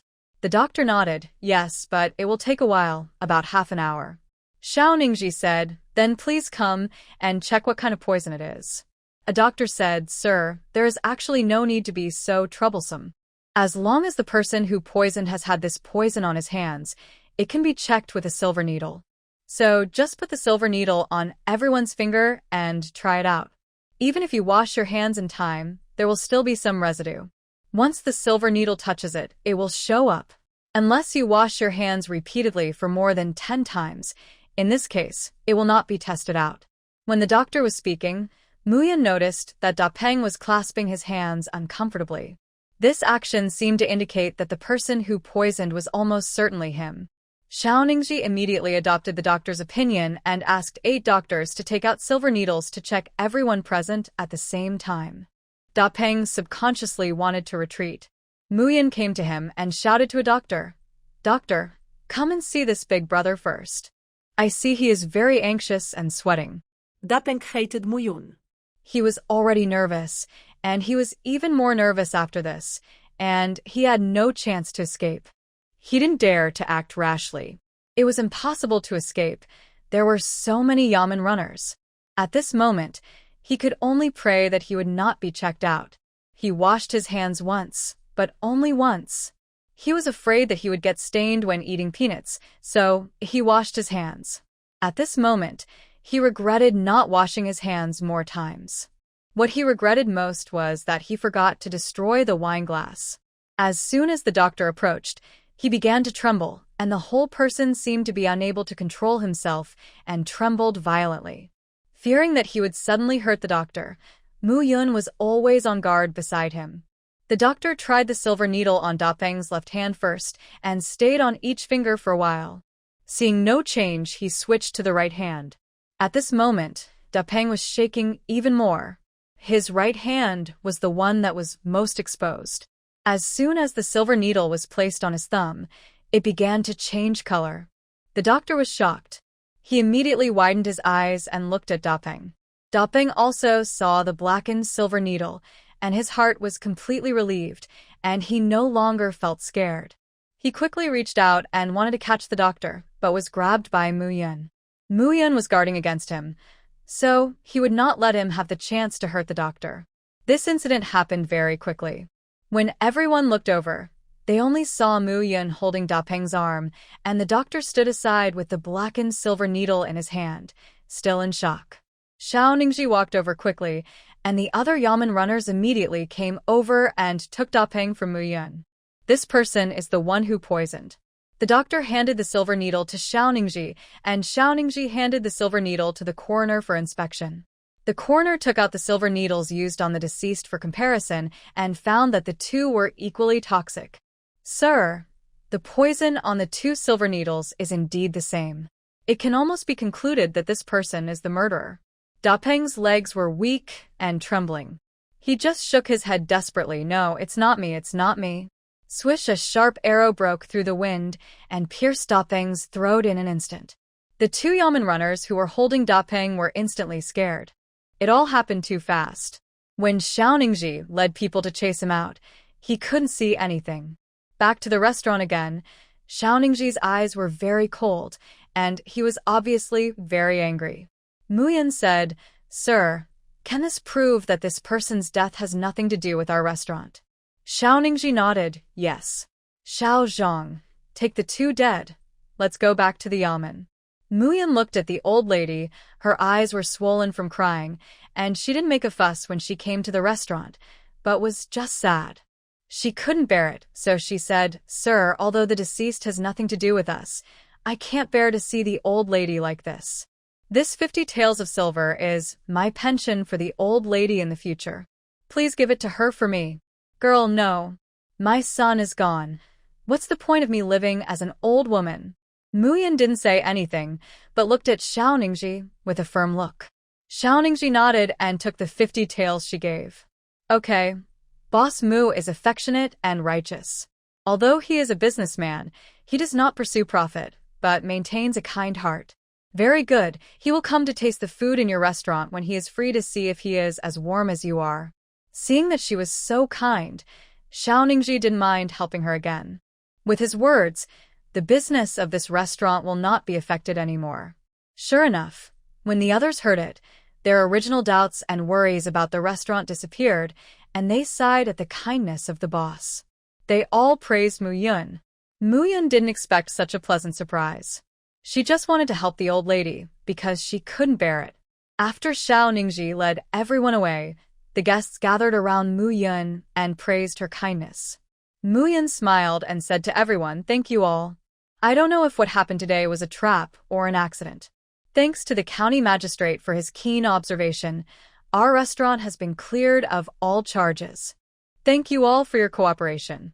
I'm sorry to have wasted your time. Today's meals are all free. Those who haven't paid don't have to pay. Those who have paid can go to the counter to ask the waiter for a refund. Those who don't want to get a refund can go and register. You can eat for free next time." Hearing this, everyone was very happy. The compliments came out as if they were free. When Mu Yun returned to the inn, it was already dark. After a busy day, she was tired, so she washed up and went to sleep. After getting up the next day, she went to the cloth shop and prepared to make the cloth in her hand into ready-made clothes. She had already drawn the design drawings. When she arrived at the cloth shop, Pang Qingyun was also there. Mu Yun told him yesterday that she could start to tidy up the cloth shop today. This reopening was almost like opening a new store. Everything had to be redone, and the decoration of the store was also slightly adjusted. It looked completely different from before. There were quite a lot of people in the cloth shop, all busy with their own things. Mu Yun widened the ready-made clothing area a lot. In fact, selling ready-made clothes would be more cost-effective than selling cloth. In the future, she planned to open a store specializing in selling ready-made clothes, recruit a group of designers to train them, and masters to make clothes. Each step, such as cutting and pattern making, would be done separately, just like a modern clothing factory, to expand the ready-made clothing store and make it a national chain. However, these are all things for the future. The current task is to run the store in front of her well. Muyun gave the design drawings and new cloth to the tailor, who was called by Pang Qingyun. Seeing the new cloth and new colors, the tailor was very interested. She immediately started to cut the cloth according to Muyun's design. She was reluctant to waste any of such good cloth, so she took it very seriously. Muyun watched the craftsmanship of the master and sighed at the master's skills. The tailoring technique was smooth and natural, which was really admirable. Master Zhao, in fact, you can assign some simpler work to others. You don't have to do every step yourself. It's too time-consuming. Master Zhao is a woman in her 40s. She has been a tailor for nearly 30 years. Her grandfather has been a tailor, which is a family craft. She is very stubborn. She either doesn't do it or she does it. So, every process, no matter how simple it is, she has to complete it herself. Therefore, she rejected Muyun's proposal and told her habit. After listening to Master Zhao's words, Muyun did not refute it. Indeed, senior designers like to do everything by themselves. Mu Qing also said this in her previous life. She said that she did not like others to touch her work. If others touched it, it meant that it was not made by her. Ordinary clothes can be made by division of labor and cooperation in the model of garment factories, but high-end custom-made clothes can only be made by experienced old tailors alone. Muyun did not make any more suggestions, but just watched Master Zhao make them quietly. Pang Qingyun directed the people in the store to arrange each position as soon as possible. The previous shopkeeper had been dismissed by him. The current shopkeeper was transferred from other places and was quite calm in his work. Master Zhao had good skills, but his movements were not fast. Muyun looked at it for a long time. Seeing that the clothes had not taken a specific shape, she could not sit still and got up and walked out. Just when she arrived at the door of the store, she looked up inadvertently and saw a face in the window on the second floor. The man's eyes were fixed on this side. When she looked up, she happened to meet the other person's eyes. The two people's eyes met, and a strange feeling spread in the air. Muyun felt that the man looked at her in a strange and fierce way. She didn't know him, did she? After careful recollection, it seemed that there was no such person in her impression. In the attic window opposite, Li Xiaoping quickly retracted his gaze and closed the window, blocking Muyun's sight and observation. Pang Qingyun saw her looking at the opposite side, walked over and said, "The cloth shop opposite is also Li Xiaoping's. Basically, he also has the shops that I have, and they are all open not far from our shops, either opposite or next door." Muyun asked, "What does Li Xiaoping look like?" She guessed in her heart that the man just now should be Li Xiaoping. Pang Qingyun replied, "He looks average. Small eyes and a small nose, and he looks petty and not good-looking." Muyun heard Pang Qingyun's willful and childish tone for the first time and felt a little funny. "Boss Pang, when did you learn to attack other people's appearance?" Pang Qingyun looked angry. The incident in our restaurant was most likely done by Li Xiaoping. I completely hate him now.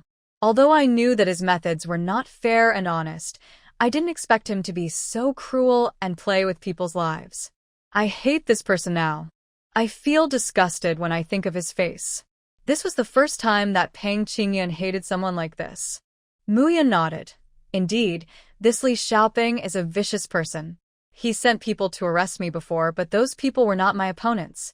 After I beat them away, they didn't come again. Looking at the look in his eyes just now, I'm afraid he's targeting me again. Pang Qingyun was worried and said in surprise, "He also sent people to arrest you? Why didn't you tell me before? In this way, I'll hire a few thugs to protect your safety." Muyun shook his head. "No, I still have the ability to protect myself. You don't have to worry about it." Pang Qingyun was still worried.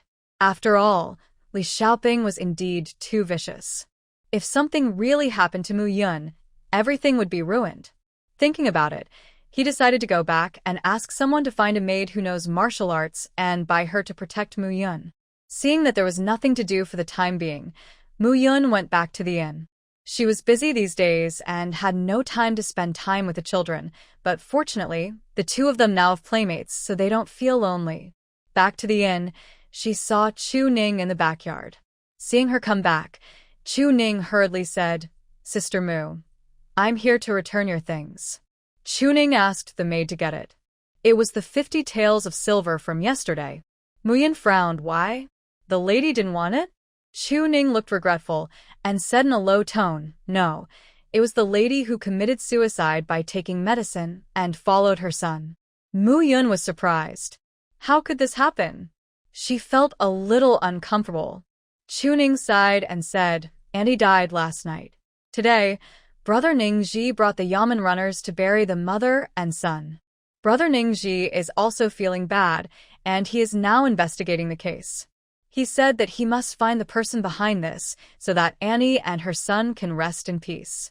It's just that this case is not easy to investigate. The person who poisoned is dead, and we can't find out who shot the arrow that day.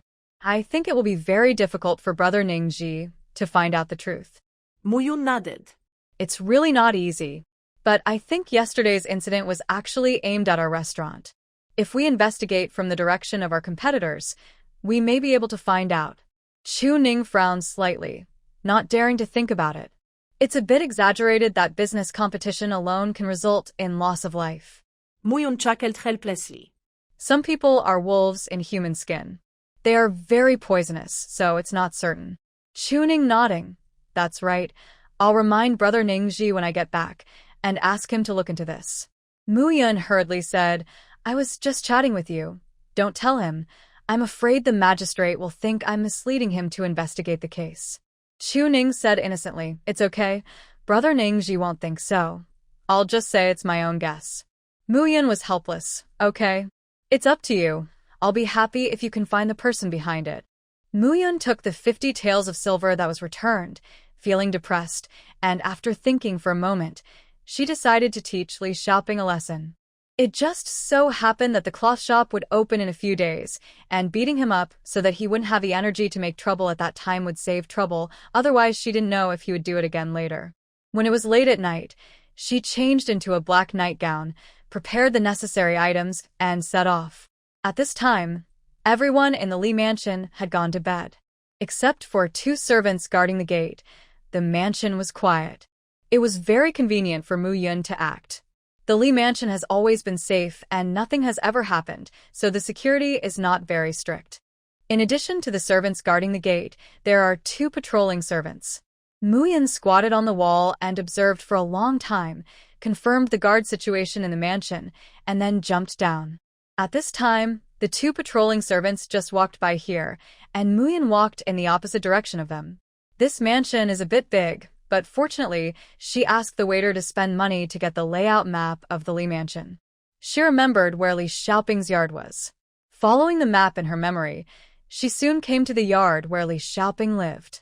There were 2 servants and 2 maids on duty in the yard. It was quite grand. Even sleeping had to be watched by so many people. It was not easy to enter from the main gate, so Mu Yun had to check around the courtyard and finally climbed over the wall to enter. Even after entering the courtyard, she still could not enter the bedroom. If she wanted to enter the bedroom, she had to go through the main gate where the maids and servants were on duty. The windows at the back were locked. It seemed that she had to use drugs. Fortunately, she was well prepared. Her years of experience as an agent were not in vain. She took out the incense, took out the fire starter, and lit it. Then she quickly covered her nose and passed the incense to the main gate, letting the smoke drift gently. After waiting for a while, the incense burned out, but those people didn't react. Mu Yun looked at the burnt incense in her hand and doubted the quality of this thing. Could it be that she bought a fake one? She was about to put it to her nose to smell it, and suddenly realized that it was incense. She stopped her hand and almost had a brain short circuit. Just as she was about to take out another one and light it again, she heard the sound of a heavy object falling to the ground. Looking up, she saw the servants and maids, who had all fallen to the ground and passed out. Mu Yun was delighted and walked over carefully and kicked one of the servants. Seeing that he was sleeping soundly and showed no signs of waking up, she was immediately relieved. She hurried to the door of the house and then lit another stick of incense, poked a hole in the window, and put the incense into the room to burn. When she thought it was about time, She took the incense back, found a bush and threw it, and then waited for a few minutes before pushing the door in. The creaking sound of the door opening was very obvious in the silent night. She hadn't done this for a long time, and the sound of the door opening made her a little nervous. The room was too dark. With a little moonlight, Muyun took out the fire starter and lit the candle on the table. The next moment, everything in the room could be seen clearly. She walked towards the bed, took out the sack she had prepared long ago, lifted the bed curtain, and was about to start, but saw that the bed was empty. She was shocked. Thinking she had fallen into a trap, she turned around and looked back, but she saw nothing. The room was still quiet. She still didn't dare to let her guard down. She looked around and found nothing suspicious, so she slowly walked out. Nothing happened until she left Li Xiaoping's yard. Muyun ruled out the possibility of falling into a trap. If it was a trap, someone would have appeared and surrounded her by now. Sitting on the wall, she was a little confused. The beggar said that Li Xiaoping had returned. Could it be that the information was wrong? Not wanting to make a wasted trip, she took out the map again, but it was dark at night, and she couldn't understand the map clearly. She had no choice but to find a bright place to look. After wandering around the huge mansion for a long time, she finally saw a light in a yard and hurriedly ran towards it. After that, they still climbed over the wall to get in. There were still maids and servants guarding the gate of the courtyard. Is Li Xiaoping here? Isn't this his yard? As he got closer to the house, Muyun heard a strange humming sound in his ears. She was stunned for a moment, and when she realized what the sound was, her face immediately turned red. It's broad daylight. That's not right. It's nighttime now, but there's still someone standing at the door. What's going on inside? Muyun was at a loss. He didn't know whether to leave or stay. After thinking about it, she decided that the trip could not be in vain, so she took out the aphrodisiac again and knocked out the servants and maids outside. She thought it wouldn't take long for the situation inside to be over, and then she could go in and beat the guy up. Muyun waited and waited. The maids and servants were all unconscious for a long time, but the noise inside had not stopped. This really annoyed her, and she couldn't help but lean closer to the door and put her ear close to it. "Master, I really can't take it anymore." The woman's voice was charming and sweet, with a hint of coquettishness. Muyun's whole face turned red again in an instant, and he quickly retracted his ears and even covered them. What shameless dogs! Finally, after about half an hour, those strange noises finally disappeared. Muyun breathed a sigh of relief, but it was really hard to wait. She took out the incense again, lit it, and put it into the house. At this time, inside, Li Xiaoping was resting with his concubine in his arms after feeling satisfied. The woman in his arms looked shy, and she drooped lightly on his chest, saying delicately, "Master, I want to wash up. I feel so uncomfortable." Li Xiaoping chuckled. He was in a good mood, and his tone was gentle. "Ask someone to prepare water. You take your time to wash. I want to go back to rest." Hearing this, the woman suddenly looked disappointed, but she didn't dare to say anything. This was Li Xiaoping's habit. He never slept in the same bed with anyone. He was like this to every woman. He would leave after every time. If she was more special, he would just stay a little longer, but he would never stay overnight. "Okay, then I won't wash up first. Master, can you stay with me for a while?" The woman said delicately, her voice so charming that it could make people's bones soft. Muyun felt goosebumps falling all over the floor outside and prayed in his heart that the two people would faint quickly. He counted the time silently in his heart, and when he didn't hear any sound from inside, Muyun finally breathed a sigh of relief. After waiting for another 2 minutes, she pushed the door in. There was no need to light candles this time. The room was brightly lit. Muyun hurriedly lowered the curtain, took out her sack, and then opened the curtain again. She squinted her eyes and put the sack over Li Xiaoping's head. Then she dragged him down to the ground along with the quilt. Looking at Li Xiaoping on the ground, Muyun thought about it and took the sack down. It was useless to just put it over his head. This guy's body was tightly wrapped in the quilt, so it probably didn't hurt too much. She could only hit him in the face. Muyun took out the wooden stick she had prepared and hit the person on the ground. After hitting him twice, she saw that he seemed to be about to wake up, so she hurriedly took out the rope and tied him up with the quilt. Then she put the sack over his head again. He was unconscious just now and didn't know who she was. He was about to wake up, so she couldn't let him see her, so she put the sack over him again. After finishing everything, she could finally beat him boldly again. The wooden stick hit him with a thud, and after 2 or 3 hits, Li Xiaoping woke up. He didn't know anything and couldn't resist at all. Woo, woo. Muyun let him struggle without saying a word and continued to beat him until she was tired. She calculated that the time was almost up, so she stopped. Then she walked to the table, picked up a pen and paper, and wrote a line of words. This is the retribution for you killing Zhao Daom and his mother. There are more to come, just wait. The latter sentence was just a threat. After writing, she blew the handwriting dry and then used a teacup to press the paper to prevent it from being lost, so that Li Xiaoping couldn't see it. After that, she kicked Li Xiaoping in the face twice again, controlling the force so that he would not be disfigured, but the color on his face would probably take a month to disappear. Li Xiaoping was kicked and screamed, but because his mouth was blocked, the scream could only come from his nose, and no one could hear it. After Muyun finished all this, he clapped his hands and climbed over the wall. It was not until she went back to the inn and slept well that the maids and servants in the Li mansion who were knocked unconscious woke up after a long time. However, the first one to wake up was Li Xiaoping's concubine. Because there was no quilt, she was awakened by the cold. When the tired Li Xiaoping heard the sound, he immediately cried again. The concubine was frightened and hurriedly found clothes to put on. Then he asked the sack, "Who are you?" You. "You are so brave to come to our Li mansion to commit crimes. I will report you to the police and arrest you now. Come here. Come here." The concubine shouted loudly outside, and the maids and servants outside were also woken up. Hearing the anxious voice of the master, they all ran in with a confused face. "Aunt Chiu, what happened?" Ah. "Aunt, what's going on?" The maid's voice was scared. Aunt Chiu rolled her eyes at her. "How would I know what's going on? Hurry up and call the servants in the mansion to come in and see who the thief is, and then send him to see the official." None of these idiots knew it was him, and he was almost mad to death. When the servant came in, he carefully untied the sack and was stunned when he saw that it was his own young master.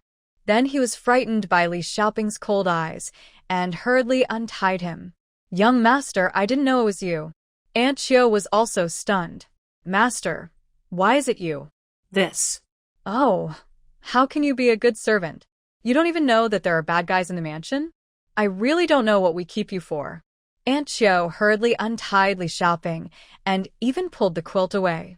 Li Xiaoping felt a chill and remembered something belatedly. The maid screamed and turned around quickly. The servant was embarrassed and didn't know where to look. He stood there in a daze, wishing there was a hole in the ground to crawl into. But he couldn't help but look somewhere else. Well, although he was a noble man, he was almost the same as them. There was no difference. Li Xiaoping's face turned black, and when he was about to roar, Aunt Chiu quickly covered him with the quilt again. She was also very embarrassed. She didn't expect this to happen. She was even more afraid that Li Xiaoping would get angry and felt very nervous. She yelled at the maids, "Quick, quick, get out. All of you get out." After receiving Aunt Chiu's order, the maids and servants hurriedly rolled out. When they rolled to the door, they heard Aunt Chiu yelling again, "Go find a doctor immediately." The servants hurriedly responded. Aunt Chiu tried to help Li Xiaoping up carefully, but was thrown away. Get out. Aunt Chiu was thrown away, and she dared to speak out, so she could only serve carefully on the side. Li Xiaoping stood up by himself with a quilt on his back. Seeing that she was still stunned, she yelled impatiently, "Why don't you go get me some clothes?" Aunt Chiu was yelled at, so she ran to find clothes for him and then retreated, leaving him space to change clothes. After Li Xiaoping put on his clothes, he walked out with a gloomy face. He returned to his yard, and when he saw his bruised and swollen face in the mirror, he was so angry that he smashed things. After he left, Aunt Chiu saw the note on the table and hurriedly asked someone to bring it to Li Xiaoping. After seeing this, Li Xiaoping's face became even gloomier, and anger rolled in his eyes. He crumpled up the note and threw it away and immediately called people to get up in the middle of the night to investigate what happened tonight. All the people in Li's house were called up in the middle of the night, and they worked all night until dawn. Muyan was in a good mood today. Thinking of Li Xiaoping's rage today, she felt refreshed. After getting up early and having breakfast, she went to the cloth shop. Master Zhao rushed to make the design she gave yesterday overnight and had already made it. At this time, the finished product was already hanging in the garment area, and Muyan saw it as soon as he arrived. The fresh and elegant water green color, paired with the jade white camellia pattern embroidered with silver thread, the whole skirt is fresh and elegant and beautiful beyond words. Just one glance can easily attract people's attention. Even Mu Yun was amazed by the real thing. The craftsmanship of the ancients was really good. When he looked closer, he felt the advancedness of this skirt. The craftsmanship of every stitch and every thread was excellent. It was definitely a high-end custom. Isn't it beautiful? When I came here this morning, I was also amazed. Mu Yun, you are really talented. Pang Qingyun's excited voice sounded behind Mu Yun. He had a strong premonition that once this skirt came out, the threshold of their store would be trampled down by people. There was no need to worry about business. The more Pang Qingyun thought about it, the more excited he became. He wished he could open the store immediately so that everyone could appreciate the beauty of this skirt and his new fabric and new color. Just thinking about it made him excited. Mu Yun smiled and said, Master Zhao's craftsmanship is really good. She must have worked all night to make it. Remember to reward her. She worked hard. Pang Qingyun nodded. Well, she really deserves a reward. Master Zhao left not long ago. She went back to rest. She just made this skirt. She hung up the finished product before she left. Mu Yun nodded and then asked, how many masters are responsible for making ready-made clothes in our store? Pang Qingyun replied 3 because we usually sell less ready-made clothes, so we don't need too many people. Mu Yun looked at the skirt and asked, do you think that after this skirt is displayed, will many people come to us to buy it? Pang Qingyun replied without hesitation, of course, there will definitely be a lot of people who want it. Then can we make so many by then? Mu Yun asked worriedly. Pang Qingyun heard this and realized this problem. Pang Qingyun also considered it seriously and then said helplessly, your idea is very good, but we don't have much money now. We need money to open a workshop, hire a master, buy a house, configure tools, etc. Pang Qingyun regrets it now. If the money he lost at the beginning was put into now, he could really do a lot of things. Mu Yun thought about it and said, it's okay, I'll find a way. There is also the income of the restaurant that can be counted. It will be used for the time being. You count all the money we can use now and report it to me. I will arrange it. Pang Qingyun nodded. Thinking of the garment workshop, Mu Yun thought that she could talk to Xiao Ningji. He is now the county magistrate here. The economic problem here is his most important problem. He needs good political achievements, which she can help achieve. When the interests are bound with him, many other things will be much easier. Thinking of this, Mu Yun felt that she would go to talk to Xiao Ningji today. He didn't need to show up for the money, but Xiao Ningji might be able to help with the house that the workshop needed. I'm going to the county government office. Wait for my news. After saying that, Mu Yun left. Pang Qingyun was confused. Why did he go to the county government office? What news did he wait for? No one answered his doubts. Mu Yun had already left. She went straight to the county government office, but the yamen runners at the door did not inform her, saying that Xiao Ningji was not there.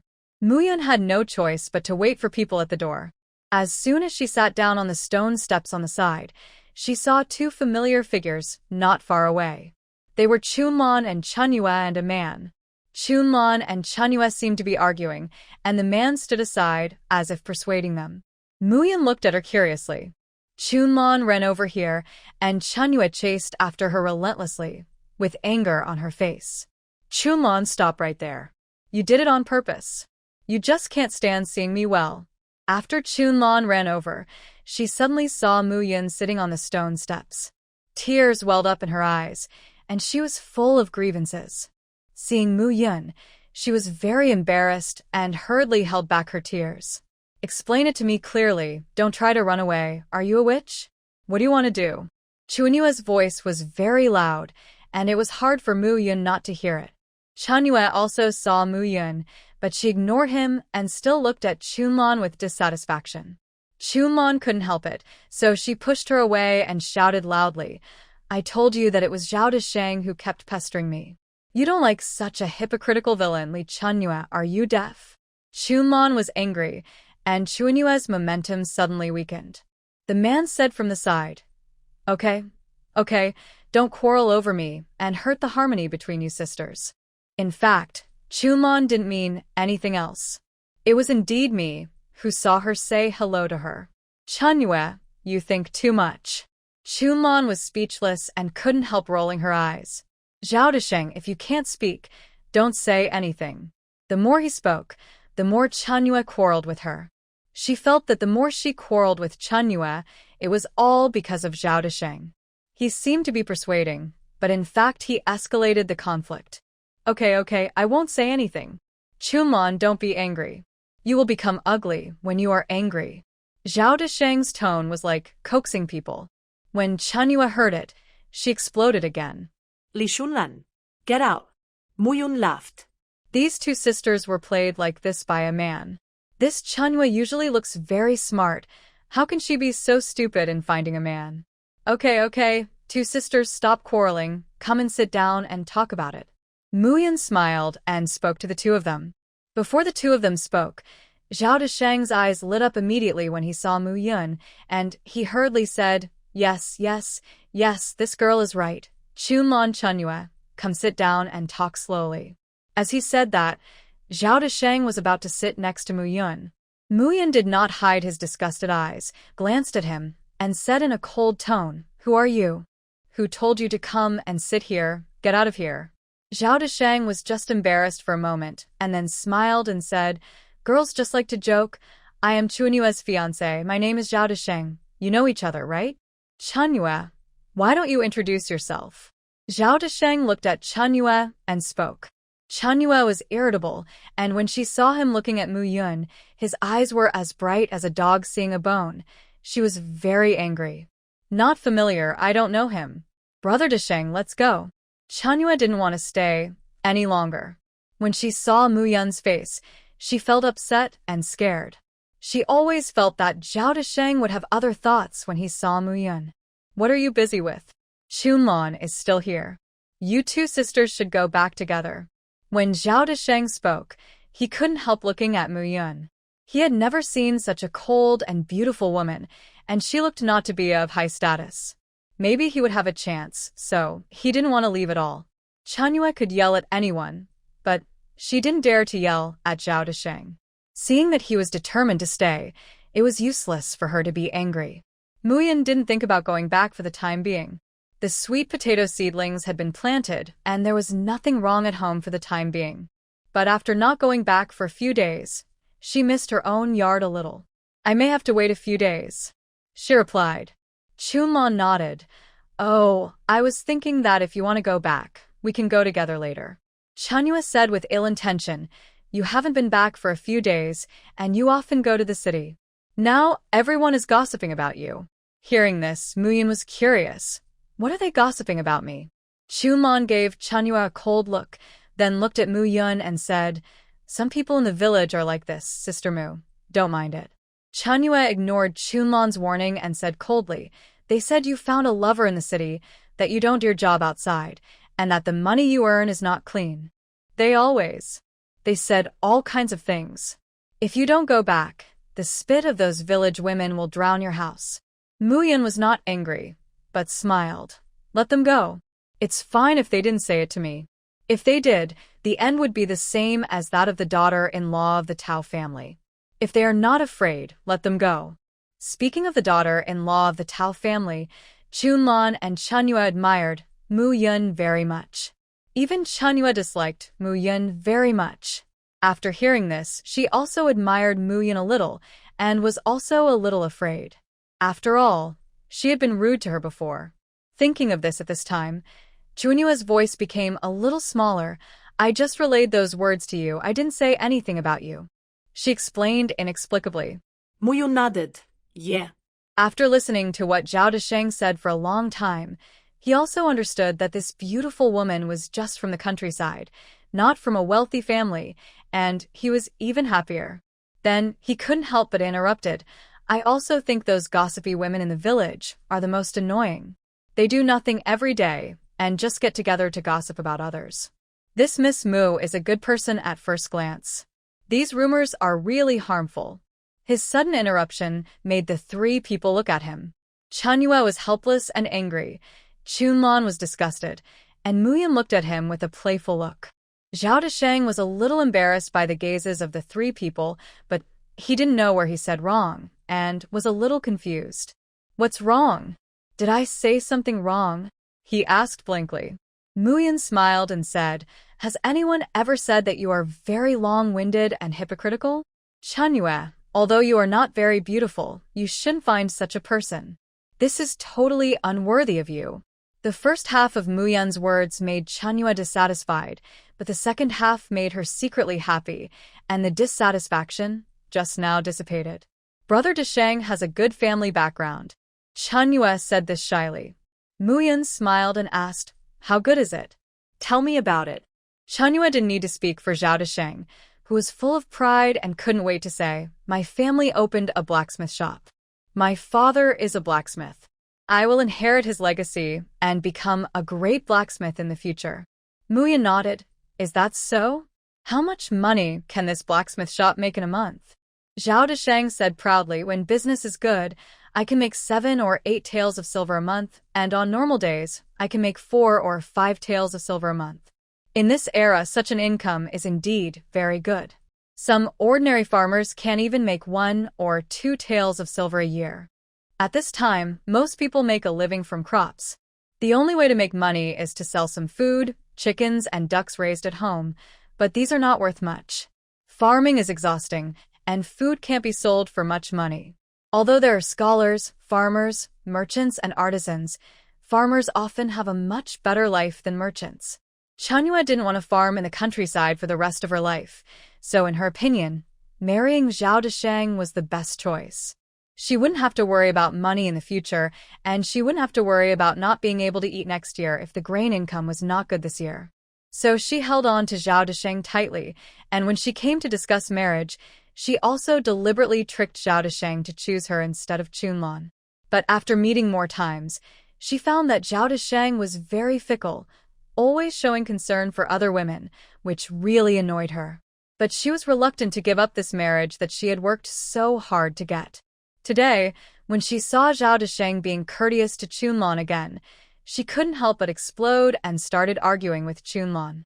Zhao Desheng acted so arrogant just because he earned a few taels of silver every month, which made Muyan laugh.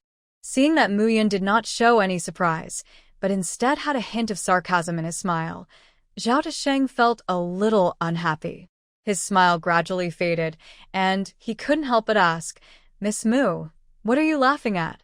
Muyan smiled and said, No, I'm not laughing at anything. I just think Chunyua is still too ignorant. Chunyua was puzzled and didn't understand what Muyan meant. Muyan, do you look down on Brother Desheng's income? Chunyua frowned and said dissatisfiedly. She really didn't know where Muyan got the nerve to think like that. Muyan shook his head. No, it's good to have the ability to make money, but there's no such thing as looking down on others. I only look down on a person's character, not his ability. Just like you, Chunyua, I think you have a bad personality, bad temper, and unstable emotions, but you are still very positive. You know how to find ways to make money and have learned the craft of making silk flowers. I still admire you for this. Chunyua's face turned red and blue because of what she said, and she didn't understand what she was talking about. What do you mean? Chunyua's tone was very bad. Muyan shrugged and said helplessly, I don't mean anything. I just think you can make money yourself. There is no need to choose the wrong person for a few taels of silver. It is better to be cautious about things in this life. After all, she is a little girl. Although she is not very likable, she is not a bad person. Muyan thought that he should remind her that Zhao Desheng is not a good match at first glance. Chanyue frowned and couldn't understand why Muyan said this to her. Zhao Desheng was a little angry. Muyan's expression was obviously looking down on him and said that Chanyue chose the wrong person. He was about to get angry, but was interrupted. Sister Mu, why are you here? Chu Ning's surprised voice sounded. When everyone heard it, they all looked back and saw a noble and beautiful woman coming out of the carriage in front of the county government office. The woman was walking towards them with a smile. Except for Mu Yun, the others were all amazed. Chu Ning is very beautiful, with a slender figure, delicate features, and fair skin. The material of her dress is something that ordinary people have never seen. It is the same color as pearls, with a soft luster, noble, and elegant. At first glance, she is a daughter of a rich family with a natural temperament. Several people looked at Chu Ning curiously, and then when they saw Xiao Ning wearing the official uniform of the county magistrate getting off the carriage, the three of them were all surprised. Sister Mu, are you passing by or are you here to see me? Chu Ning walked over, took Mu Yun's hand intimately, and asked with a smile. Mu Yun smiled and said, I came here to see you. Chu Ning was instantly happy when she heard it. Sister Mu, you finally came to play with me. Xiao Ningji was standing not far away waiting, but he didn't come over. With Mu Yun's identity, he didn't need him to take the initiative to come over and say hello. Chunlon, I have something else to do, so I'll leave first. You guys go and get busy. Mu Yun said to Chunlon. Chunlon nodded. Okay, Sister Mu Yun, go and get busy. Chu Ning pulled Mu Yun away. The two of them walked in front, Xiao Ningji followed behind, and there were Yamen runners following behind. The group went into the government office. The three people outside stood there watching, each of them full of doubts. Does Mu Yun know the county magistrate? Who was that woman just now? The county magistrate's sister? Chanyue asked in a puzzled tone, feeling it was incredible that people of their status could know the county magistrate. Zhao Desheng said, I heard that the county magistrate has a fiancé who came all the way to find him. I'm afraid that woman just now.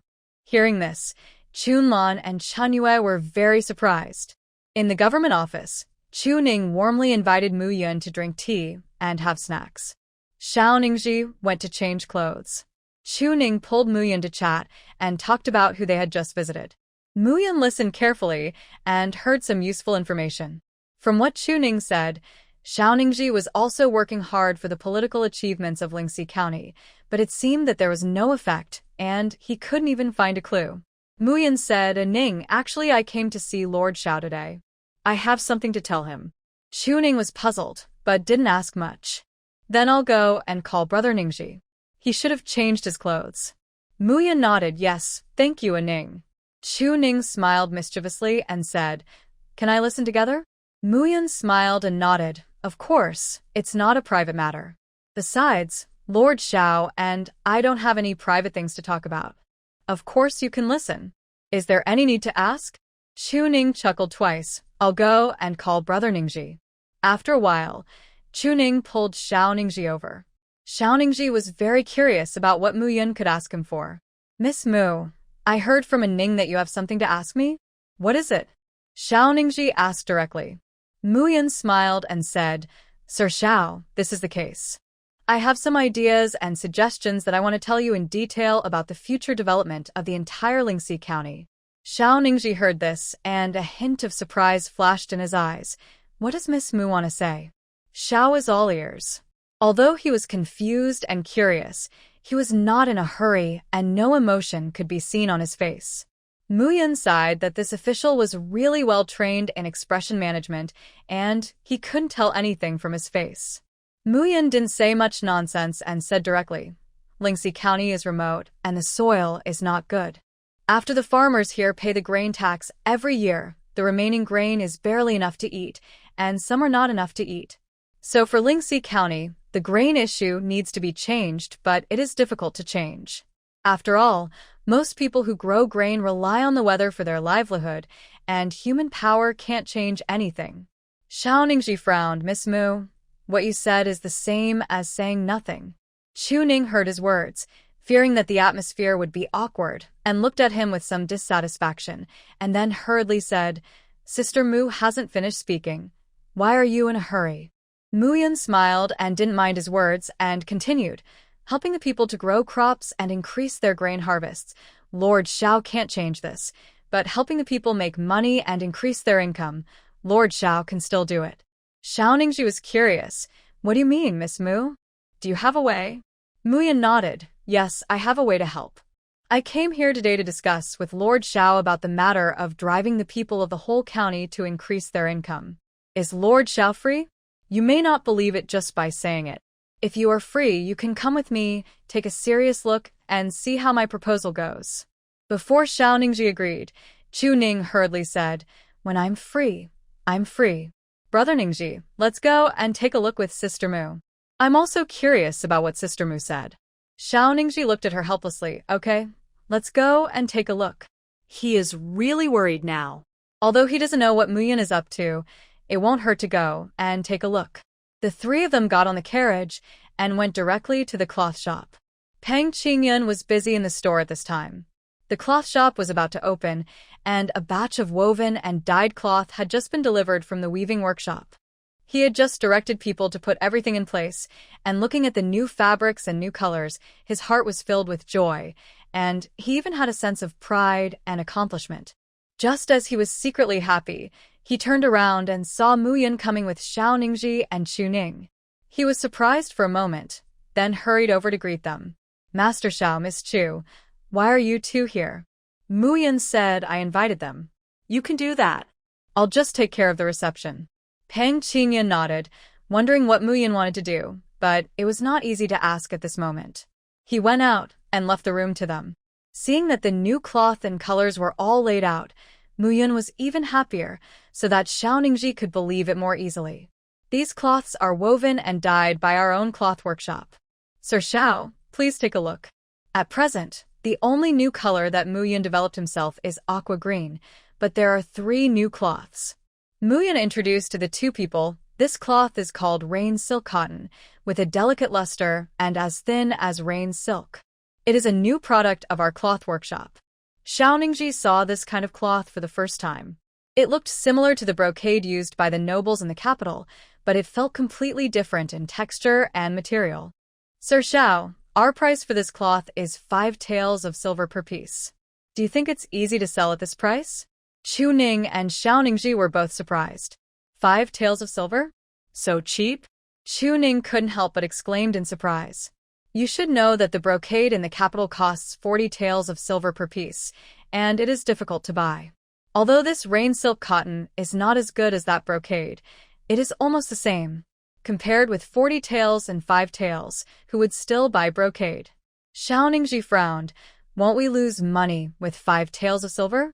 Muyun smiled and said, Not at all. This rain silk cotton is cheap, and the cost is not high. We will make money by selling it for 5 taels. There is also this kind called Huanhua brocade, which is more expensive.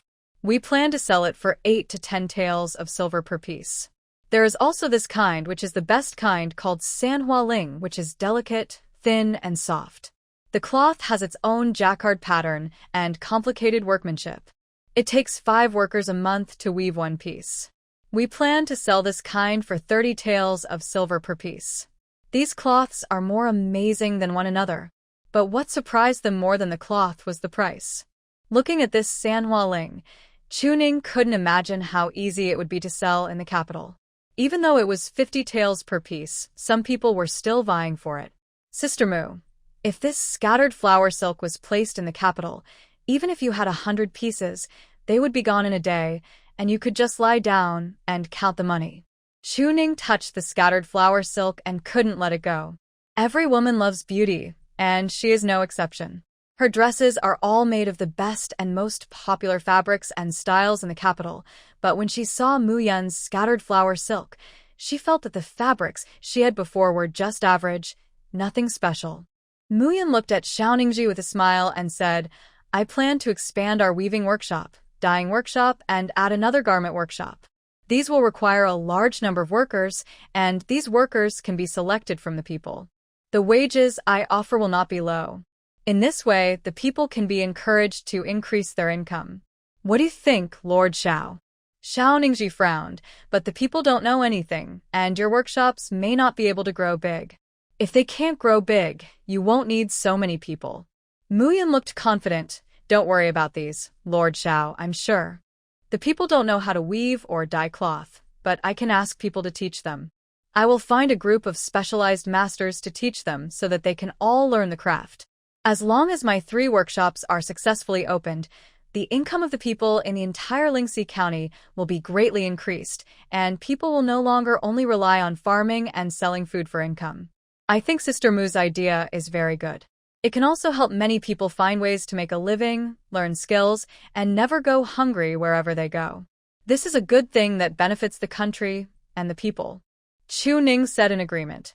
Xiao Ningji didn't disagree, but he was worried that things wouldn't develop as well as Mu Yun said. Indeed, what Miss Mu said is also a benefit for the people. So, what does Miss Mu need me to do? Xiao Ningji asked directly. Mu Yun put forward his own request. I need a place. We don't have extra money to buy a house to open a garment workshop.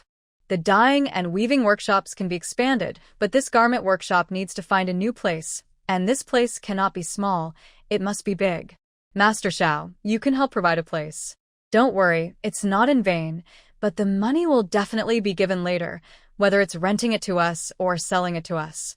At that time, you can come forward and ask the people in the county government to set up a stall and recruit apprentices.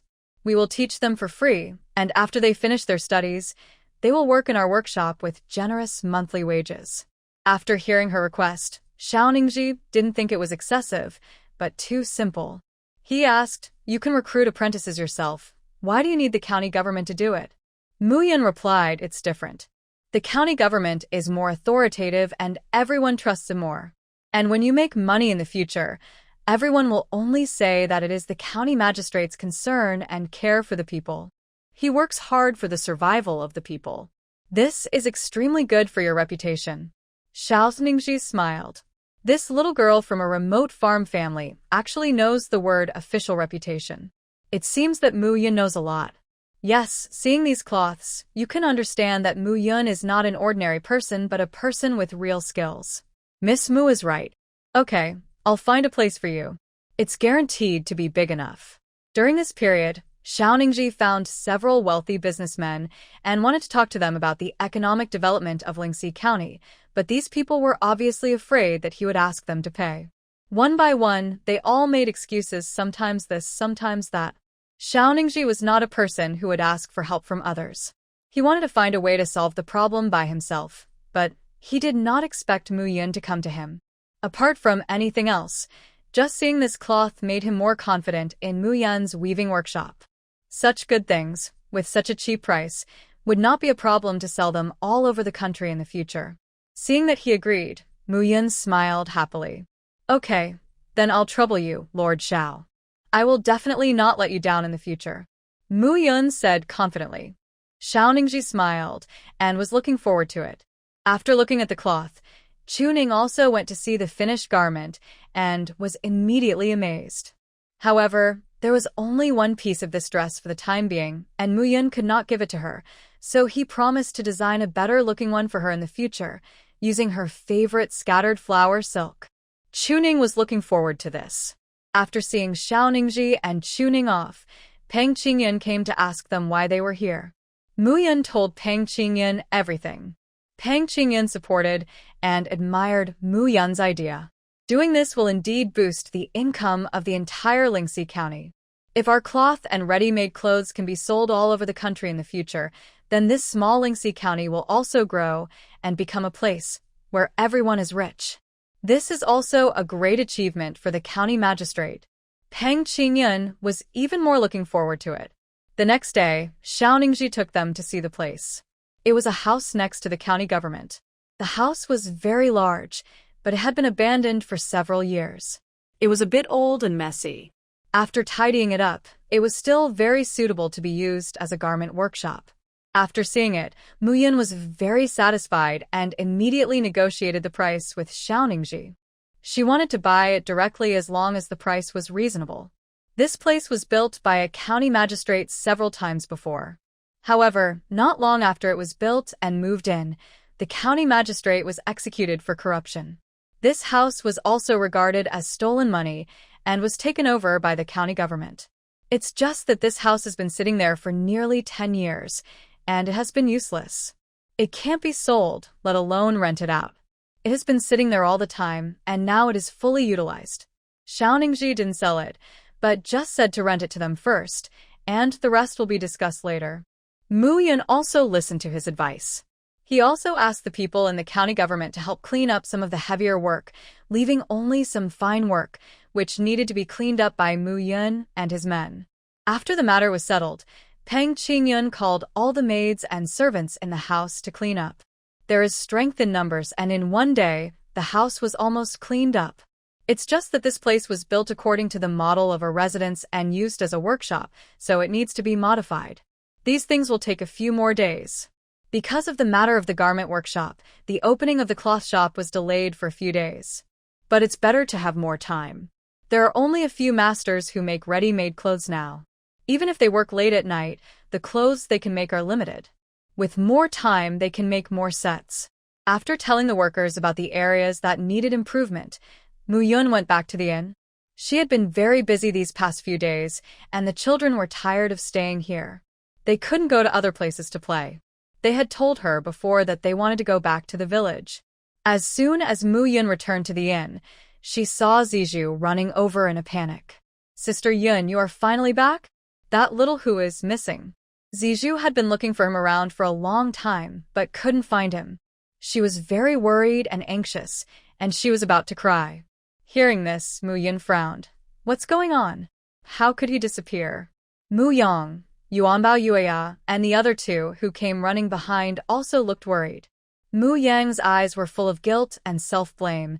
Aunt Yun, I had a quarrel with him, so he left. I'm sorry. Mu Yang was very scared, and he couldn't help crying immediately after he finished speaking. Mu Yun felt that his head was big. These children were playing well. Why did they quarrel?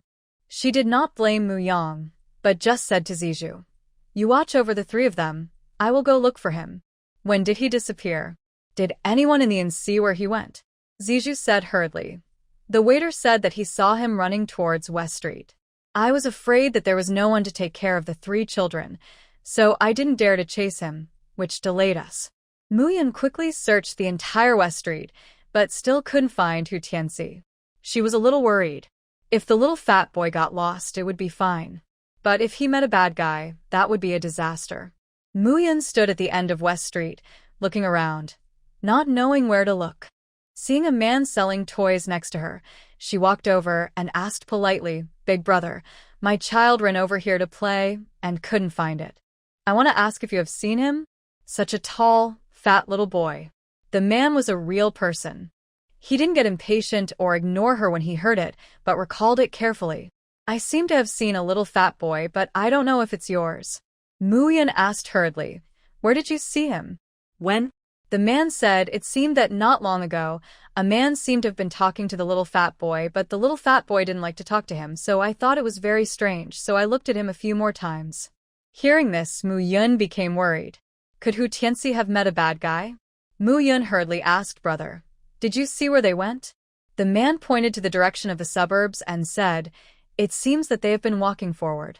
I didn't notice them behind me." Mu Yun hurriedly thanked him and ran to the place the man pointed. There are few people in the suburbs. At a glance, there are only mountains and land, and there are several forked roads. Mu Yun didn't know where to look for a while. Just as she was standing there confused, a bullock cart suddenly passed by. There were two men on the cart, one driving the cattle and the other sitting on the board. Mu Yun was only looking at the distance and didn't notice the bullock cart. It was not until the bullock cart went far away that the cloth on the board was blown up by the wind. She seemed to see half of a child's leg. Mu Yun suddenly reacted and hurriedly chased after it. The man sitting on the cart saw a woman chasing him and immediately said, "Fatty, is that woman chasing us? What's going on?" The man called Fatty looked back and saw that it was a woman, but he didn't take it seriously. He whipped the ox on its back and sped up, then said, "It's okay, run farther, and catch the woman later. Wouldn't it be more profitable? Hearing this, the man on the cart agreed. Yes, I was panicked just now, but now I think that if a woman catches up with us, she will only die. The two were no longer afraid and ran forward directly faster, but they underestimated Mu Yun's speed. She ran too fast, and in a few minutes, she caught up with the two people's ox cart. The fat man driving the cart smiled and asked, "Sister, do you want to drive the cart? Where are you going? Let me see if it's on the way. If it's on the way, I'll take you with me." After seeing Mu Yun's appearance, the fat man was even happier. If this beauty was sold, the price would definitely not be low. The man was thinking happily, but he saw Mu Yun was about to lift the cloth on the cart, so he jumped off the car to stop him. With an angry look on his face, he said, "Sister, what are you doing? How can you touch other people's things casually?" Mu Yun looked at the two of them and said, "My child is missing. I just saw a child hidden under your cloth. I want to see if it's mine. Are you two human traffickers?" Although Mu Yun's words scared the two of them, they felt relieved when they thought that she was the only weak woman here alone. Big Fatty looked at her with ill intentions and said, "Sister, you have sharp eyes. Since you have seen it, come with us. I will find you a good family. I guarantee that you will have a good life after you go there." As he said that, Big Fatty's disgusting pig's hoof was about to touch Mu Yun. Mu Yun sneered and kicked the man out directly. Then he looked at the man on the cart. The man was confused by Mu Yun's action just now. Looking at the big fat man who flew out, he didn't react for a while. Seeing her walking towards the cart, the man jumped down hurriedly. Mu Yun ignored him for the time being and went to lift the cloth on the cart. When she saw that the person inside was really Hu Tianxi, she was instantly relieved. At the same time, she was also very scared. Almost, this little fat man was about to be taken away and sold. Shaking the little fat man, seeing that he was sleeping soundly, Mu Yun's eyes flashed with worry. "What drug did you two give him? He's sleeping so deeply." The man stood aside, feeling uneasy. When he saw the fat man who was kicked away come back, he hurried over to help him. "Fat man, what should we do? This woman seems to know martial arts." The fat man was in a very bad mood after being kicked just now. He pulled out a knife from his waist and said fiercely, "Humph. If you don't accept my toast, I'll drink a penalty. I want to see how powerful you are. Daming, take out your weapons, let's go together." Hearing this, the man obediently took out the knife hidden in his waist, and the two of them killed Mu Yun together. Mu Yun went up to them directly. These two people were just some boxing skills and strong, but they were not as powerful as the group of people sent by Li Xiaoping to catch her. However, she was angry in her heart, and she hated this kind of human traffickers, so she beat them up directly, and they couldn't walk. Finally, she took out the rope from the two ox carts and tied them up, then moved them to the ox cart and moved the fat man away. Finally, he drove the ox cart back to the city and sent the two people directly to the government. When Xiao Ningji learned that Mu Yun had sent two human traffickers, he was surprised. He quickly put on his official uniform and went to try the case. As a result, this interrogation really turned out several cases. There were also families who lost their children in Lingxi County, and they also reported the case, but they didn't find out what the follow-up was, so the cases of these missing children were left unresolved. Unexpectedly, it was actually found out today. According to the human traffickers, they have another hideout, and there is also a contact point in the next county. Xiao Ningji was very angry and immediately took all the Yamen runners out to catch people. Mu Yun took the unconscious Hu Tianxi to the clinic to see a doctor. She was relieved when she heard the doctor say that he was just drugged and he would wake up after 2 injections. The little fat boy was a good crier. He cried for a long time before he stopped. His nose was twitching. He was a little embarrassed to look up at Mu Yun, so he kept his head down. When Mu Yun saw that he had stopped crying, he said, "Have you cried enough?" Hu Tianxi still didn't look up, but just replied muffledly, "Yeah." Mu Yun smiled helplessly and slowed down his voice and said, "Why did you run away by yourself? It's very dangerous for a child to be alone outside, do you know?" Hu Tianxi shook his head and said nothing. "Did you quarrel with Mu Yang? Can you tell me why?" Hu Tianxi still didn't speak. Mu Yun felt helpless. Was she too lonely in her previous life? It was really a headache for God to give her so many children in this life. Xiao Hu, you will live with us in the future. You have no other relatives. I even forgot to ask you, are you unwilling to live with us? Hu Tianxi raised his tearful eyes and looked at her and said, No, I am not unwilling. Muyan was puzzled. Then why did you run away? The little fat boy's tears as big as beans fell, and he said aggrievedly, Muyang said that I am not from this family. He said that I am an outsider. He told me not to always pester Yuya, but I have no home. I only have you, but he said this is not my home and told me to get out. When this was mentioned, the little fat boy felt aggrieved again, and his tears kept flowing. Muyan was a little helpless. Muyang was not the kind of person who would talk like this. What medicine did he take today? Then do you know why he said that? Muyan asked. Hu Tianxi shook his head, I don't know. Muyan thought for a while and said, he didn't say that on purpose. After you left, he regretted it very much. He was worried about you and blamed himself. He hid and cried. I will criticize him when I go back. You can't talk to your family like that. He is the elder brother and you are the younger brother. You should get along well in the future. He was wrong this time. I will tell him when I go back, but you are also right and wrong. You shouldn't run out alone like this. This will make us all very worried about you, and you will be in danger and be captured by bad guys. Hu Tianxi still remembers the scene when he was knocked unconscious. Thinking of it now, he was also full of fear. Auntie Yun, did you save me again? Although Hu Tianxi is young, he has understood many things in the past few days. Mu Yun has saved him again and again. He is grateful in his heart, but he is very confused and doesn't know what to do. He can't do anything, can't make money, and can't do anything. He will only cause trouble to others. He feels useless. He is afraid that Mu Yun, Yuya, Yuanbao Muyang, and others will dislike him and don't like him. Mu Yun nodded. Well, you were almost sold. After those people bought the children, they would cut off the children's hands and feet and then throw them on the street to beg. Others would give them some money because they felt sorry for them, and then those people would take the money away and let the children continue to beg. Have you ever thought that you would become like this? Hu Tianxi was frightened, and his ignorant eyes were full of shock and fear. He didn't know that he would be so miserable after being sold. At this time, he really felt scared. I was wrong. Aunt Yun, I will never dare to run around again.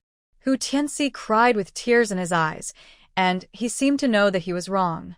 Muyan didn't mean to scare him, but if he didn't say that, he wouldn't know how to be afraid.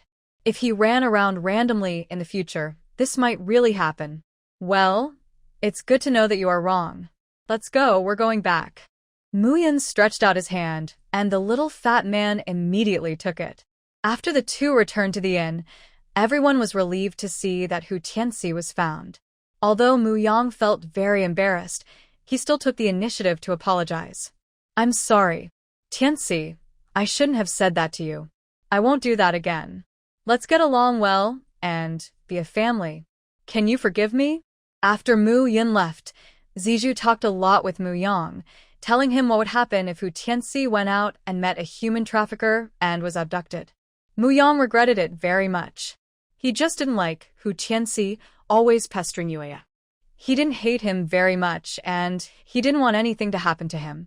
Seeing Hu Tianxi coming back at this time, he was also greatly relieved, and the heart that had been lifted up finally let go. Hu Tianxi has experienced some things that he didn't know before, and he has become more mature mentally. He said to Mu Yun, it's okay. I forgive you. I won't run away and make you worry next time. And Yuya Yuanbao, I'm sorry. I made you worry. After speaking to Mu Yang, Hu Tianxi said to Yuya and Yuanbao. Seeing the worried look in their eyes, he felt warm and happy. Yuanbao nodded and said seriously, don't do this next time. It's dangerous outside. Hu Tianxi nodded obediently. Yuya also said, it's okay, brother Tianxi. I'm glad you're back. Seeing the children caring for each other, Mu Yun was very relieved. Thinking that Mu Yang and Hu Tianxi were both of school age, she had to consider moving to the city. Her original plan was to live in the countryside for half a year before moving here, when Yuan Bao and Yuya would be of school age. But plans can't keep up with changes. I didn't expect that there are now 2 more children. Although they are not my own since I raised them, I still have to be responsible for them. But now I don't have the money to buy a house, and I don't even have a place to stay. I can't always stay in an inn. Thinking of these things, Muyan felt that he had to speed up the pace of making money. Mom, when are we going back? It's so boring here, and we can't go out. We can only stay in the inn every day, Yuya said pitifully. She really felt too bored. There was nothing here. Muyan smiled and touched her daughter's head, and then said, "If you are bored, Mom will take you to work today. You are not allowed to complain about being tired." Yuya nodded happily. As long as she could go out, it would be fine. Seeing that several children wanted to go out, Muyan felt a little guilty. It seemed that he had locked them up too hard. Children love to play and jump by nature. Being locked up in this in every day would really make them uncomfortable. Let's go. Let's go to work. By the way, let's see if there are any extra rooms in the house. If possible, it's not impossible to stay there first. It's more convenient to live there to take care of the garment workshop. With an idea in mind, Muyan came to the house and looked around to find a yard suitable for living. When they came to the new place, the children felt very novel and looked around with curious eyes. Muyan took them around the whole house bit by bit, and finally the children were tired. The house was really big, and Muyan found a yard to live in. It was at the back of the house, relatively remote, but most suitable for people to live in. The house in front had to be converted and used as a clothing workshop. The relatively remote yard in the back was not very useful, and the area in the front was completely sufficient. There was also a small door in the back which was very convenient for entering and exiting. When the time came, a wall would be built to separate this side, leaving a door. In this way, the small yard in the back could be left alone, and the children could go in and out through the back door instead of the front door, which would be more convenient. The more Muyan looked, the more satisfied she was, and a smile appeared on her face. Peng Qingyun found out that she was back again, and came all the way here. "Didn't you go back to rest? Why are you back again?" Muyan told Peng Qingyun that she was going to move here. Peng Qingyun said hurriedly, "This is too small. If you want to live in my house on West Street, you can live there." Peng Qingyun did not regard Muyan as an outsider now. He was happy to hear that she was moving to the city. In this way, Muyan would have more time to manage the affairs of the shops and workshops. Sometimes there were some things that really needed her. When she returned to Qinghe village again, she brought back another child, Hu Tianxi. As soon as she entered the village, people started to talk about it, but no one dared to talk about it openly. They all dared to talk about it secretly. After all, Muyan's power was now known to everyone in the whole village, and no one dared to be presumptuous in front of her. Seeing that she brought back another child, everyone said all kinds of things, and some even said that it was an illegitimate child, and some said that the man she remarried died, and this was the man's child, so she had to take it with her. Muyan didn't know anything about these gossips. After all, no one dared to talk about it in front of her. She didn't bring any big bags this time when she came back. After all, she would have to move out after a few days. After returning home and asking Zizhu to take care of the children, she first went to the village chief and told him that she was going to move out. The village chief was very surprised. He had heard those rumors, but he didn't say anything, just told Muyan to take care of himself in the future. As for the land, Muyan only planted the sweet potatoes at the foot of the mountain. She wanted to give the sweet potatoes to Da Qiang and his wife. After explaining it to the village chief agreed. After the sweet potatoes are dug out, the land can be returned to him. Da Qiang and his wife will plant it this season.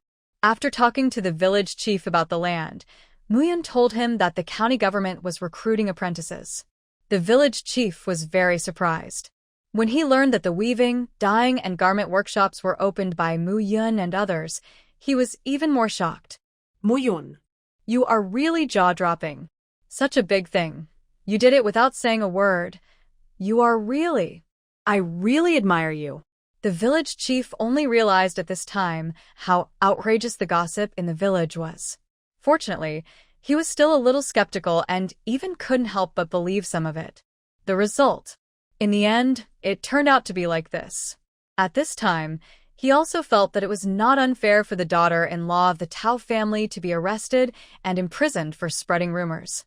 Look at these gossipers. They started to spread rumors again. The village chief was very angry. Muyan talked to the village chief for a long time about the county government recruiting apprentices. The village chief was smart and soon understood that this was the best way for the villagers to develop science. After Muyan left, he thought excitedly all night. The next morning, he asked people to notify every household and asked everyone to go to the dam for a meeting. Only Muyan's family did not go. All the other families gathered in the most spacious dam in the village. Qinghe village has a relatively large population, with a total of more than 30 households and nearly 300 people. At this time, except for the elderly and children, basically everyone came. After all, it was rare for the village chief to call them together so formally. This must be something important to say. Everyone was curious and talked about it, and the discussion did not stop until the village chief came. Someone couldn't help but ask, "Village chief, has something happened? Why did you call us all here?" The village chief stood on the high platform and looked at the people below and said, "I called you here today because I have something good to tell you." Hearing that it was a good news, the villagers couldn't help but smile expectantly, waiting curiously for the village chief's next words.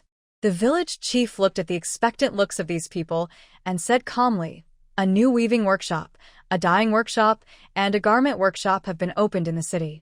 These 3 workshops are now in need of apprentices. Starting tomorrow, the county government will set up a booth at the gate of the county government in the city for registration.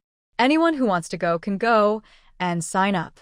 The age limit is under 35 years old and over 12 years old. Both men and women are welcome, but most female apprentices are needed." Some villagers didn't understand and asked in confusion, "What is an apprentice? What are the benefits of this?" An older woman asked, her face full of confusion. "Farmers like them only do farming and don't know anything else." Someone nearby was about to explain to him what the term apprentice meant, but when they heard the village chief's voice, they shut up. Apprentices are people who learn a skill. Weaving, dyeing, and making clothes all require skills, and you can't just learn them for free. A villager asked, "Village chief, apprentices don't have any money, so how can it be a good thing? You have to pay for it, right?" "That's right. My son wants to learn carpentry, and he asked the masters to teach him, but they wouldn't teach him even if he paid them, saying he didn't have talent. Even if he learns weaving and dyeing, how much money can he make? Is there anyone willing to teach?" Everyone questioned, not understanding what the village chief was talking about. Quiet.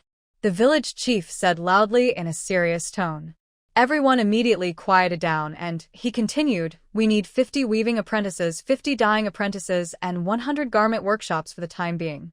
There is a quota limit. You all need to listen carefully to what I say, and don't interrupt me. Apprentices don't need to pay money, but there is a monthly salary of 50 coins per month, but they need to help with work. After learning, they will be regular workers, and the minimum monthly salary is 1 or 2 taels of silver. Those with good skills can earn more money." Now the master in the weaving workshop is said to have 2 taels of silver a month, and some are more. Hearing this, everyone was immediately happy, and their faces were full of surprises. "Really? Village chief? You didn't lie to us, did you?" "Oh, you. How could the village chief lie to us?" Can you speak? "That's right. The village chief always speaks the most truthfully, and this must be true. Village chief, can we all go? The monthly salary is too high. After learning, can't we earn more than 10 taels of silver a year? This is much more than what others earn from doing business." As soon as these words came out, everyone was even more shocked. Then there were full of surprises. It felt like a pie in the sky, and they were all in disbelief. The village chief looked at their happy faces and continued, "Well, it's true. As long as you can be selected, you can achieve what you just said. But I just said that there are quotas. In addition to our village, all other villages in Lingxi County will also register." Hearing this, everyone was anxious. There are several villages. Each workshop only needs 50 people. It must be difficult to be selected. "Village chief, Is there any way, just let our village go to vote? Why do we have to let other villages go? In this way, we may not be selected. Such a good thing. If we don't get selected, I will cry to death. Yes, yes. Village chief, is there any way? The village chief sighed helplessly. Do these people think he opened the government office? One by one, it's really speechless. This is the government's business. You go and talk to the county magistrate. Okay, I've told you the news. You should all prepare yourself. There is one more thing I want to tell you. You also know the boss of these 3 workshops, Mu Yun. You should manage your mouths in the future. Don't get yourself into trouble. The village chief's words were like a thunderclap, and people were immediately blown up. All the villagers stared with their eyes wide open, full of disbelief. Mu Yun. She is the boss? How is it possible? Are you mistaken? That's right. If she has such great ability, how could she have lived so poorly before? Village chief, you are mistaken. This is impossible. Yes. Village chief, how could Mu Yun be so powerful? Questioning voices rang out one after another. During this period, there was the most discussion about Mu Yun. No one believed that she could open 3 such powerful workshops. Only the Chanhua sisters remembered the encounter with Mu Yun at the gate of the county government before, and they were both surprised at this time. They never thought that Mu Yun would have such ability. The village chief looked at the unbelievable faces of the crowd and ignored them. He said in a cold voice, "Okay, you will know whether it is true or not in the future. I am telling you this news now in the hope that you can be careful in what you say and do, and stop making random comments and rumors. Otherwise, you will offend the nobles in the future and lose your future. It will be too late for you to regret it." After the village chief finished speaking, he looked at everyone again and left, leaving the villagers confused. After Chanhua reacted, she immediately took Chunlan to Mu Yun's house. Lu Yu and Da Qiang also immediately walked towards Mu Yun's house. Once there is one, there will be 2. Many people walked towards Mu Yun's house. Chanhua and Chunlan arrived first. When they arrived, Mu Yun was sitting in the yard reading a book. It was about some dying books. Peng Qingyun took great effort to find them for her. After reading some, Mu Yun felt that he had a new idea again. He thought about trying to adjust the new color when he went back. Just thinking about it, Chunyue's voice sounded outside the fence at the door. "Mu Yun, are you at home?" This was the first time Chunyue spoke to Mu Yun in such a good tone. Seeing the 2 sisters coming to his house, Mu Yun was a little confused. "Why are you here?" she asked. The 2 sisters Chanhua opened the door and walked in. Chunlan didn't know how to ask. She was dragged here by Chanhua. She was still surprised and confused, so she didn't know how to ask. Chanhua asked directly, "We heard from the village chief that you opened a weaving workshop, a dyeing workshop, and a garment workshop in the city. Is it true?" Mu Yun nodded indifferently. Yes, it's true. Mu Yun didn't expect the village chief to tell the villagers about his own affairs directly, but it didn't matter. They would know sooner or later.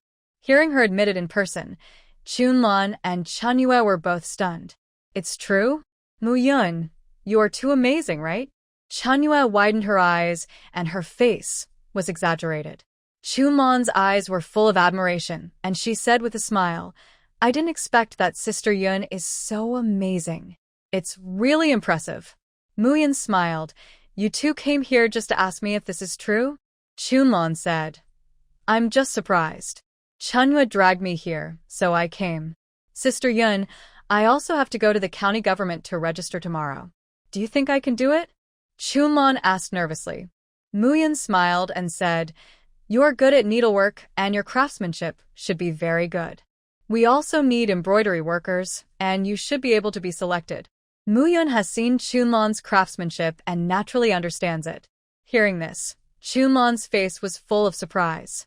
When Mu Yun said this, she suddenly had a bottom line in her heart, and she laughed happily. Then Sister Mu, after learning it, can you really earn 1 or 2 taels of silver a month? Chunlan couldn't imagine how happy her life would be if she could earn 1 or 2 taels of silver a month. Chanhua couldn't wait to ask Sister Yun, "Do you think I can be selected?" Chanhua looked at Mu Yun expectantly and even changed the way she addressed him. Mu Yun found it funny. This girl was really realistic. She changed the name without leaving any trace. She didn't feel awkward at all. You? I don't know much about your craftsmanship. There are masters in every workshop who will check your craftsmanship. It's up to them to decide whether it's up to standard or not me. Why are you all coming to ask me? Muyun's tone was helpless. At this time, she saw more people coming to her door, familiar and unfamiliar, all running over. She held her forehead helplessly, thinking it would be better if the village chief didn't say anything. Da Qiang and Liu Yu also came. Liu Yu knew that Muyun was good, but she didn't expect her to be so good. She looked at her in admiration and asked excitedly, Xiaoyan, did you really open 3 workshops? Muyun smiled and nodded. Yes, really, Sister Yu. Da Qiang smiled naively, Sister Muyun. You are really impressive. You are so capable. Muyun smiled helplessly, Brother Da Qiang, please stop teasing me. Other villagers came in shamelessly and asked if they could be selected. Muyun told everyone that selecting people was the job of the masters in the workshop, not hers. The villagers were helpless, and someone said, you are the boss, and you have the final say. We are all from the same village, so please tell us the truth? Yes. We are all from the same village, so please tell us the truth so that we can have a better idea. Someone started to make a fuss, and the others followed suit. Muyun looked at the people who spoke up and said coldly, I am the boss. I only need to count the money. The work is done by the people below. I don't interfere because I don't understand. If I interfere, it will affect my money. What can I do? This professional matter should be handed over to professionals to do it so that the benefits can be maximized. Hearing this, everyone's face was a little bad. Some people wanted to say something else. Muyun continued, as long as you meet the standards, you don't have to worry about not being selected. If you don't meet the standards, it's redundant to say more. Let's go back. Prepare to go to the city to register early tomorrow. Some people with thin skin have already started to leave, and some people with thick skin want to say something else, but they feel helpless when they see Muyun ignoring them. Then can you not choose people from other villages, just choose our village? As the saying goes, good things should not flow to outsiders. We are all from the same village. It's good for you to give priority to our village. In this way, everyone can make money. A woman about 40 years old spoke up. Muyun heard this and looked at her. The woman had a sallow complexion and was wearing a dark blue linen dress that was not very clean. She was looking at Muyun expectantly at this moment, with a gleam in her cloudy eyes. Muyun was amused by her words. She smiled and asked, why did I choose only this village? Does this village have a good relationship with me? Did this village raise me? Or did it save my life? The woman was a little speechless, as if she had nothing to say, but she still said as a matter of course, you are also from our village, so naturally you have to help your own village. Isn't this normal? Muyun smiled, with a somewhat sarcastic expression. Strictly speaking, I am not from this village. I have only been here for more than a month. I am not familiar with you, Annie. Are you thinking too much? Muyun was amused. This kind of bribery was the first time she had seen it. Before she even opened her mouth, Chanyue couldn't help it. Chanyue sneered and said, Aunt Zhao, forget about those girls in your family. They are not good at doing delicate work. They are ordered around by you. They do farm work every day, and their hands are rough. Needlework requires people with delicate hands. Your 3 girls don't have delicate hands, so you'd better forget it. Aunt Zhao was immediately annoyed by Chunyue's words and shouted, they are all hands. They can move.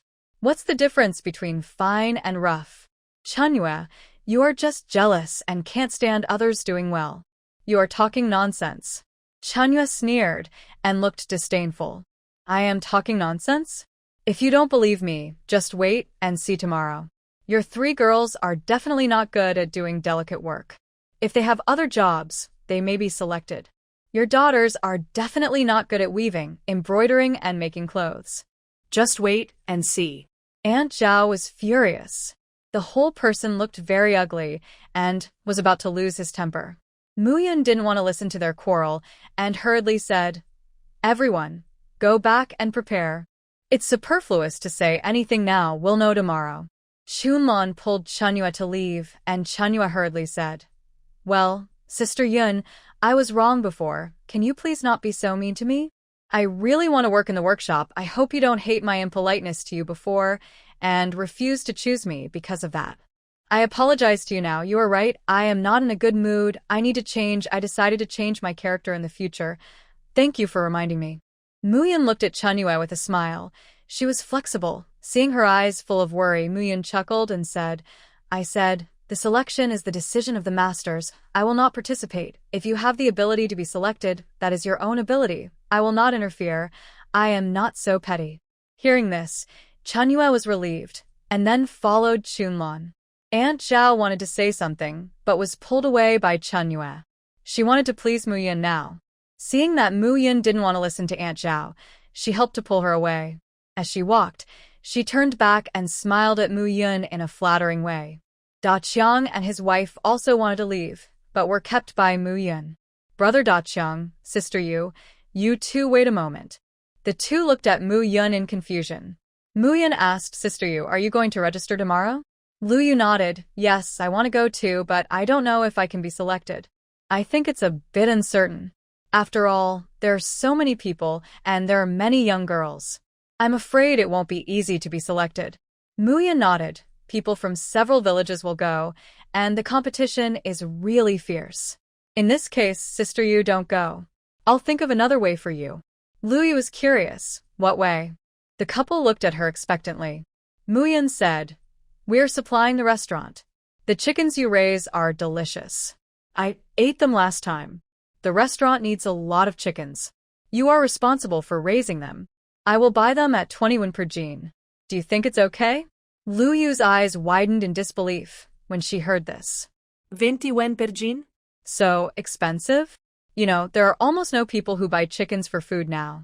There is no other use for raising chickens except for laying eggs. They can't be sold for much money.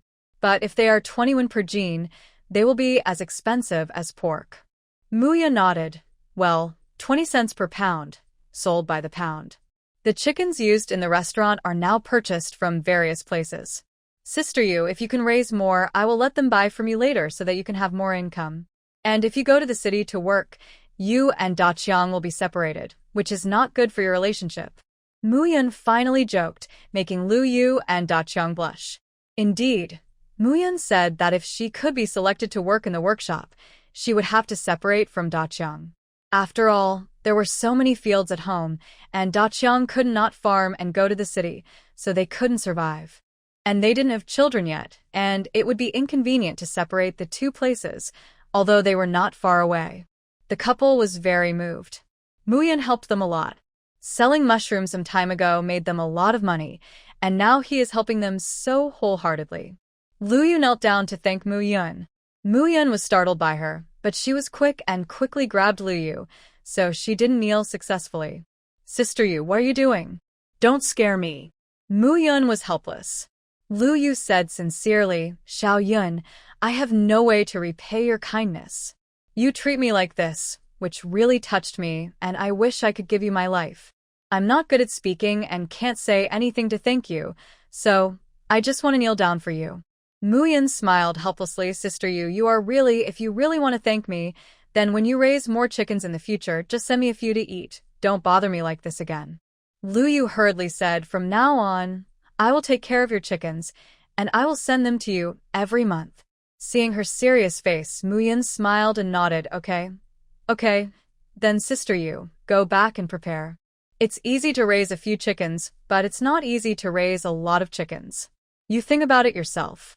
Lu Yu nodded, and the couple went home with full excitement. The two discussed the matter of raising chickens all night and were so excited that they couldn't sleep.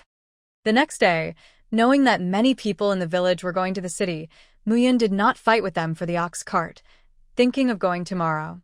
She did not need to intervene in the matter of selecting apprentices. The masters would make their own decisions. Muyun got up early in the morning and called the children to get up and do horse dance in the yard.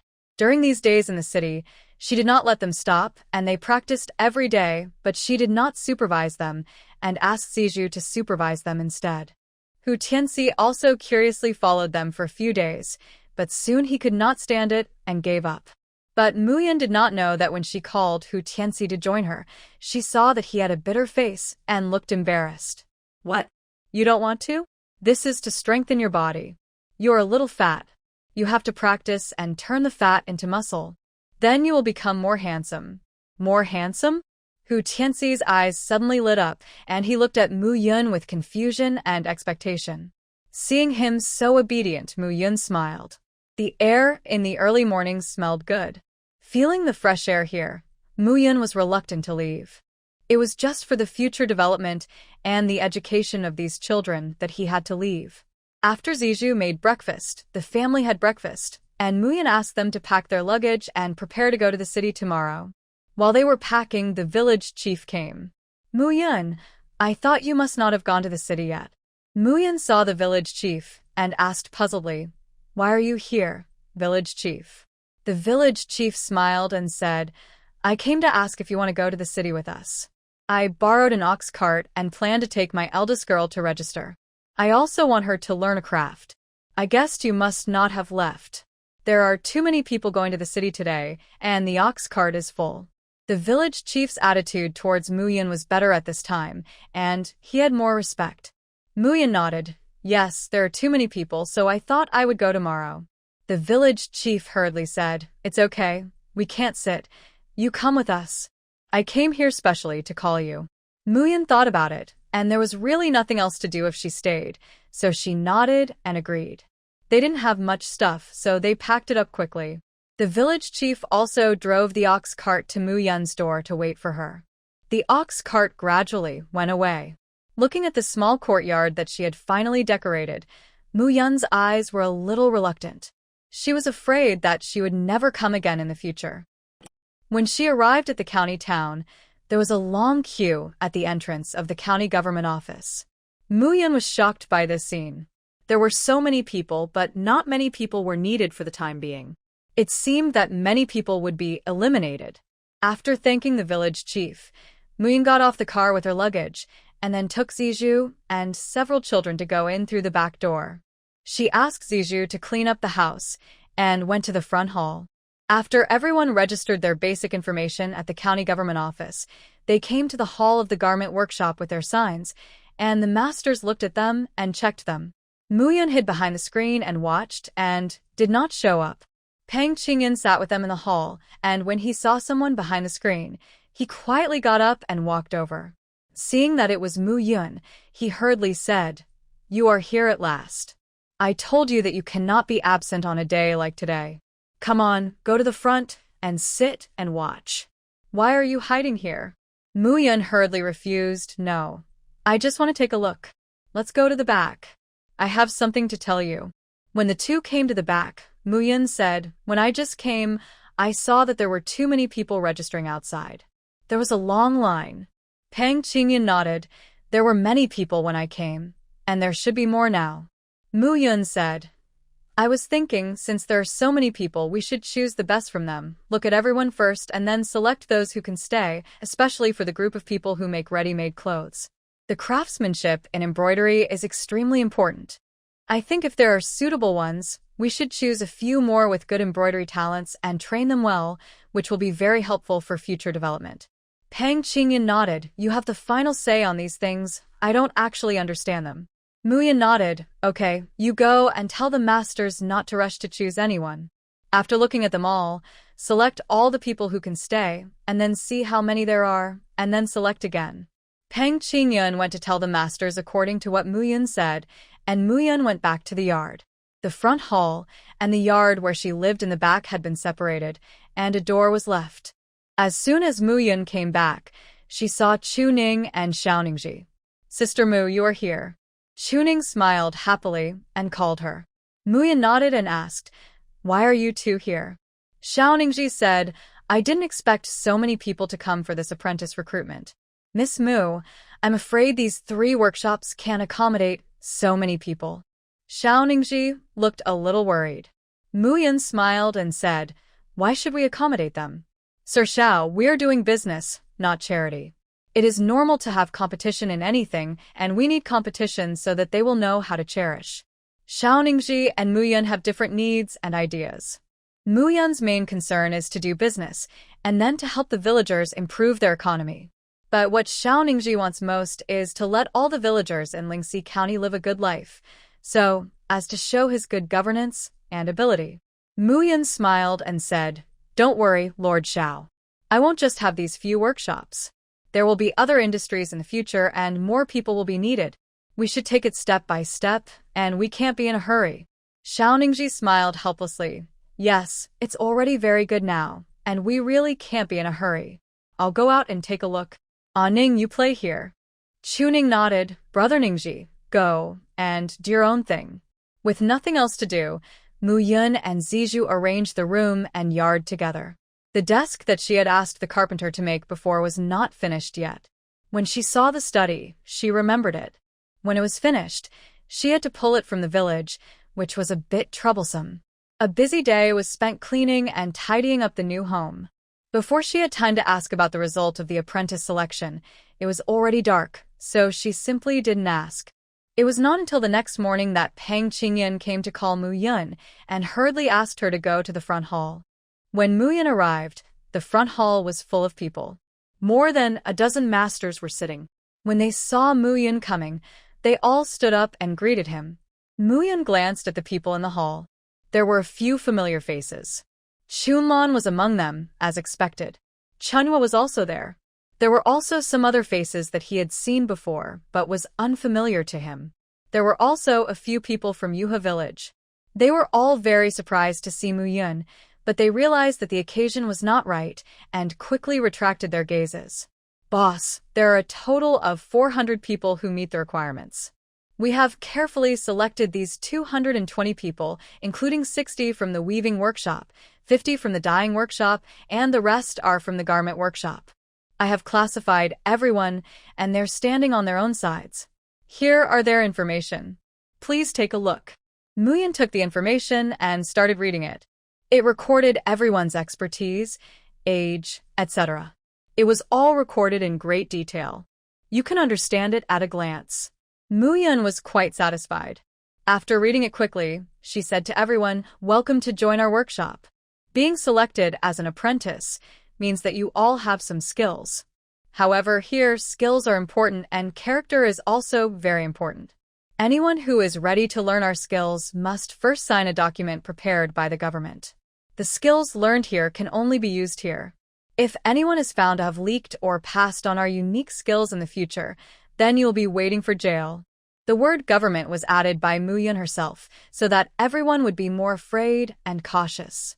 Sure enough, everyone was a little scared after hearing it. Mu Yun continued, "People who work well, the workshop will not treat you unfairly. In addition to the monthly salary, people who do well will also have additional bonuses before the new year. The minimum bonus before the new year is 1 tael, and the maximum is 10 taels. As long as you are serious and responsible and work sincerely, you can get more or less bonuses." Hearing this, everyone became happy again. This treatment is really good. If you really learn it, you can make so much money in a year. What will you worry about in the future? Of course, just because you are here now doesn't mean you will be there forever. If you can't learn, you will have to quit after a month and go home. The masters will teach you seriously, but if you don't study hard, it will be useless. Hearing this, everyone became nervous and didn't dare to have any lucky thoughts. After Mu Yun finished speaking, he asked someone to arrange the apprentices. Chunhua wanted to get close to her, but found that she had left, so she could only give up with regret. Those who were selected were happy, and those who were not selected all went home in despair. When they learned that those who were selected would get bonuses at the end of the year, the eyes of the others were red with envy. After finishing the work of recruiting apprentices, the opening time of the cloth shop was put on the agenda again. Although there are more workers now, they are still apprentices and not very useful. More depends on the masters. Mu Yun thought of a way to limit purchases. Whether it is ready-made clothes or cloth, each person can only buy one. After everything is ready, the cloth shop finally ushered in the opening day. On this day, a small stage was built at the door of the cloth shop. Women in beautiful skirts came on stage one by one to show their novel styles. Unique and refreshing colors and unique fabrics immediately attracted everyone's attention. No matter what era people are in, it is people's nature to love excitement. As long as people's attention is attracted, there is no need to worry about not being able to keep customers. The waiters in the cloth shop have all been replaced by women, and they have been trained.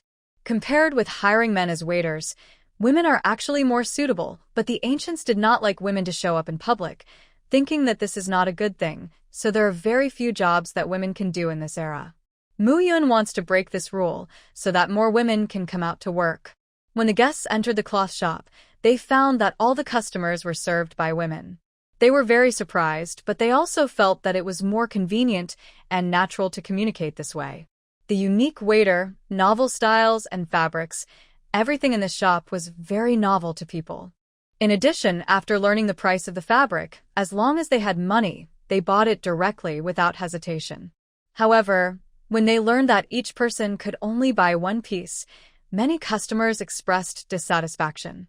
However, Mu Yun had already trained the workers and was patiently explaining to the customers why the purchase was limited. After listening, no one was angry anymore, but felt that the cloth and dress were precious. The opening of the cloth shop was very hot, and Li Xiaoping, although the wound on his face had not healed yet, still came to see it.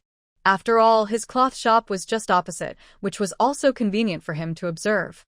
Because of Mu Yun's joining, the cloth shop was no longer called Pang's Cloth Shop, but was renamed Beauty Pavilion.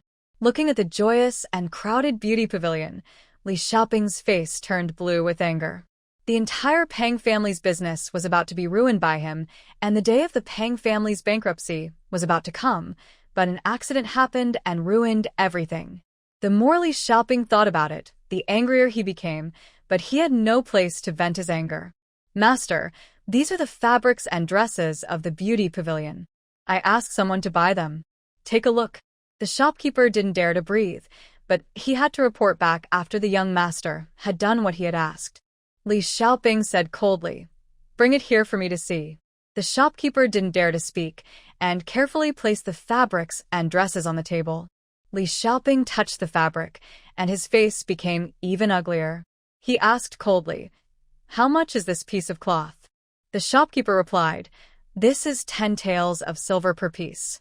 "How much?" Li Xiaoping thought he had heard wrongly. The shopkeeper replied again, 10 taels. Li Xiaoping was so shocked that he clenched his fists, and his tone was filled with anger. Is Pang Qingyan crazy? This kind of cloth is only sold for 10 taels per piece. Is he trying to steal our business and not want to make money? The shopkeeper didn't dare to say anything, but had to accompany him. Boss, they have another kind of cloth, 5 taels of silver per piece, which is not bad, but they have set some purchase restrictions and each person can only buy one. I found 2 people to buy it. In addition, there is another most expensive one, 30 taels per piece, and that kind of cloth is even more amazing. It is said to be more beautiful than the best brocade, and cheaper than brocade. Rich ladies love it very much. That cloth is called scattered flower silk. Li Xiaoping's face was gloomy, and he gritted his teeth and asked, "Are these cloths available elsewhere?" The shopkeeper shook his head. "No, I've been working in the cloth shop for 10 years and have never seen these cloths. It is said that they developed new cloths themselves." Li Xiaoping snorted coldly. If that idiot Pang Qingyan could develop new cloths, he would not be suppressed by me to this extent. This cloth was made by that woman named Mu Yun, right? The shopkeeper nodded. It should be. Now Mu Yun is also one of the owners of the beauty pavilion. The 2 of them are partners. No matter how much it costs, get their technology for me. We also want to produce new cloth. The shopkeeper nodded. Yes, boss, I will do it right away. The opening of the beauty pavilion was just like the opening day of Pang's restaurant. There was no customer in Li's cloth shop. Li Xiaoping did not leave, and just stayed on the 2nd floor looking at the opposite side until it was not dark yet. The beauty pavilion closed because it had no goods. This result made Li Xiaoping's teeth break. Mu Yun and Pang Qingyan did not expect this to happen. The goods prepared for so long were sold out in one day. This was really too exaggerated. Mu Yun was not clear about the purchasing power of this era. while Peng Qingyun did not understand people's purchasing power because the business had never been so good. Both of them had made wrong predictions. Although they were very happy to count the money, they were anxious because there was no stock to buy the next day. Not only was there no stock to buy the next day, but there would be no stock to sell in the next few days. Cloth was okay. There would be a certain amount of cloth woven and dyed every day. Although it was not much, it could at least be used in an emergency. But the production of ready-made clothes was not so fast. The two were worried and went to the weaving and dyeing workshops to take a look. The progress was still too slow. Muyun thought of the loom in her previous life, but let's not talk about whether there was electricity or not. Even if there was electricity, the loom was not something she could make. It was a technological product, not like learning skills such as dyeing and weaving, which could be understood after a little learning. Brother Peng, it seems that it is urgent to expand the weaving and dyeing workshops. Mu Yun said helplessly. Peng Qingyun nodded, with a worried look on his face. Yes. Why don't I close the shops in other places first and get all the funds back, and we will develop the shops here first. Anyway, those shops are not making much money and are losing money. Muyan asked, how many shops do you have left, and where are they? Peng Qingyun replied, there are probably more than 20 shops, in Tianna County, Yunzhou City, and Suzhou City. I haven't developed the ones that are too far away. These are all left by my father. After I took over, not only did I not develop them, but I also had to develop them back. If these shops were not bought by my father, I'm afraid I can't even pay the rent now, and I would have suffered huge losses long ago. Muyan said, the shops are your own, so it will be much easier to deal with. Since they are all losing money, just close them first. After things here are dealt with, we will do business step by step, and then those shops will be able to get back on their feet. Now they are half dead, and there is really no point in opening them there. The beauty pavilion closed after one day of opening, not because there was no business, but because the business was too good, and there was no stock. When the news came out, merchants in the whole city were shocked. Not only the merchants were surprised, but also the customers. Those who bought cloth and ready-made clothes from the beauty pavilion became the envy of everyone for a while. Everyone was curious about how good the things in the beauty pavilion were to cause such a sensation. The rumors became more and more intense, and the name of the beauty pavilion spread throughout Lingxi County in just a few days. Everyone was looking forward to the next opening time of the beauty pavilion, thinking that they must go and see it. Peng Qingyun was busy collecting funds, while Mu Yun was busy drawing design drafts. In addition, she asked Ziju to inquire about the academy's admission of students in the past few days, thinking of sending Mu Yang and Hu Tianxi to study first. That day, Mu Yun was drawing a design draft. Ziju walked in with a smile and said, Sister Yun, I have inquired about the academies. The best one is called Iho Academy. It is said to be the best academy in the county. The teacher came from Yunzhou City. He is very good, but he is strict in accepting students. It seems that he has only 3 students taught by himself now, and the rest are taught by other teachers in the academy. But the other teachers are also very good. Although they are not as famous as Mr. Chiu, they are better than the teachers in other academies. Muya nodded. How much is the tuition? Zijia replied, 1 person per year is 12 taels of silver, which is a bit expensive. Other academies only charge 5 to 8 taels. This is the most expensive one. Muyan smiled and said, it's okay. As long as the teaching is good, it doesn't matter if it's a little more expensive. So, you prepare some suitable gifts. I'll let a few children change their clothes, and we'll visit together to enroll the children. Ziju nodded and hurried to prepare. Muyan looked at the design in front of her. The drawing was almost done. She put the drawings away and went to call a few children. Although Yueya and Yuan Bao are not old enough to go to school, they can be taken to see the school. Mu Yang and Hu Tianxi were surprised to learn that they were going to be sent to the academy. They were a little worried because going to school would cost a lot of money and they were not children who knew nothing. After changing their clothes, Mu Yin saw that they did not look happy, and he was helpless. Could it be that they were tired of studying before they even started studying? She asked seriously, why do you two look so sad? I tell you, you can't not study. If you don't study, you will have no future.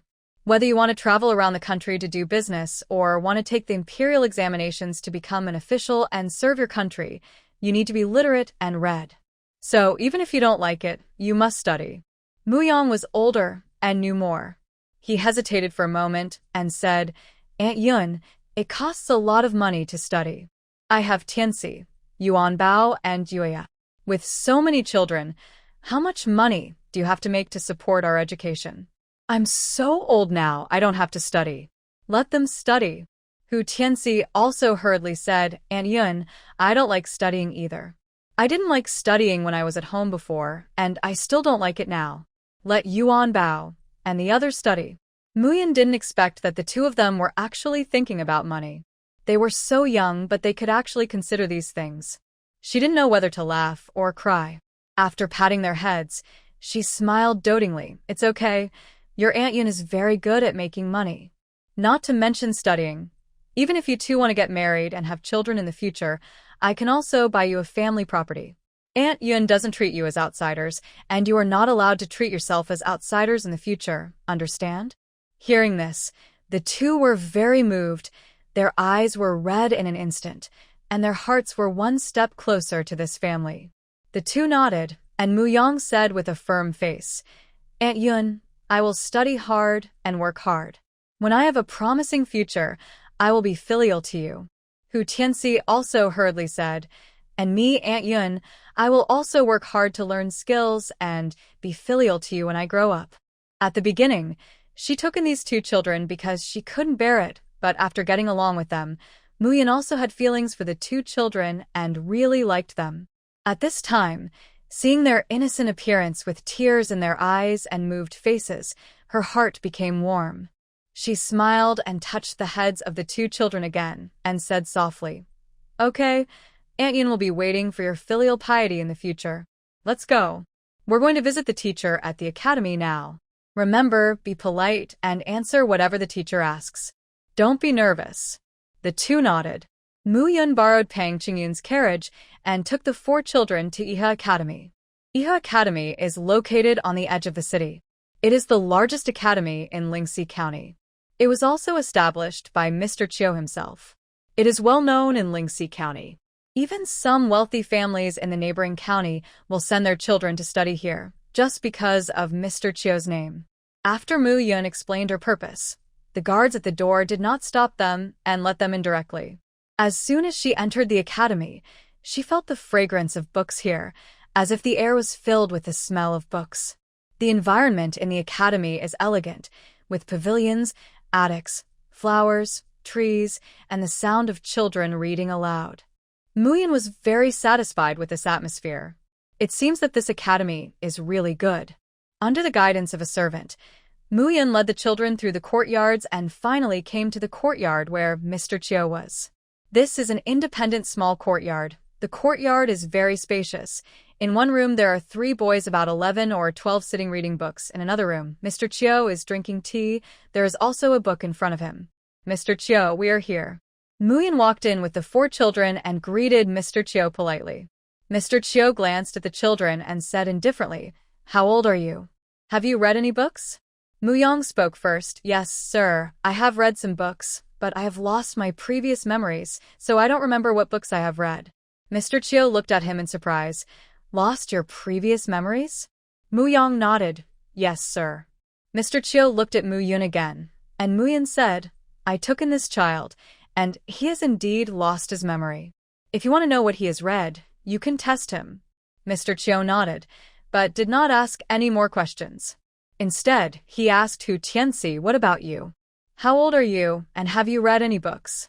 Hu Tianxi replied politely, Yes, sir, I am 5 years old, and have read the 3-character classic, but I only recognize a few words. Hu Tianxi was a little nervous and clenched his little hands tightly. Mr. Chiu looked at Yuanbao again and asked, What about you? Yuanbao glanced at his mother and then replied, To answer your question, sir, I am 3 years old and have never been to school. Seeing that everyone had answered, Yuya also took the initiative to reply like her brothers, Sir, I am also 3 years old and have never been to school. Mr. Chiu smiled and said, Okay, I got it. He turned around and asked someone to get a book for Mu Yang and Hu Tianxi to read so that the two could recognize the characters so that it would be convenient to arrange a school for them. Mu Yang knew a lot of characters, but Hu Tianxi only knew a few characters, as he said. Mr. Chiu finally accepted a few people, but he did not teach them personally, but put them under the teaching of other teachers. Mu Yan did not say much. This good teacher will not teach you if you beg him. Everything depends on the luck of the children. But Mu Yan was hesitant about whether to send Yuan Bao and Yueya to study. The two children were old enough to study, but they seemed a little too young. The most important thing was that Mu Yang and Hu Tianxi were both studying, and Yuan Bao and Yueya were left at home, and he was afraid that they would be bored. Thinking about it, Mu Yan asked Mr. Chiu, "Will you accept these two little ones? I want them to study as well." Hearing this, Mr. Chiu looked at Yueya and Yuan Bao and asked, "Will this girl come to study as well?" Mu Yan nodded. "Yes, is it okay?" Mr. Chiu was a little surprised. Apart from the wealthy families in the capital who would let their daughters learn a few words and open girls' schools at home to invite teachers to teach, he had never seen a farmer's family willing to let their daughters study, let alone send them to a college. "The school is full of boys." He smiled and said hurriedly, "That's not what I meant." "Madam, please don't misunderstand me."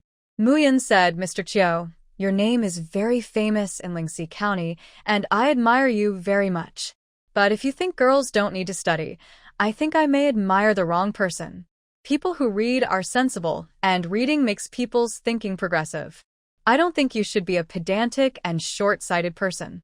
Mr. Chiu was helpless. He didn't expect Mu Yan to say this. He said, "I support women's reading. My daughter is also studying in the academy, but she often complains that the academy is full of boys and she, a girl, can't play with them and feels very comfortable. Later, she didn't go to the academy and instead learned to read at home. What I meant just now was that I was worried that the girl would not be used to it, and I didn't mean anything else." Mu Yan heard this and realized that he had wronged others. She felt a little embarrassed. Sorry. "Mr. Chiu, I thought you were old-fashioned, favoring boys over girls, and thought that girls shouldn't read and learn to read. I was narrow-minded." Mu Yan had a preconceived notion that the ancients favored boys over girls and didn't let girls read. But in fact, there are many people who love their daughters very much and have different ideas. Mr. Chiu smiled. "It's okay. Since you want to send your child to study, let her try it. If she doesn't like it or get used to it later, then let's talk about it later." Mu Yan nodded. Mr. Chiu was right. If they were all boys and Yueya was the only girl, maybe Yueya wouldn't get used to it. Mu Yan also began to worry a little, but it was impossible to stop Yueya from studying. She didn't want to lock Yueya up at home, ask someone to teach her, and let her stay at home. Such a life would be too boring. "You're right, then let Yueya come and try it first," Mu Yan said. Mr. Chiu nodded. After that, Mu Yan paid the tuition, and the 4 children officially became students of Ihao Academy. The 4 children were full of interest and curiosity about the new study life. Mu Yan took them to buy some pens, inkstones, and other things needed for school before returning home. Thinking that the children didn't have many clothes, Mu Yan thought about it and designed 2 sets for each child overnight. The next morning, she took them to the masters in the garment workshop and asked them to make 1 set first. Both the cloth workshop and the garment workshop have been very busy recently. Mu Yan looked at the shortage of masters and decided to recruit a few more people. Those who were rejected twice when the masters were selecting people before were actually not bad. They were just rejected because they didn't need so many people. After taking out the list and looking at it, she asked the masters to select 10 more and bring them to the garment workshop as apprentices. After explaining the matter, the children also had breakfast. For the first time to go to school, Mu Yan personally sent them to the academy. Seeing the 4 children enter the academy and wave to her, Mu Yan also smiled and waved to them. Time passed quickly. In a blink of an eye, she had been in this world for more than 3 months. Under her care, Yueya and Yuan Bao have become plump and strong, and now go to school. Mu Yan looked at the children and felt a sense of accomplishment and a cheerful mood. She didn't turn back until the children were out of sight. But when he turned around, he saw Li Xiaoping's carriage. The reason she recognized this carriage was because she had seen it several times in front of Li's restaurant and shop. Muyun looked at the carriage as if it was about to leave the city and felt a little confused. But since she had nothing to do now, she followed it. Li Xiaoping is a selfish, narrow-minded person. Since the beauty pavilion business is so good, he will definitely take action. He didn't let go of the restaurant back then, so he will definitely not let go of this cloth shop now. She carefully concealed her presence and followed the carriage to a wilderness in the suburbs. It wasn't until the carriage stopped that Mu Yun found a place to hide. The curtain of the carriage was lifted, and it was indeed Li Xiaoping inside. He walked out and looked around. Mu Yun was hiding behind a bush. When he saw him looking around, he immediately shrank back. After looking around and making sure there was no one around, Li Xiaoping's subordinates immediately whistled. Then a woman appeared, and the figure looked familiar. Mu Yun looked closely, trying to figure out who it was, but the distance was a bit far, and Li Xiaoping was blocking her view, so she couldn't see clearly. It was unknown what the woman said to Li Xiaoping, and in the end she handed him something. Li Xiaoping took it and took a look at it, and then his subordinates immediately handed the woman a purse. After the woman got it, she said something to Li Xiaoping again. It was not until Li Xiaoping got on the carriage that Mu Yun vaguely saw the woman's face. It seems like I have seen it in a weaving workshop. Mu Yun frowned and quickly understood what the two had just traded. I'm afraid it's the cloth shop's confidential stuff. After the carriage left, the woman also started walking towards the road back to the city. Mu Yun followed her, and when Li Xiaoping's carriage turned a corner and was out of sight, she immediately ran over and stopped the woman. Then he dragged her behind a bush. Seeing Mu Yun suddenly appear and being dragged away by her with her mouth covered, the woman was frightened and her eyes widened, her heart beating rapidly, and she struggled desperately in panic. It was not until Mu Yun let her go that she started to speak, feeling guilty and nervous, pretending to be calm. Dong dong. Dongjia, why are you here? The woman was so nervous that her whole body was tense. Cold sweat ran down her back, and she stared at Mu Yun closely. Mu Yun looked at her guilty look, sneered, and said, Then why are you here? The woman rubbed her hands nervously and stammered, I was passing by and came to look for some dying herbs. I heard there are some here, but I didn't find them. Mu Yun looked at her still making up stories, sneered, and then said, Looking for dyes? Come here to find them from Li Xiaoping? Hearing this, the woman was shocked and panicked. I'm not. It's not like that, please don't misunderstand me, sir. The woman tried to explain, but because she was too flustered, she couldn't find any reason. Mu Yun asked directly, What did you just give Li Xiaoping? Hearing this, the woman was even more panicked, and her hands were shaking with nervousness. It's not anything, just some. The woman didn't dare to say it at all. She knew in her heart that Mu Yun had seen everything and she was finished, but she still didn't dare to admit it. Mu Yun had said all the rules of the cloth shop. If you steal the cloth shop secrets, you will not only have to pay money but also go to jail. But Li Xiaoping gave too much. His son was about to get married. This money would not only allow their family to have a grand wedding, but also increase the bride price to make the woman happier. She couldn't resist this temptation and secretly stole a new dying secret for Li Xiaoping. At this time, the truth was revealed, and she was so scared that she was sweating and trembling all over. Okay, just follow me to the government office. After Mu Yun finished speaking, the woman immediately knelt down, crying and begging in fear. Please, boss, please don't send me to the government office. I was wrong, boss, please don't send me to the government office.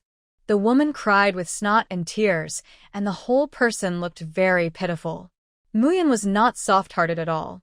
If he was really scared, he shouldn't do such a thing in the first place. Since you have done it, you have to bear the consequences.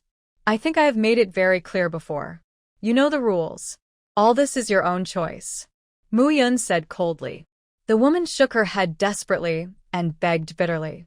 Mu Yun ignored her and directly pulled her to the government office. But the woman didn't cooperate, desperately hiding and unwilling to go.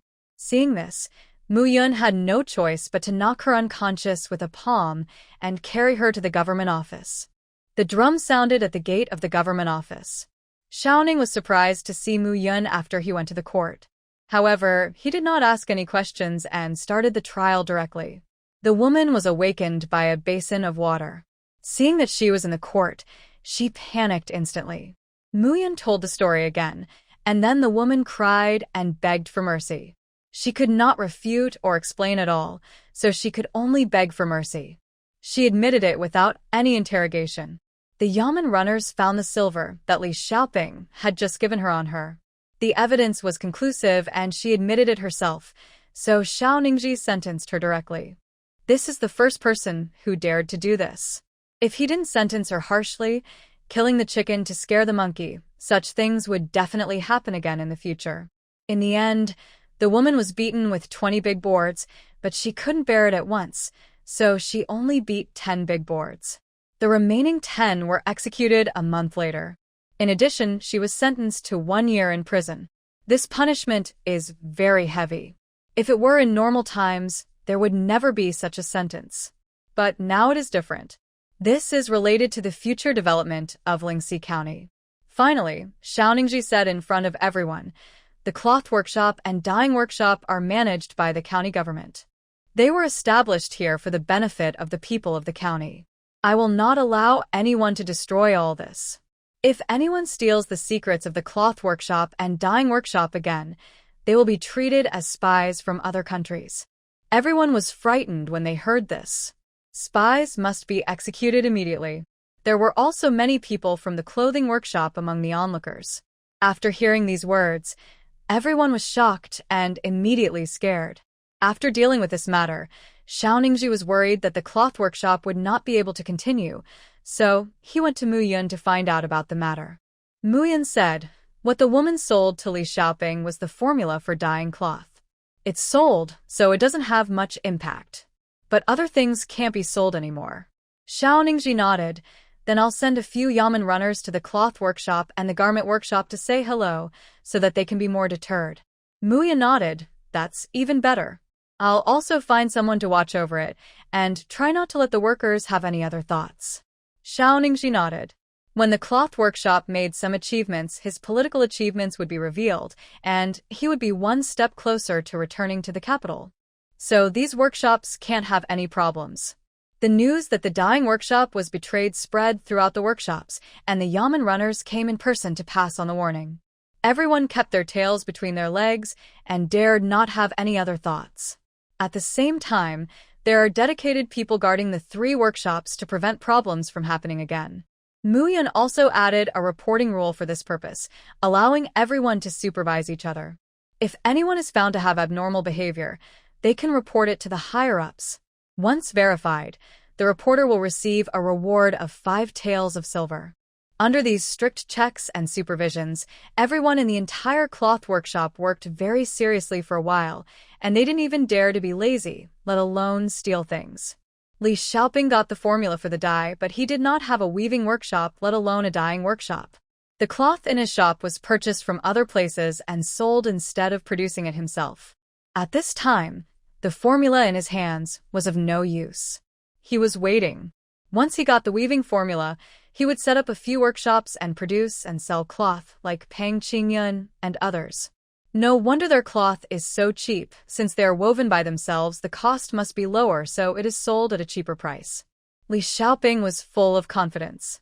He felt that in the near future, he would be able to open a weaving workshop, weave his own cloth, and expand his business. When he thought of this, he was very happy. However, they did not expect that in the next few days, the people sent out would no longer be able to contact the people in the weaving workshop. They heard that the supervision was very strict and it would be impossible to get anything from them. After hearing the news, Li Xiaoping was so angry that he smashed a lot of things at home. In the end, there was nothing I could do. On this day, the beauty pavilion opened again, and there were more people than last time. This time, the purchase limit system was still in place. The difference was that Mu Yun had people keep samples in the store for people to view, and the store would not be closed in the future. If a customer came and the product was out of stock, he could make an appointment. In this way, when the cloth or clothes were ready, he could call someone to pick them up. This time the supply was more sufficient, and there was no shortage of goods. However, as soon as it got dark, Muyun had the store closed. There was no need to keep it open, and closing early would allow the employees to leave work earlier. She had just come out of the shop and was about to go back, but she found a group of people running towards the front, as if they were chasing something, and their steps were hurried. The crowd ran so fast that they almost hit her, but luckily she was quick and dodged it. She didn't bother with them. These people looked unusual, so it was better to keep out of trouble. Muyun didn't care and continued walking towards home. When he got home, the 4 children had already returned and were practicing writing. The tables and chairs she custom-made were brought in a few days ago. They fit perfectly, and the children liked them very much. New clothes were also made. They looked even cuter when they put them on. They were praised by their classmates when they went to school. The children adapted to the new life in the academy very well and liked it very much. They did not have any resistance. Mom, you are back. Mom, come and see how my handwriting is. Today, the teacher praised me and said that I have a good memory because I remember everything the teacher taught me. Yuya was very happy. Seeing Muyun come back, she proudly shared her own things with her. Muyun smiled and walked over to see. Yuya was too young and did not have enough strength. Her handwriting was not very good, but at her age, it was very good to be able to write a shape. She smiled and encouraged and praised. Yuya is great. You write very well. Keep working hard. You will write better in the future. Yuya nodded happily and continued to write. Each of the 4 children was very active in writing and learning. Muyun did not feel the collapse of tutoring homework, but felt that they were too worry-free. Every day when they came back, everyone asked her to look at it once, and then praised each person, and then they continued to write happily. After Muyun praised each child as if doing business, she went to her study to do her own things. It was easy to find other masters and workers, but it was hard to find a designer, so she could only draw the picture herself. Outside in the yard, after writing, the children opened the door and went outside to play. There was a large empty lawn outside. There were no other houses, which was very suitable for children to play. The smell of the food made by Ziju in the kitchen was already wafting out. After Muyun finished drawing the design draft, she came out and didn't see the children, so she asked, "Ziju, where are Yuanbao and the others?" Muyun was frightened and immediately stepped back. After a closer look, he found that the person in front of him seemed to be injured. There was obvious blood at the corner of the boy's mouth, and there seemed to be blood on his body. But because he was wearing black clothes, the blood color was not obvious, but the strong smell of blood still did not escape Muyun's nose. Save me. The boy had delicate skin and tender flesh, and his face was very outstanding, but at this moment his face was very pale, and the bright red blood at the corner of his mouth made him look even paler and weaker. After saying that, the boy closed his eyes and completely fainted. Muyun hurriedly shouted, "Hey! Wake up!" Muyun hurriedly stepped forward to wake him up, fearing that he would die at the door of his own house, which would be so disgusting. But no matter how she shouted, the boy just didn't wake up. Muyun had no choice but to test to see if he was still breathing. After finding that he was still breathing and not dead, she breathed a sigh of relief. "Mom, what's wrong with him?"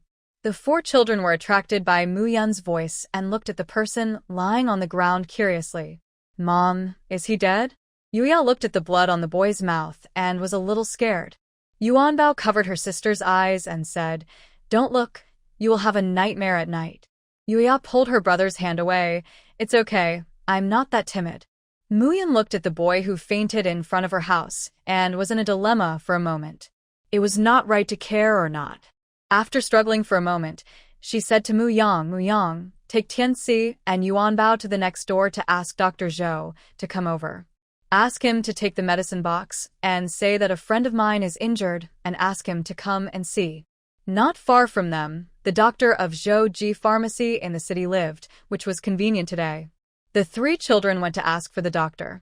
Muyun asked Yuya to go in front and picked up the boy and drag him home. "Mom, will he get hurt if you drag him like this? How about I help you carry him inside?" Muyun smiled helplessly. "Yuya, he is just an insignificant person. It is great that we can save him." How can we care whether he is comfortable or not? I can't hold him, so I can only drag him in. Thinking that his daughter was too kind, Mu-yun was a little worried, so he spoke. Yuya, remember, you are not allowed to save people on the road casually in the future. People are treacherous. If you save someone and they come to harm you, you will be miserable. Thinking of the TV dramas that Mu Qing had complained about before, it was said that the heroine saved a man on the roadside and then fell in love with this man, but in the end this man killed the heroine's family. There are many such TV dramas. Although there is no such outrageous killing of the whole family in reality, there are still many cases of saving people and being harmed by others. For the safety of his daughter, Mu-yun couldn't help but remind her. Yuya nodded, okay, mother, but mother, what should I do if I can't bear to see others die? Mu-yun looked at her helplessly, a little worried about her daughter's kindness. She said, then can you bear to make mother sad? You can choose between not bearing to see others die and not bearing to see mother sad.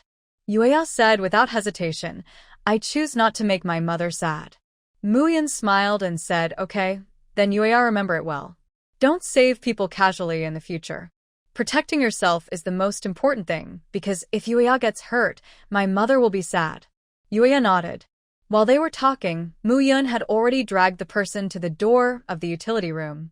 Ziju was immediately startled when she saw her dragging someone in and asked hurriedly, what's the matter? Sister Yun, who is he?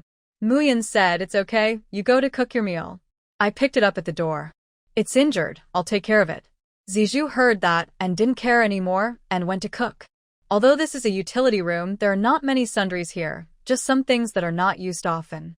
It is very spacious, and there is an old bed that is not used. Mu-yun threw the person on the ground and kindly took an old quilt to make the bed, and then put the person on it to lie down. Soon, Dr. Zhou came and examined the boy. Under the black clothes, the boy's arms, back, and chest were all seriously wounded by the sword. Mu-yun didn't expect that he was so seriously injured, and finally a trace of sympathy appeared on his face. Dr. Zhou, just give him medicine, no matter how much it costs. The injury is too severe. Mu-yun rarely felt compassion. Dr. Zhou nodded. The injury is too severe, and it really needs expensive medicine. If I hadn't been called in time, I'm afraid his life would be in danger. It took a long time to treat the boy's wound. Dr. Zhou said that the clothes could not be worn and had to be changed into new ones. Mu-yun had no choice but to run out and buy a new set of clothes for him to change. Just when Dr. Zhou was there, she asked him to help change. After running back and forth, Mu-yun was out of breath. After handing the clothes to Dr. Zhou, she sat outside and waited. Ziju came over and said, Sister Yun, the food is ready. Do you want to set the table? Mu-yun nodded. She was hungry. Put it on the table. When Dr. Zhou is done, call him to eat together. Ziju nodded and turned to set the table. After a while, Dr. Zhou opened the door and said to Mu-yun, you can come in. Get changed. Mu-yun nodded, walked in again, and glanced at the bed. The boy, who had washed and changed into clean clothes, looked even more handsome, but his eyes were still closed. This is what he had. I put it here for you. This is the prescription I just wrote. Take the medicine according to this prescription. He will feel better in a few days. The medicine on this list is for external application. Just change it every 3 days. Dr. Zhou explained in detail. Mu-yun listened carefully and took notes. After he finished speaking, he invited him out for dinner. After Dr. Zhou left, Mu-yun went into the utility room again to see if the boy had woken up. The boy still had his eyes closed, but his complexion was not as bad as before. Next to him was the thing that Dr. Zhou had just put down, a white jade pendant. Mu-yun picked up the jade pendant and took a look. It was of good quality and should not be cheap. It seems that the boy has a good family background. He will have to ask him for the money for the medicine later. Mu-yun was about to go out, but when she turned around, she saw the boy's eyelids moving. She stopped and went back to the bed again, waiting quietly for the boy to wake up. After a while, the boy finally opened his eyes. His eyes were confused, and his eyes turned around and looked around for a few times, and finally fell on Mu-yun in front of him. Awake? What's your name? Where do you live? I'll notify your family to pick you up. Mu Yun asked first. The boy's eyes were blank for a moment, and he looked very confused, and he spoke hesitantly. Who am I? I don't remember. He frowned and wanted to raise his hand to touch his head, but when he moved, he found that his arm was in great pain, and he couldn't move at all. Mu Yun looked at him like this, smiled, and continued to speak. Don't remember? Her half-smile made the boy feel guilty. But he still nodded calmly. Well, do you know me? Seeing that he really wanted to pretend to have amnesia, Mu Yun didn't expose him. She nodded, I know. After saying this, the boy was stunned for a moment, but soon reacted. He asked with a confused face, Then who am I? Mu Yun smiled. You're the servant I bought, named Sanchi. Because you offended a bandit, you were almost killed. I saved you, but I didn't expect you to lose your memory. Mu Yun shook the jade pendant in front of the boy. When the boy saw the jade pendant, his eyes lit up instantly, and then he hurriedly covered it up. Servant? Sanchi? This name doesn't sound good. Is it really my name? The boy hesitated, with a hint of resistance in his eyes. He didn't expect Mu Yun to take the opportunity to say that he was a servant and the name Sanchi. It was too ugly. Mu Yun raised his eyebrows, chuckled, and said, You used to like this name very much. Why don't you like it now that you have lost your memory? The boy was speechless, and it was not easy to say anything for a while, for fear of being suspected by Mu Yun. In this situation, he could only say that he had lost his memory, otherwise if he was kicked out, he might be found by those people from the kingdom of Jin soon. Okay. Think about it carefully, this name is also good. He could only compromise helplessly. Is the jade pendant in your hand mine? The boy looked at the one in Mu Yun's hand and asked curiously. Mu Yun shook his head. No, it's mine. As he said that, Mu Yun hung the jade pendant on his waist. The boy could only watch his jade pendant being hung on Mu Yun's waist. He was helpless. Because he was in a memory state, he couldn't ask for his jade pendant back. Well, I'm hungry. Can you give me something to eat? The boy said. He seemed to smell the aroma of food. He hadn't eaten for 2 days. Even if he was given a piece of dry and hard food, he would still think it was delicious. Mu Yun and the others had just finished their meal. The aroma of food in the yard had not yet dissipated. The boy had been hungry for 2 days. At this time, a little bit of taste made him feel hungry, and his stomach immediately growled. The gurgling sound was particularly obvious in the house, and Mu Yun naturally heard it. She smiled and nodded. Okay, wait. Mu Yun went out and asked Ziju to make some more food for him. By the way, his name is Sanchi. You can just call him Sanchi in the future. Ziju nodded, and then said, Sister Yun, there is no rice. It will take a long time to cook it again. Otherwise, I will make him some noodles. Mu Yun nodded. It's all right. Ziju quickly cooked noodles for Sanchi and brought them in. However, Sanchi's arm was injured.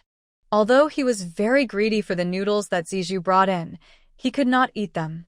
Seeing his embarrassed look, Ziju said helplessly, Can you eat by yourself? He shook his head a little embarrassedly. Ziju said, I'll help you sit up, and then I'll feed you. The boy is just a child, so Ziju doesn't feel shy. Although she is about the same age as the boy in front of him, she is mentally mature and consciously puts herself in the position of an elder. The boy smiled gratefully. Thank you, sister. What's your name? Ziju said, My name is Ziju. You can just call me by my name. Okay, Sister Ziju. Ziju helped him up and fed him noodles. Ziju's cooking skills were very good, and the boy was very hungry. He just felt that this bowl of noodles was the most delicious thing he had ever eaten in his life. Later, this bowl of noodles also left an indelible mark in his heart, which he remembered for a lifetime. The boy finished a large bowl of noodles in a few big mouthfuls and licked his lips after eating, feeling unsatisfied. Ziju's surprised eyes made him embarrassed. Do you want more? Ziju asked. Sanchi nodded. Although he was a little embarrassed, he had already understood that compared with being hungry, nothing else mattered. He nodded and said, Anything else? Sorry to bother Sister Ziju. Ziju hummed. Wait. Ziju went to the kitchen again. Seeing that she was busy again, Mu Yun asked curiously, Why are you still cooking? Didn't you just cook it?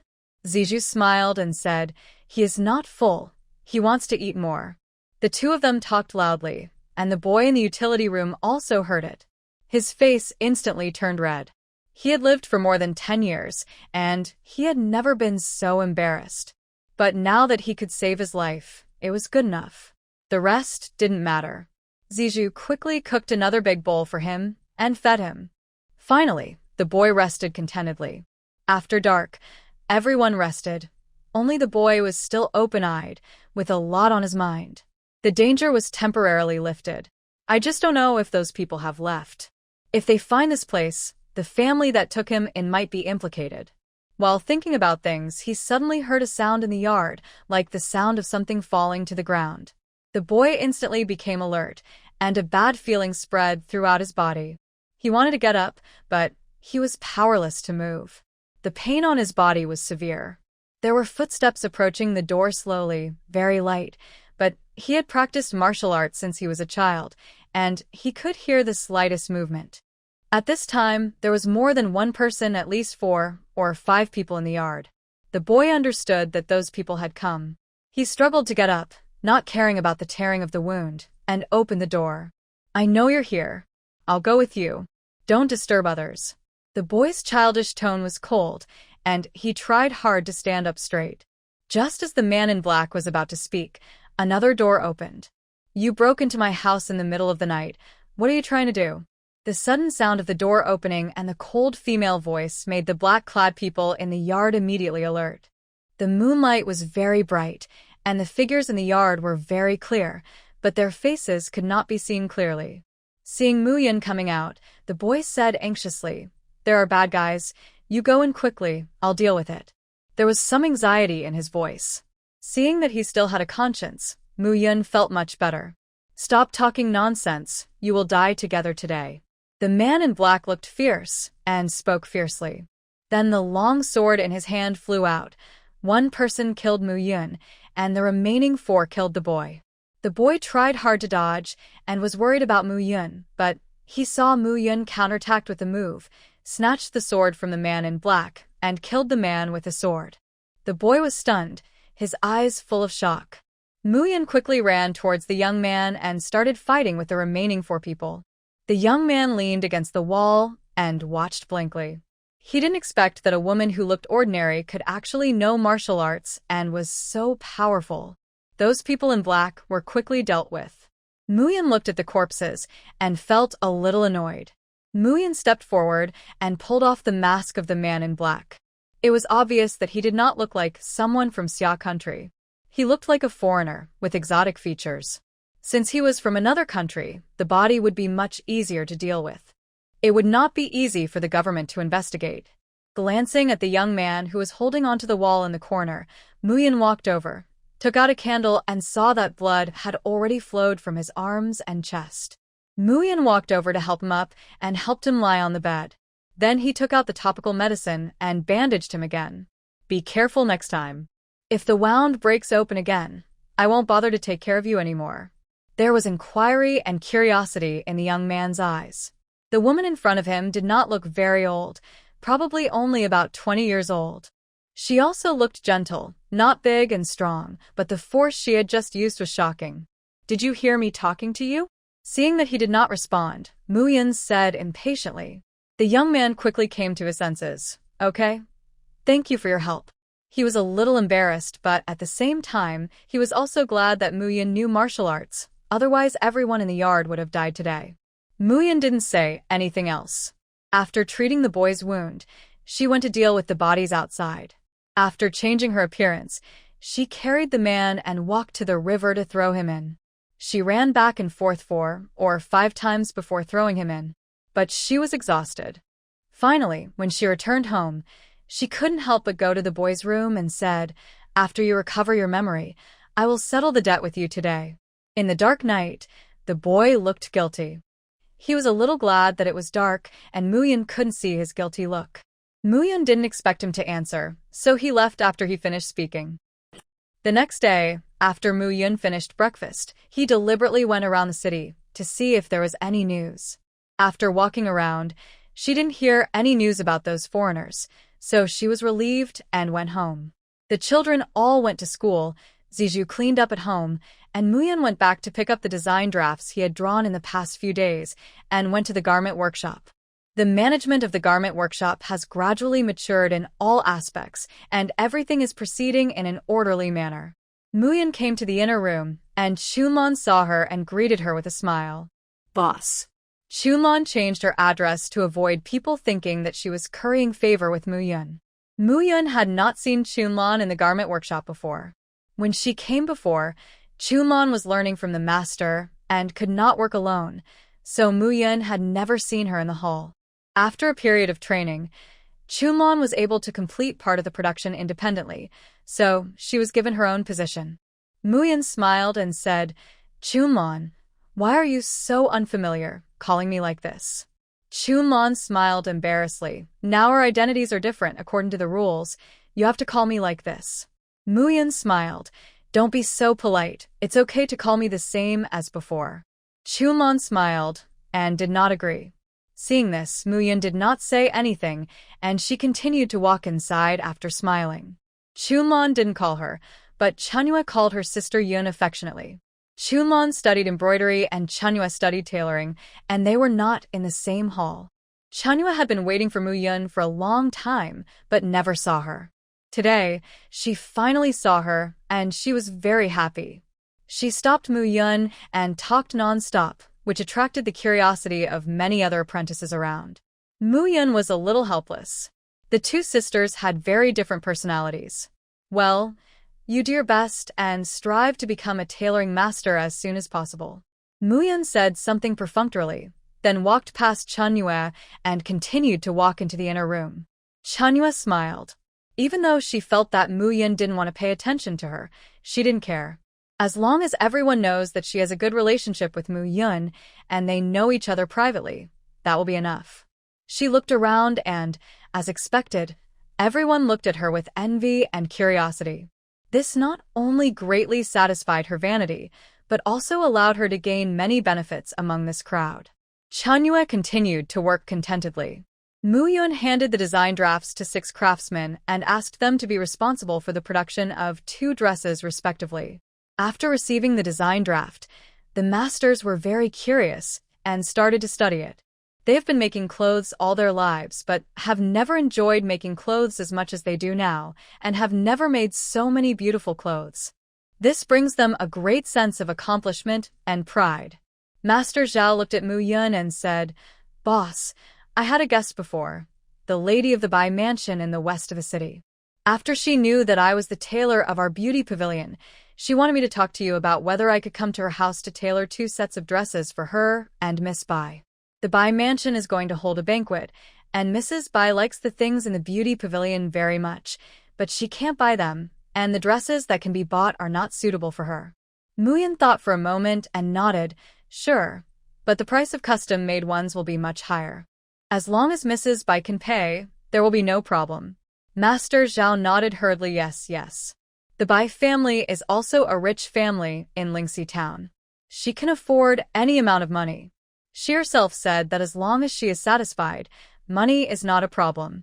Hearing this, Muyun nodded readily. Okay, when is this Mrs. Bai free? Come with me to the Bai mansion to measure the size of Mrs. Bai and Miss Bai. Master Zhao was pleasantly surprised and said hurriedly, I will go to the Bai mansion after work today to tell Mrs. Bai and ask her when she is free. In order to ask Master Zhao for help, Mrs. Bai gave benefits, so she was so happy to hear that Muyun agreed to go. Muyun nodded and walked out. When he passed by Chunhua, he was greeted warmly again. Muyun nodded and continued to walk out. When he returned home, Zizhu saw her coming back and hurriedly said, Sister Yun, Sanchi is awake. Muyun nodded and went to the utility room. The boy looked much better, and his face was not so pale. Seeing Muyun, a touch of gratitude flashed in his eyes, but he quickly hid it. Can I call you Sister Yun, too? Your last name is Yun? The boy spoke, his voice clear and much stronger than yesterday. Muyun smiled and said, My name is Muyun. You have lost your memory completely. You don't even remember my name. The boy smiled shyly, hiding the guilty feeling in his eyes. Yes, I also want to restore my memory, but I don't know how to do it. Watching the boy acting, Muyan smiled. It's okay, this is also good. You owe me more. After your injury heals, work hard to pay off your debt.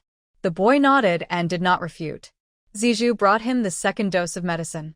Muyan watched him finish drinking it and said, don't move for the next few days. Lie down well. If you need help, call Zizhu for help. But remember to repay Zizhu for taking care of you after you recover. Don't be an ungrateful person. The boy continued to nod, looking serious. Although Muyan was curious about his identity, she knew it was useless to ask him because he acted so well, so she was too lazy to ask. Muyan came out and looked at Xiao Ningji and said, Why are you here, Lord Xiao? Xiao Ningji said, I came to ask you if you have felt anything strange around here in the past few days. Muyan looked puzzled. What's strange? Xiao Ningji said, It's okay. Several bodies were salvaged from the river over there. They look like people from the Jin Kingdom. This is a bit strange. I want to ask you if you have felt anything strange or heard any strange noises around here in the past few days. The river over there is not far from where Muyan lives. It is next to the county government office. There are very few people around here. Apart from this garment shop, there is only the government office. Xiao Ningji thought of asking Muyan. Muyan was very surprised. Jin people? How could there be Jin people here? I haven't heard any strange noises. Did something happen? Xiao Ningji shook his head. I don't know either. I'm still investigating. Did you really not hear anything? Xiao Ningji asked again, without giving up. Muyan shook his head. No. Master Xiao, is the security in this area okay? The Jin people appearing here may be dangerous. You should send more people to patrol and protect the safety of the people. Xiao Ningji nodded. I think so too. I won't bother you anymore. You are busy. After Xiao Ningji finished speaking, he left. In the utility room, the boy also heard their conversation. With a creak, the door was pushed open. Muyan stood at the door and looked at the boy and said, Sanchi, the security in this city has been bad recently. Those people last night turned out to be Jin people. It's really dangerous. I don't know what they want to do here. Sanchi looked confused. I don't know either. Muyan smiled. Okay, I'm going out for a while. You lie down and don't get up and walk around. Sanchi nodded, and he breathed a sigh of relief when he saw Muyan close the door and go out. He was not very good at lying, and he was really afraid that Muyan would see that he was pretending to have amnesia. Muyan went to the county government to find Chu Ning. He had promised to make clothes for Chu Ning before, but he had not fulfilled it yet. Now he could just go and find out some things about the Jin Kingdom. The original owner never left the house and didn't know anything about the Xia Kingdom, let alone the Jin Kingdom. The young man at home must have an extraordinary background. Those who can offend the Jin people are not ordinary people. She had to find out more. If it was too troublesome, she would send the young man away early. If it was not so troublesome, she would be willing to help. With a ruler, Muyan went to the county government to find Chu Ning. Because many corpses of Jin people suddenly appeared, Xiao Ningji was worried and didn't let Chu Ning go out. Chu Ning could only stay at home bored. Just when she was bored and worried, she saw Muyan coming to her. She was immediately happy. Sister Mu, you are here. I am so bored and Brother Ning, she won't let me go out. Muyan smiled and said, Didn't I promise to make you a dress? I will take some time today to measure your size, draw a design, and then ask the tailor to make it for you. Chu Ning was very happy when she heard it. Really? Sister Mu, that's great. I have been looking forward to it for a long time. Chu Ning was very excited. She had wanted a dress from the beauty pavilion for a long time. Muyan smiled and nodded. Come, let me measure your size first. Chu Ning came over obediently and let Muyan measure her size. Muyan kept moving his hands and said in a gentle tone, I heard from Lord Xiao that people from the Jin Kingdom appeared in Lingxi County. It's probably unsafe recently. Don't go out if you have nothing to do. Chu Ning pouted. That's why Brother Ningji doesn't allow me to go out, and I'm so bored. Muyan smiled. Although you said this as if you were very dissatisfied, your expression is full of sweetness. You are secretly happy in your heart, right? Chu Ning laughed embarrassedly. Of course, Sister Mu. You always tease me. Muyan chuckled and then changed the subject. Speaking of the people from the Jin Kingdom, Ning, do you know the relationship between the Jin Kingdom and our Xia Kingdom? I used to stay at home and didn't know a lot of things. Chu Ning said, Jin and our Xia are sworn enemies. They have been at war for many years. Jin is strong and powerful, but they are all barbarians. Our Xia has fertile land and abundant resources. Our economy is 100 times stronger than Jin, but Jin is strong and powerful. Its military strength is stronger than ours. Jin has always coveted our land and wanted to plunder it, but they have never succeeded. Muyan nodded, and only then did he understand that the relationship between the two countries was so tense. But fortunately, we have a god of war, His Royal Highness Ping Wang, in Xia country. Because of His Royal Highness Ping Wang's protection of our country, we can live a peaceful life. His Royal Highness Ping Wang has paid too much for this. He is the benefactor of our entire Xia country. Speaking of this Ping Wang, Chu Ning's face was full of admiration and awe, and his expression became much more serious. This was the first time that Mu Yun heard that there were indeed many god of war generals in ancient times who defended their country and were truly admirable figures. Is this Ping Wang so powerful? Mu Yun asked casually. Chu Ning talked more when she talked about this character. Of course, Sister Mu. You don't know that in order to protect the people, Ping Wang was injured on the battlefield. It is said that he'll never have his own children in this life. When they heard the news, all the noble ladies in the capital cried their hearts out. During that time, the whole capital was dead, without laughter and joy. Everyone stopped attending banquets and was secretly sad at home. Mu Yun was a little surprised. Is this Prince Ping so popular? How can everyone in the capital like him? Chu Ning nodded. Not the whole city, but at least half of the people like His Highness Prince Ping. It's just that after he lost that ability, no one has ever proposed to him for a marriage. Mu Yun retracted his hand that was measuring the size and said with a smile, this era focuses on offspring. His Highness Ping'an has lost his fertility. Those noble ladies won't marry him, no matter how much they like him. Chu Ning nodded, but said, yes, most people are like this. However, there is one person who still wants to marry His Highness Prince Ping even after knowing His Highness Prince Ping's physical condition. It's just that His Highness Prince Ping doesn't want to marry him. Mu Yun became interested, his eyes full of curiosity. Chu Ning hurriedly pulled her to sit aside and continued talking. This woman is the eldest daughter of the Marquis Xuanping's mansion, Su Qingyuan. She is so beautiful and is known as the most beautiful woman in our capital. Although she is very arrogant, she lives up to the title of the most beautiful woman and is very beautiful. If it weren't for the fact that His Royal Highness Prince Ping is in poor health, we all think that she will definitely be the Princess Ping. Mu Yun said in an appreciative tone. She still wants to marry Prince Ping, even though she knows that Prince Ping is not capable. This girl must be sincere to Prince Ping. Why wouldn't Prince Ping want to marry her? And she's the most beautiful woman. Chu Ning sighed and said helplessly, alas. Who would have known that His Royal Highness Prince Ping went to Mount Yuntai to practice last year? Before the new year, news came that he wanted to become a monk. The eldest princess threatened to die, so that His Royal Highness Prince Ping reluctantly gave up the idea. But he is still practicing in Mount Yuntai and refuses to go home at all. Mu Yun was surprised. Became a monk? Why? Was he injured? Did he feel hopeless in life, so he became a monk? Chu Ning shook her head. I don't know. No one can understand what His Royal Highness Prince Ping is thinking. The eldest princess is so anxious for Prince Ping, and even His Majesty is troubled and can't do anything about him. Mu Yun originally thought that she was far away from the royal family, but after hearing these gossips today, she suddenly felt that the ancient royal family was very close to her.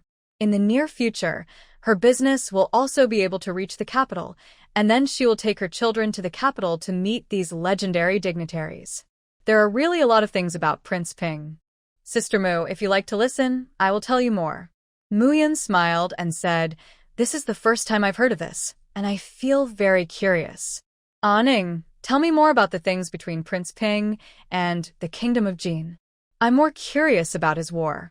Chuning nodded and pulled Mu Yun to tell her a lot about the war between Prince Ping and the Kingdom of Jin. The next morning, Master Zhao from the garment shop came to Mu Yun and told her that she could go to the Bai mansion today to measure the sizes of Mrs. Bai and Miss Bai. Mu Yun had just finished breakfast and followed Master Zhao to the Bai mansion in the west of the city. The Bai family was quite wealthy, and the house was very large. Under the guidance of the maid, Mu Yun and Master Zhao passed through the courtyards and finally came to Mrs. Bai's courtyard. Mrs. Bai was very surprised to see Mu Yun. It turns out that the owner of the beauty pavilion is such a talented and beautiful woman. No wonder she can design so many beautiful skirts. Mrs. Bai smiled and praised, and Mu Yun politely praised. After the two said a few polite words, Mrs. Bai asked someone to call her daughter over and said that they wanted to measure the sizes together. The maid went to call people and Mrs. Bai chatted with Mu Yun. Miss Mu, I have 2 daughters. The eldest daughter is introverted, so the dresses made for her are as simple as possible. The younger daughter is lively and outspoken and likes colorful ones, so the ones for the younger daughter are made more gorgeous and exquisite. Mu Yun nodded, but didn't think much about it. After a while, the 2 young ladies from the Bai mansion came. Mu Yun looked over and saw that one of the young ladies was wearing a plain white dress and the other was wearing a bright red exquisite dress. Based on what Mrs. Bai had just said, Mu Yun quickly guessed which one was the older and which one was the younger. However, the 2 sisters did not look alike at all. The eldest young lady was pure and cold, and her beauty was otherworldly. She had a sense of coldness and alienation, which made people feel that it was difficult to approach her. The second young lady looked very ordinary, with ordinary eyebrows and eyes, but her dress was eye-catching. Mother, I heard that the owner of the beauty pavilion is here, and I want to make the most gorgeous and beautiful dress. The fiery red figure ran towards Mrs. Bai happily, hugging Mrs. Bai's arm and acting coquettishly. Mrs. Bai smiled dotingly. Okay, it's up to you. Mrs. Bai smiled and looked at Mu Yun. Sorry to bother you, Miss Mu. This is my little daughter. Please see what kind of style is suitable for her and make 2 sets for her. As for my eldest daughter, she likes simple and elegant things. You can just make 2 sets for her. Thank you, Mother. Miss Bai spoke, and her voice was not quite consistent with her. When she was silent, she was cold, but when she spoke, she seemed to be much softer, with a sweet and soft voice. Mu Yun couldn't help but sigh. What a classical beauty! She couldn't help but like her. Mrs. Bai nodded, and she obviously didn't like her eldest daughter. There was no kindness and doting in her eyes when she treated her younger daughter. Mu Yun began to measure Mrs. Bai's size. Master Zhao measured Miss Bai's second daughter, and Miss Bai stood quietly aside.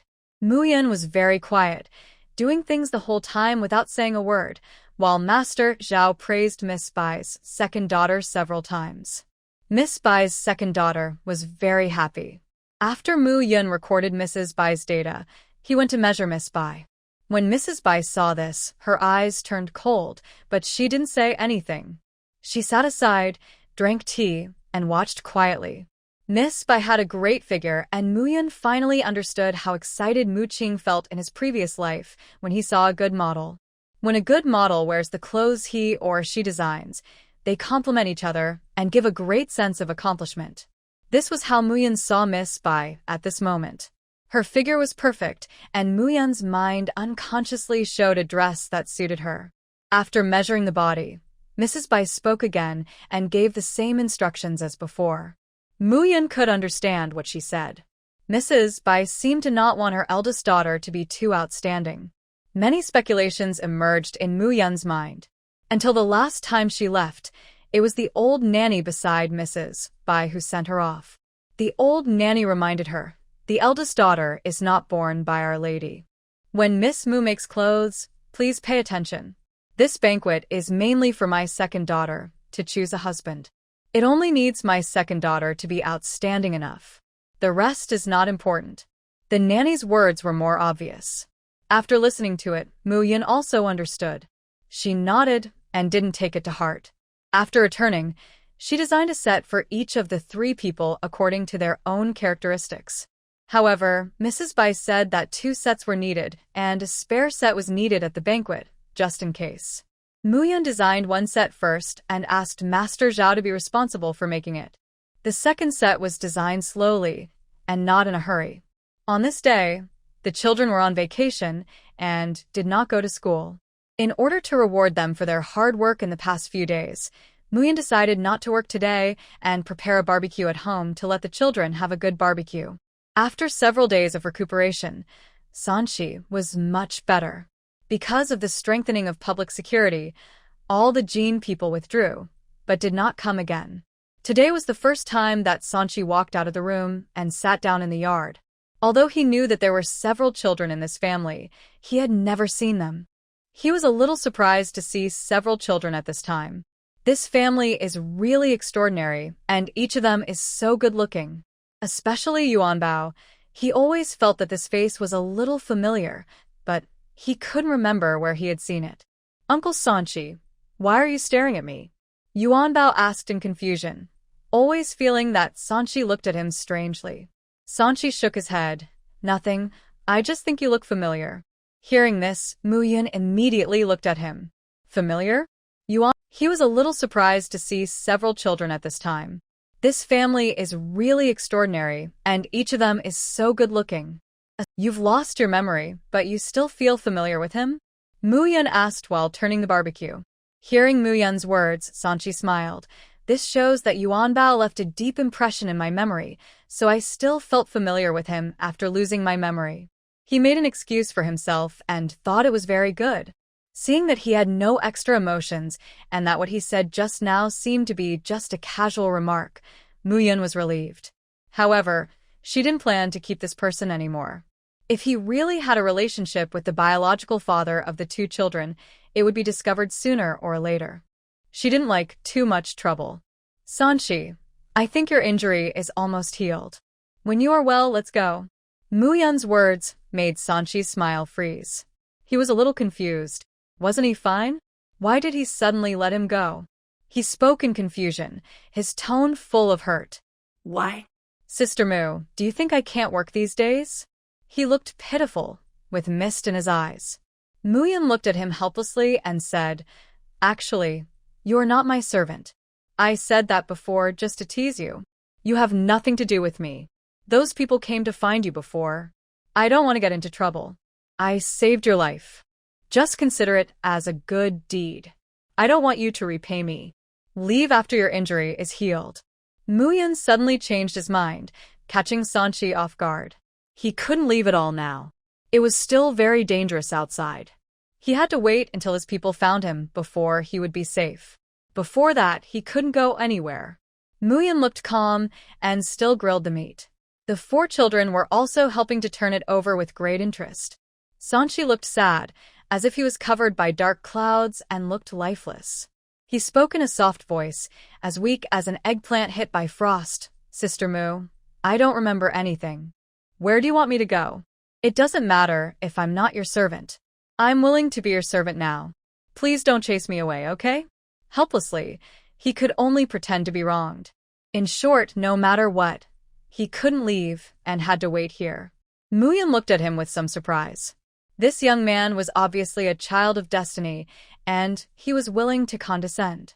She raised her eyebrows and asked with a smile, Are you willing to be my servant?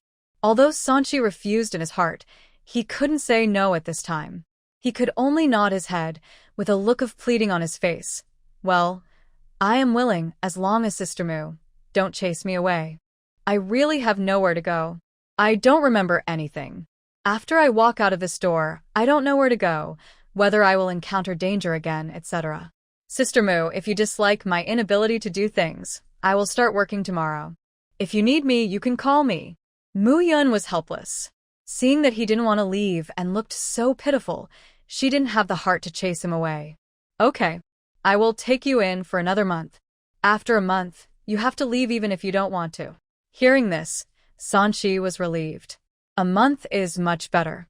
If they haven't found him by then, he will disguise himself and go back slowly. Okay, eat meat. Muyun picked up a piece of pork belly for him. The roasted pork belly was crispy on the outside and tender on the inside, and it was paired with dipping sauce. It was so fragrant that people couldn't help drooling.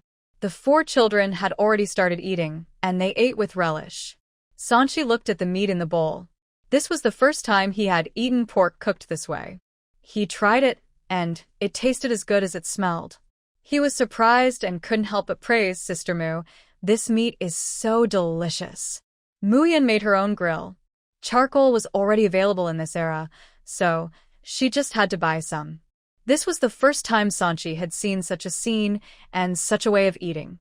He was curious and eager to reach out and pick up meat from the grill with them. In addition to the pork belly, there were also ribs, chicken, and fish. They were all marinated and tasted very good when grilled. If it tastes good, eat more, Muyan said with a smile. Diju smiled and said, Sanchi, you don't know. Sister Yun knows a lot. She taught me how to handle these ingredients. Although Sister Yun can't cook, she knows. The recipes, she said, are very good. Ziju now admires Mu Yun very much. In her eyes, Mu Yun is already an all-rounder who knows everything except heaven and earth. Sanchi is even more curious about Mu Yun. He didn't forget to flatter her and praise her. Sister Mu, you are really amazing.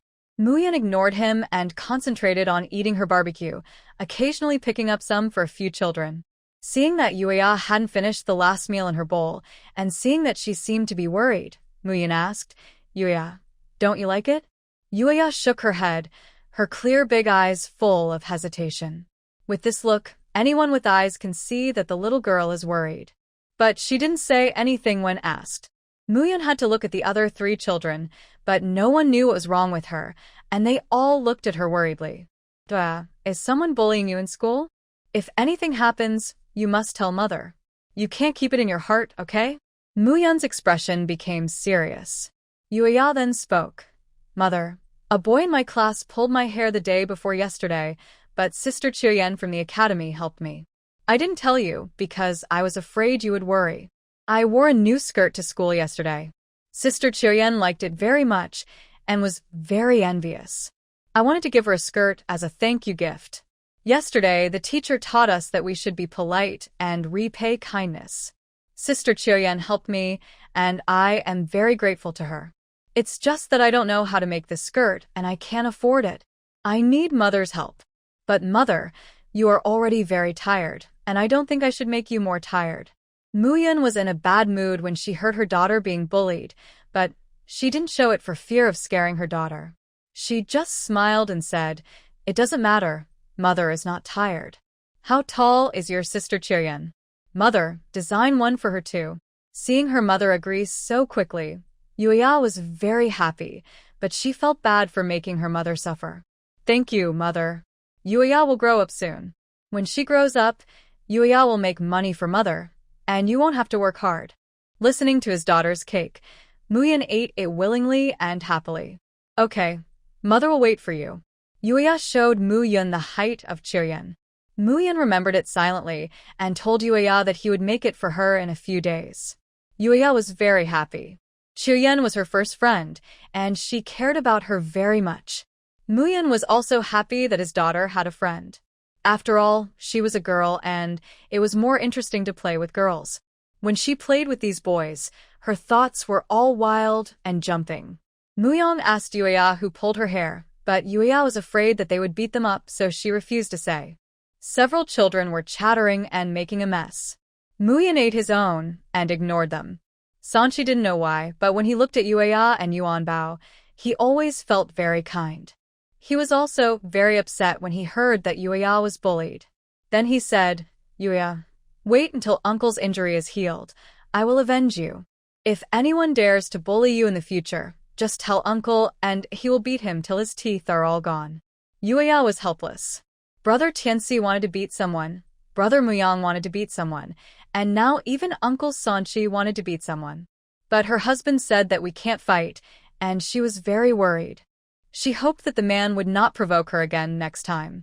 If the brothers knew about it, he would definitely be beaten. If he provokes her next time, she would not hide it from the brothers. Yuya picked up some meat for each of her brothers and also picked up some meat for Sanchi and said in a soft voice, Brothers, Brother Tianxi, Brother Muyang, Uncle Sanchi, eat quickly, this is delicious, it will be gone soon. Peng Qingyun has been very busy recently. Sometimes he has to go to the cloth shop, sometimes he has to go to the restaurant, and he is busy expanding the garment workshop and cloth shop. He has so much to do that he has no time to rest. But he doesn't feel tired but enjoys it. This fulfilling life is much better than the previous annoying days. He was counting the accounts in the restaurant and heard Muyun coming, so he happily let her in. Muyun, guess how much our restaurant made this month? As soon as Muyun came in, Peng Qingyun couldn't wait to speak. As of today, the restaurant has been reopened for 1 month and 10 days, but because he has been busy, he has no time to count the accounts. Today, after collecting other accounts, she took the time to look here. Unexpectedly, this accounting surprised him. Looking at his excited, smiling face, Muyun knew that it must be a lot, but she didn't know much about the business of ancient shops, so she couldn't guess it. She smiled and said, I can't guess, so don't keep me in suspense, just tell me.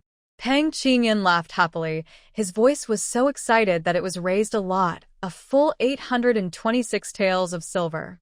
More than 800. I never dared to think of this number before, let alone a restaurant. Even when all my previous industries were doing well, I only had this much income. But now, just one restaurant can make so much in a month. Peng Qingyun still couldn't hide his excitement when he talked about it now. He was stunned when the shopkeeper showed him the general ledger before. Although he knew that the restaurant business was good, he didn't expect it to be so good. It was simply shocking. Muyun smiled and said, Don't get excited. The business of Beauty Pavilion will be better than that of the restaurant in the later period. When our cloth becomes famous, many people will want to sell it on behalf of us. That's when it will be a real big business. An order will start with several hundred taels of silver. Peng Qingyun nodded. Yes. We are one step closer to the goal of being the richest man in Xia country. Peng Qingyun said jokingly. Muyun smiled, yes. Everyone in the restaurant has worked hard this month. They should be rewarded. You can see how to give it to them. If you want to expand your business, you need people to work with you.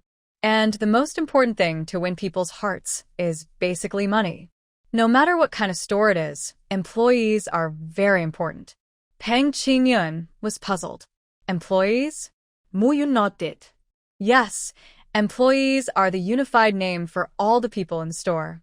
Peng Qingyun nodded. He always felt that some of the words Muyun said sometimes puzzled him. But think about it. Muyun is not an ordinary person. He must know a lot. To be honest, I don't think I have much talent for business, but I am very interested in doing business. All the family assets have been lost in my hands over the years. Facts have proved that I really don't have a talent for business. From now on, you will decide everything. I will listen to you. I will be responsible for listening and doing, and you will be responsible for talking. So you have the final say on the reward. I don't know what to do. Peng Qingyun was afraid of making mistakes. Indeed, many of Muyun's decisions were good, such as replacing the waiters in the beauty pavilion with women. In the past, no one would have thought of using women, only Muyun would have thought of it. If you talk to her more, you'll find that she has many novel ideas, which are always different from others. Muyun said jokingly, You're a big boss. How can you be so unconfident? Peng Qingyun laughed. Don't tease me. I will be even less confident if you continue. Muyun smiled and said no more. She called the shopkeeper and formulated a reward system according to the number of people in the restaurant. After listening, the shopkeeper also agreed. Indeed, everyone was tired this month and had complained before. From their point of view, business is too good, which will only make them more tired. There are no benefits and all disadvantages. So if it can increase their income while preventing them from being lazy and taking money without working, the method given by Muyun is very suitable. It was mealtime at this time, and there were many people. Muyun could only wait until all the guests left, and then gather people after work to give out rewards and tell them the rules. After talking to the shopkeeper and Peng Qingyun, she had nothing to do, so she thought about going to the kitchen. In the hall downstairs, several people dressed in jingua came to the restaurant and started ordering dishes. When Muyun came out of the kitchen, She glanced downstairs casually and saw several eye-catching people from the Jin state. She immediately stopped and looked downstairs. The three men were all tall and big, with high noses, deep eyes, and dark skin. It was obvious that they were from the Jin state, and many people around cast curious eyes at the three people. Now the two countries advocate peace, and there has been no war for 3 years, so there can be exchanges between the two countries. As long as the Xia people go to the Jin state, or the Jin people come to the Xia state, as long as they have formal procedures, they are not only allowed to enter, but also have to guarantee the safety of the other party. However, despite this, there are still very few people who really dare to go to other countries. After all, it has been a long war, and some hatreds cannot be forgotten. The people from the Jin state generally rarely come to the Xia state. Except for the annual material exchange time, they will come on the birthday of the emperor of the Xia state every year. At other times, they will basically not be seen. It is still early for the emperor's birthday, so seeing the Jin people, everyone is a little curious about what they are doing. Mu Yun frowned, and secretly guessed in his heart that these people would not come for Sanchi. Where did Sanchi come from? Mu Yun regretted not driving him away yesterday, and promised to let him stay for a month. The people of Jin were brave and warlike, and they were not easy to mess with. The most important thing was that the two countries were now at peace, and if the people of Jin came to kill her, she would not be able to fight back. After all, these people were not like the black-clad men who had sneaked in before. Their origins were unknown, so they could be killed. Foreigners with a clear identity were not easy to deal with. "Give me a portion of your best food," a big man said in a loud voice, put a silver ingot on the table, and spoke to the waiter in a heroic manner. The waiter nodded hurriedly. Okay, sir, please wait a moment." The waiter brought a pot of tea, and then went to work. The three men looked around, carefully examining every place here. After the three of them finished their meal and walked out of the restaurant, Mu Yun had no time to care about other things. She asked the shopkeeper to take care of the reward, and then hurriedly followed them out. The three of them did not go to the inn, but wandered around the city. They looked like they were looking for something. They looked at every remote place and corner. Mu Yun was really sure that these people were here to find Sanchi, who would wander around the city for no reason and go to the doors and corners of remote households. She was in no mood to follow them anymore. Seeing that it was getting dark, she hurried back. Ziju's meal had just been prepared. Seeing Mu Yun coming back, she smiled and said, "Sister Yun, you're back at the right time. Let's eat right away." The 4 children were playing in the yard, and Mu Yun went directly to the utility room. "Sister Mu, you are back." Seeing Mu Yun, Sanchi shouted with a smile. He had just played with a few children in the yard for a long time and then felt a little tired, so he came in to rest. Mu Yun sighed helplessly in his heart. This young man has a good appearance, and it is hard to hate him. Those watery eyes were clear and full of smiles, and Mu Yun couldn't say the words to drive him away. Thinking that she had promised to let him stay for another month, he couldn't break her promise. After hesitating for a moment, Mu Yun asked, "I saw the Jin people in the restaurant today. I wonder if they were looking for you." "Sanchi, who are you?" The smile on Sanchi's face faded instantly, and she said helplessly, "Sister Mu, I have lost my memory. Have you forgotten? I don't remember anything, let alone my identity, but I am definitely not a bad person. Sister Mu, do you regret taking me in?" Seeing that he looked pitiful again, Mu Yun said helplessly, "No, I never regret anything I do. I promised you to stay for another month, and I will not break my promise. Don't worry. It's just that you can't leave this yard. You can't go out for a month." Sanchi nodded. "Okay, I get it, Sister Mu. Don't worry, I will definitely listen to you." Mu Yun nodded, and then said, "Maybe if you recover your memory that day, you can tell me your identity, and maybe I can help you."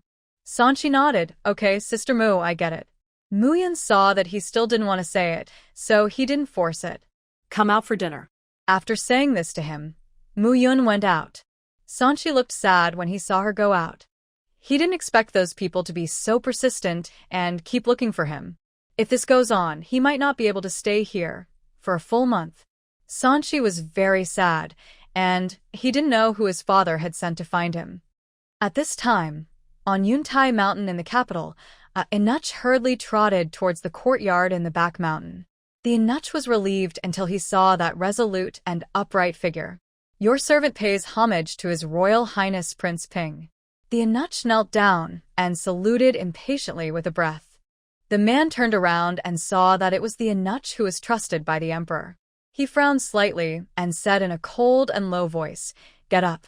What happened that makes you so anxious?"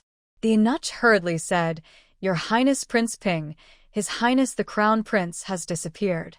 His Majesty ordered me to pass on a message to you, asking you to look for His Highness the Crown Prince. Now you are the only one who can find him. His Majesty has sent many people, but they have not found His Highness the Crown Prince. His Majesty and the Queen are very anxious." Hearing this, Song Jingyan's calm eyes suddenly showed emotions, and his tone became a little anxious. What happened? The prince has always been in the palace. How could he disappear? The Inuch explained hurriedly. His Royal Highness the Prince said that he wanted to go on a tour of inspections, and the ministers also agreed. They said that reading thousands of books is not as good as traveling thousands of miles.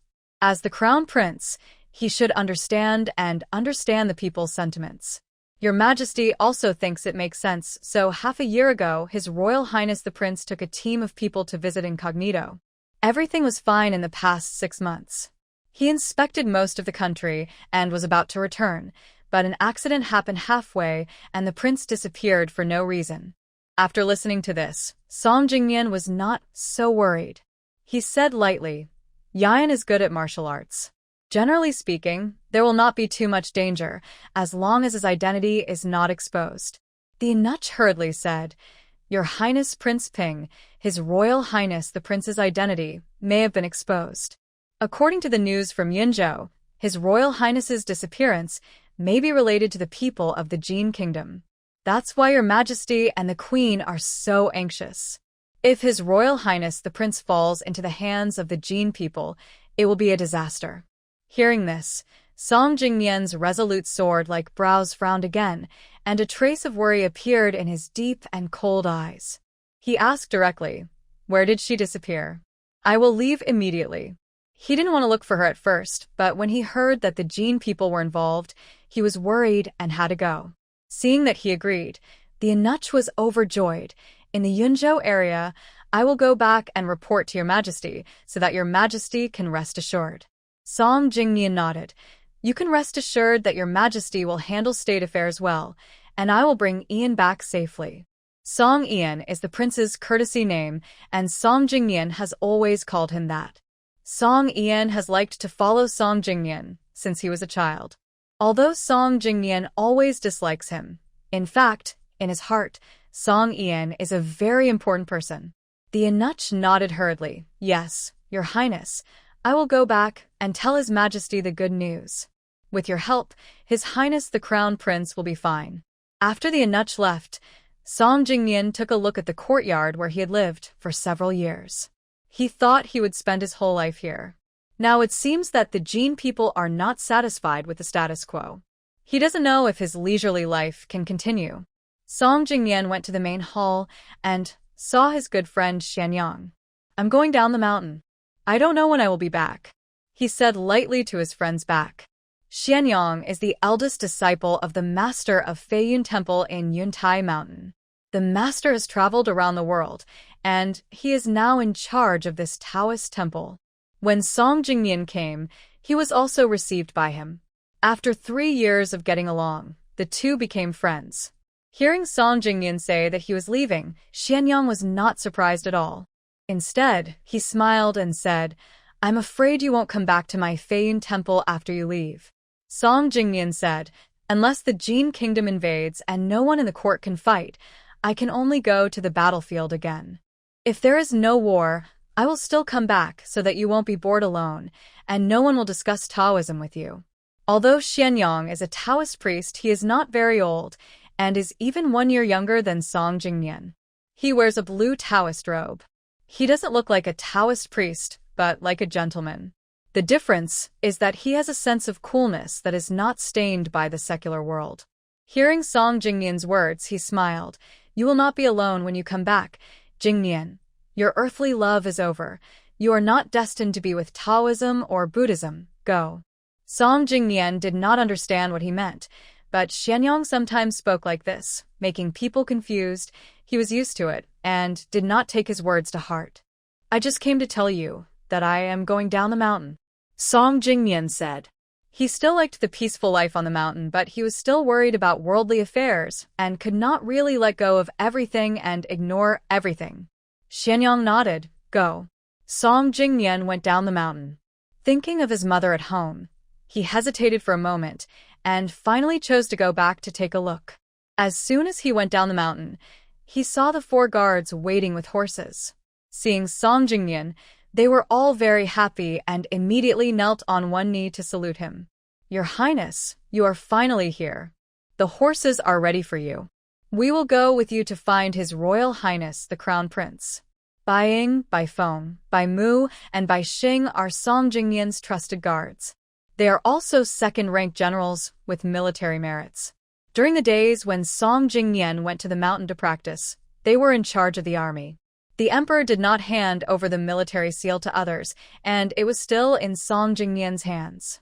The 4 would go to the mountain from time to time to report to Song Jingnian about all the situations in the army and the capital.